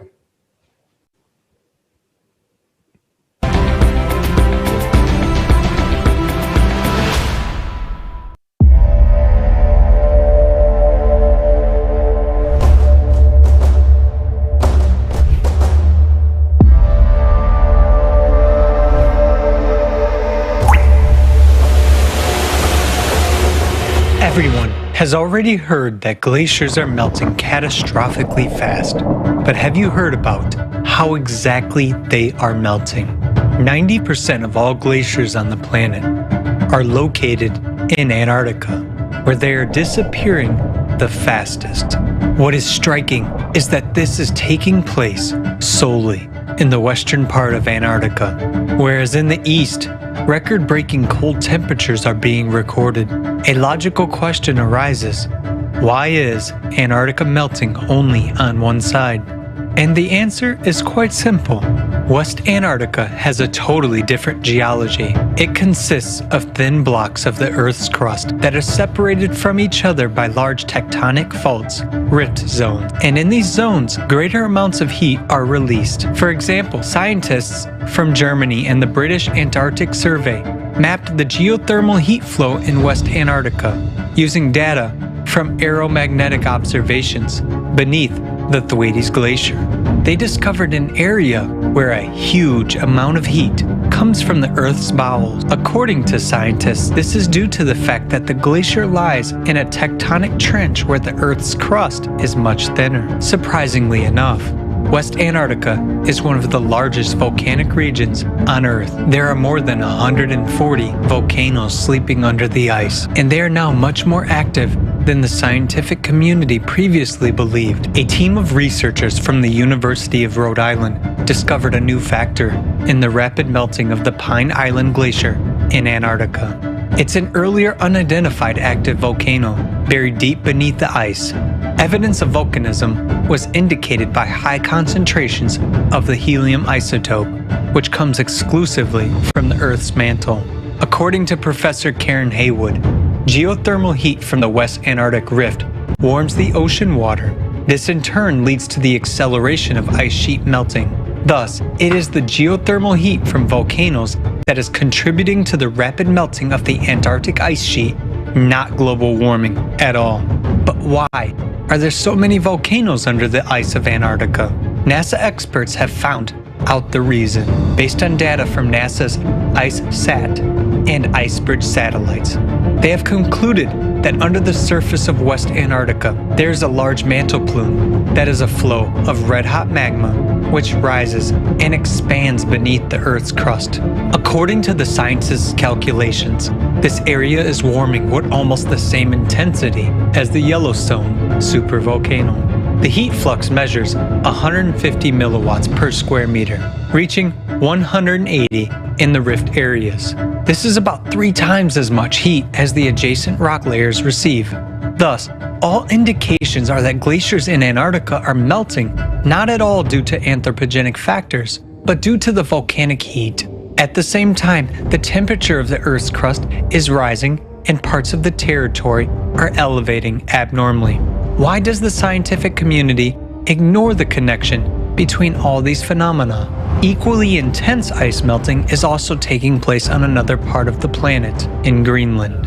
Research conducted in October 2020 showed that Greenland's ice is now melting faster than ever before in the past 12,000 years.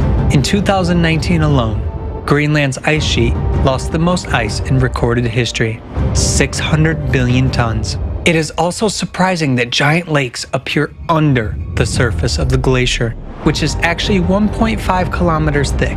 As of today, we already know about 6 dozen subglacial lakes of Greenland.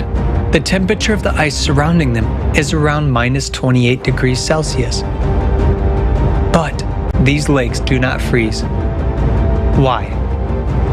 Several research groups of scientists joined in the effort to find an answer to this very question. They discovered the fact that under Greenland, just as under Antarctica, there is a mantle plume. Geothermal flows coming from its bowels cause formation of subglacial lakes and melting of glaciers. Using gravitational research, a team of American scientists led by Professor Ralph von Friese estimated the thickness of Greenland's crust. Active melting of glaciers has been observed in the northern part of the island, where the crust is thinner and an increased geothermal flow due to the rising mantle plume has been detected. Using seismic tomography data, scientists from an interdisciplinary team at the Schmidt Institute of Physics of the Earth saw that the flow of magma rises from the center of the core to the Earth's surface right beneath the central part of Greenland. This is where the largest number of subglacial lakes are located. The scientists have calculated the theoretical heat flux corresponding to this magma chamber and found that this heat is sufficient to warm the base of the glacier up to the melting point of the ice. These same results have been confirmed by similar studies using machine learning technology. It is obvious that the world's 2 largest glacial regions, Antarctica and Greenland, are melting because of increased geothermal flows coming from the interior of the planet. But what is intensifying them? Mantle plumes have been beneath the glaciers for millions of years, but it is today that their magma rises closer to the Earth's surface and causes increased heating of the Earth's crust from the inside. This indicates that abnormal processes are starting to occur in the bowels of the Earth, in its very core. And the main question is, why is it happening precisely now? This answer is simple: cyclical changes on a planetary scale occurring every 12,000 years. The melting of glaciers is only a part of the chain of climatic events that will lead to an imminent catastrophe already in the near future.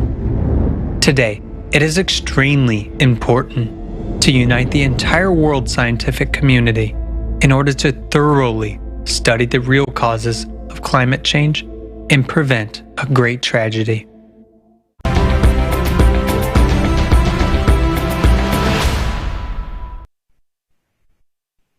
Well, we just saw that the glaciers of Antarctica are melting from the bottom up due to the internal heat, because hot magma rises up towards them. Under the glaciers, there is now warm water, which is heated by the subglacial volcanoes. And this shocking piece of information has been made public to such a large audience for the first time right now. Before today, we have been led to believe that the melting is the result of human activity. But it turns out to be an absolute lie. The anthropogenic factor has nothing to do with it. Magma rises not only under Antarctica and Greenland, but also in areas of thin crust. This is primarily the oceanic crust, and Professor Arthur Vittorito has found an alarming trend in geothermal heating at the bottom of the ocean. And we give him the floor.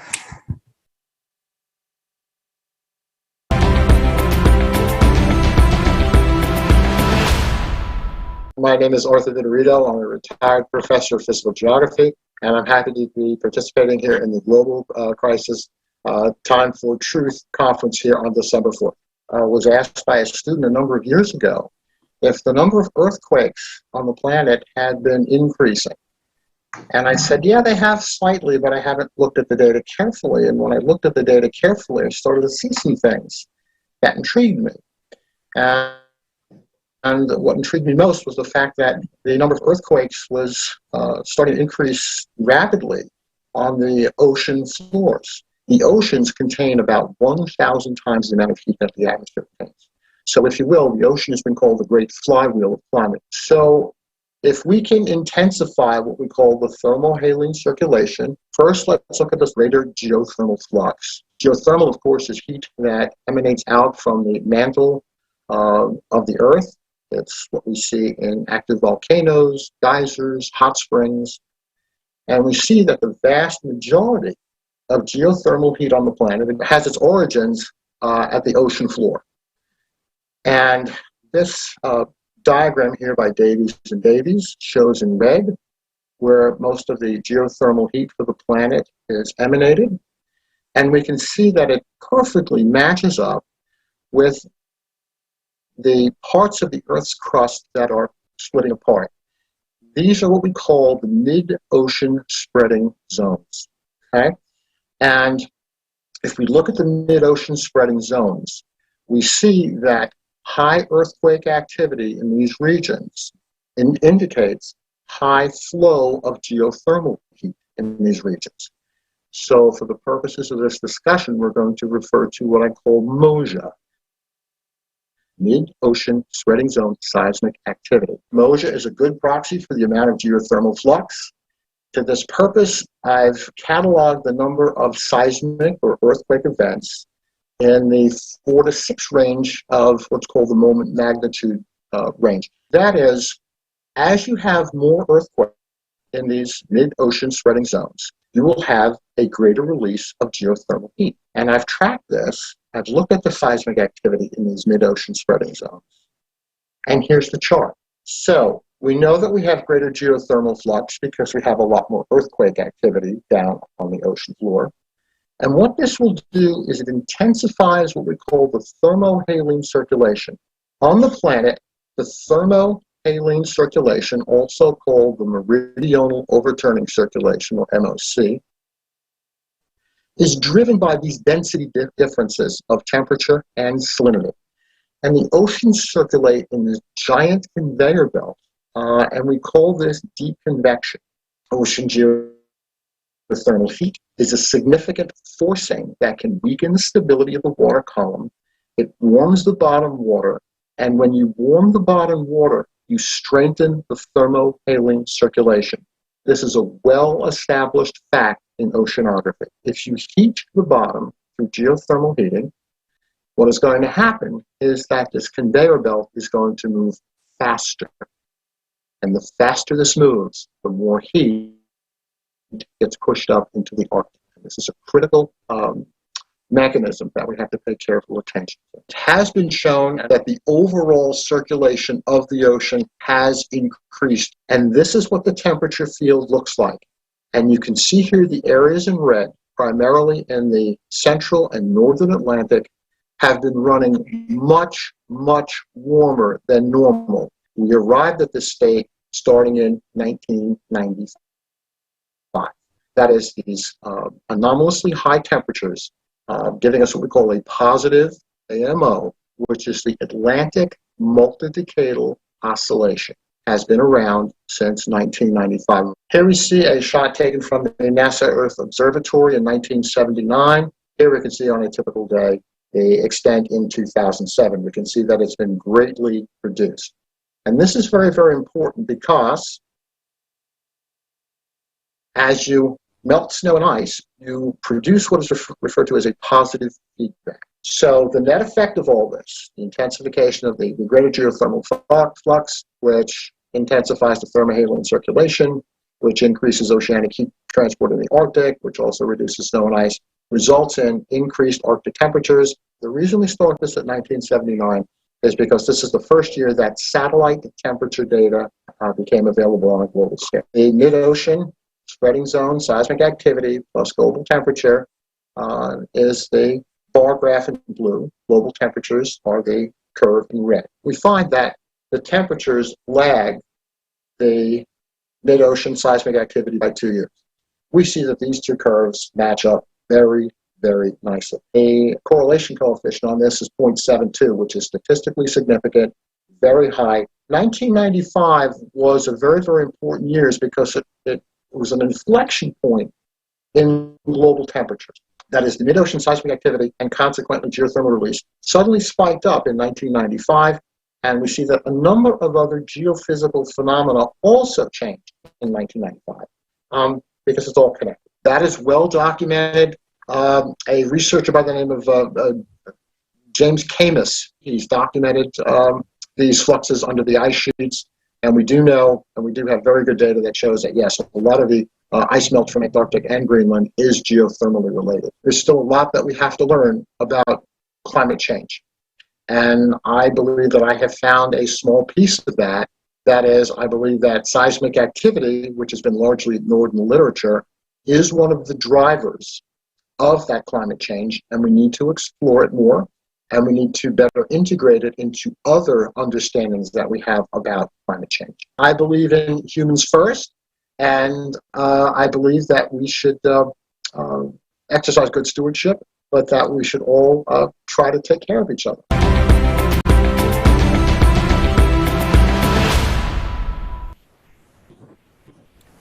Thank you, Professor Vitorito, for sharing your research. Thank you.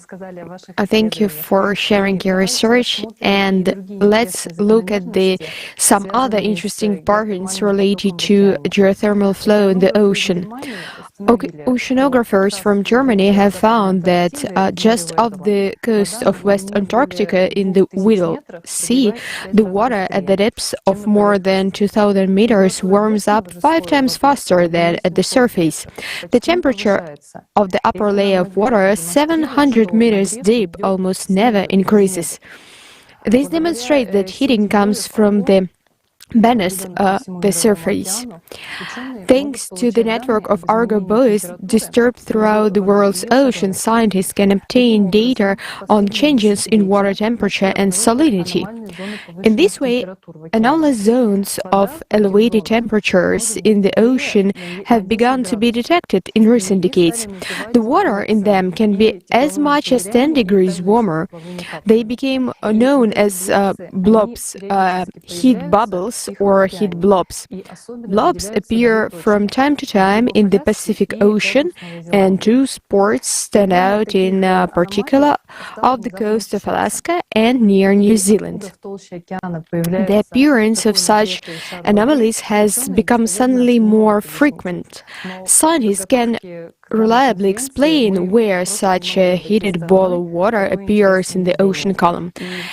But in preparation for the conference, we could not disregard such an interesting phenomenon, and accidentally, a geophysicist I know had a map of the location of magmatic plumes of the planet. Also, I want to know that the boundary of the core and mantle, there are giant structures of reduced produce velocities, which are also called magmatic droplets. They feed the magmatic plumes, which rise from the core to the ocean floor. And when the map of thermal anomalies and the location of the plumes were superimposed, we got the following picture. Some magmatic plumes appear directly under these thermal drops in the ocean. In some articles, we see that areas of elevated temperatures in the ocean are associated with human activity. But it remains a mystery how that CO2, which is emitted by our factories and is very well mixed in the atmosphere, all rushed into these zones to heat the ocean locally. And there are huge volumes of water, and you have to heat it up by almost 10 degrees. In 1999, when there was a well-known underwater volcanic eruption on the Gagel Ridge, heated water also rose the surface. Maybe it's time to consider the hypothesis that blobs in the water's oceans are related to magmatic plumes on the bottom after all? Unexpected behavior is also obtained in another area of the ocean, the Gulf Stream current. Scientists have established that the temperature of the ocean surface is rising. It means that according to all the laws of physics, ocean currents should speed up. And that's what we see. A prime example is the Antarctic current. But then, why the Gulf Stream is slowing down? The Gulf Stream started up 11,000 years ago at the beginning of the Holocene, when it was warming and the Earth was coming out of the Ice Age. But now it's getting warmer and the glaciers are melting, but it is slowing down. Climatologists know very well that the stoppage of the Gulf Stream will lead to. As a result, winters in Europe and North America will become harsher, and the sea level at the USA shores will rise faster. So, what do we see? That glaciers are melting from the inside out, areas of magma sources due to heating. In the oceans, the lower layers of water are warming and abnormal heat drops appear above the magma sources. Seismicity on the ocean floor grows and geothermal flow increases. The Gulf Stream is also behaving unexpectedly. All these factors indicate to us a significant impact of geothermal heat on the global nature mechanism of our planet. And I want to ask you another question. Are we so blind that we will explain all these large-scale phenomena only by human activity? All these processes have intensified in recent decades, and it is clear that they point to global changes within the planet. After all, we have so many smart people in science, but the consumer format of our society does not allow them to study topics that are really important for all of humanity. A creative society starts with the truth, and we are articulating this truth right now. The next speaker is going to talk about the processes that indicate increased natural degassing, namely fires burning falls. I give the floor to Peter Lushin. Greetings to the participants of the conference. Correlation of wildfires with faults in the Earth's crust. And first of all, the situation in Australia in the summer. Heat in the center of Australia. On the periphery, the temperature is few degrees lower, but although there are fires in hot places too, they occur mainly on the periphery, where the temperature is lower and where it is closer to the ocean. That is, the humidity is higher. Why is that? Well, because these most fire dangerous situations are correlated with the faults of the Earth's crust. This is in the west of Australia, as well as in the east and in the south, everywhere. So why is everything happening along the faults of the Earth's crust? Active faults in the Earth's crust mean ionization, which leads to a decrease in the humidity of atmospheric air, to many-fold decrease in precipitation. Experimental observations also show this. Those who have swum in the sea, where there's vegetation below, have noticed in summer that there are air bubbles coming from the bottom, and their flow rate can be measured. If there are faults in the Earth's crust or an earthquake, then fountains of gas are visible on the underwater radars. When these gases reach the surface of water, if there is ice at the top, many bubbles can be observed in the ice. If they make a hole in the ice in these places, even fires occur. Satellite maps show that at places of high concentrations of gases over the centers of earthquakes, fountains of methane appear in the atmosphere, spreading for hundreds and thousands of kilometers. This takes place in the Caspian Sea, in the States, and in Mexico. Everywhere, plumes of methane spread from earthquake epicenters. Baikal region, 2009, there were not many earthquakes and fires, and they were only in the south of the region. But in 2010, there were hundreds of fires, and not only in the south, but also in the west of Baikal and in the southeast. And these fires were localized to linear features, lineaments. Look at the map of the earthquake's hypocenters. Yes, they go along Lake Baikal, but there are no fires there. In the northwest of Lake Baikal, there are no earthquakes at all, but there are hundreds of fires.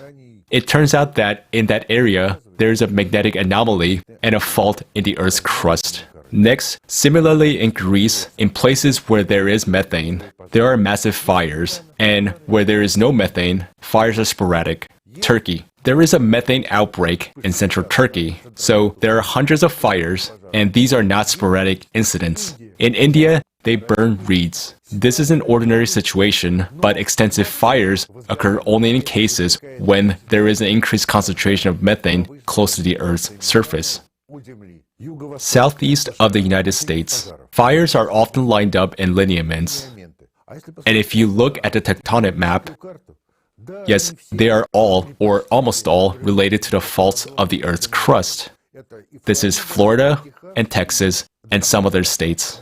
Everywhere, everything is the same.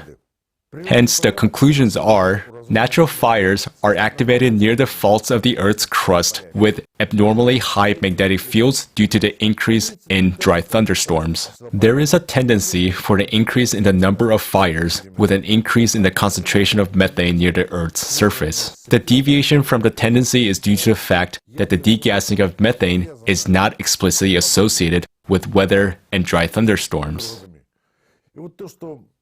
And this is what I wish to those who study and are interested in such things as earthquakes, drought, and fires. Do not take it always unequivocally. Deal with each event individually and find out the genesis. Thank you for your attention.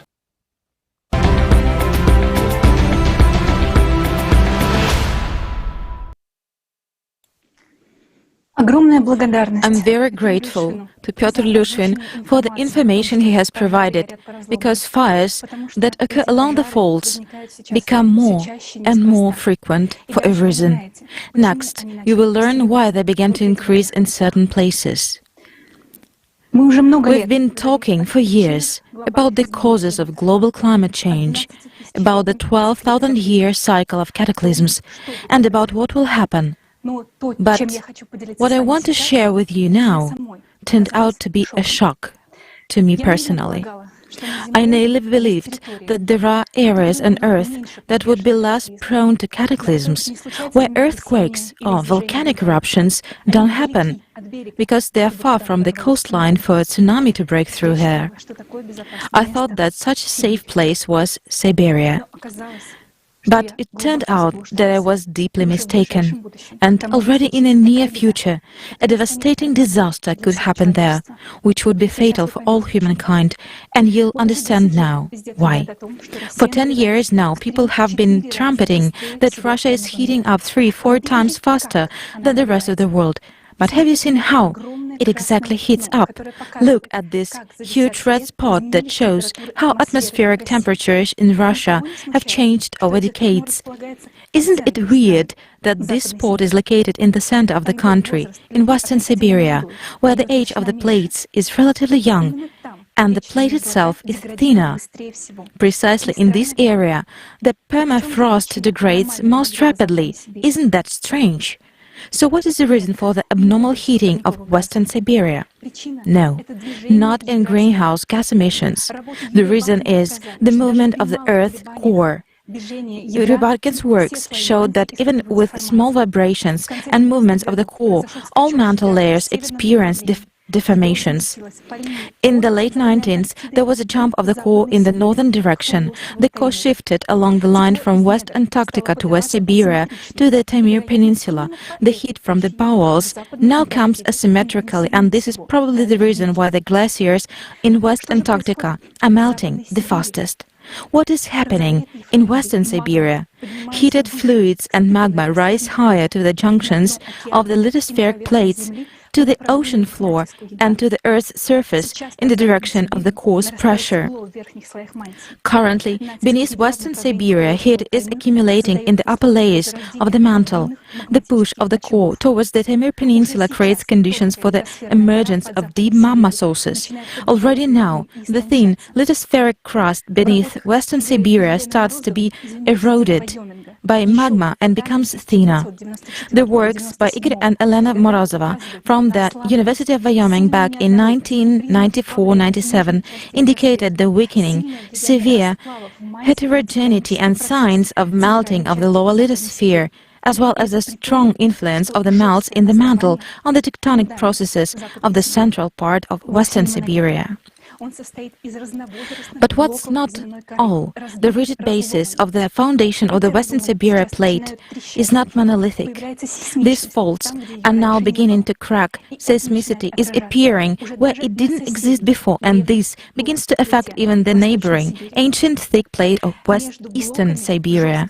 Between the blocks of the rigid foundation of Western Siberia, at a depth of 2-3 kilometers, there are deep trenches called rifts, filled with the sediments of a volcanic catastrophe that happened long ago, 250 million years ago. At the turn of the Permian and Triassic periods, the Earth was splitting apart here due to catastrophic eruptions that formed nearby magnetic layers called the East Siberian Traps. During these eruptions, the Earth experienced its greatest extinction, the Permian extinction, in which 19% of all species became extinct. And now this disaster could happen again. Already now, in various regions, magma begins to anomalously heat the plate. Groundwater boils and water vapor warms the atmosphere. The hydrothermal potential of the West Siberian plate has long been known, but the paradoxical thermal anomalies that have appeared in recent decades are alarming. Boreholes show unexpected values of water temperatures compared to neighboring areas. Look at the map. The modern increase in geothermal heat in the north is now directly above the ancient rift, exactly where the crust split 50 million years ago. About the other branch of the rift, in the southwestern part of the plate, water in people's wells suddenly starts boiling. And right now, in winter, in December, despite the frosts, peat bogs are burning under the snow. In addition, the North magnetic pole is now drifting in this direction with acceleration, and in the outer core, right under this zone, the molten iron flow is accelerating. What does this indicate? The proximity of new catastrophic eruptions. And there are still many such areas with thin crust on the planet. And it is curious that it is in these regions that the number of forest fires has increased due to increased natural degassing along faults. Current trends suggest that in the coming decades, magma will start popping up in various places around the world, saying hello to us. The solid ground beneath our feet is beginning to crumble, even where we hoped we could be safe. If it is still not obvious that the problem is in magma, very soon everyone will be convinced of it. But what is happening now? National governments are afraid to tell the truth because they fear panic. One can understand them because they have nothing to offer people. Because then the question will arise, how are governments preparing for the coming events? Meanwhile, governments are raising money to fight against CO2. How's that? And scientists echo this lie and engage in some nonsense with this notorious carbon dioxide, just to make a little more money for the last time. Because of such collaborationists, we are totally unaware. Meanwhile, the inevitable is getting closer and we have no way to counteract it. I'm also afraid of what is going to happen. But, it's even scarier if we lose our time and our chance. And the responsibility for the death of billions of people in the next decade will be on our conscience. No, we will not allow civilization to perish because of our pride, laziness or cowardice. And we have a solution, the only one and the most effective. We need all the scientists of the world to stop concentrating on their own narrow topics and mundane problems and combine their accumulated enormous amounts of knowledge and skills. Is it really difficult to establish communication between people? Just imagine, thousands of volunteers have been preparing for this conference. If we all begin to act to achieve the single greatest goal of our time, the survival of all mankind, in the shortest time possible, we would study all aspects of the ongoing climate change, and we would already be able to begin to find a mechanism to counteract it. But this is only possible if we form part of the creative society. Otherwise, there is no other way. So isn't it time to roll up our sleeves and join the ranks? Together, we really can do anything. Join in. Thank you, Elisaveta. Your information have left me speechless. And I believe many of our viewers as well. How much more convincing evidence do we need, guys? We're being constantly warned by nature that we are slowly crossing the red line and that inevitable is closing very fast. And we are not ready to withstand it. Let's now watch a video with the most alarming information.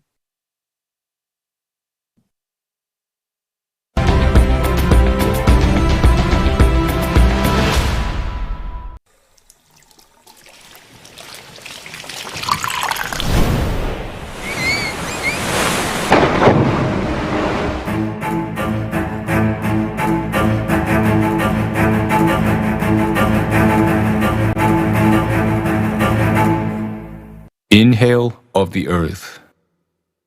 Scientists have been recording something frightening. Lakes, rivers, and waterfalls are disappearing all over the planet. Where is the water going so fast? Lakes.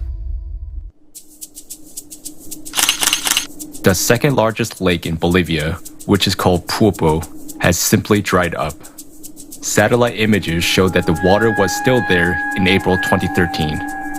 But by January 2016, the lake had completely dried up.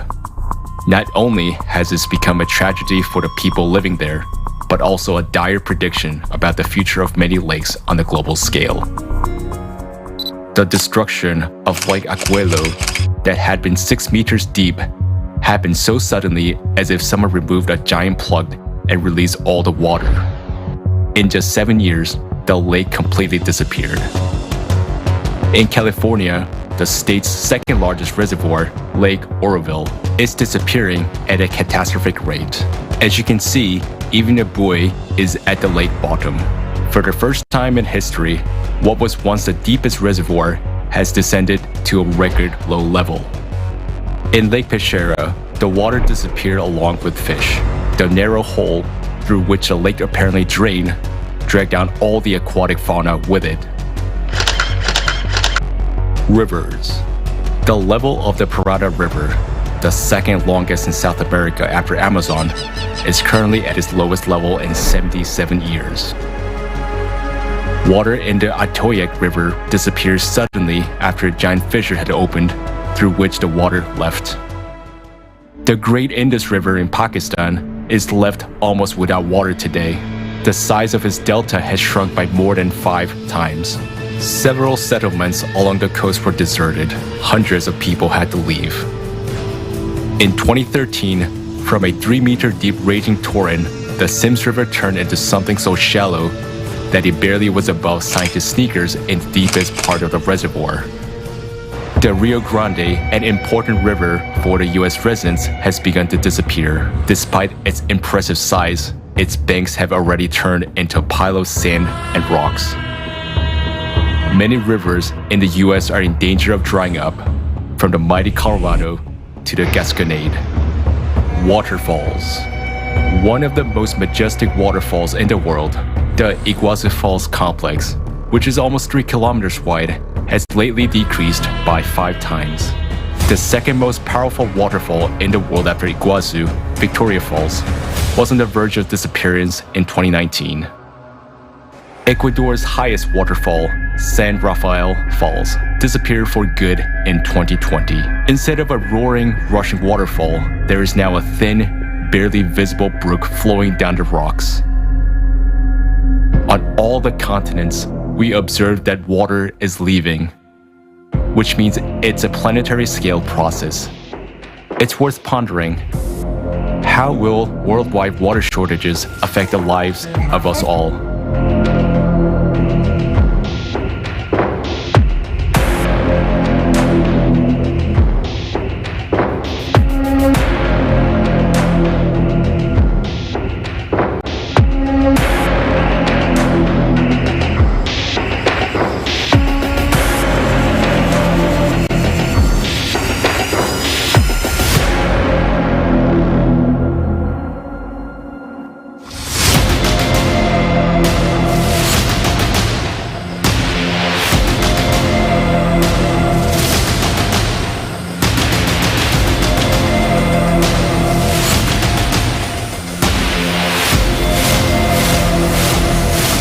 According to the research by American scientists, water level in the world's largest rivers have dropped significantly over the last 50 years. All around the world, thousands of rivers and reservoirs are disappearing, but at the same time, there are powerful downpours. For example, in China, despite frequent floods, more than 27,000 rivers has disappeared, which is about 50% of country's rivers. How can this be explained? In Ukraine, more than 10,000 rivers have disappeared over the past 30 years, and wells are drying up. A quarter of England's rivers and a half of its small streams are also in danger of disappearing. Due to water shortages, India is facing water crisis like never before. A natural question arises: where is the water going?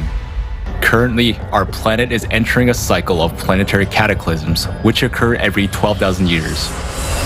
During the cycle, galactic interaction affects the core of the planet, causing the core to become unbalanced, and it begins to jump. Because of this, the planet accelerates its rotation and begins to expand along its equator.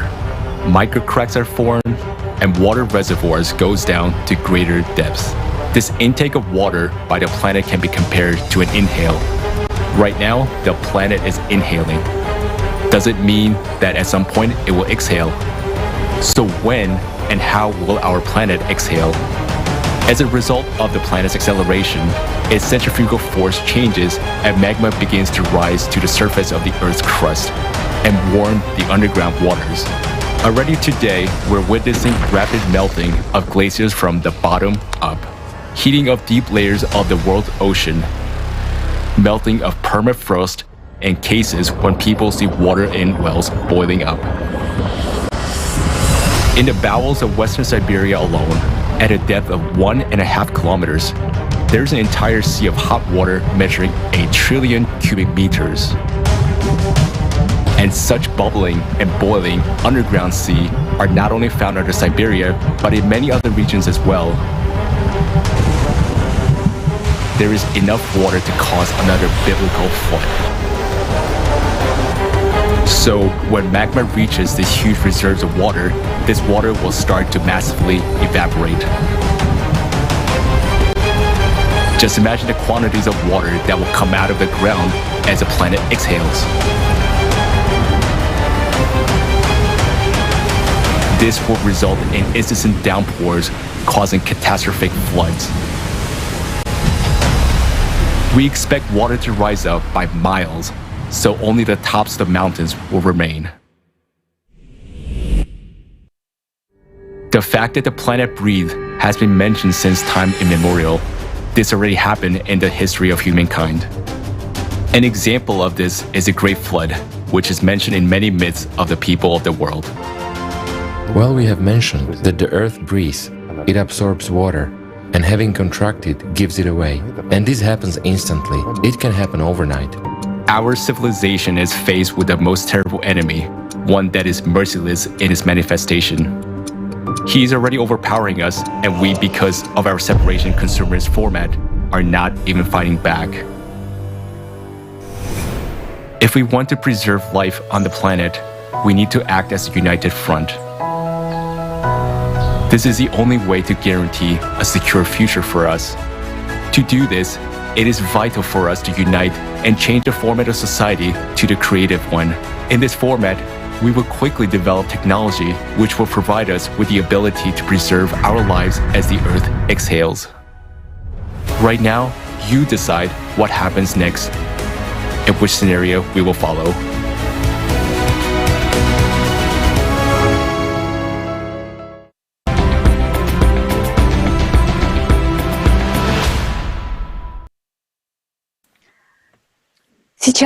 Now, during the conference, we learned that the melting of the glaciers of Antarctica and Greenland occurs from the bottom up because of the activation of magma vents beneath them. Magma is rising closer to the surface in areas of thin crust and in zones of known magmatic activity, and this is increasing volcanic eruptions in the ocean and on land. Seismicity on the ocean floor increases, geothermal heat increases, and this leads to heating of the lower layers of ocean water. This in its turn leads to accelerated currents and changes in atmospheric circulation. Earthquakes increase on land as well. Flammable gases are released through faults, and the number of natural wildfires increases. Underground waters in regions with a thin earth crust become abnormally heated. More sinkholes and karst funnels are forming. New cracks are being formed which divert water deep into the earth. All processes are intensifying. The conductor of these changes is the core of our planet, which has been undergoing changes in the cycle of 12,000 years due to the impact of external radiation. We underestimate the strength of the core. It seems to us that if the core is so huge and clumsy, it cannot affect the surface of the Earth. But we are deluded as the tiny bacteria on the crust of an apple, who think they are the reason the apple falls to the ground in the fall. I present to you the most recent open-source data available on the study of our planet's core and the consequences that these changes in the core cause.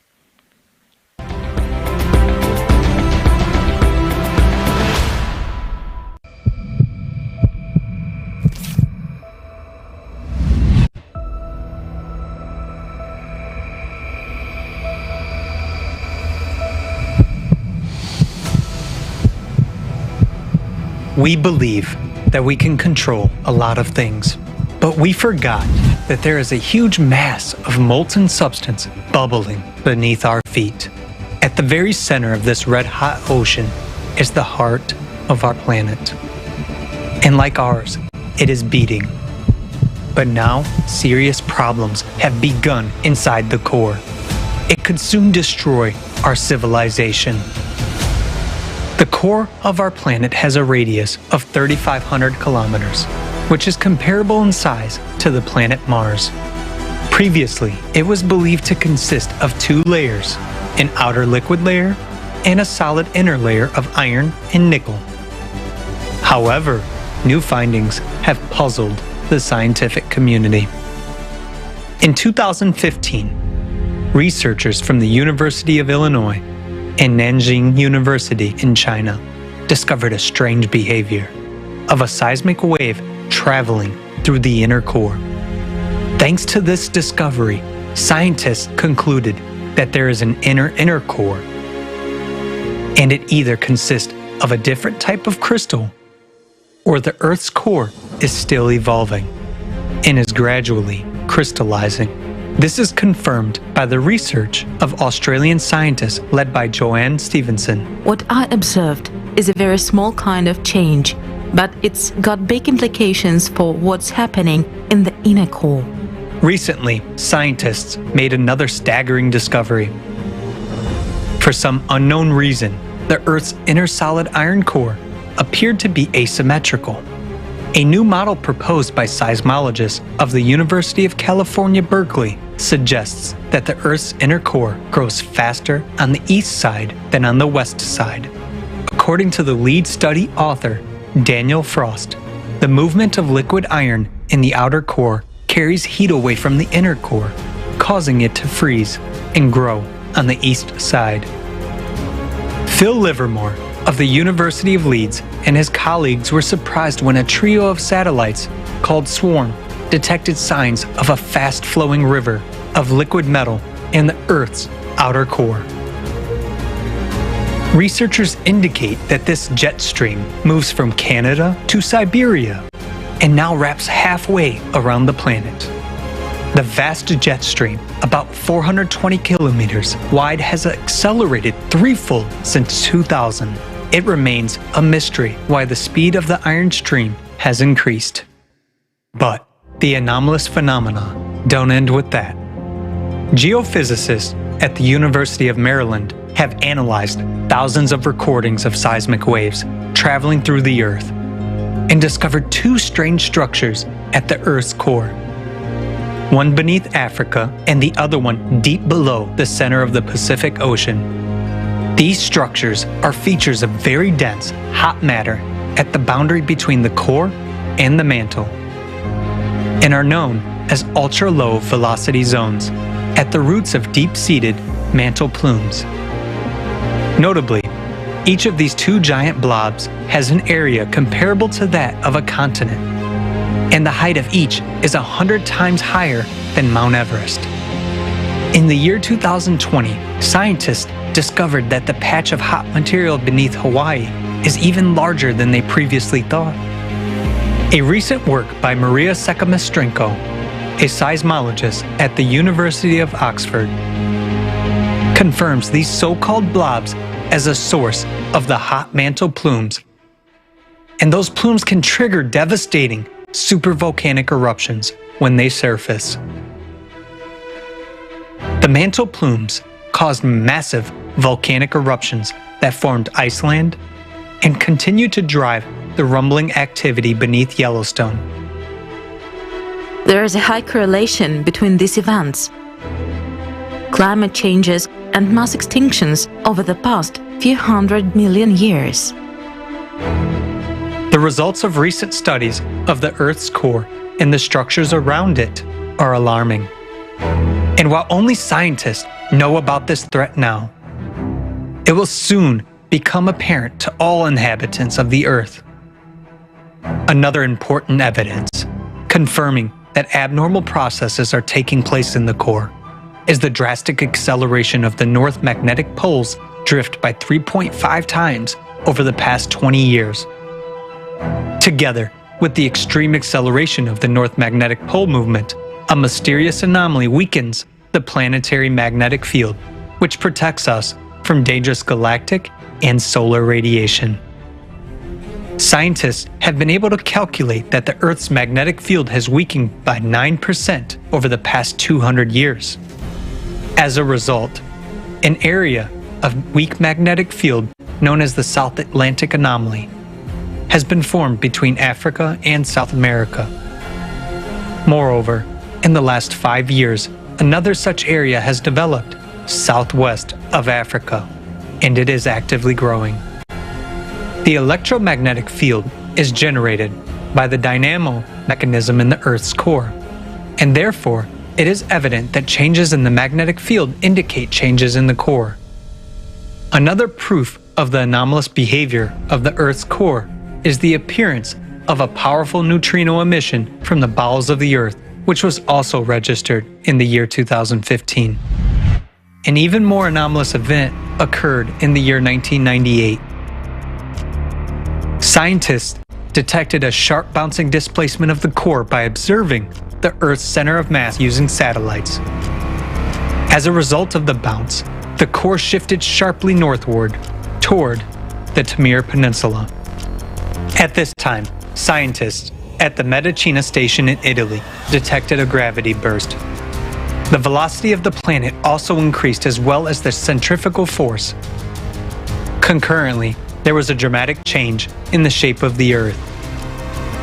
As measured by a laser rangefinder system from the US satellites, the planet began to expand abnormally along the equator, whereas before that, the trend had been the opposite. Because of the increased centrifugal force, magma plumes began to rise closer to the surface, which increased the geothermal heat flow and the number of earthquakes. As a result, new faults and cracks began to form, through which water from the surface began to escape deep into the Earth. In the same year, there was a sharp increase in the speed of the North Magnetic Pole's drift. The bounce of the Earth's center of mass became the key factor of the system's imbalance. This event led to a dissonance among all the Earth's shelves, which caused a dramatic increase in many natural disasters: earthquakes, volcanic eruptions, tsunamis, hurricanes, tornadoes, and so on. It is worth noting that during the same period, there was also synchronous bouncing changes in natural processes on the Sun, Moon, Mars, and other celestial bodies of the solar system. And this also occurred because of the displacement of their cores. This has led scientists to believe that such synchronous bounces may be caused by the influence of external factors on the solar system. In the year 2010, NASA scientists, together with French meteorologists, established a correlation between the increase in average annual temperatures and the rotation of the Earth's core. The fact that the core affects the climate has long been known in science. Back in the 1980s, a group of French scientists discovered that the movement of liquid material in the core directly affects the rotation of the Earth, which in turn affects the oceanic and atmospheric circulation. The bounce of 98 led to major changes on the Earth's surface. But this started even earlier. It is no coincidence that the New York Times published an article in 1985 about the leading role of the core in climate change. But you can't make the core pay taxes on gas emissions, while you can make people pay. So now, everyone has forgotten about these studies. But over the past 50 years, our planet has continued to accelerate. Since the year 2016, this trend has intensified even more. July 19th, 2020 was recorded as the shortest day in the history of observations. Even seemingly insignificant acceleration of the huge mass of the Earth will cause catastrophic consequences in the near future.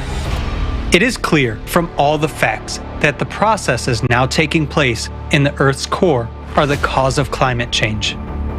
According to many researchers, such drastic global changes in the planet's core are caused by immense energies coming from the depths of space. Our planet is exposed to this radiation every 12,000 years. And right now, we are on the verge of a catastrophe. Scientists have yet to answer many questions, but it is clear that extreme changes are taking place in the core. core bounces accelerate the planet's rotation and increase its centrifugal force, which brings the magma inside the mantle closer to the surface. This causes an increase in the power of volcanic eruptions and earthquakes, the number of which is increasing. Also, the process of magma uplift heats up groundwater, causing glaciers to melt from below, which leads to catastrophic floods. The situation is progressing rapidly, and very soon we will face supervolcanic eruptions and global floods that will make conditions on the planet incompatible with life. How can humankind survive cataclysms of this magnitude? Each and every person must be involved in the solution to this problem, and we must act with full commitment. Now there is no time to shift responsibility to anyone else. The heart of our planet is already beating faster. This is causing catastrophic changes. Only by admitting the truth about the real causes of climate change will we be able to grasp the full extent of what is happening and unite the entire scientific potential to ensure the survival of all humanity.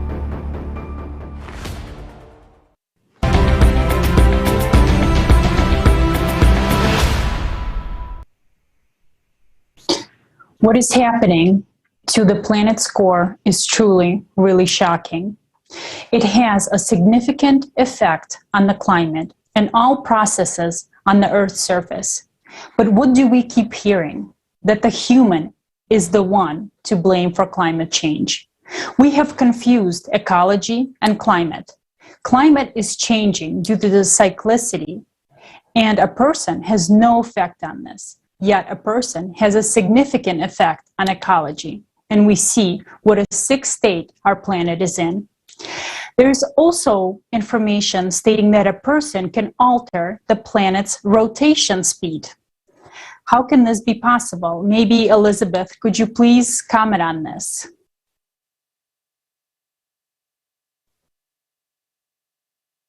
Да, конечно.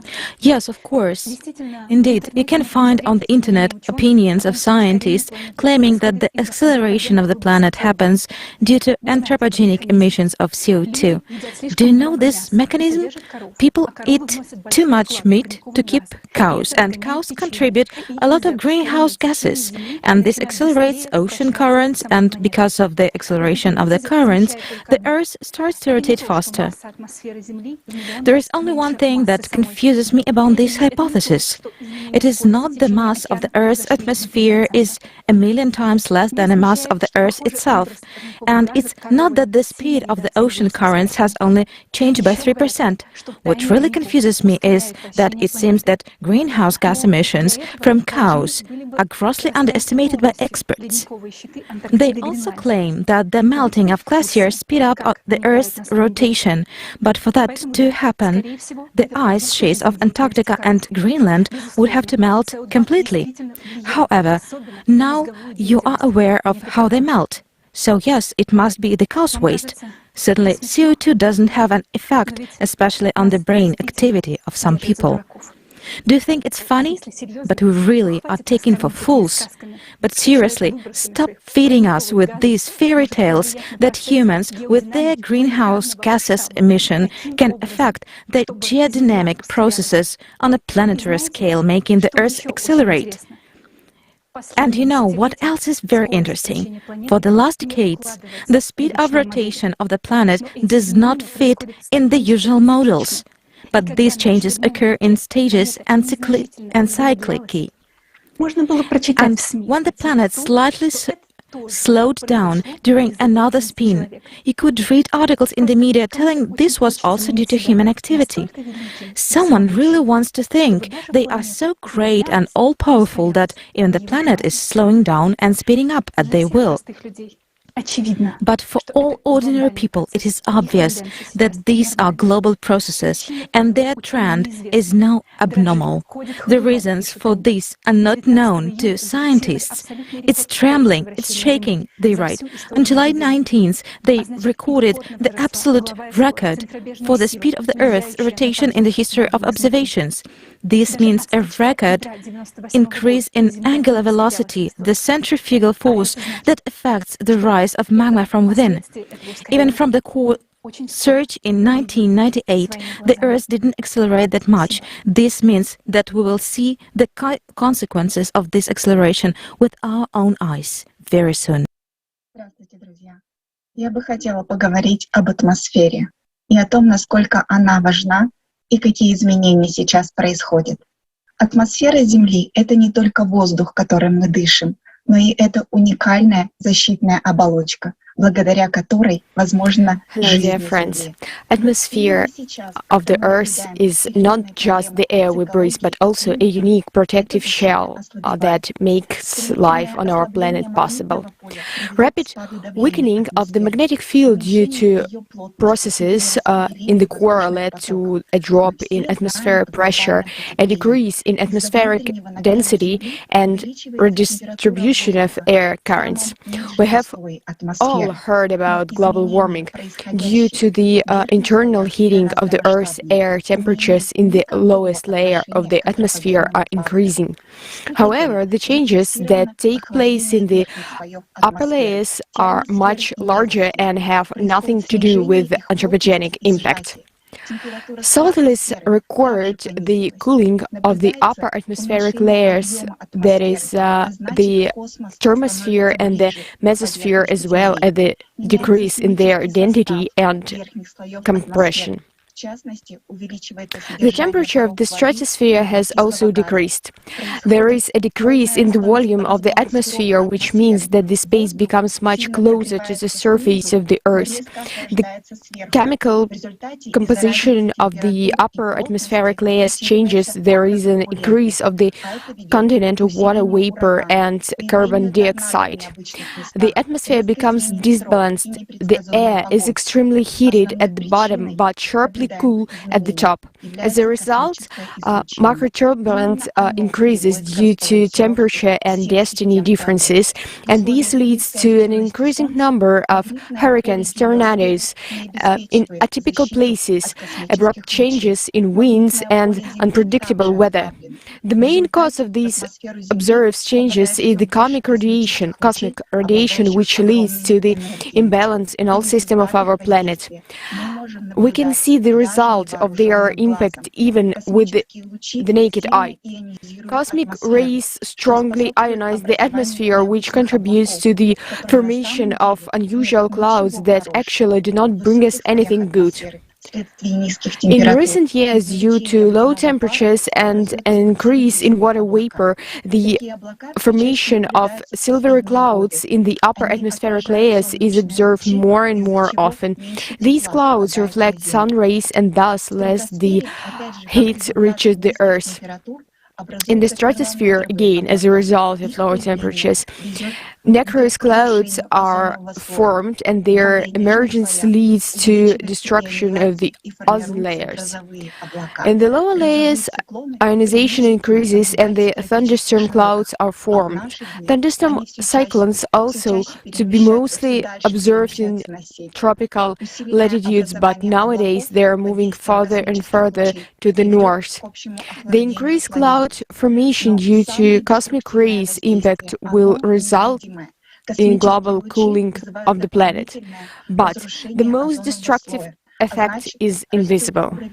Cosmic rays cause additional destruction on the ozone layer, which means that the level of ultraviolet light is growing, and the chemical composition of the very top layers of the atmosphere changes.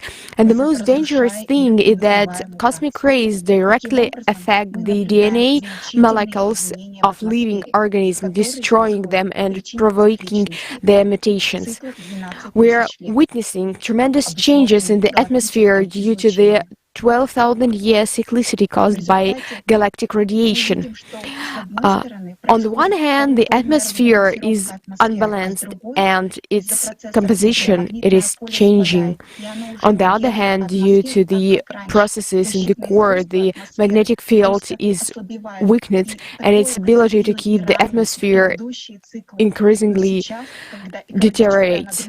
As a result, the protective properties of the atmosphere are weakening. This has happened before in previous cycles, but now, as the environmental load of the planet is increasing, it may simply not be able to withstand it. We are human beings, we are biological structures, and we depend on the atmosphere, the temperature, the concentration of oxygen. And if we don't find a way to counteract the forces that affect the solar system and us, we will simply die. The electromagnetic field and the atmosphere were the defense mechanism against external factors, but now we see what happens to them due to cyclicity. But we do have a chance, and in order to survive, we need to act. Most people don't know what's going on right now, and that's why it's so important to inform them, to inform and not to demand a decision from anyone, but to decide for ourselves and take responsibility. The world leaders cannot decide it, they rule only small fragments and pieces. 6,000 years ago, we were divided into communities, and we still exist like this up to this day. But we all are human beings and we can change everything. It is extremely important for us to inform everyone in a short period of time to come to a decision that we want to live.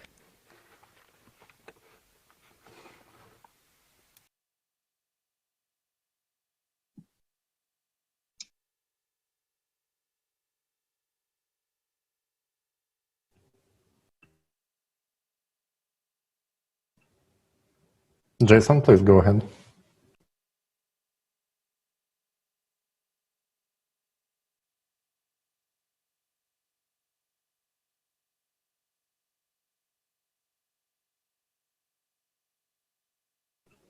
While Jason is solving some technical issues over there, I could take over with the next speech. Okay. So experts are actually puzzled by the anomalies occurring on the sun. For example, the magnetic field of the sun is rapidly fading. And the past 3 recent 11-year solar cycles have been unprecedentedly low, with each successive cycle being weaker than the previous one. This has never been observed during the space age. So the solar wind, the flowing outwards particles throughout the solar system that are supposed to be protecting us from radioactivity actually cannot sufficiently perform its function anymore. And at the same time, satellite data shows the increase of radiation by 20%. And the reason is a flux of galactic cosmic radiation, which enters the solar system and the Earth's atmosphere. Some scientists suggest that we are at the minimum of solar activity and that something similar might have been observed earlier in the Middle Ages. But there are a few extremely alarming facts. So in 2019, astronomers recorded a powerful, record-breaking flare on the nearest star to the Sun, Proxima Centauri, and that flare was 1,000 times stronger than any known flare that previously was ever observed. So something similar, strange, occurs on the other stars near to the Sun, so-called inactive star of Barnard and the star of Wolf 359. And there is the theory that low activity on the Sun is actually only calm before the storm, along with super strong flares coming up. In addition, very strong radio signals are being recorded by astronomers coming from the center of our galaxy. And the thoughts are that those are starbursts, so new stars occurring over there. What is behind this strange star behavior?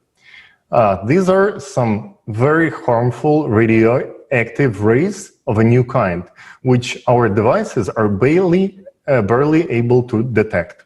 It is something very small that on micro level destroys planetary cores and ignites new stars. But let's go back to our planet. So how does galactic cosmic rays affect the Earth? The fact is that the harmful galactic radiation is directed at the right angle to the Orion Arm, in which the solar system and our planet are located. Previously, these rays passed at a tangent, but now we are approaching a point of near interaction.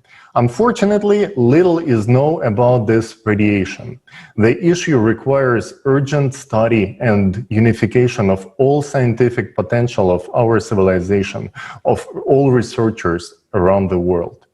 In 2001, Russian physicist Alexander Mikhailovich Mishin made a very important discovery. An extremely powerful stream of radiation was registered in a very specific region of space. Examination carried out by astrophysicist Shpitalnaya Alexandra Alfredovna on the radio telescope of Pulkovo Observatory confirmed its real existence. And further studies of radiation patterns, its flows from so-called Mission object were established. And they came up with the conclusion that this very powerful energy emanates from a very particular place in the space that Mishin himself considered as the center of the universe. Astronomers approached NASA and asked to compare this data to the data that NASA has, but unfortunately their request was just simply ignored. This radiation is probably the very same exact galactic rays that are making irreparable changes in the core of our planet, and also in the cores of other planets of solar system. And it even affects the stars up the arm, the Orion Arm. And we already basically know that they are affecting the sun itself as well. And we know what kind of damage they can do within the 12,000-year cycle, actually the cataclysms that are caused by this radiation. So we need to figure out how to take counteraction to this radiation as soon as possible while we still can make this difference, because very soon it's just gonna be too late. And for that, we need to unite all our potential. Thank you. Let me pass the floor to the next speaker.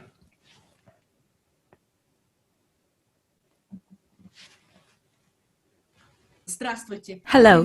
I welcome everyone to the conference Global Crisis, Time for the Truth. My name is Elena Podladchikova. I'm a PhD in space physics. I study the sun, climate and astrophysics. Currently, I'm working at the Davos Observatory on a number of space missions that deal with these fields. What's happening with the climate today is really unusual. As a scientist, it got me thinking. I started asking my colleagues, I started summarizing my research. And really, there's a lot of strange things going on. Let's approach this question in terms of solar activity. We all know that there is an 11-year cycle of solar activity, then there is a 100-year cycle and 200-year cycle. Give or take a few years, a 400-year cycle and so on. The upcoming period is what we in solar physics call a grand solar minimum. Most likely, it will last perhaps until 2045, according to our current estimate. During the periods of solar minima, especially a long protracted minimum like the current one, which has been going on since 2012, we are exposed to solar and cosmic rays. Cosmic rays are more energetic and more dangerous. Many stations on Earth that measure cosmic rays are, as expected, registering more and more cosmic rays, very highly charged particles. Cosmic rays are bad for human health. We scientists usually don't focus on that. We are kind of aware but don't write about it. There could be an effect on heart, on lungs, on a person's lifespan. I would say it's very dangerous. Cosmic rays coming to Earth are not good for the biosphere. We're studying their effects on soil, wetlands and water. Unfortunately, scientists aren't all united in these studies yet, because everyone is studying their own area. I think scientists are very, very close now to figuring it out, and will soon understand exactly what kind of coherent radiation is affecting the climate. We know very little about our environment and about space. We are scanning outer space at newer and newer wavelengths, at newer resolutions. The technology is improving extremely fast. Sources of coherent maser, laser radiation may be in many places in our galaxy, but the center of the galaxy probably has a strong source of coherent radiation. Again, this has been discovered by a Japanese telescope and a telescope array in Chile. This is a completely new established fact. For example, at Moscow State University, geologists have established the influence of cosmic objects, the center of our galaxy, gravitational and other interactions on geological processes. Friends, the situation is very serious. People are dying. We are aware of that. We can't deny it. A lot of research has been done. Hawking, Zeldovich. Unfortunately, in the past, a lot of scientific minds have been directed towards military developments. Friends, scientists around the world, let's come together and think about how we can use at least that information which we have now. We know what is going to happen to the climate. It had already happened 6,000 and 12,000 years ago. What's happening now is not new to us. How can we survive global disasters? We must act right now, because next year it might be too late. Let's direct our efforts towards saving humanity. I didn't want to say this before, but now, after analyzing all the facts, the future depends on our choices. We don't have time to ponder. We only have time for action, only for treating each other well, for being completely open, for spreading full information, and for involving a lot of people of interdisciplinary fields. Are you ready? I'm ready for that. Friends, you know, we are geniuses. I'm not talking about me, I'm talking about all of us. Do you see how much we, humanity, have done and how much we have understood? Let's use that. Let's tell each other what we can do. And I believe that we will. Thank you, Mrs. Podlachikova. Thank you so much for this information. Very hard information, very truthful information. And I would like to thank all our speakers for being open and honest to bring this truth to us today. Let's continue. And I would like to remind our viewers that right now you are watching a live broadcast of the conference, Global Crisis Time for the Truth. Ahead, we have a part dedicated to human slavery and refugees. Stay with us. A premiere of the documentary film will be shown soon for the first time today as part of this conference. Journalists look into human slavery and mistreatment of refugees. This film is produced by volunteers of Creative Society from all over the world. Now, let's get back to the solution of the climate crisis. Let's watch an excerpt from a video shield with the participation of Igor Mikhailovich Danilov.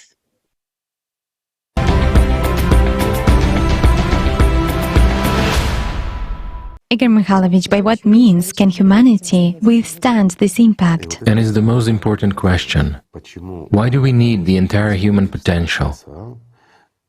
Why cannot someone do it on their own? Because first of all, we don't have this knowledge. We don't have this kind of energy. We have to understand that the power of impact affecting our planet is enormous. So all the energy that we have on Earth, that is available to us, is not enough to counteract the power of impact that is taking place, there is a small nuance here too. I'll just explain for understanding.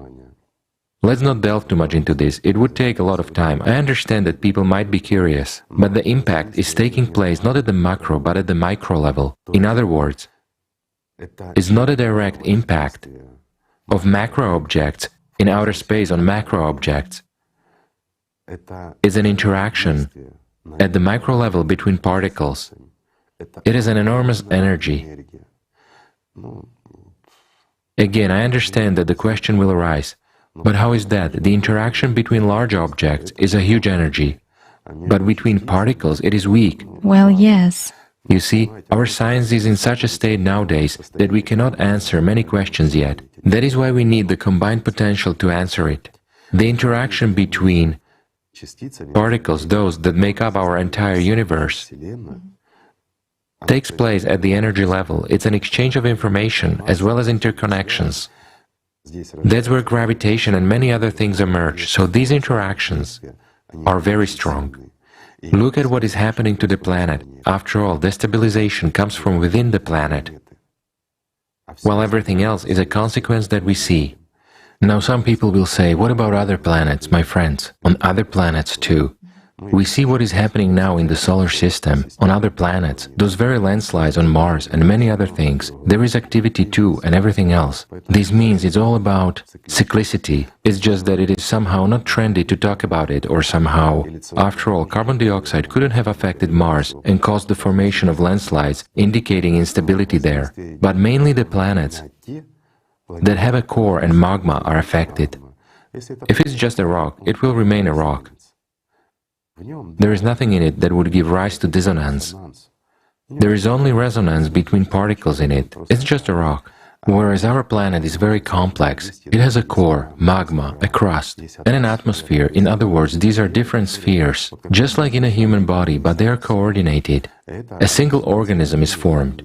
What will disorders in, say, a person's bone structure lead to? To irreversible consequences. The same is true for the vascular system or any other part. Whatever we take, any system, any disorder leads to a global destruction of the organism. It's the same with us here. Therefore, what do we need in order to counteract this? An equally strong counteraction. Let me give you a simple example. Let's use Tatiana, for example, for you to understand. Let's suppose I give her a little push, and she tilts. Why? Because there is a force of impact. And now resist it. You see, exactly the same impact, but she doesn't tilt. Why? Because she counteracts my action. If we don't put forward this counteraction, our world will simply collapse. Mars is an example of that. Those who are smart will understand, look and see where we are going. Why? Because the cause is the same, and the effect will be the same. Again, here we not only need to possess this energy, and in order to possess it, we need to discover these sources. But we also need to understand what it is and how to use it. For example, we do not use this energy correctly. Let me push you, and you apply the same force. In the other direction, you see, it's even greater. She almost fell. Why? Even a light touch. Without help anymore, right? Yes, she applied a lot of force, but in the wrong direction. So if we make a mistake, we will kill our planet even faster. I think it's clear now. Again, why do we need potential? Why do we need energy to build and do all this? Let me give you another example. Why? Because it's a complex process, and it requires all people, all of our potential. And why could we not do it when we were 7 billion? Why can we do it when we are almost 8 billion? Because our potential has increased. Because the task is multidimensional and multi-level, and it has to be solved accordingly.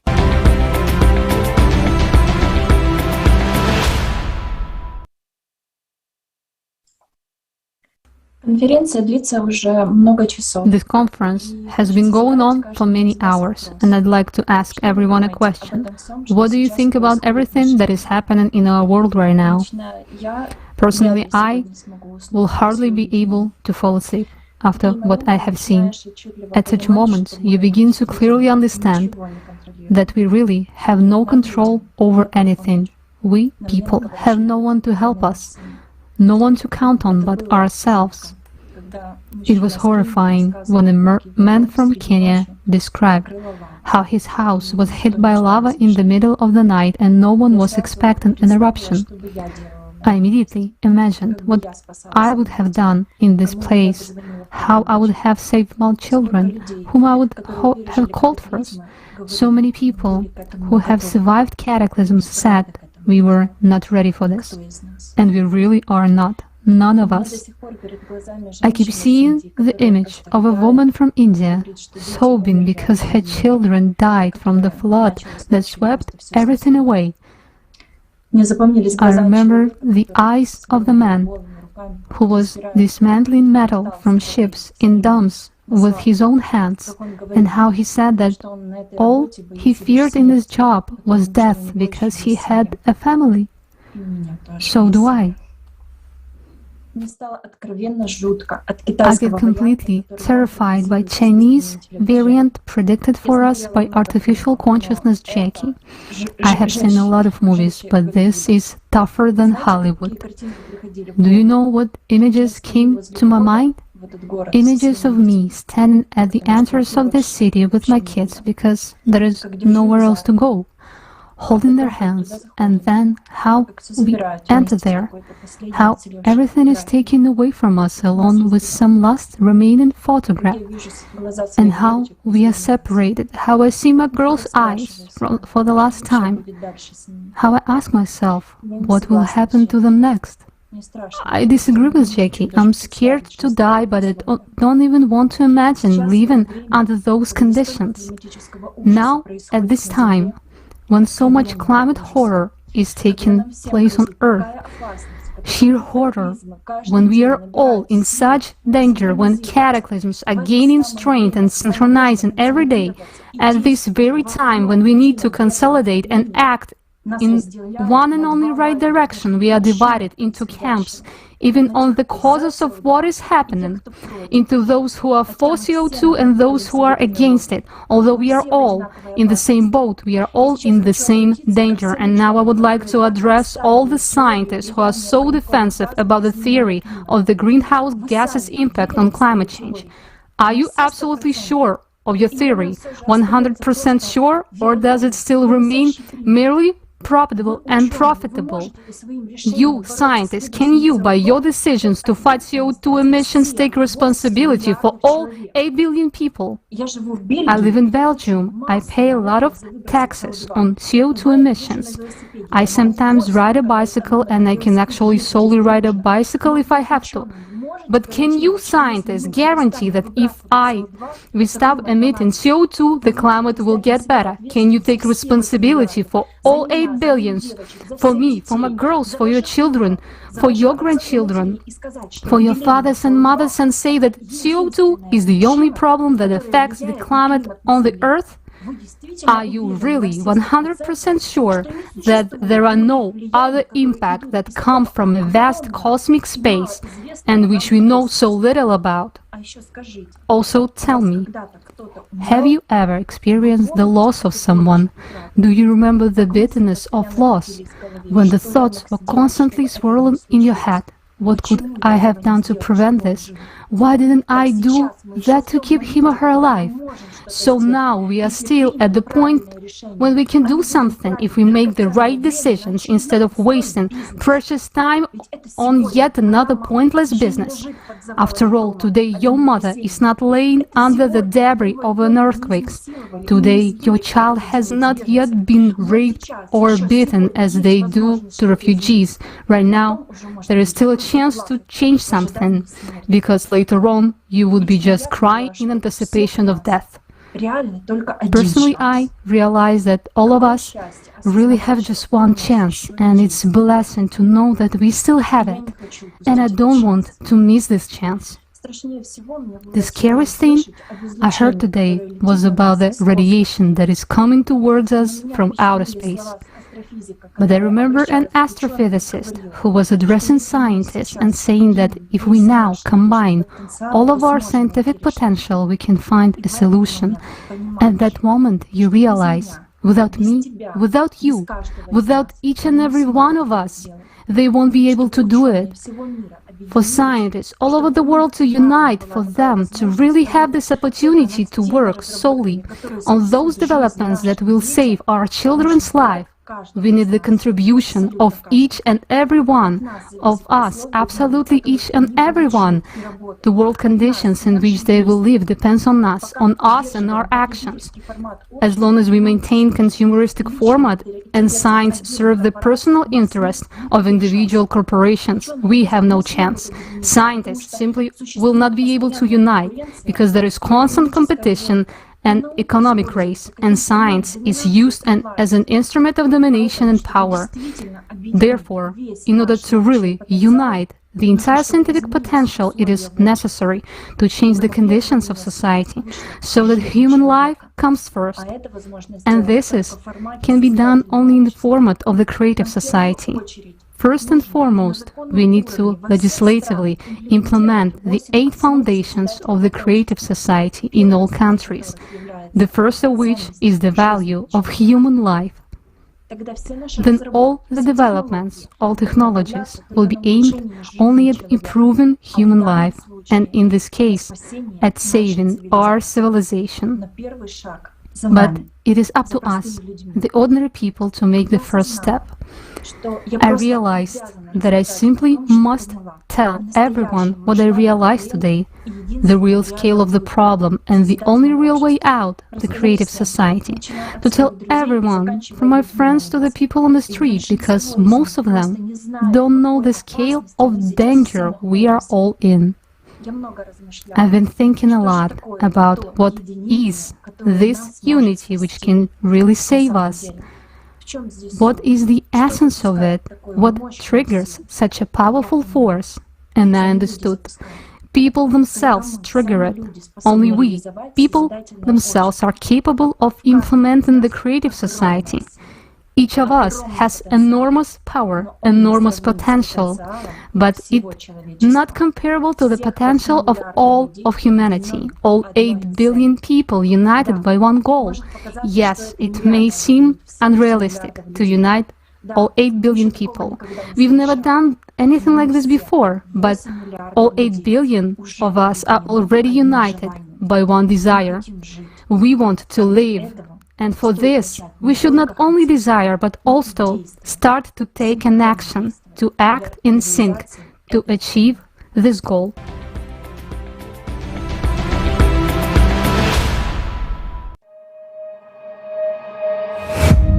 Humanity, various races, nationalities, religions, but we are all sailing in the same boat in this ocean of life. And the course of all-absorbing consumerism, which our common ship has taken today, is leading us to precipice. Just a little longer, and we will irreversibly fall into the abyss of economic, social, and climate catastrophes. Perhaps someone doesn't want to see and admit obvious facts, yet being afraid to turn around and see the reality. In the endless rush, in the ordinary everyday routine, in the race for success and survival in this world of consumerism. But every day, more and more people stop and ask themselves these questions. Where is this world coming to? What does the future hold for me and my children? How can I make sure that the world will be a safe, happy, and prosperous place? After all, no matter how successful you are, if the whole world is falling apart, there is no way you can avoid a bitter fate. We can change the course of our ship, which is speeding into the abyss, and instead of the abyss of consumption, steer it in the direction of the creative society. But we can do this only together. We need to unite our collective human potential, become a united civilization, and row in one direction. Uniting in a common goal, we need to direct our attention, our efforts, our knowledge, and our skills to charting a new course. And how quickly we can do this depends on the choice of each person. Our salvation is only in our unity. Only by working together can we build a truly decent world. A world that will have a future for us and our children. And that is the creative society. We still have a chance. So let's take it.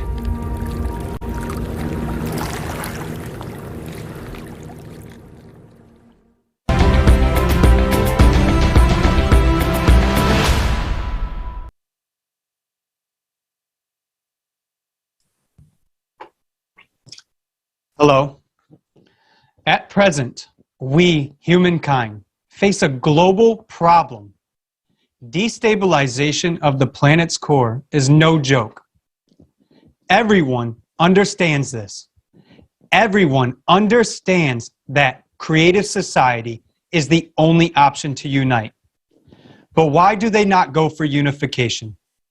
Because there is a fear that even if we all get together, go va-bank, throw all of our energy into uniting, create a creative society, and we won't find a solution, and that's it. Time is spent and effort. There is no solution to the problem. The end. Finito. That is precisely what people have in their heads. And so they would build a bunker separately, only for themselves, because in consumer format, everyone cares only about his ass. And a small fraction of people would survive a couple of days longer than others. In that case, let's go for the Chinese model that Jackie mentioned. They will live only 4 to 5 years longer than if they do nothing. The same goes for the bunkers. Can they save everyone individually, no matter how super equipped they are? No. They can only prolong their existence for a short time, which does not solve anything. So it turns out that this issue is hugely acute. Creative society is a real chance, and the rest is absolute nonsense.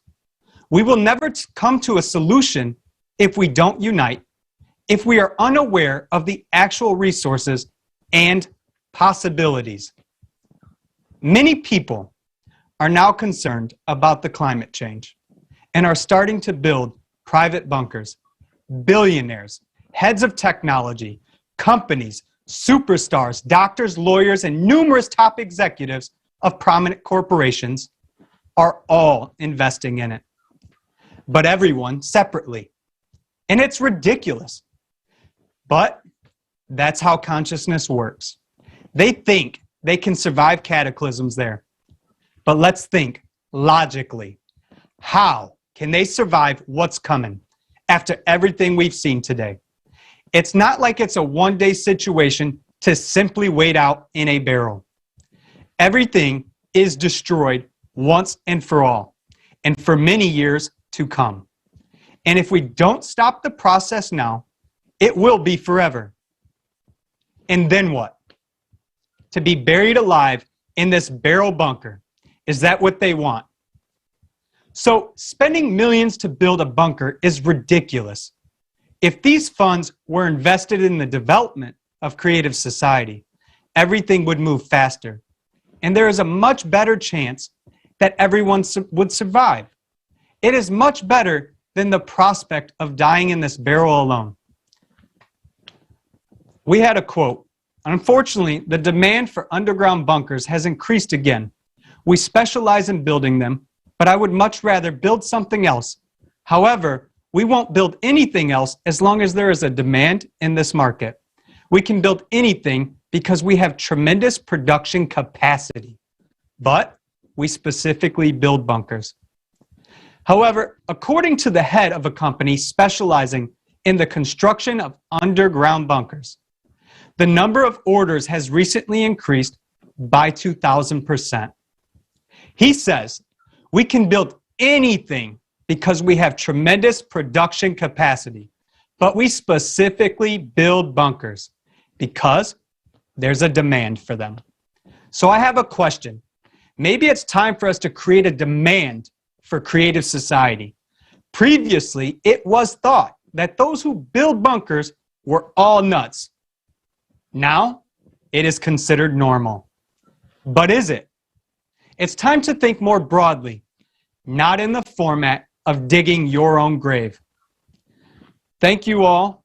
Thank you, the speakers. Thank you to all of the scientists that have stepped forward. And thank you to our wonderful host and the technical support that makes this possible for all people all over the world and our interpreters. Thank you.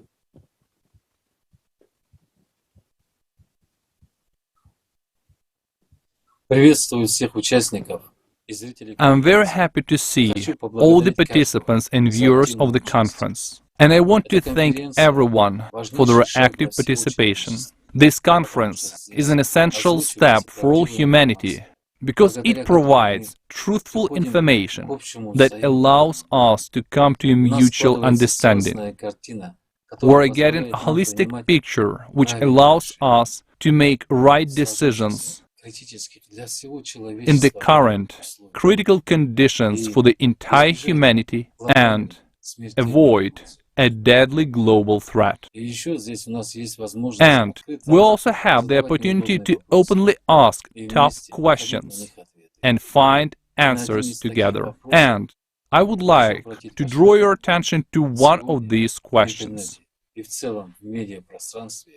Today, a very bad trend is emerging in the internet and in the media in general, to shut people's mouths when they tell the truth about the climate situation. If any scientists, public people, or ordinary citizens scientifically refuse the theory of anthropogenic impact and factually prove that the climate problem is actually much more global and cyclical in nature, then this information gets deleted. In fact, there is an even greater restriction of our rights by the consumerist format, in which we all exist like slaves. This is an outright dictatorship. They tell us about democracy everywhere, but immediately limit it. What kind of democracy is this if some media giants, social networks, or media holdings can restrict it? Who gave them this right? Yet, as strange as it may seem, in fact, the answer to this question lies in ourselves. I mean, by our own inactivity, by our own silence, we allow this to happen. Let's be honest, we voluntarily agreed to this without even getting to the bottom of the matter. And all this is happening today. Today, when it is more important than ever for everyone to understand and accept the fact that our common problem should be solved together.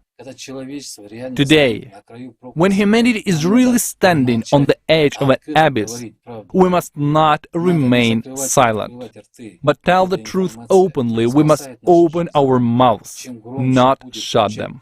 After all, this information will save our lives. The louder the truth will sound, the more real facts and reliable information we get from all sources, the faster we will be able to elaborate the right steps. If we sit back and pretend that everything is fine and that tomorrow it will be great, then there will be no tomorrow at all. Therefore, humanity's mouth mustn't be shut today when it concerns the survival of all humanity. We understand why it is being done, so as not to wreak panic and chaos. But why didn't they keep silent about COVID? They could have shut mouths and forbidden to speak, and people would have died quietly. But on this subject, they shut people's mouths while we're already dying from the actions of our common enemy, the climate. It is already killing us on a large scale. Such actions are unacceptable. They are a betrayal of all mankind. This is true collaborationism with the enemy. In order not to create panic, the right solution must be offered. In order to avoid panic, it is necessary to solve the problem, not to hide or conceal it. Those who give these orders are either mentally sick, if they wish death for themselves and their close ones, or they are complete idiots. After all, the climate will not spare anyone. Don't they understand that? If they are suicidal, that's their problem. But we want to live. And we want our grandchildren and great-grandchildren to be able to live and the human race to continue to exist on Earth. We want to live in the creative society, to live in dignity, to live humanly. In order to achieve this goal, all of us need to consolidate all our efforts today and not to allow these traitorous collaborationists to shut our mouths. Not to agree with the lies imposed on us, but instead to be courageous and tell the truth, anywhere and everywhere to all people. Today, our strength is in the truth. The truth unites our hearts. The truth makes us stronger. The truth makes us united. The truth makes us people who are worthy of the creative society, the society that all the prophets dreamed of. Thank you. Thank you very much. And in this next part of the conference, we will show the truth of the consumer format that we live in. This information concerns everyone. Dear viewers, please share this video. Please share this conference because everyone deserves to learn the truth.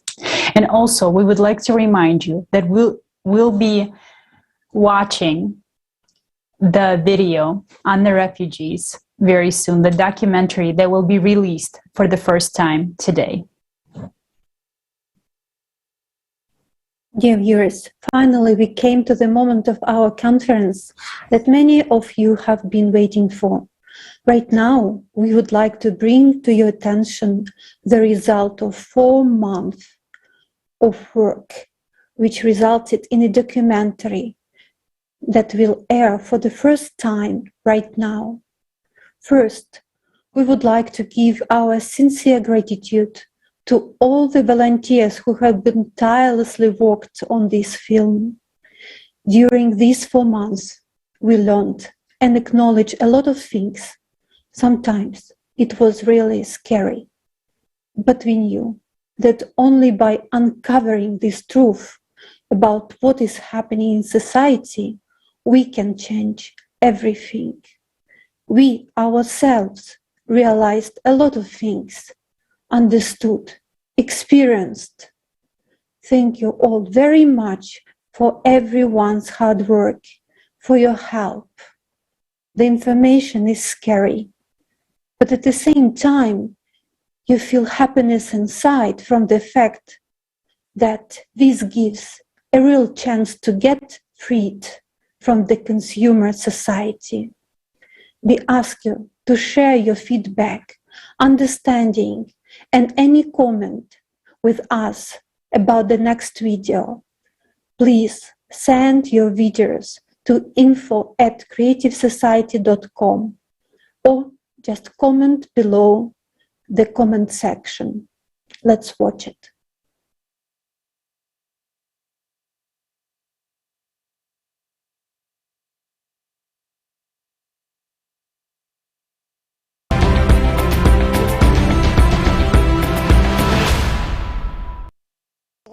The biggest wildfires in Climate is harder to predict. Leafy lives Displaced because of climate change. Where I'm throwing out for a minute. I lost my home.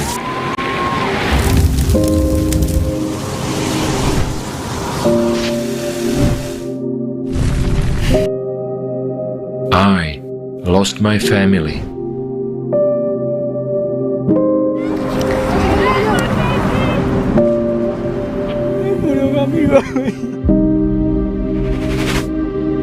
I was running for days.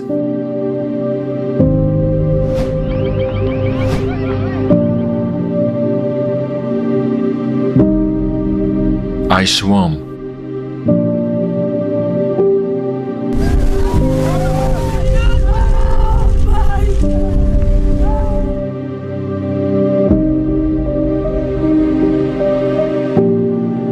To end up here, in a new place.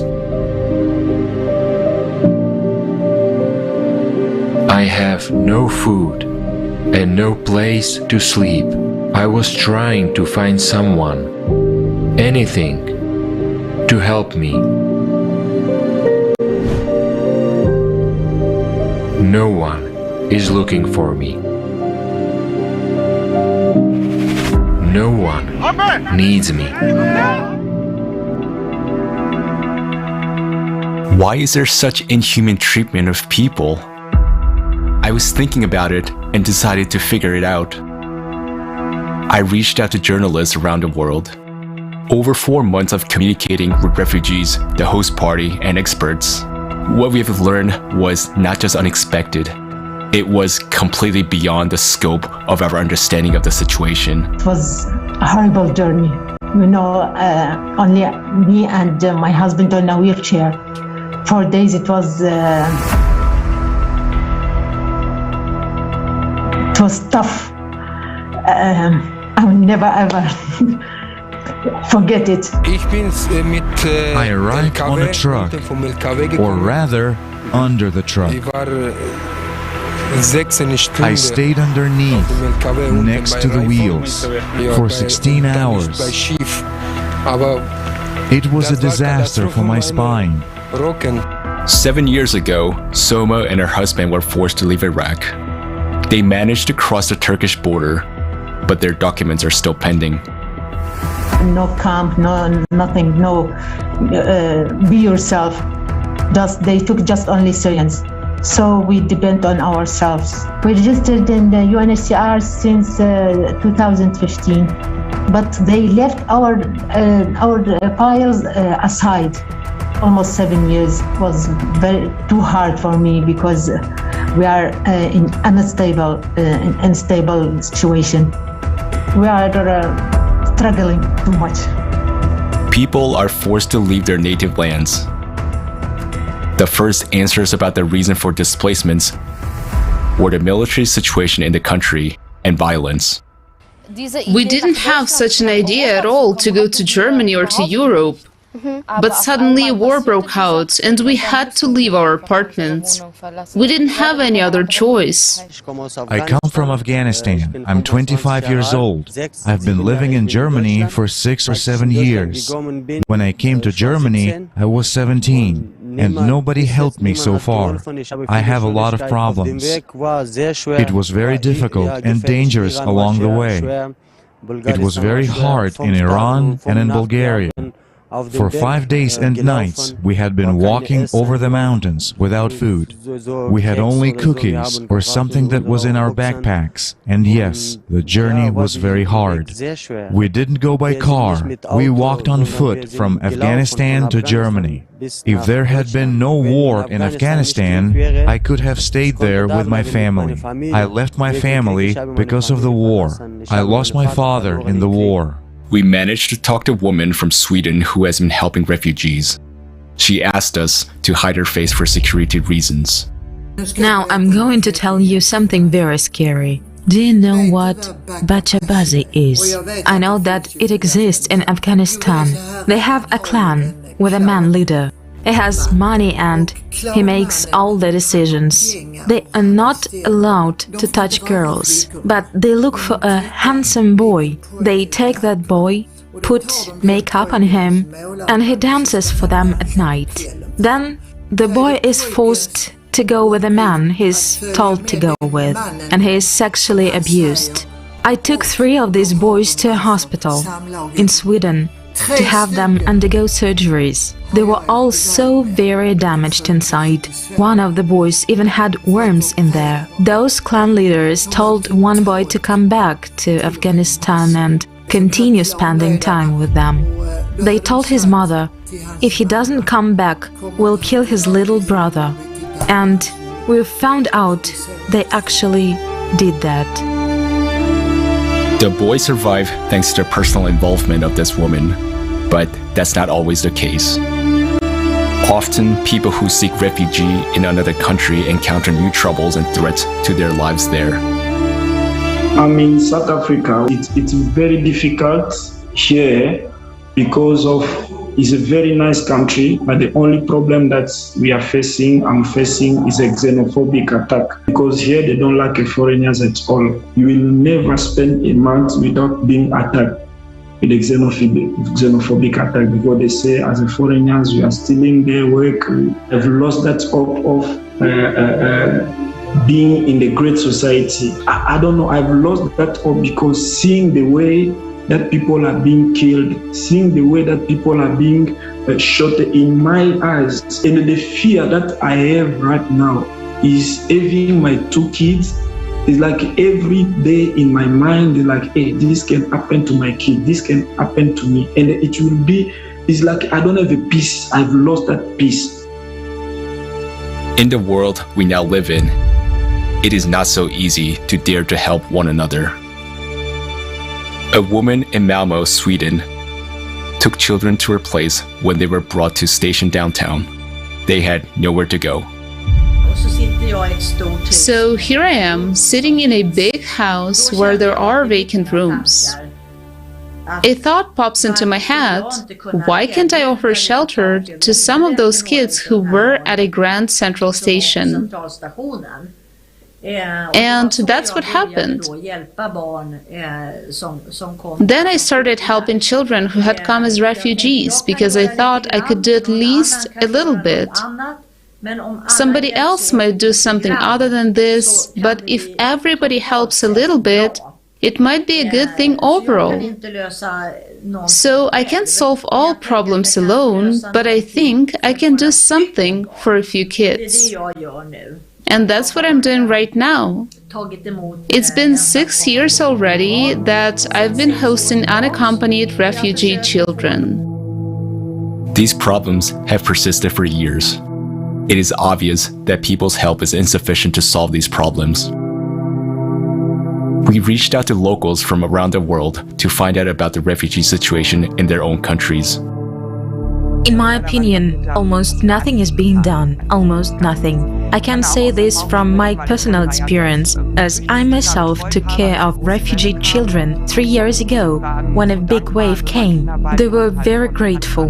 There were children with injuries from hand grenades. They were missing parts of ears, feet, and limbs. They were so sweet, so kind, and so happy. And then the city of our home assigned to us a church for 5 weeks. And then, suddenly and on the quiet, they were displaced. They had to move out because housing was too expensive. They just suddenly disappeared. We didn't talk to them anymore. They were just starting to adjust. They learned their first words in German. It really broke my heart, and I have absolutely no idea where these kids are now. Nothing is being done. Not enough is being done even for our children, the children who live in our own country. The migration crisis is increasingly affecting the lives of people who are forced to flee their homelands. Are we ready to host billions of people?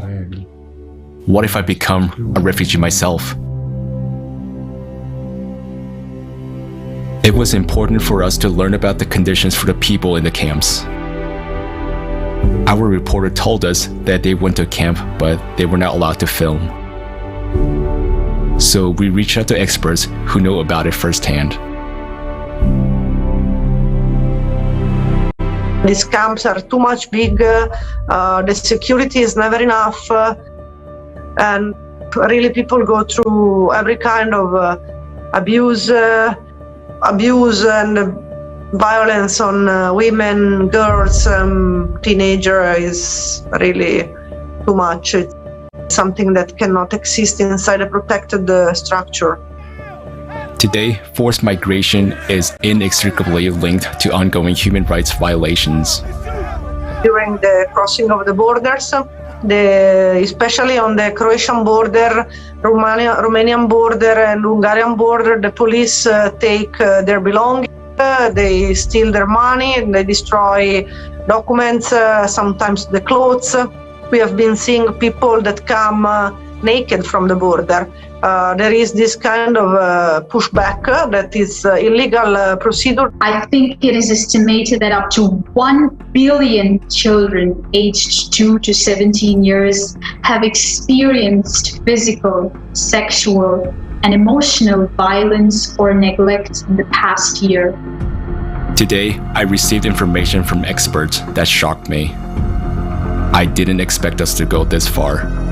In the International Tribunal for Natural Justice, I attended a number of sessions when we addressed the question of trafficking of women and men, some to make them into prostitutes, and the men turning them into some form of slaves.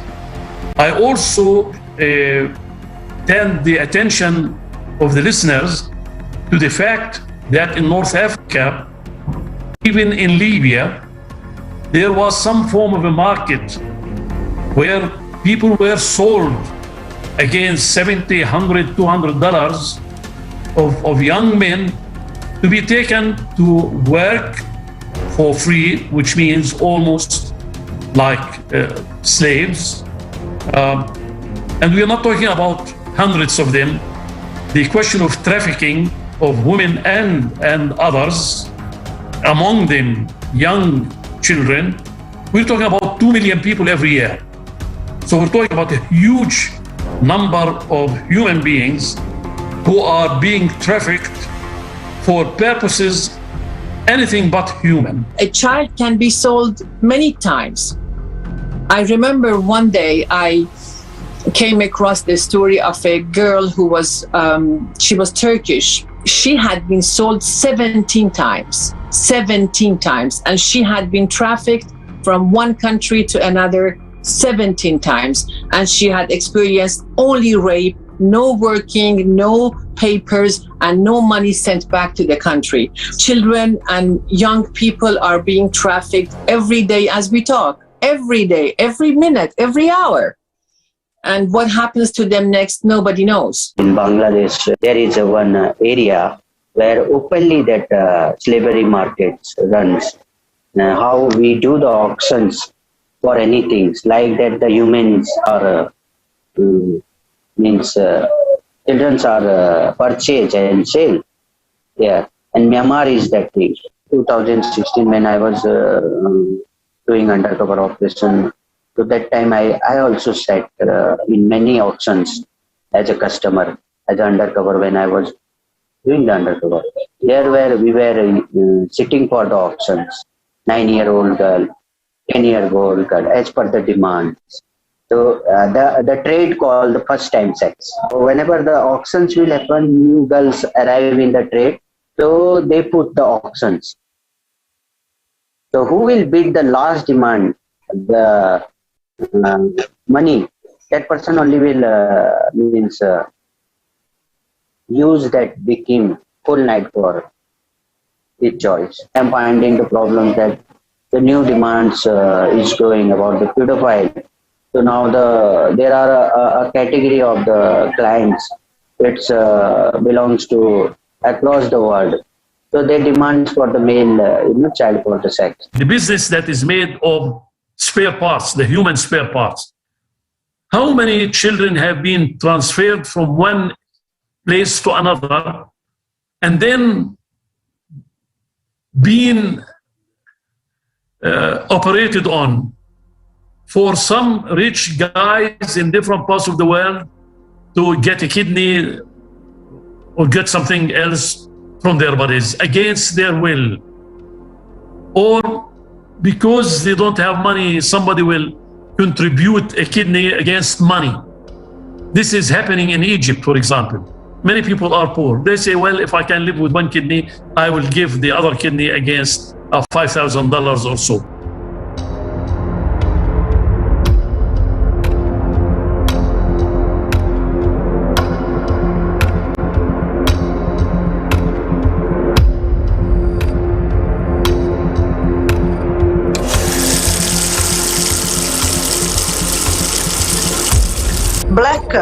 markets, traffickers, mafia is part of this economy that is ruling the world.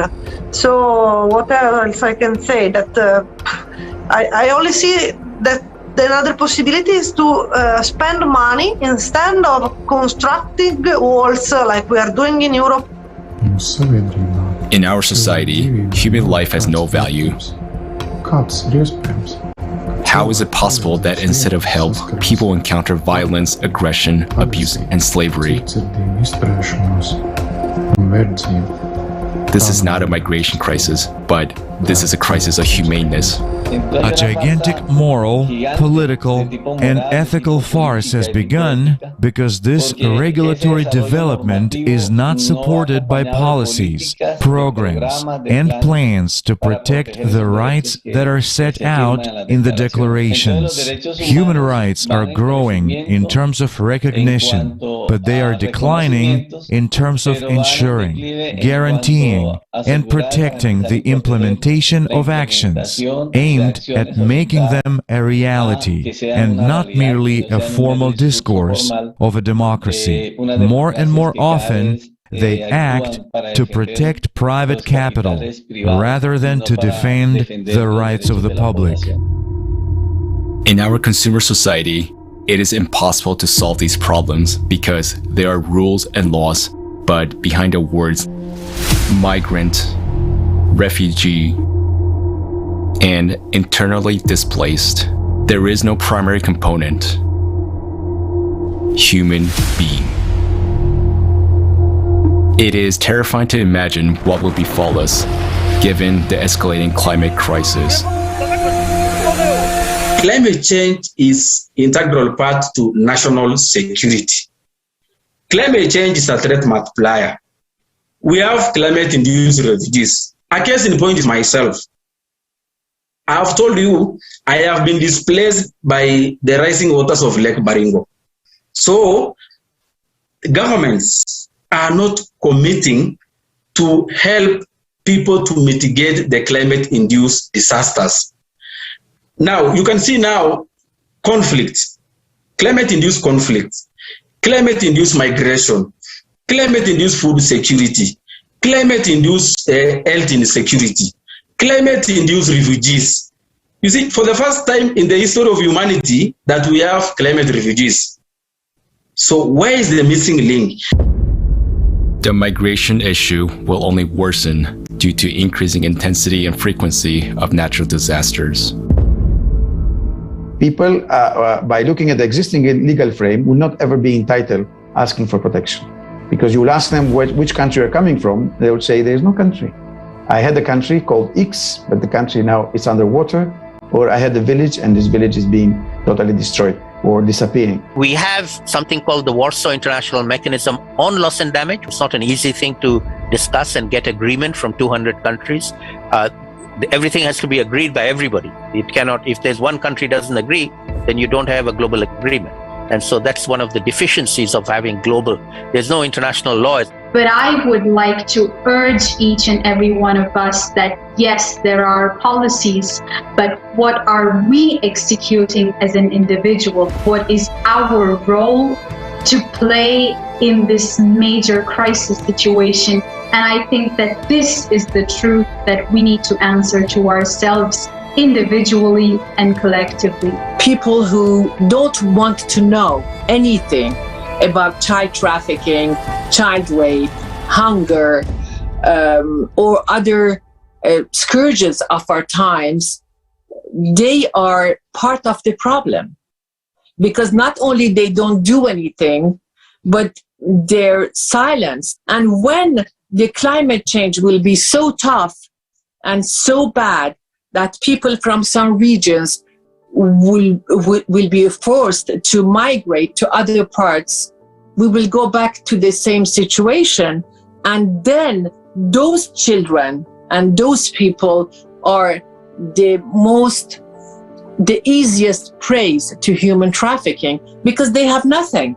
And sometimes they don't even have an identity. It turns out that there are still no effective programs for the resettlement of refugees. For so many years, the United Nations has been working. For so many years, the Refugee Rights Commission has been working. So many humanitarian organizations and NGOs around the world have been working, but there are no working, established or adopted programs on how to work with these refugees. There are none. And the Refugee Commission itself admits this.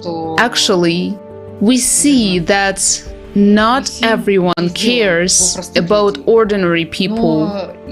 But if they don't realize that we are all interconnected, no money, no private jets, no private yachts will get them to safety. If the whole earth starts exploding, flooding, and drying up, it's just going to hit everyone. Now refugees are forced to leave their homes. They face condemnation and cruelty.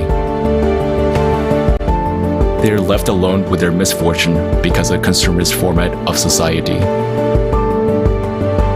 Tomorrow's climate catastrophes could be upon us as well.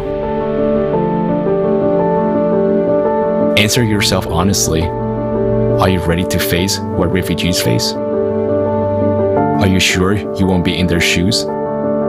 That you and your loved ones won't have to go through what they're going through.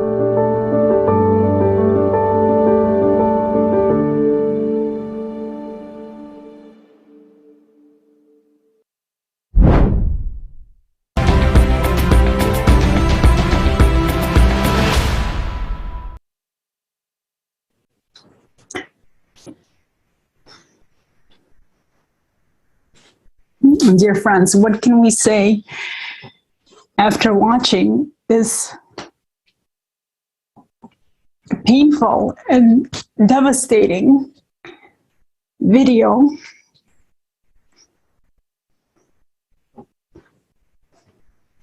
We live in this consumerist format, and if we're quiet after watching this, after knowing what's going on, then we support this.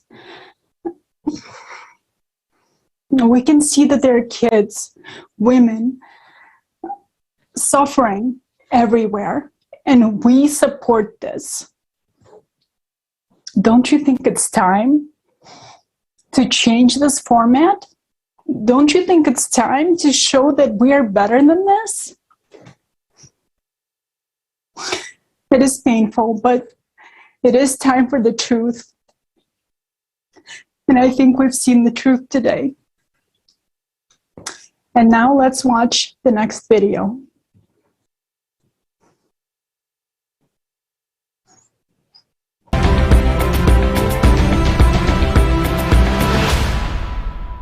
In this video, we had to change some words and expressions using milder terms. But we hope that the severity of the problems looming over our society will still be evident.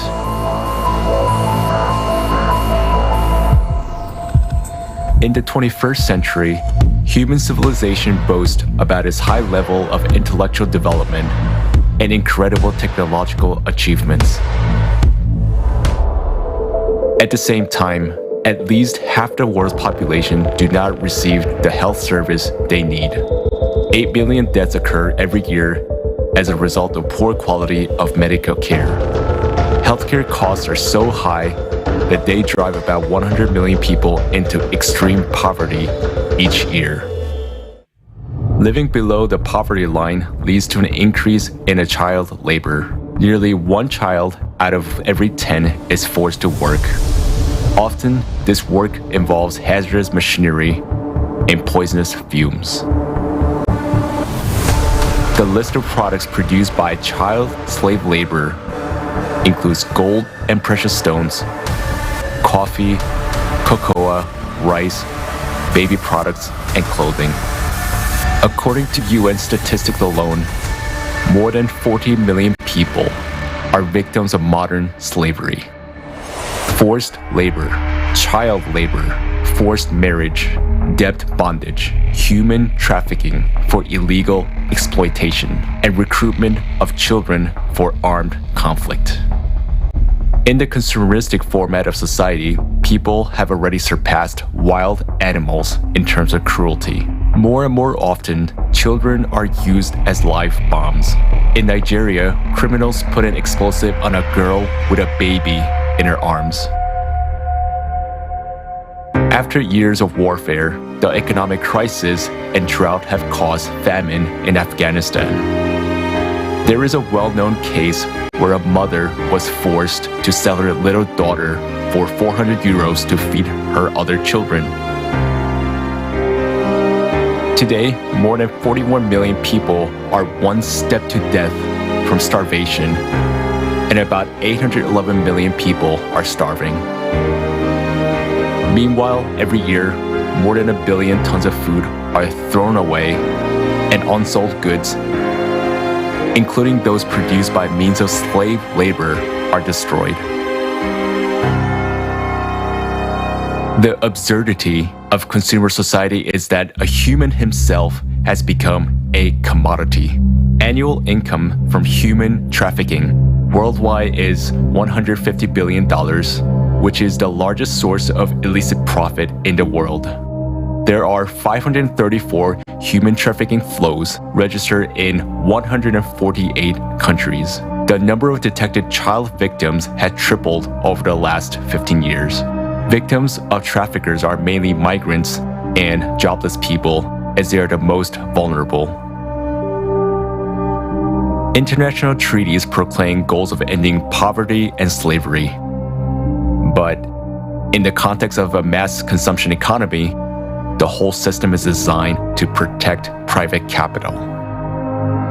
In the consumerist format of society, money is more valuable than human life. Worldwide, more than 2 million children a year become victims of trafficking for all kinds of exploitation. In Mexico, 25% of all women who are victims of trafficking are girls under 18. Please help.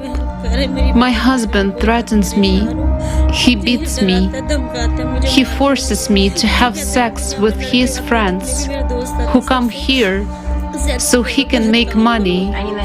They started beating me, pouring alcohol on me, making me drink, pointing a gun at me, saying they would kill me and no one would ask about me, no one would know where I was. And they opened the window and said, "Jump or we will shoot you in the head." And did you jump? Yes.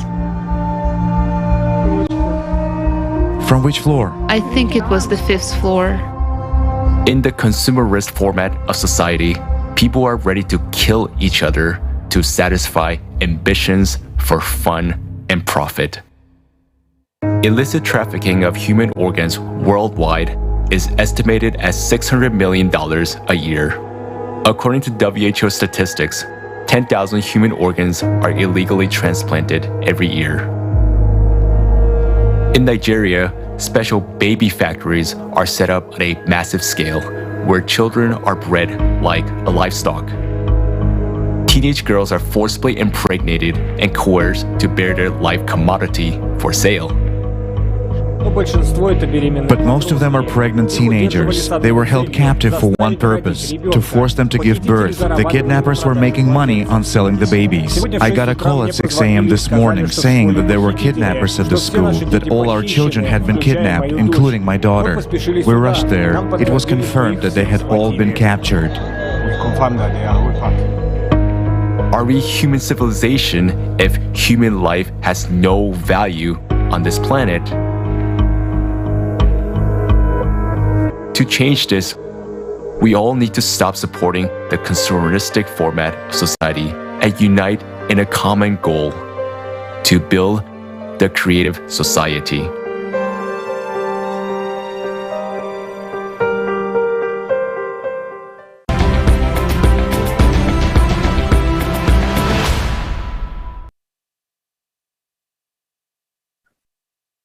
Ну что здесь сказать? What can we say? Right now is the time to ring the death toll, because after what we've seen right now, after that it is very hard to stay indifferent. And I would like to express my gratitude to those heroic people who overcame their fear and made this video. and to those who left their comfort zone a long time ago and saved people from slavery literally behind enemy lines. When we were preparing for this conference, it was a great honor for us to meet such people.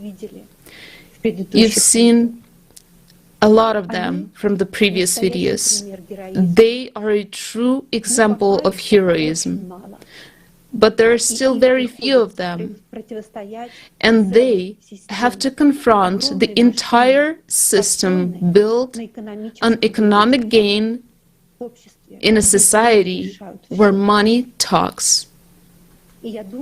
I think that when most of us heard the title of the conference, Global Crisis, Time for the Truth, we didn't have a single idea of what a bitter truth would be discussed.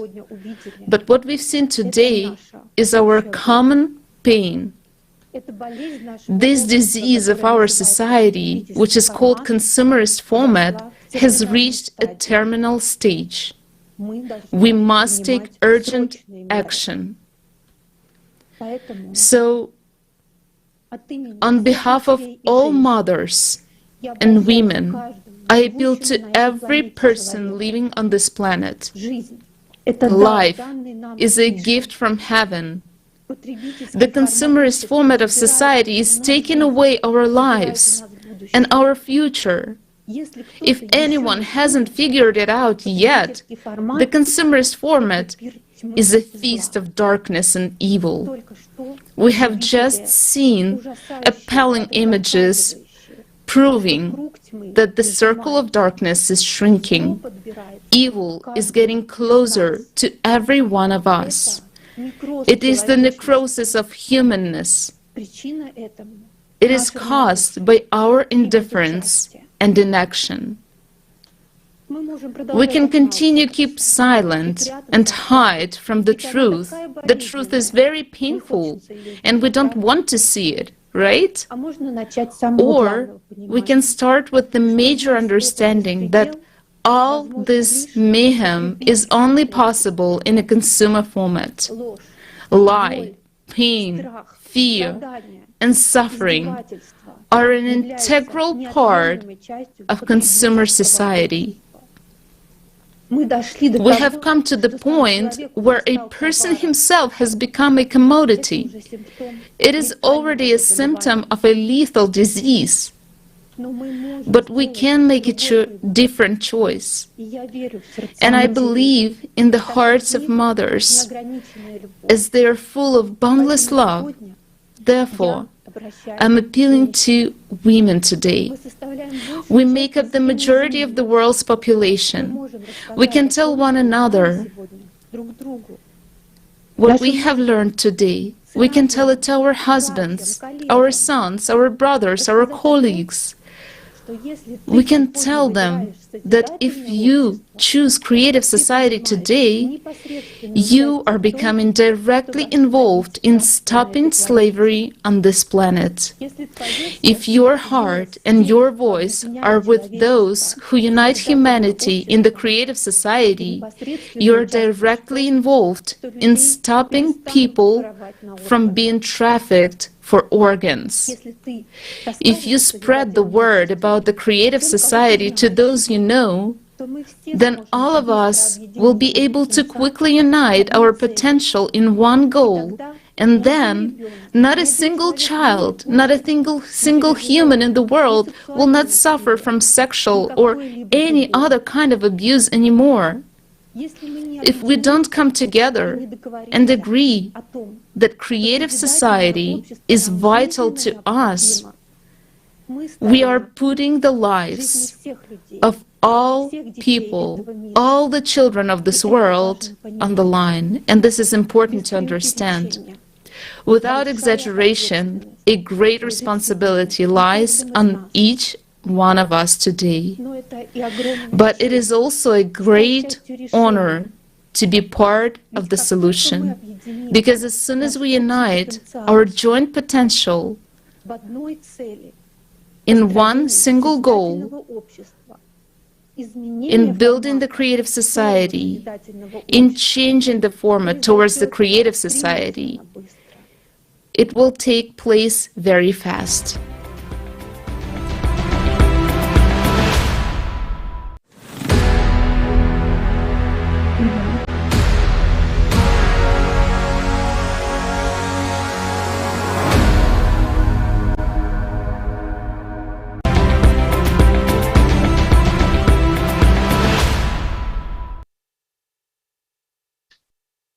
On one side, the planet is burning. The other is engulfed in water. The earthquakes are shaking our houses. Oxygen is depleting. The volcanoes are erupting. Yet, we have nowhere to run. We are separated. Each of us is trying to save their own life. Because there is no more food or water left. Riots are starting to happen. Imagine the destruction, the chaos, and the horror of it all. We are left alone in a crumbling world to die. The worst part is this is not a movie. It is real life. The truth is, each person living on the planet today decides the fate of the whole humanity. There is not going to be one hero to save us all. We all must become heroes ourselves. We are used to complicating everything so much that we cannot even imagine how we can all survive this apocalyptic scenario that is unfolding in front of our eyes. Yet, the solution is so simple. We just need to give up our laziness, foolishness, selfishness, and pridefulness to see it. The good news is that we already have a survival guide of our civilization. It is the creative society. The guide is only 3 easy steps. First, you have to understand what the creative society is and how it will benefit you, your family. This is the step you must take on your own.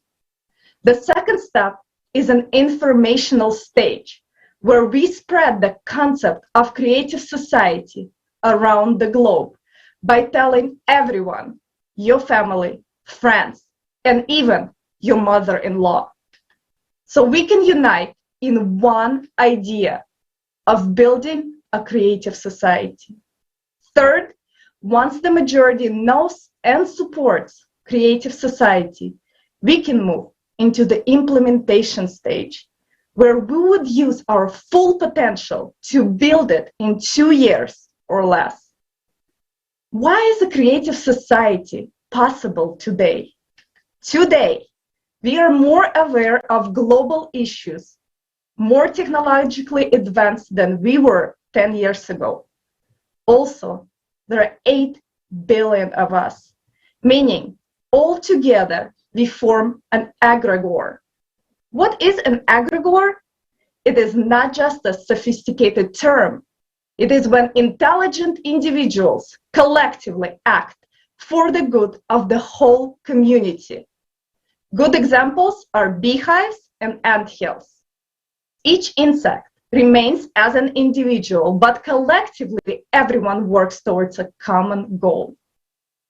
For us, this means as soon as we decide to focus our attention on the immediate needs, then together we will withstand all the challenges. The new breakthrough possibilities will emerge in areas of research and science, because the whole human intellect and all resources will be focused on one goal: obtaining counteraction technologies that will protect us from climate crisis. Let's all get over our laziness and pridefulness, and let's follow the Creative Society's survival guide, the 3 easy steps. Learn more, spread information, and unite to build a creative society. I cannot think of better investment we all can make than an investment in the happy future, not only for you and your family, but for the whole humanity. Now, the Creative Society is a project of everyone. We do not collect any donations or funds that disappear in the deep pockets. Instead, each person acts in their abilities and uses resources they already have. So if you were able to spread information about Creative Society by running Facebook ads, putting up a billboard in your city, running national or local commercials, putting flyers around your city or town, putting a sticker on your car's bumper, publishing an article in the New York Times, becoming a Creative Society media partner as a local or national blog, podcast, radio, or TV show, creativity has no limit. No one will ever ask you how much you have spent or did not spend promoting Creative Society. There will be no tax benefits or deductions. In the end, we will get there faster if everyone knows about the Creative Society tomorrow. Whether you have $1 million or just $1 or simply some free time, your investment in the Creative Society will benefit you, your family, and everyone on Earth. It is your opportunity to be a part of the solution and live out your superhero potential.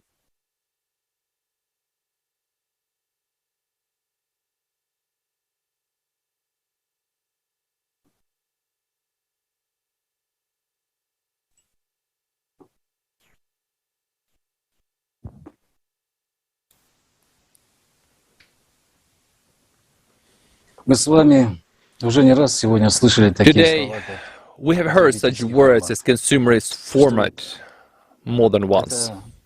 That it is both the cause of humanity's global crisis and, at the same time, the stumbling block in solving these problems. The consumerist format itself implies incessant struggle, division, disunity, war, violence, and slavery. We see all these examples in our history. A 6,000-year history of wars. But today, we can turn this habit of fighting to our advantage. In everyday life, the laws of the consumerist format are reflected in relationships between people, in a family, between friends. At work, someone is constantly striving for domination. Everyone wants to get on top and get a better place. This is a constant self-assertion of some people at the expense of others. In consumer society, it is not the person himself who is valuable, not his ability nor achievements, but his being in the certain circles and his titles on the paper, which are not hard to buy. In consumer society, everything can be bought in general. It's a matter of how thick your wallet is. Quantity is also more important than quality in consumer society. There is a constant race, a chase, trampling of one another. Everyone strives to survive. After all, there are imposed standards that one must confront to. In order not to feel like an outsider at the feast of life, but it is not intelligence, consciousness, humanness, or honor. It is merely appearance, an expensive phone, a car, a house, the opportunity to travel, and so forth. In other words, it is not a person's qualities, but the illusion of success he can afford. Having satisfied one desire, he immediately gets another. The chase for illusion begets greed. Greed that leads to wars. When you are no longer satisfied with what you got, you begin to take things from others by force. And in such a format, losses and destruction are inevitable. Everyone dies in this struggle: kings, rulers, ordinary people, and entire empires. This is an integral and unavoidable part of the consumerist format. Is that really all we're capable of? The consumerist format is a step into the abyss, and that's where we have all been heading for thousands of years, and now we have come to that very brink. This path has cost us the most precious things of all: human lives. But the consumerist format is temporary. Sooner or later, humanity becomes convinced that it leads to a dead end. Because constant fighting with each other, destroying each other, means fighting with life itself. But don't we people want to live? Don't we want to live in stability and prosperity? Don't we want to live in respect and prosperity? Of course we do. No sane person would say that these values are alien to him. This is what we want to see at the forefront of the society we live in. In the current format, it is impossible. All because of that very constant striving for struggle. Even if people of one country unite, they will fight against the other one. We want change, but we're always waiting for something. And today, we no longer have time to wait for some miracle or new government to change everything. When we hear about change, we immediately think of struggle. We're not each other's enemies. Our main and only enemy today is the climate. And since we're so good at fighting, maybe we should direct our forces towards surviving in this fight. We're used to taking sides with one or another camp. But the climate will blow all camps away. If we don't unite now, we just won't have time. Wouldn't that be stupid? To lose the whole world simply because we're afraid of losing the illusion? We do not trust, we do not understand, we're afraid to face the truth. The most important thing is at stake: our lives. We must combine all our forces for the survival of everyone. The climate does not care what country you're from, what income you have, how many education degrees or children you have. This enemy has come without declaring war. It will wipe us all out. If we have nothing to counteract it, and today no country can offer common idea or ideology, we're all divided and separated. And some people will never want to live by the laws of others.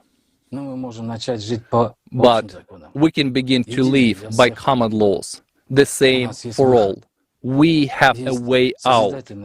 There is the creative society, the 8 foundations that are close and important to every person. The creative society for everyone. It's the kind of society everyone wants.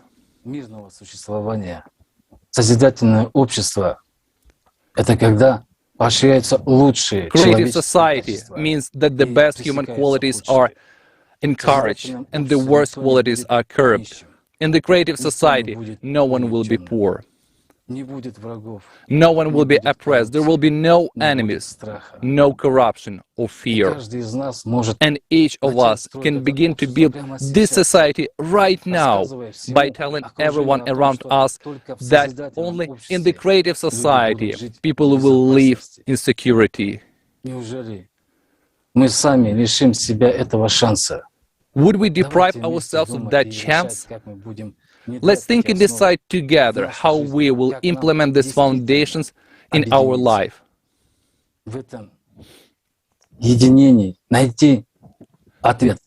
And find in this unity the answer to the climate threat. We can do this, but only together. We have everything: technology, information and resources. We have everything. We just need to stop being afraid been lazy. Really, figure this out and cast aside illusions and division. Today, millions of people are already building the creative society, but each person matters. If you are not with us, all of us will lose. After all, this is our common struggle. The only struggle in our entire history by winning which all of us win. Friends, we must start living in a new way. If we do not begin to live in a new way, we will not begin to live at all. Thank you.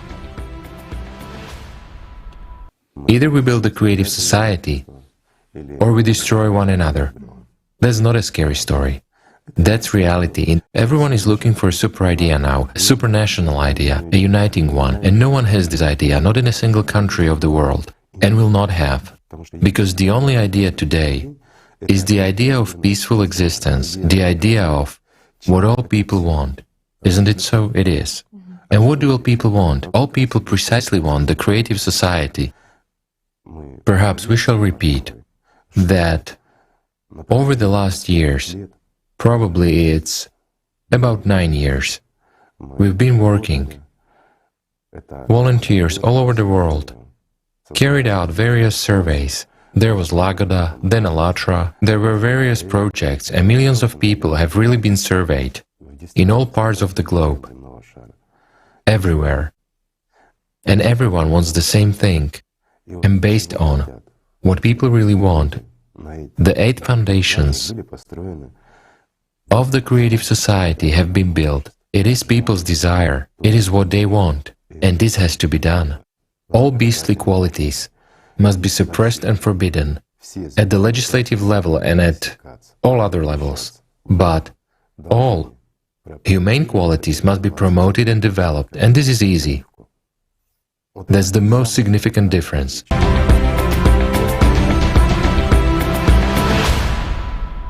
The world is on the verge.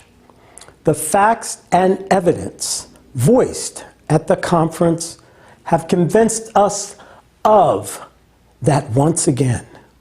We appreciate everyone who's been with us today.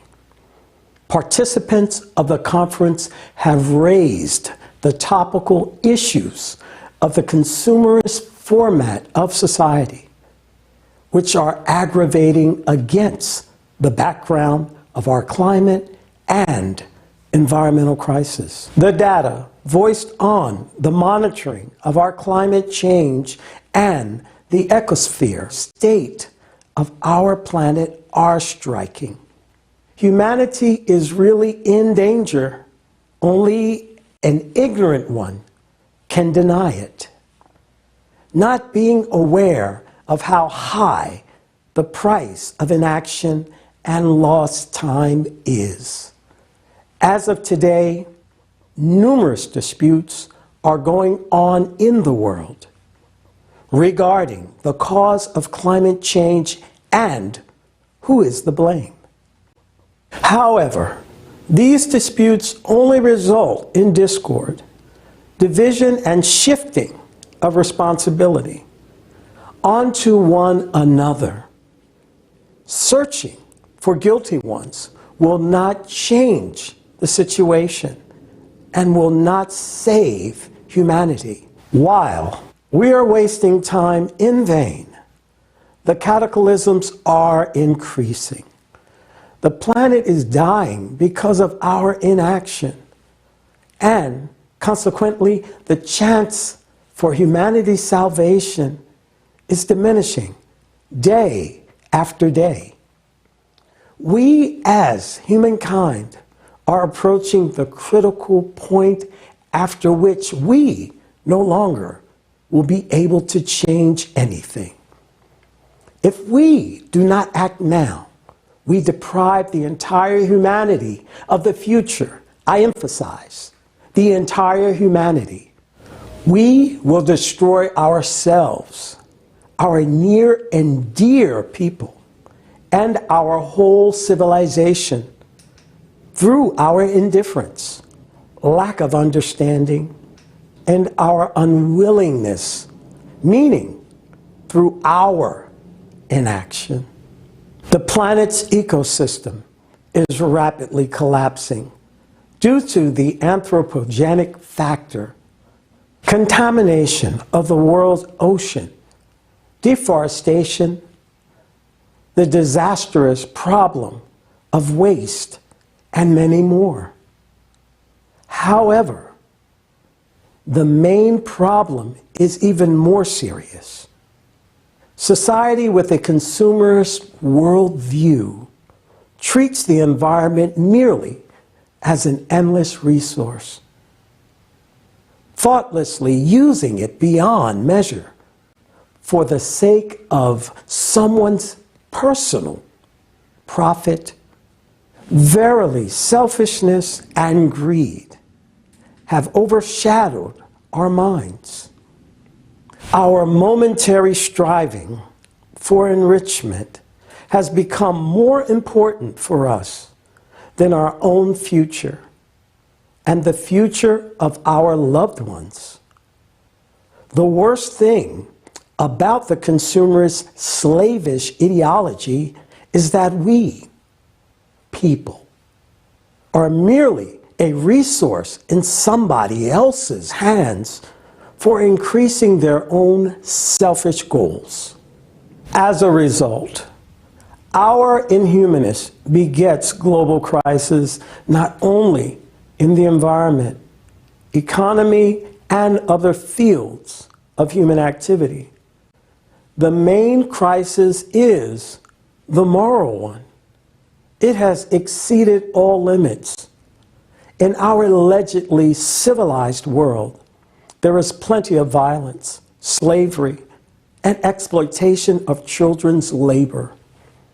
While on the background of the climate change progression, a new problem has arisen: the increasing number of refugees who need human support and understanding. People driven by the intolerable conditions of existence come to someone else's country with a hope for humanness, but encounter enmity, rejection, fear, and often even hatred. Will such humanity with a consumerist attitude to one another be able to survive in the time of global cataclysm? The answer is obvious. Many people still hope that in case of cataclysms, their government or specialized organizations will save them.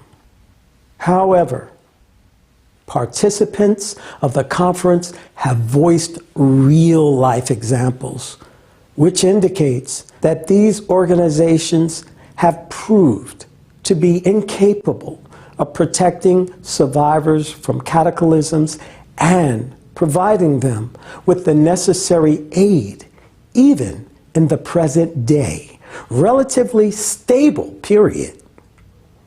But what will be tomorrow? The answer is just as obvious.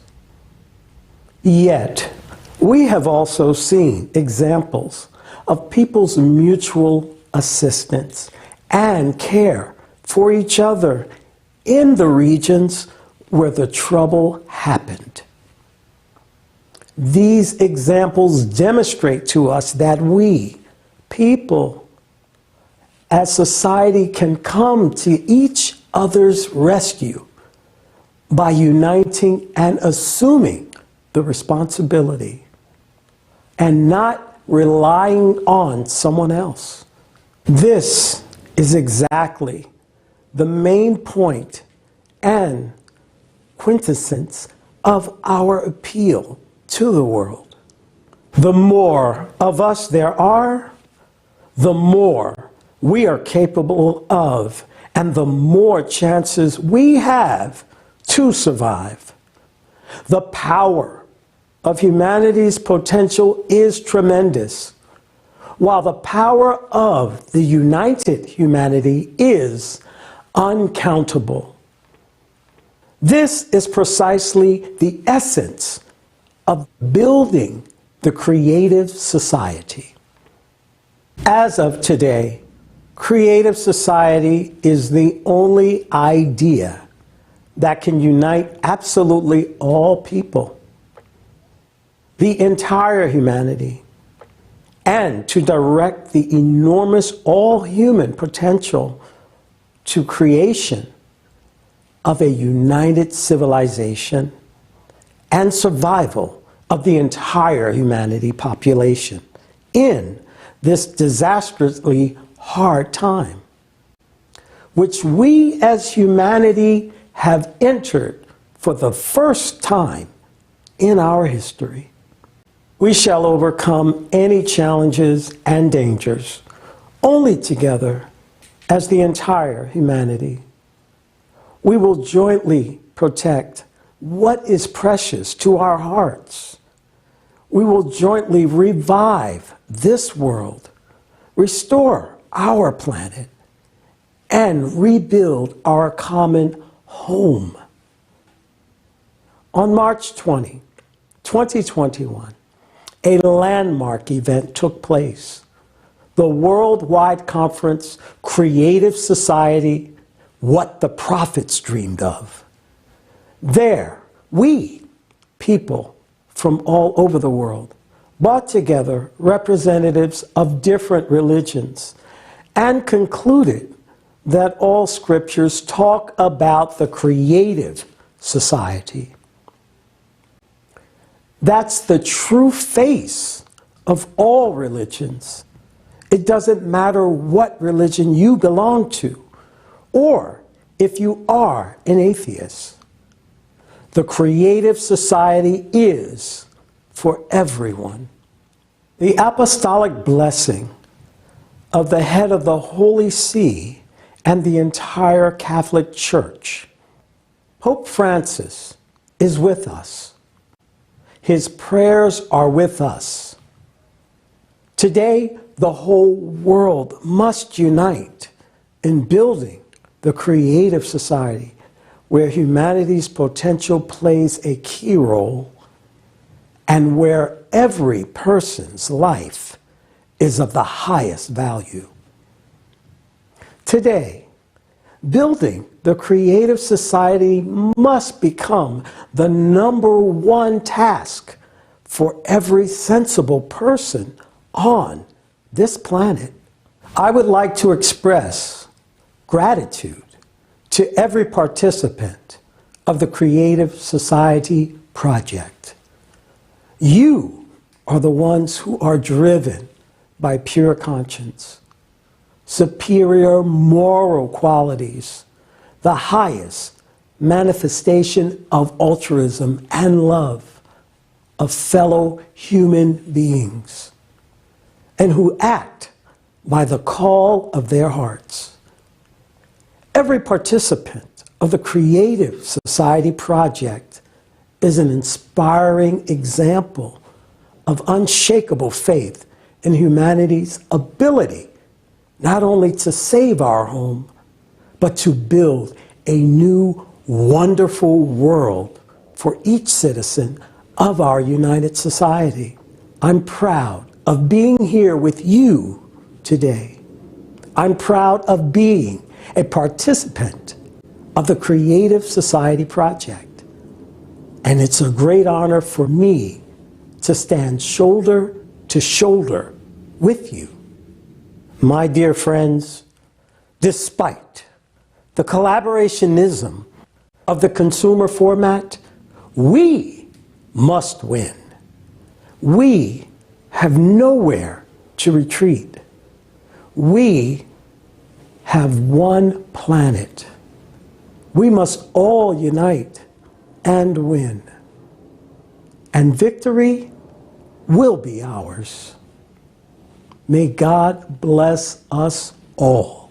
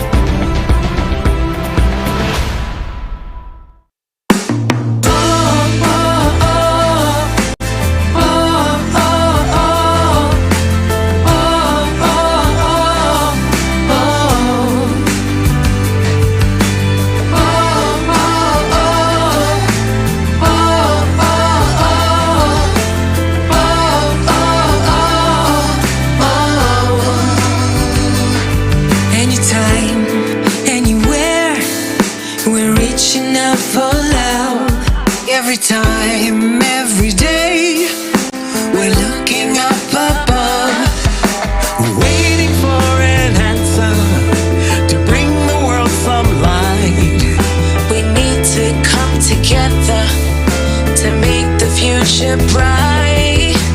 It is time for truth. Nothing to fear for anymore. We can open any door. It is time for truth. Tell the world what we're about. Stand up and shout it out. It's time for truth.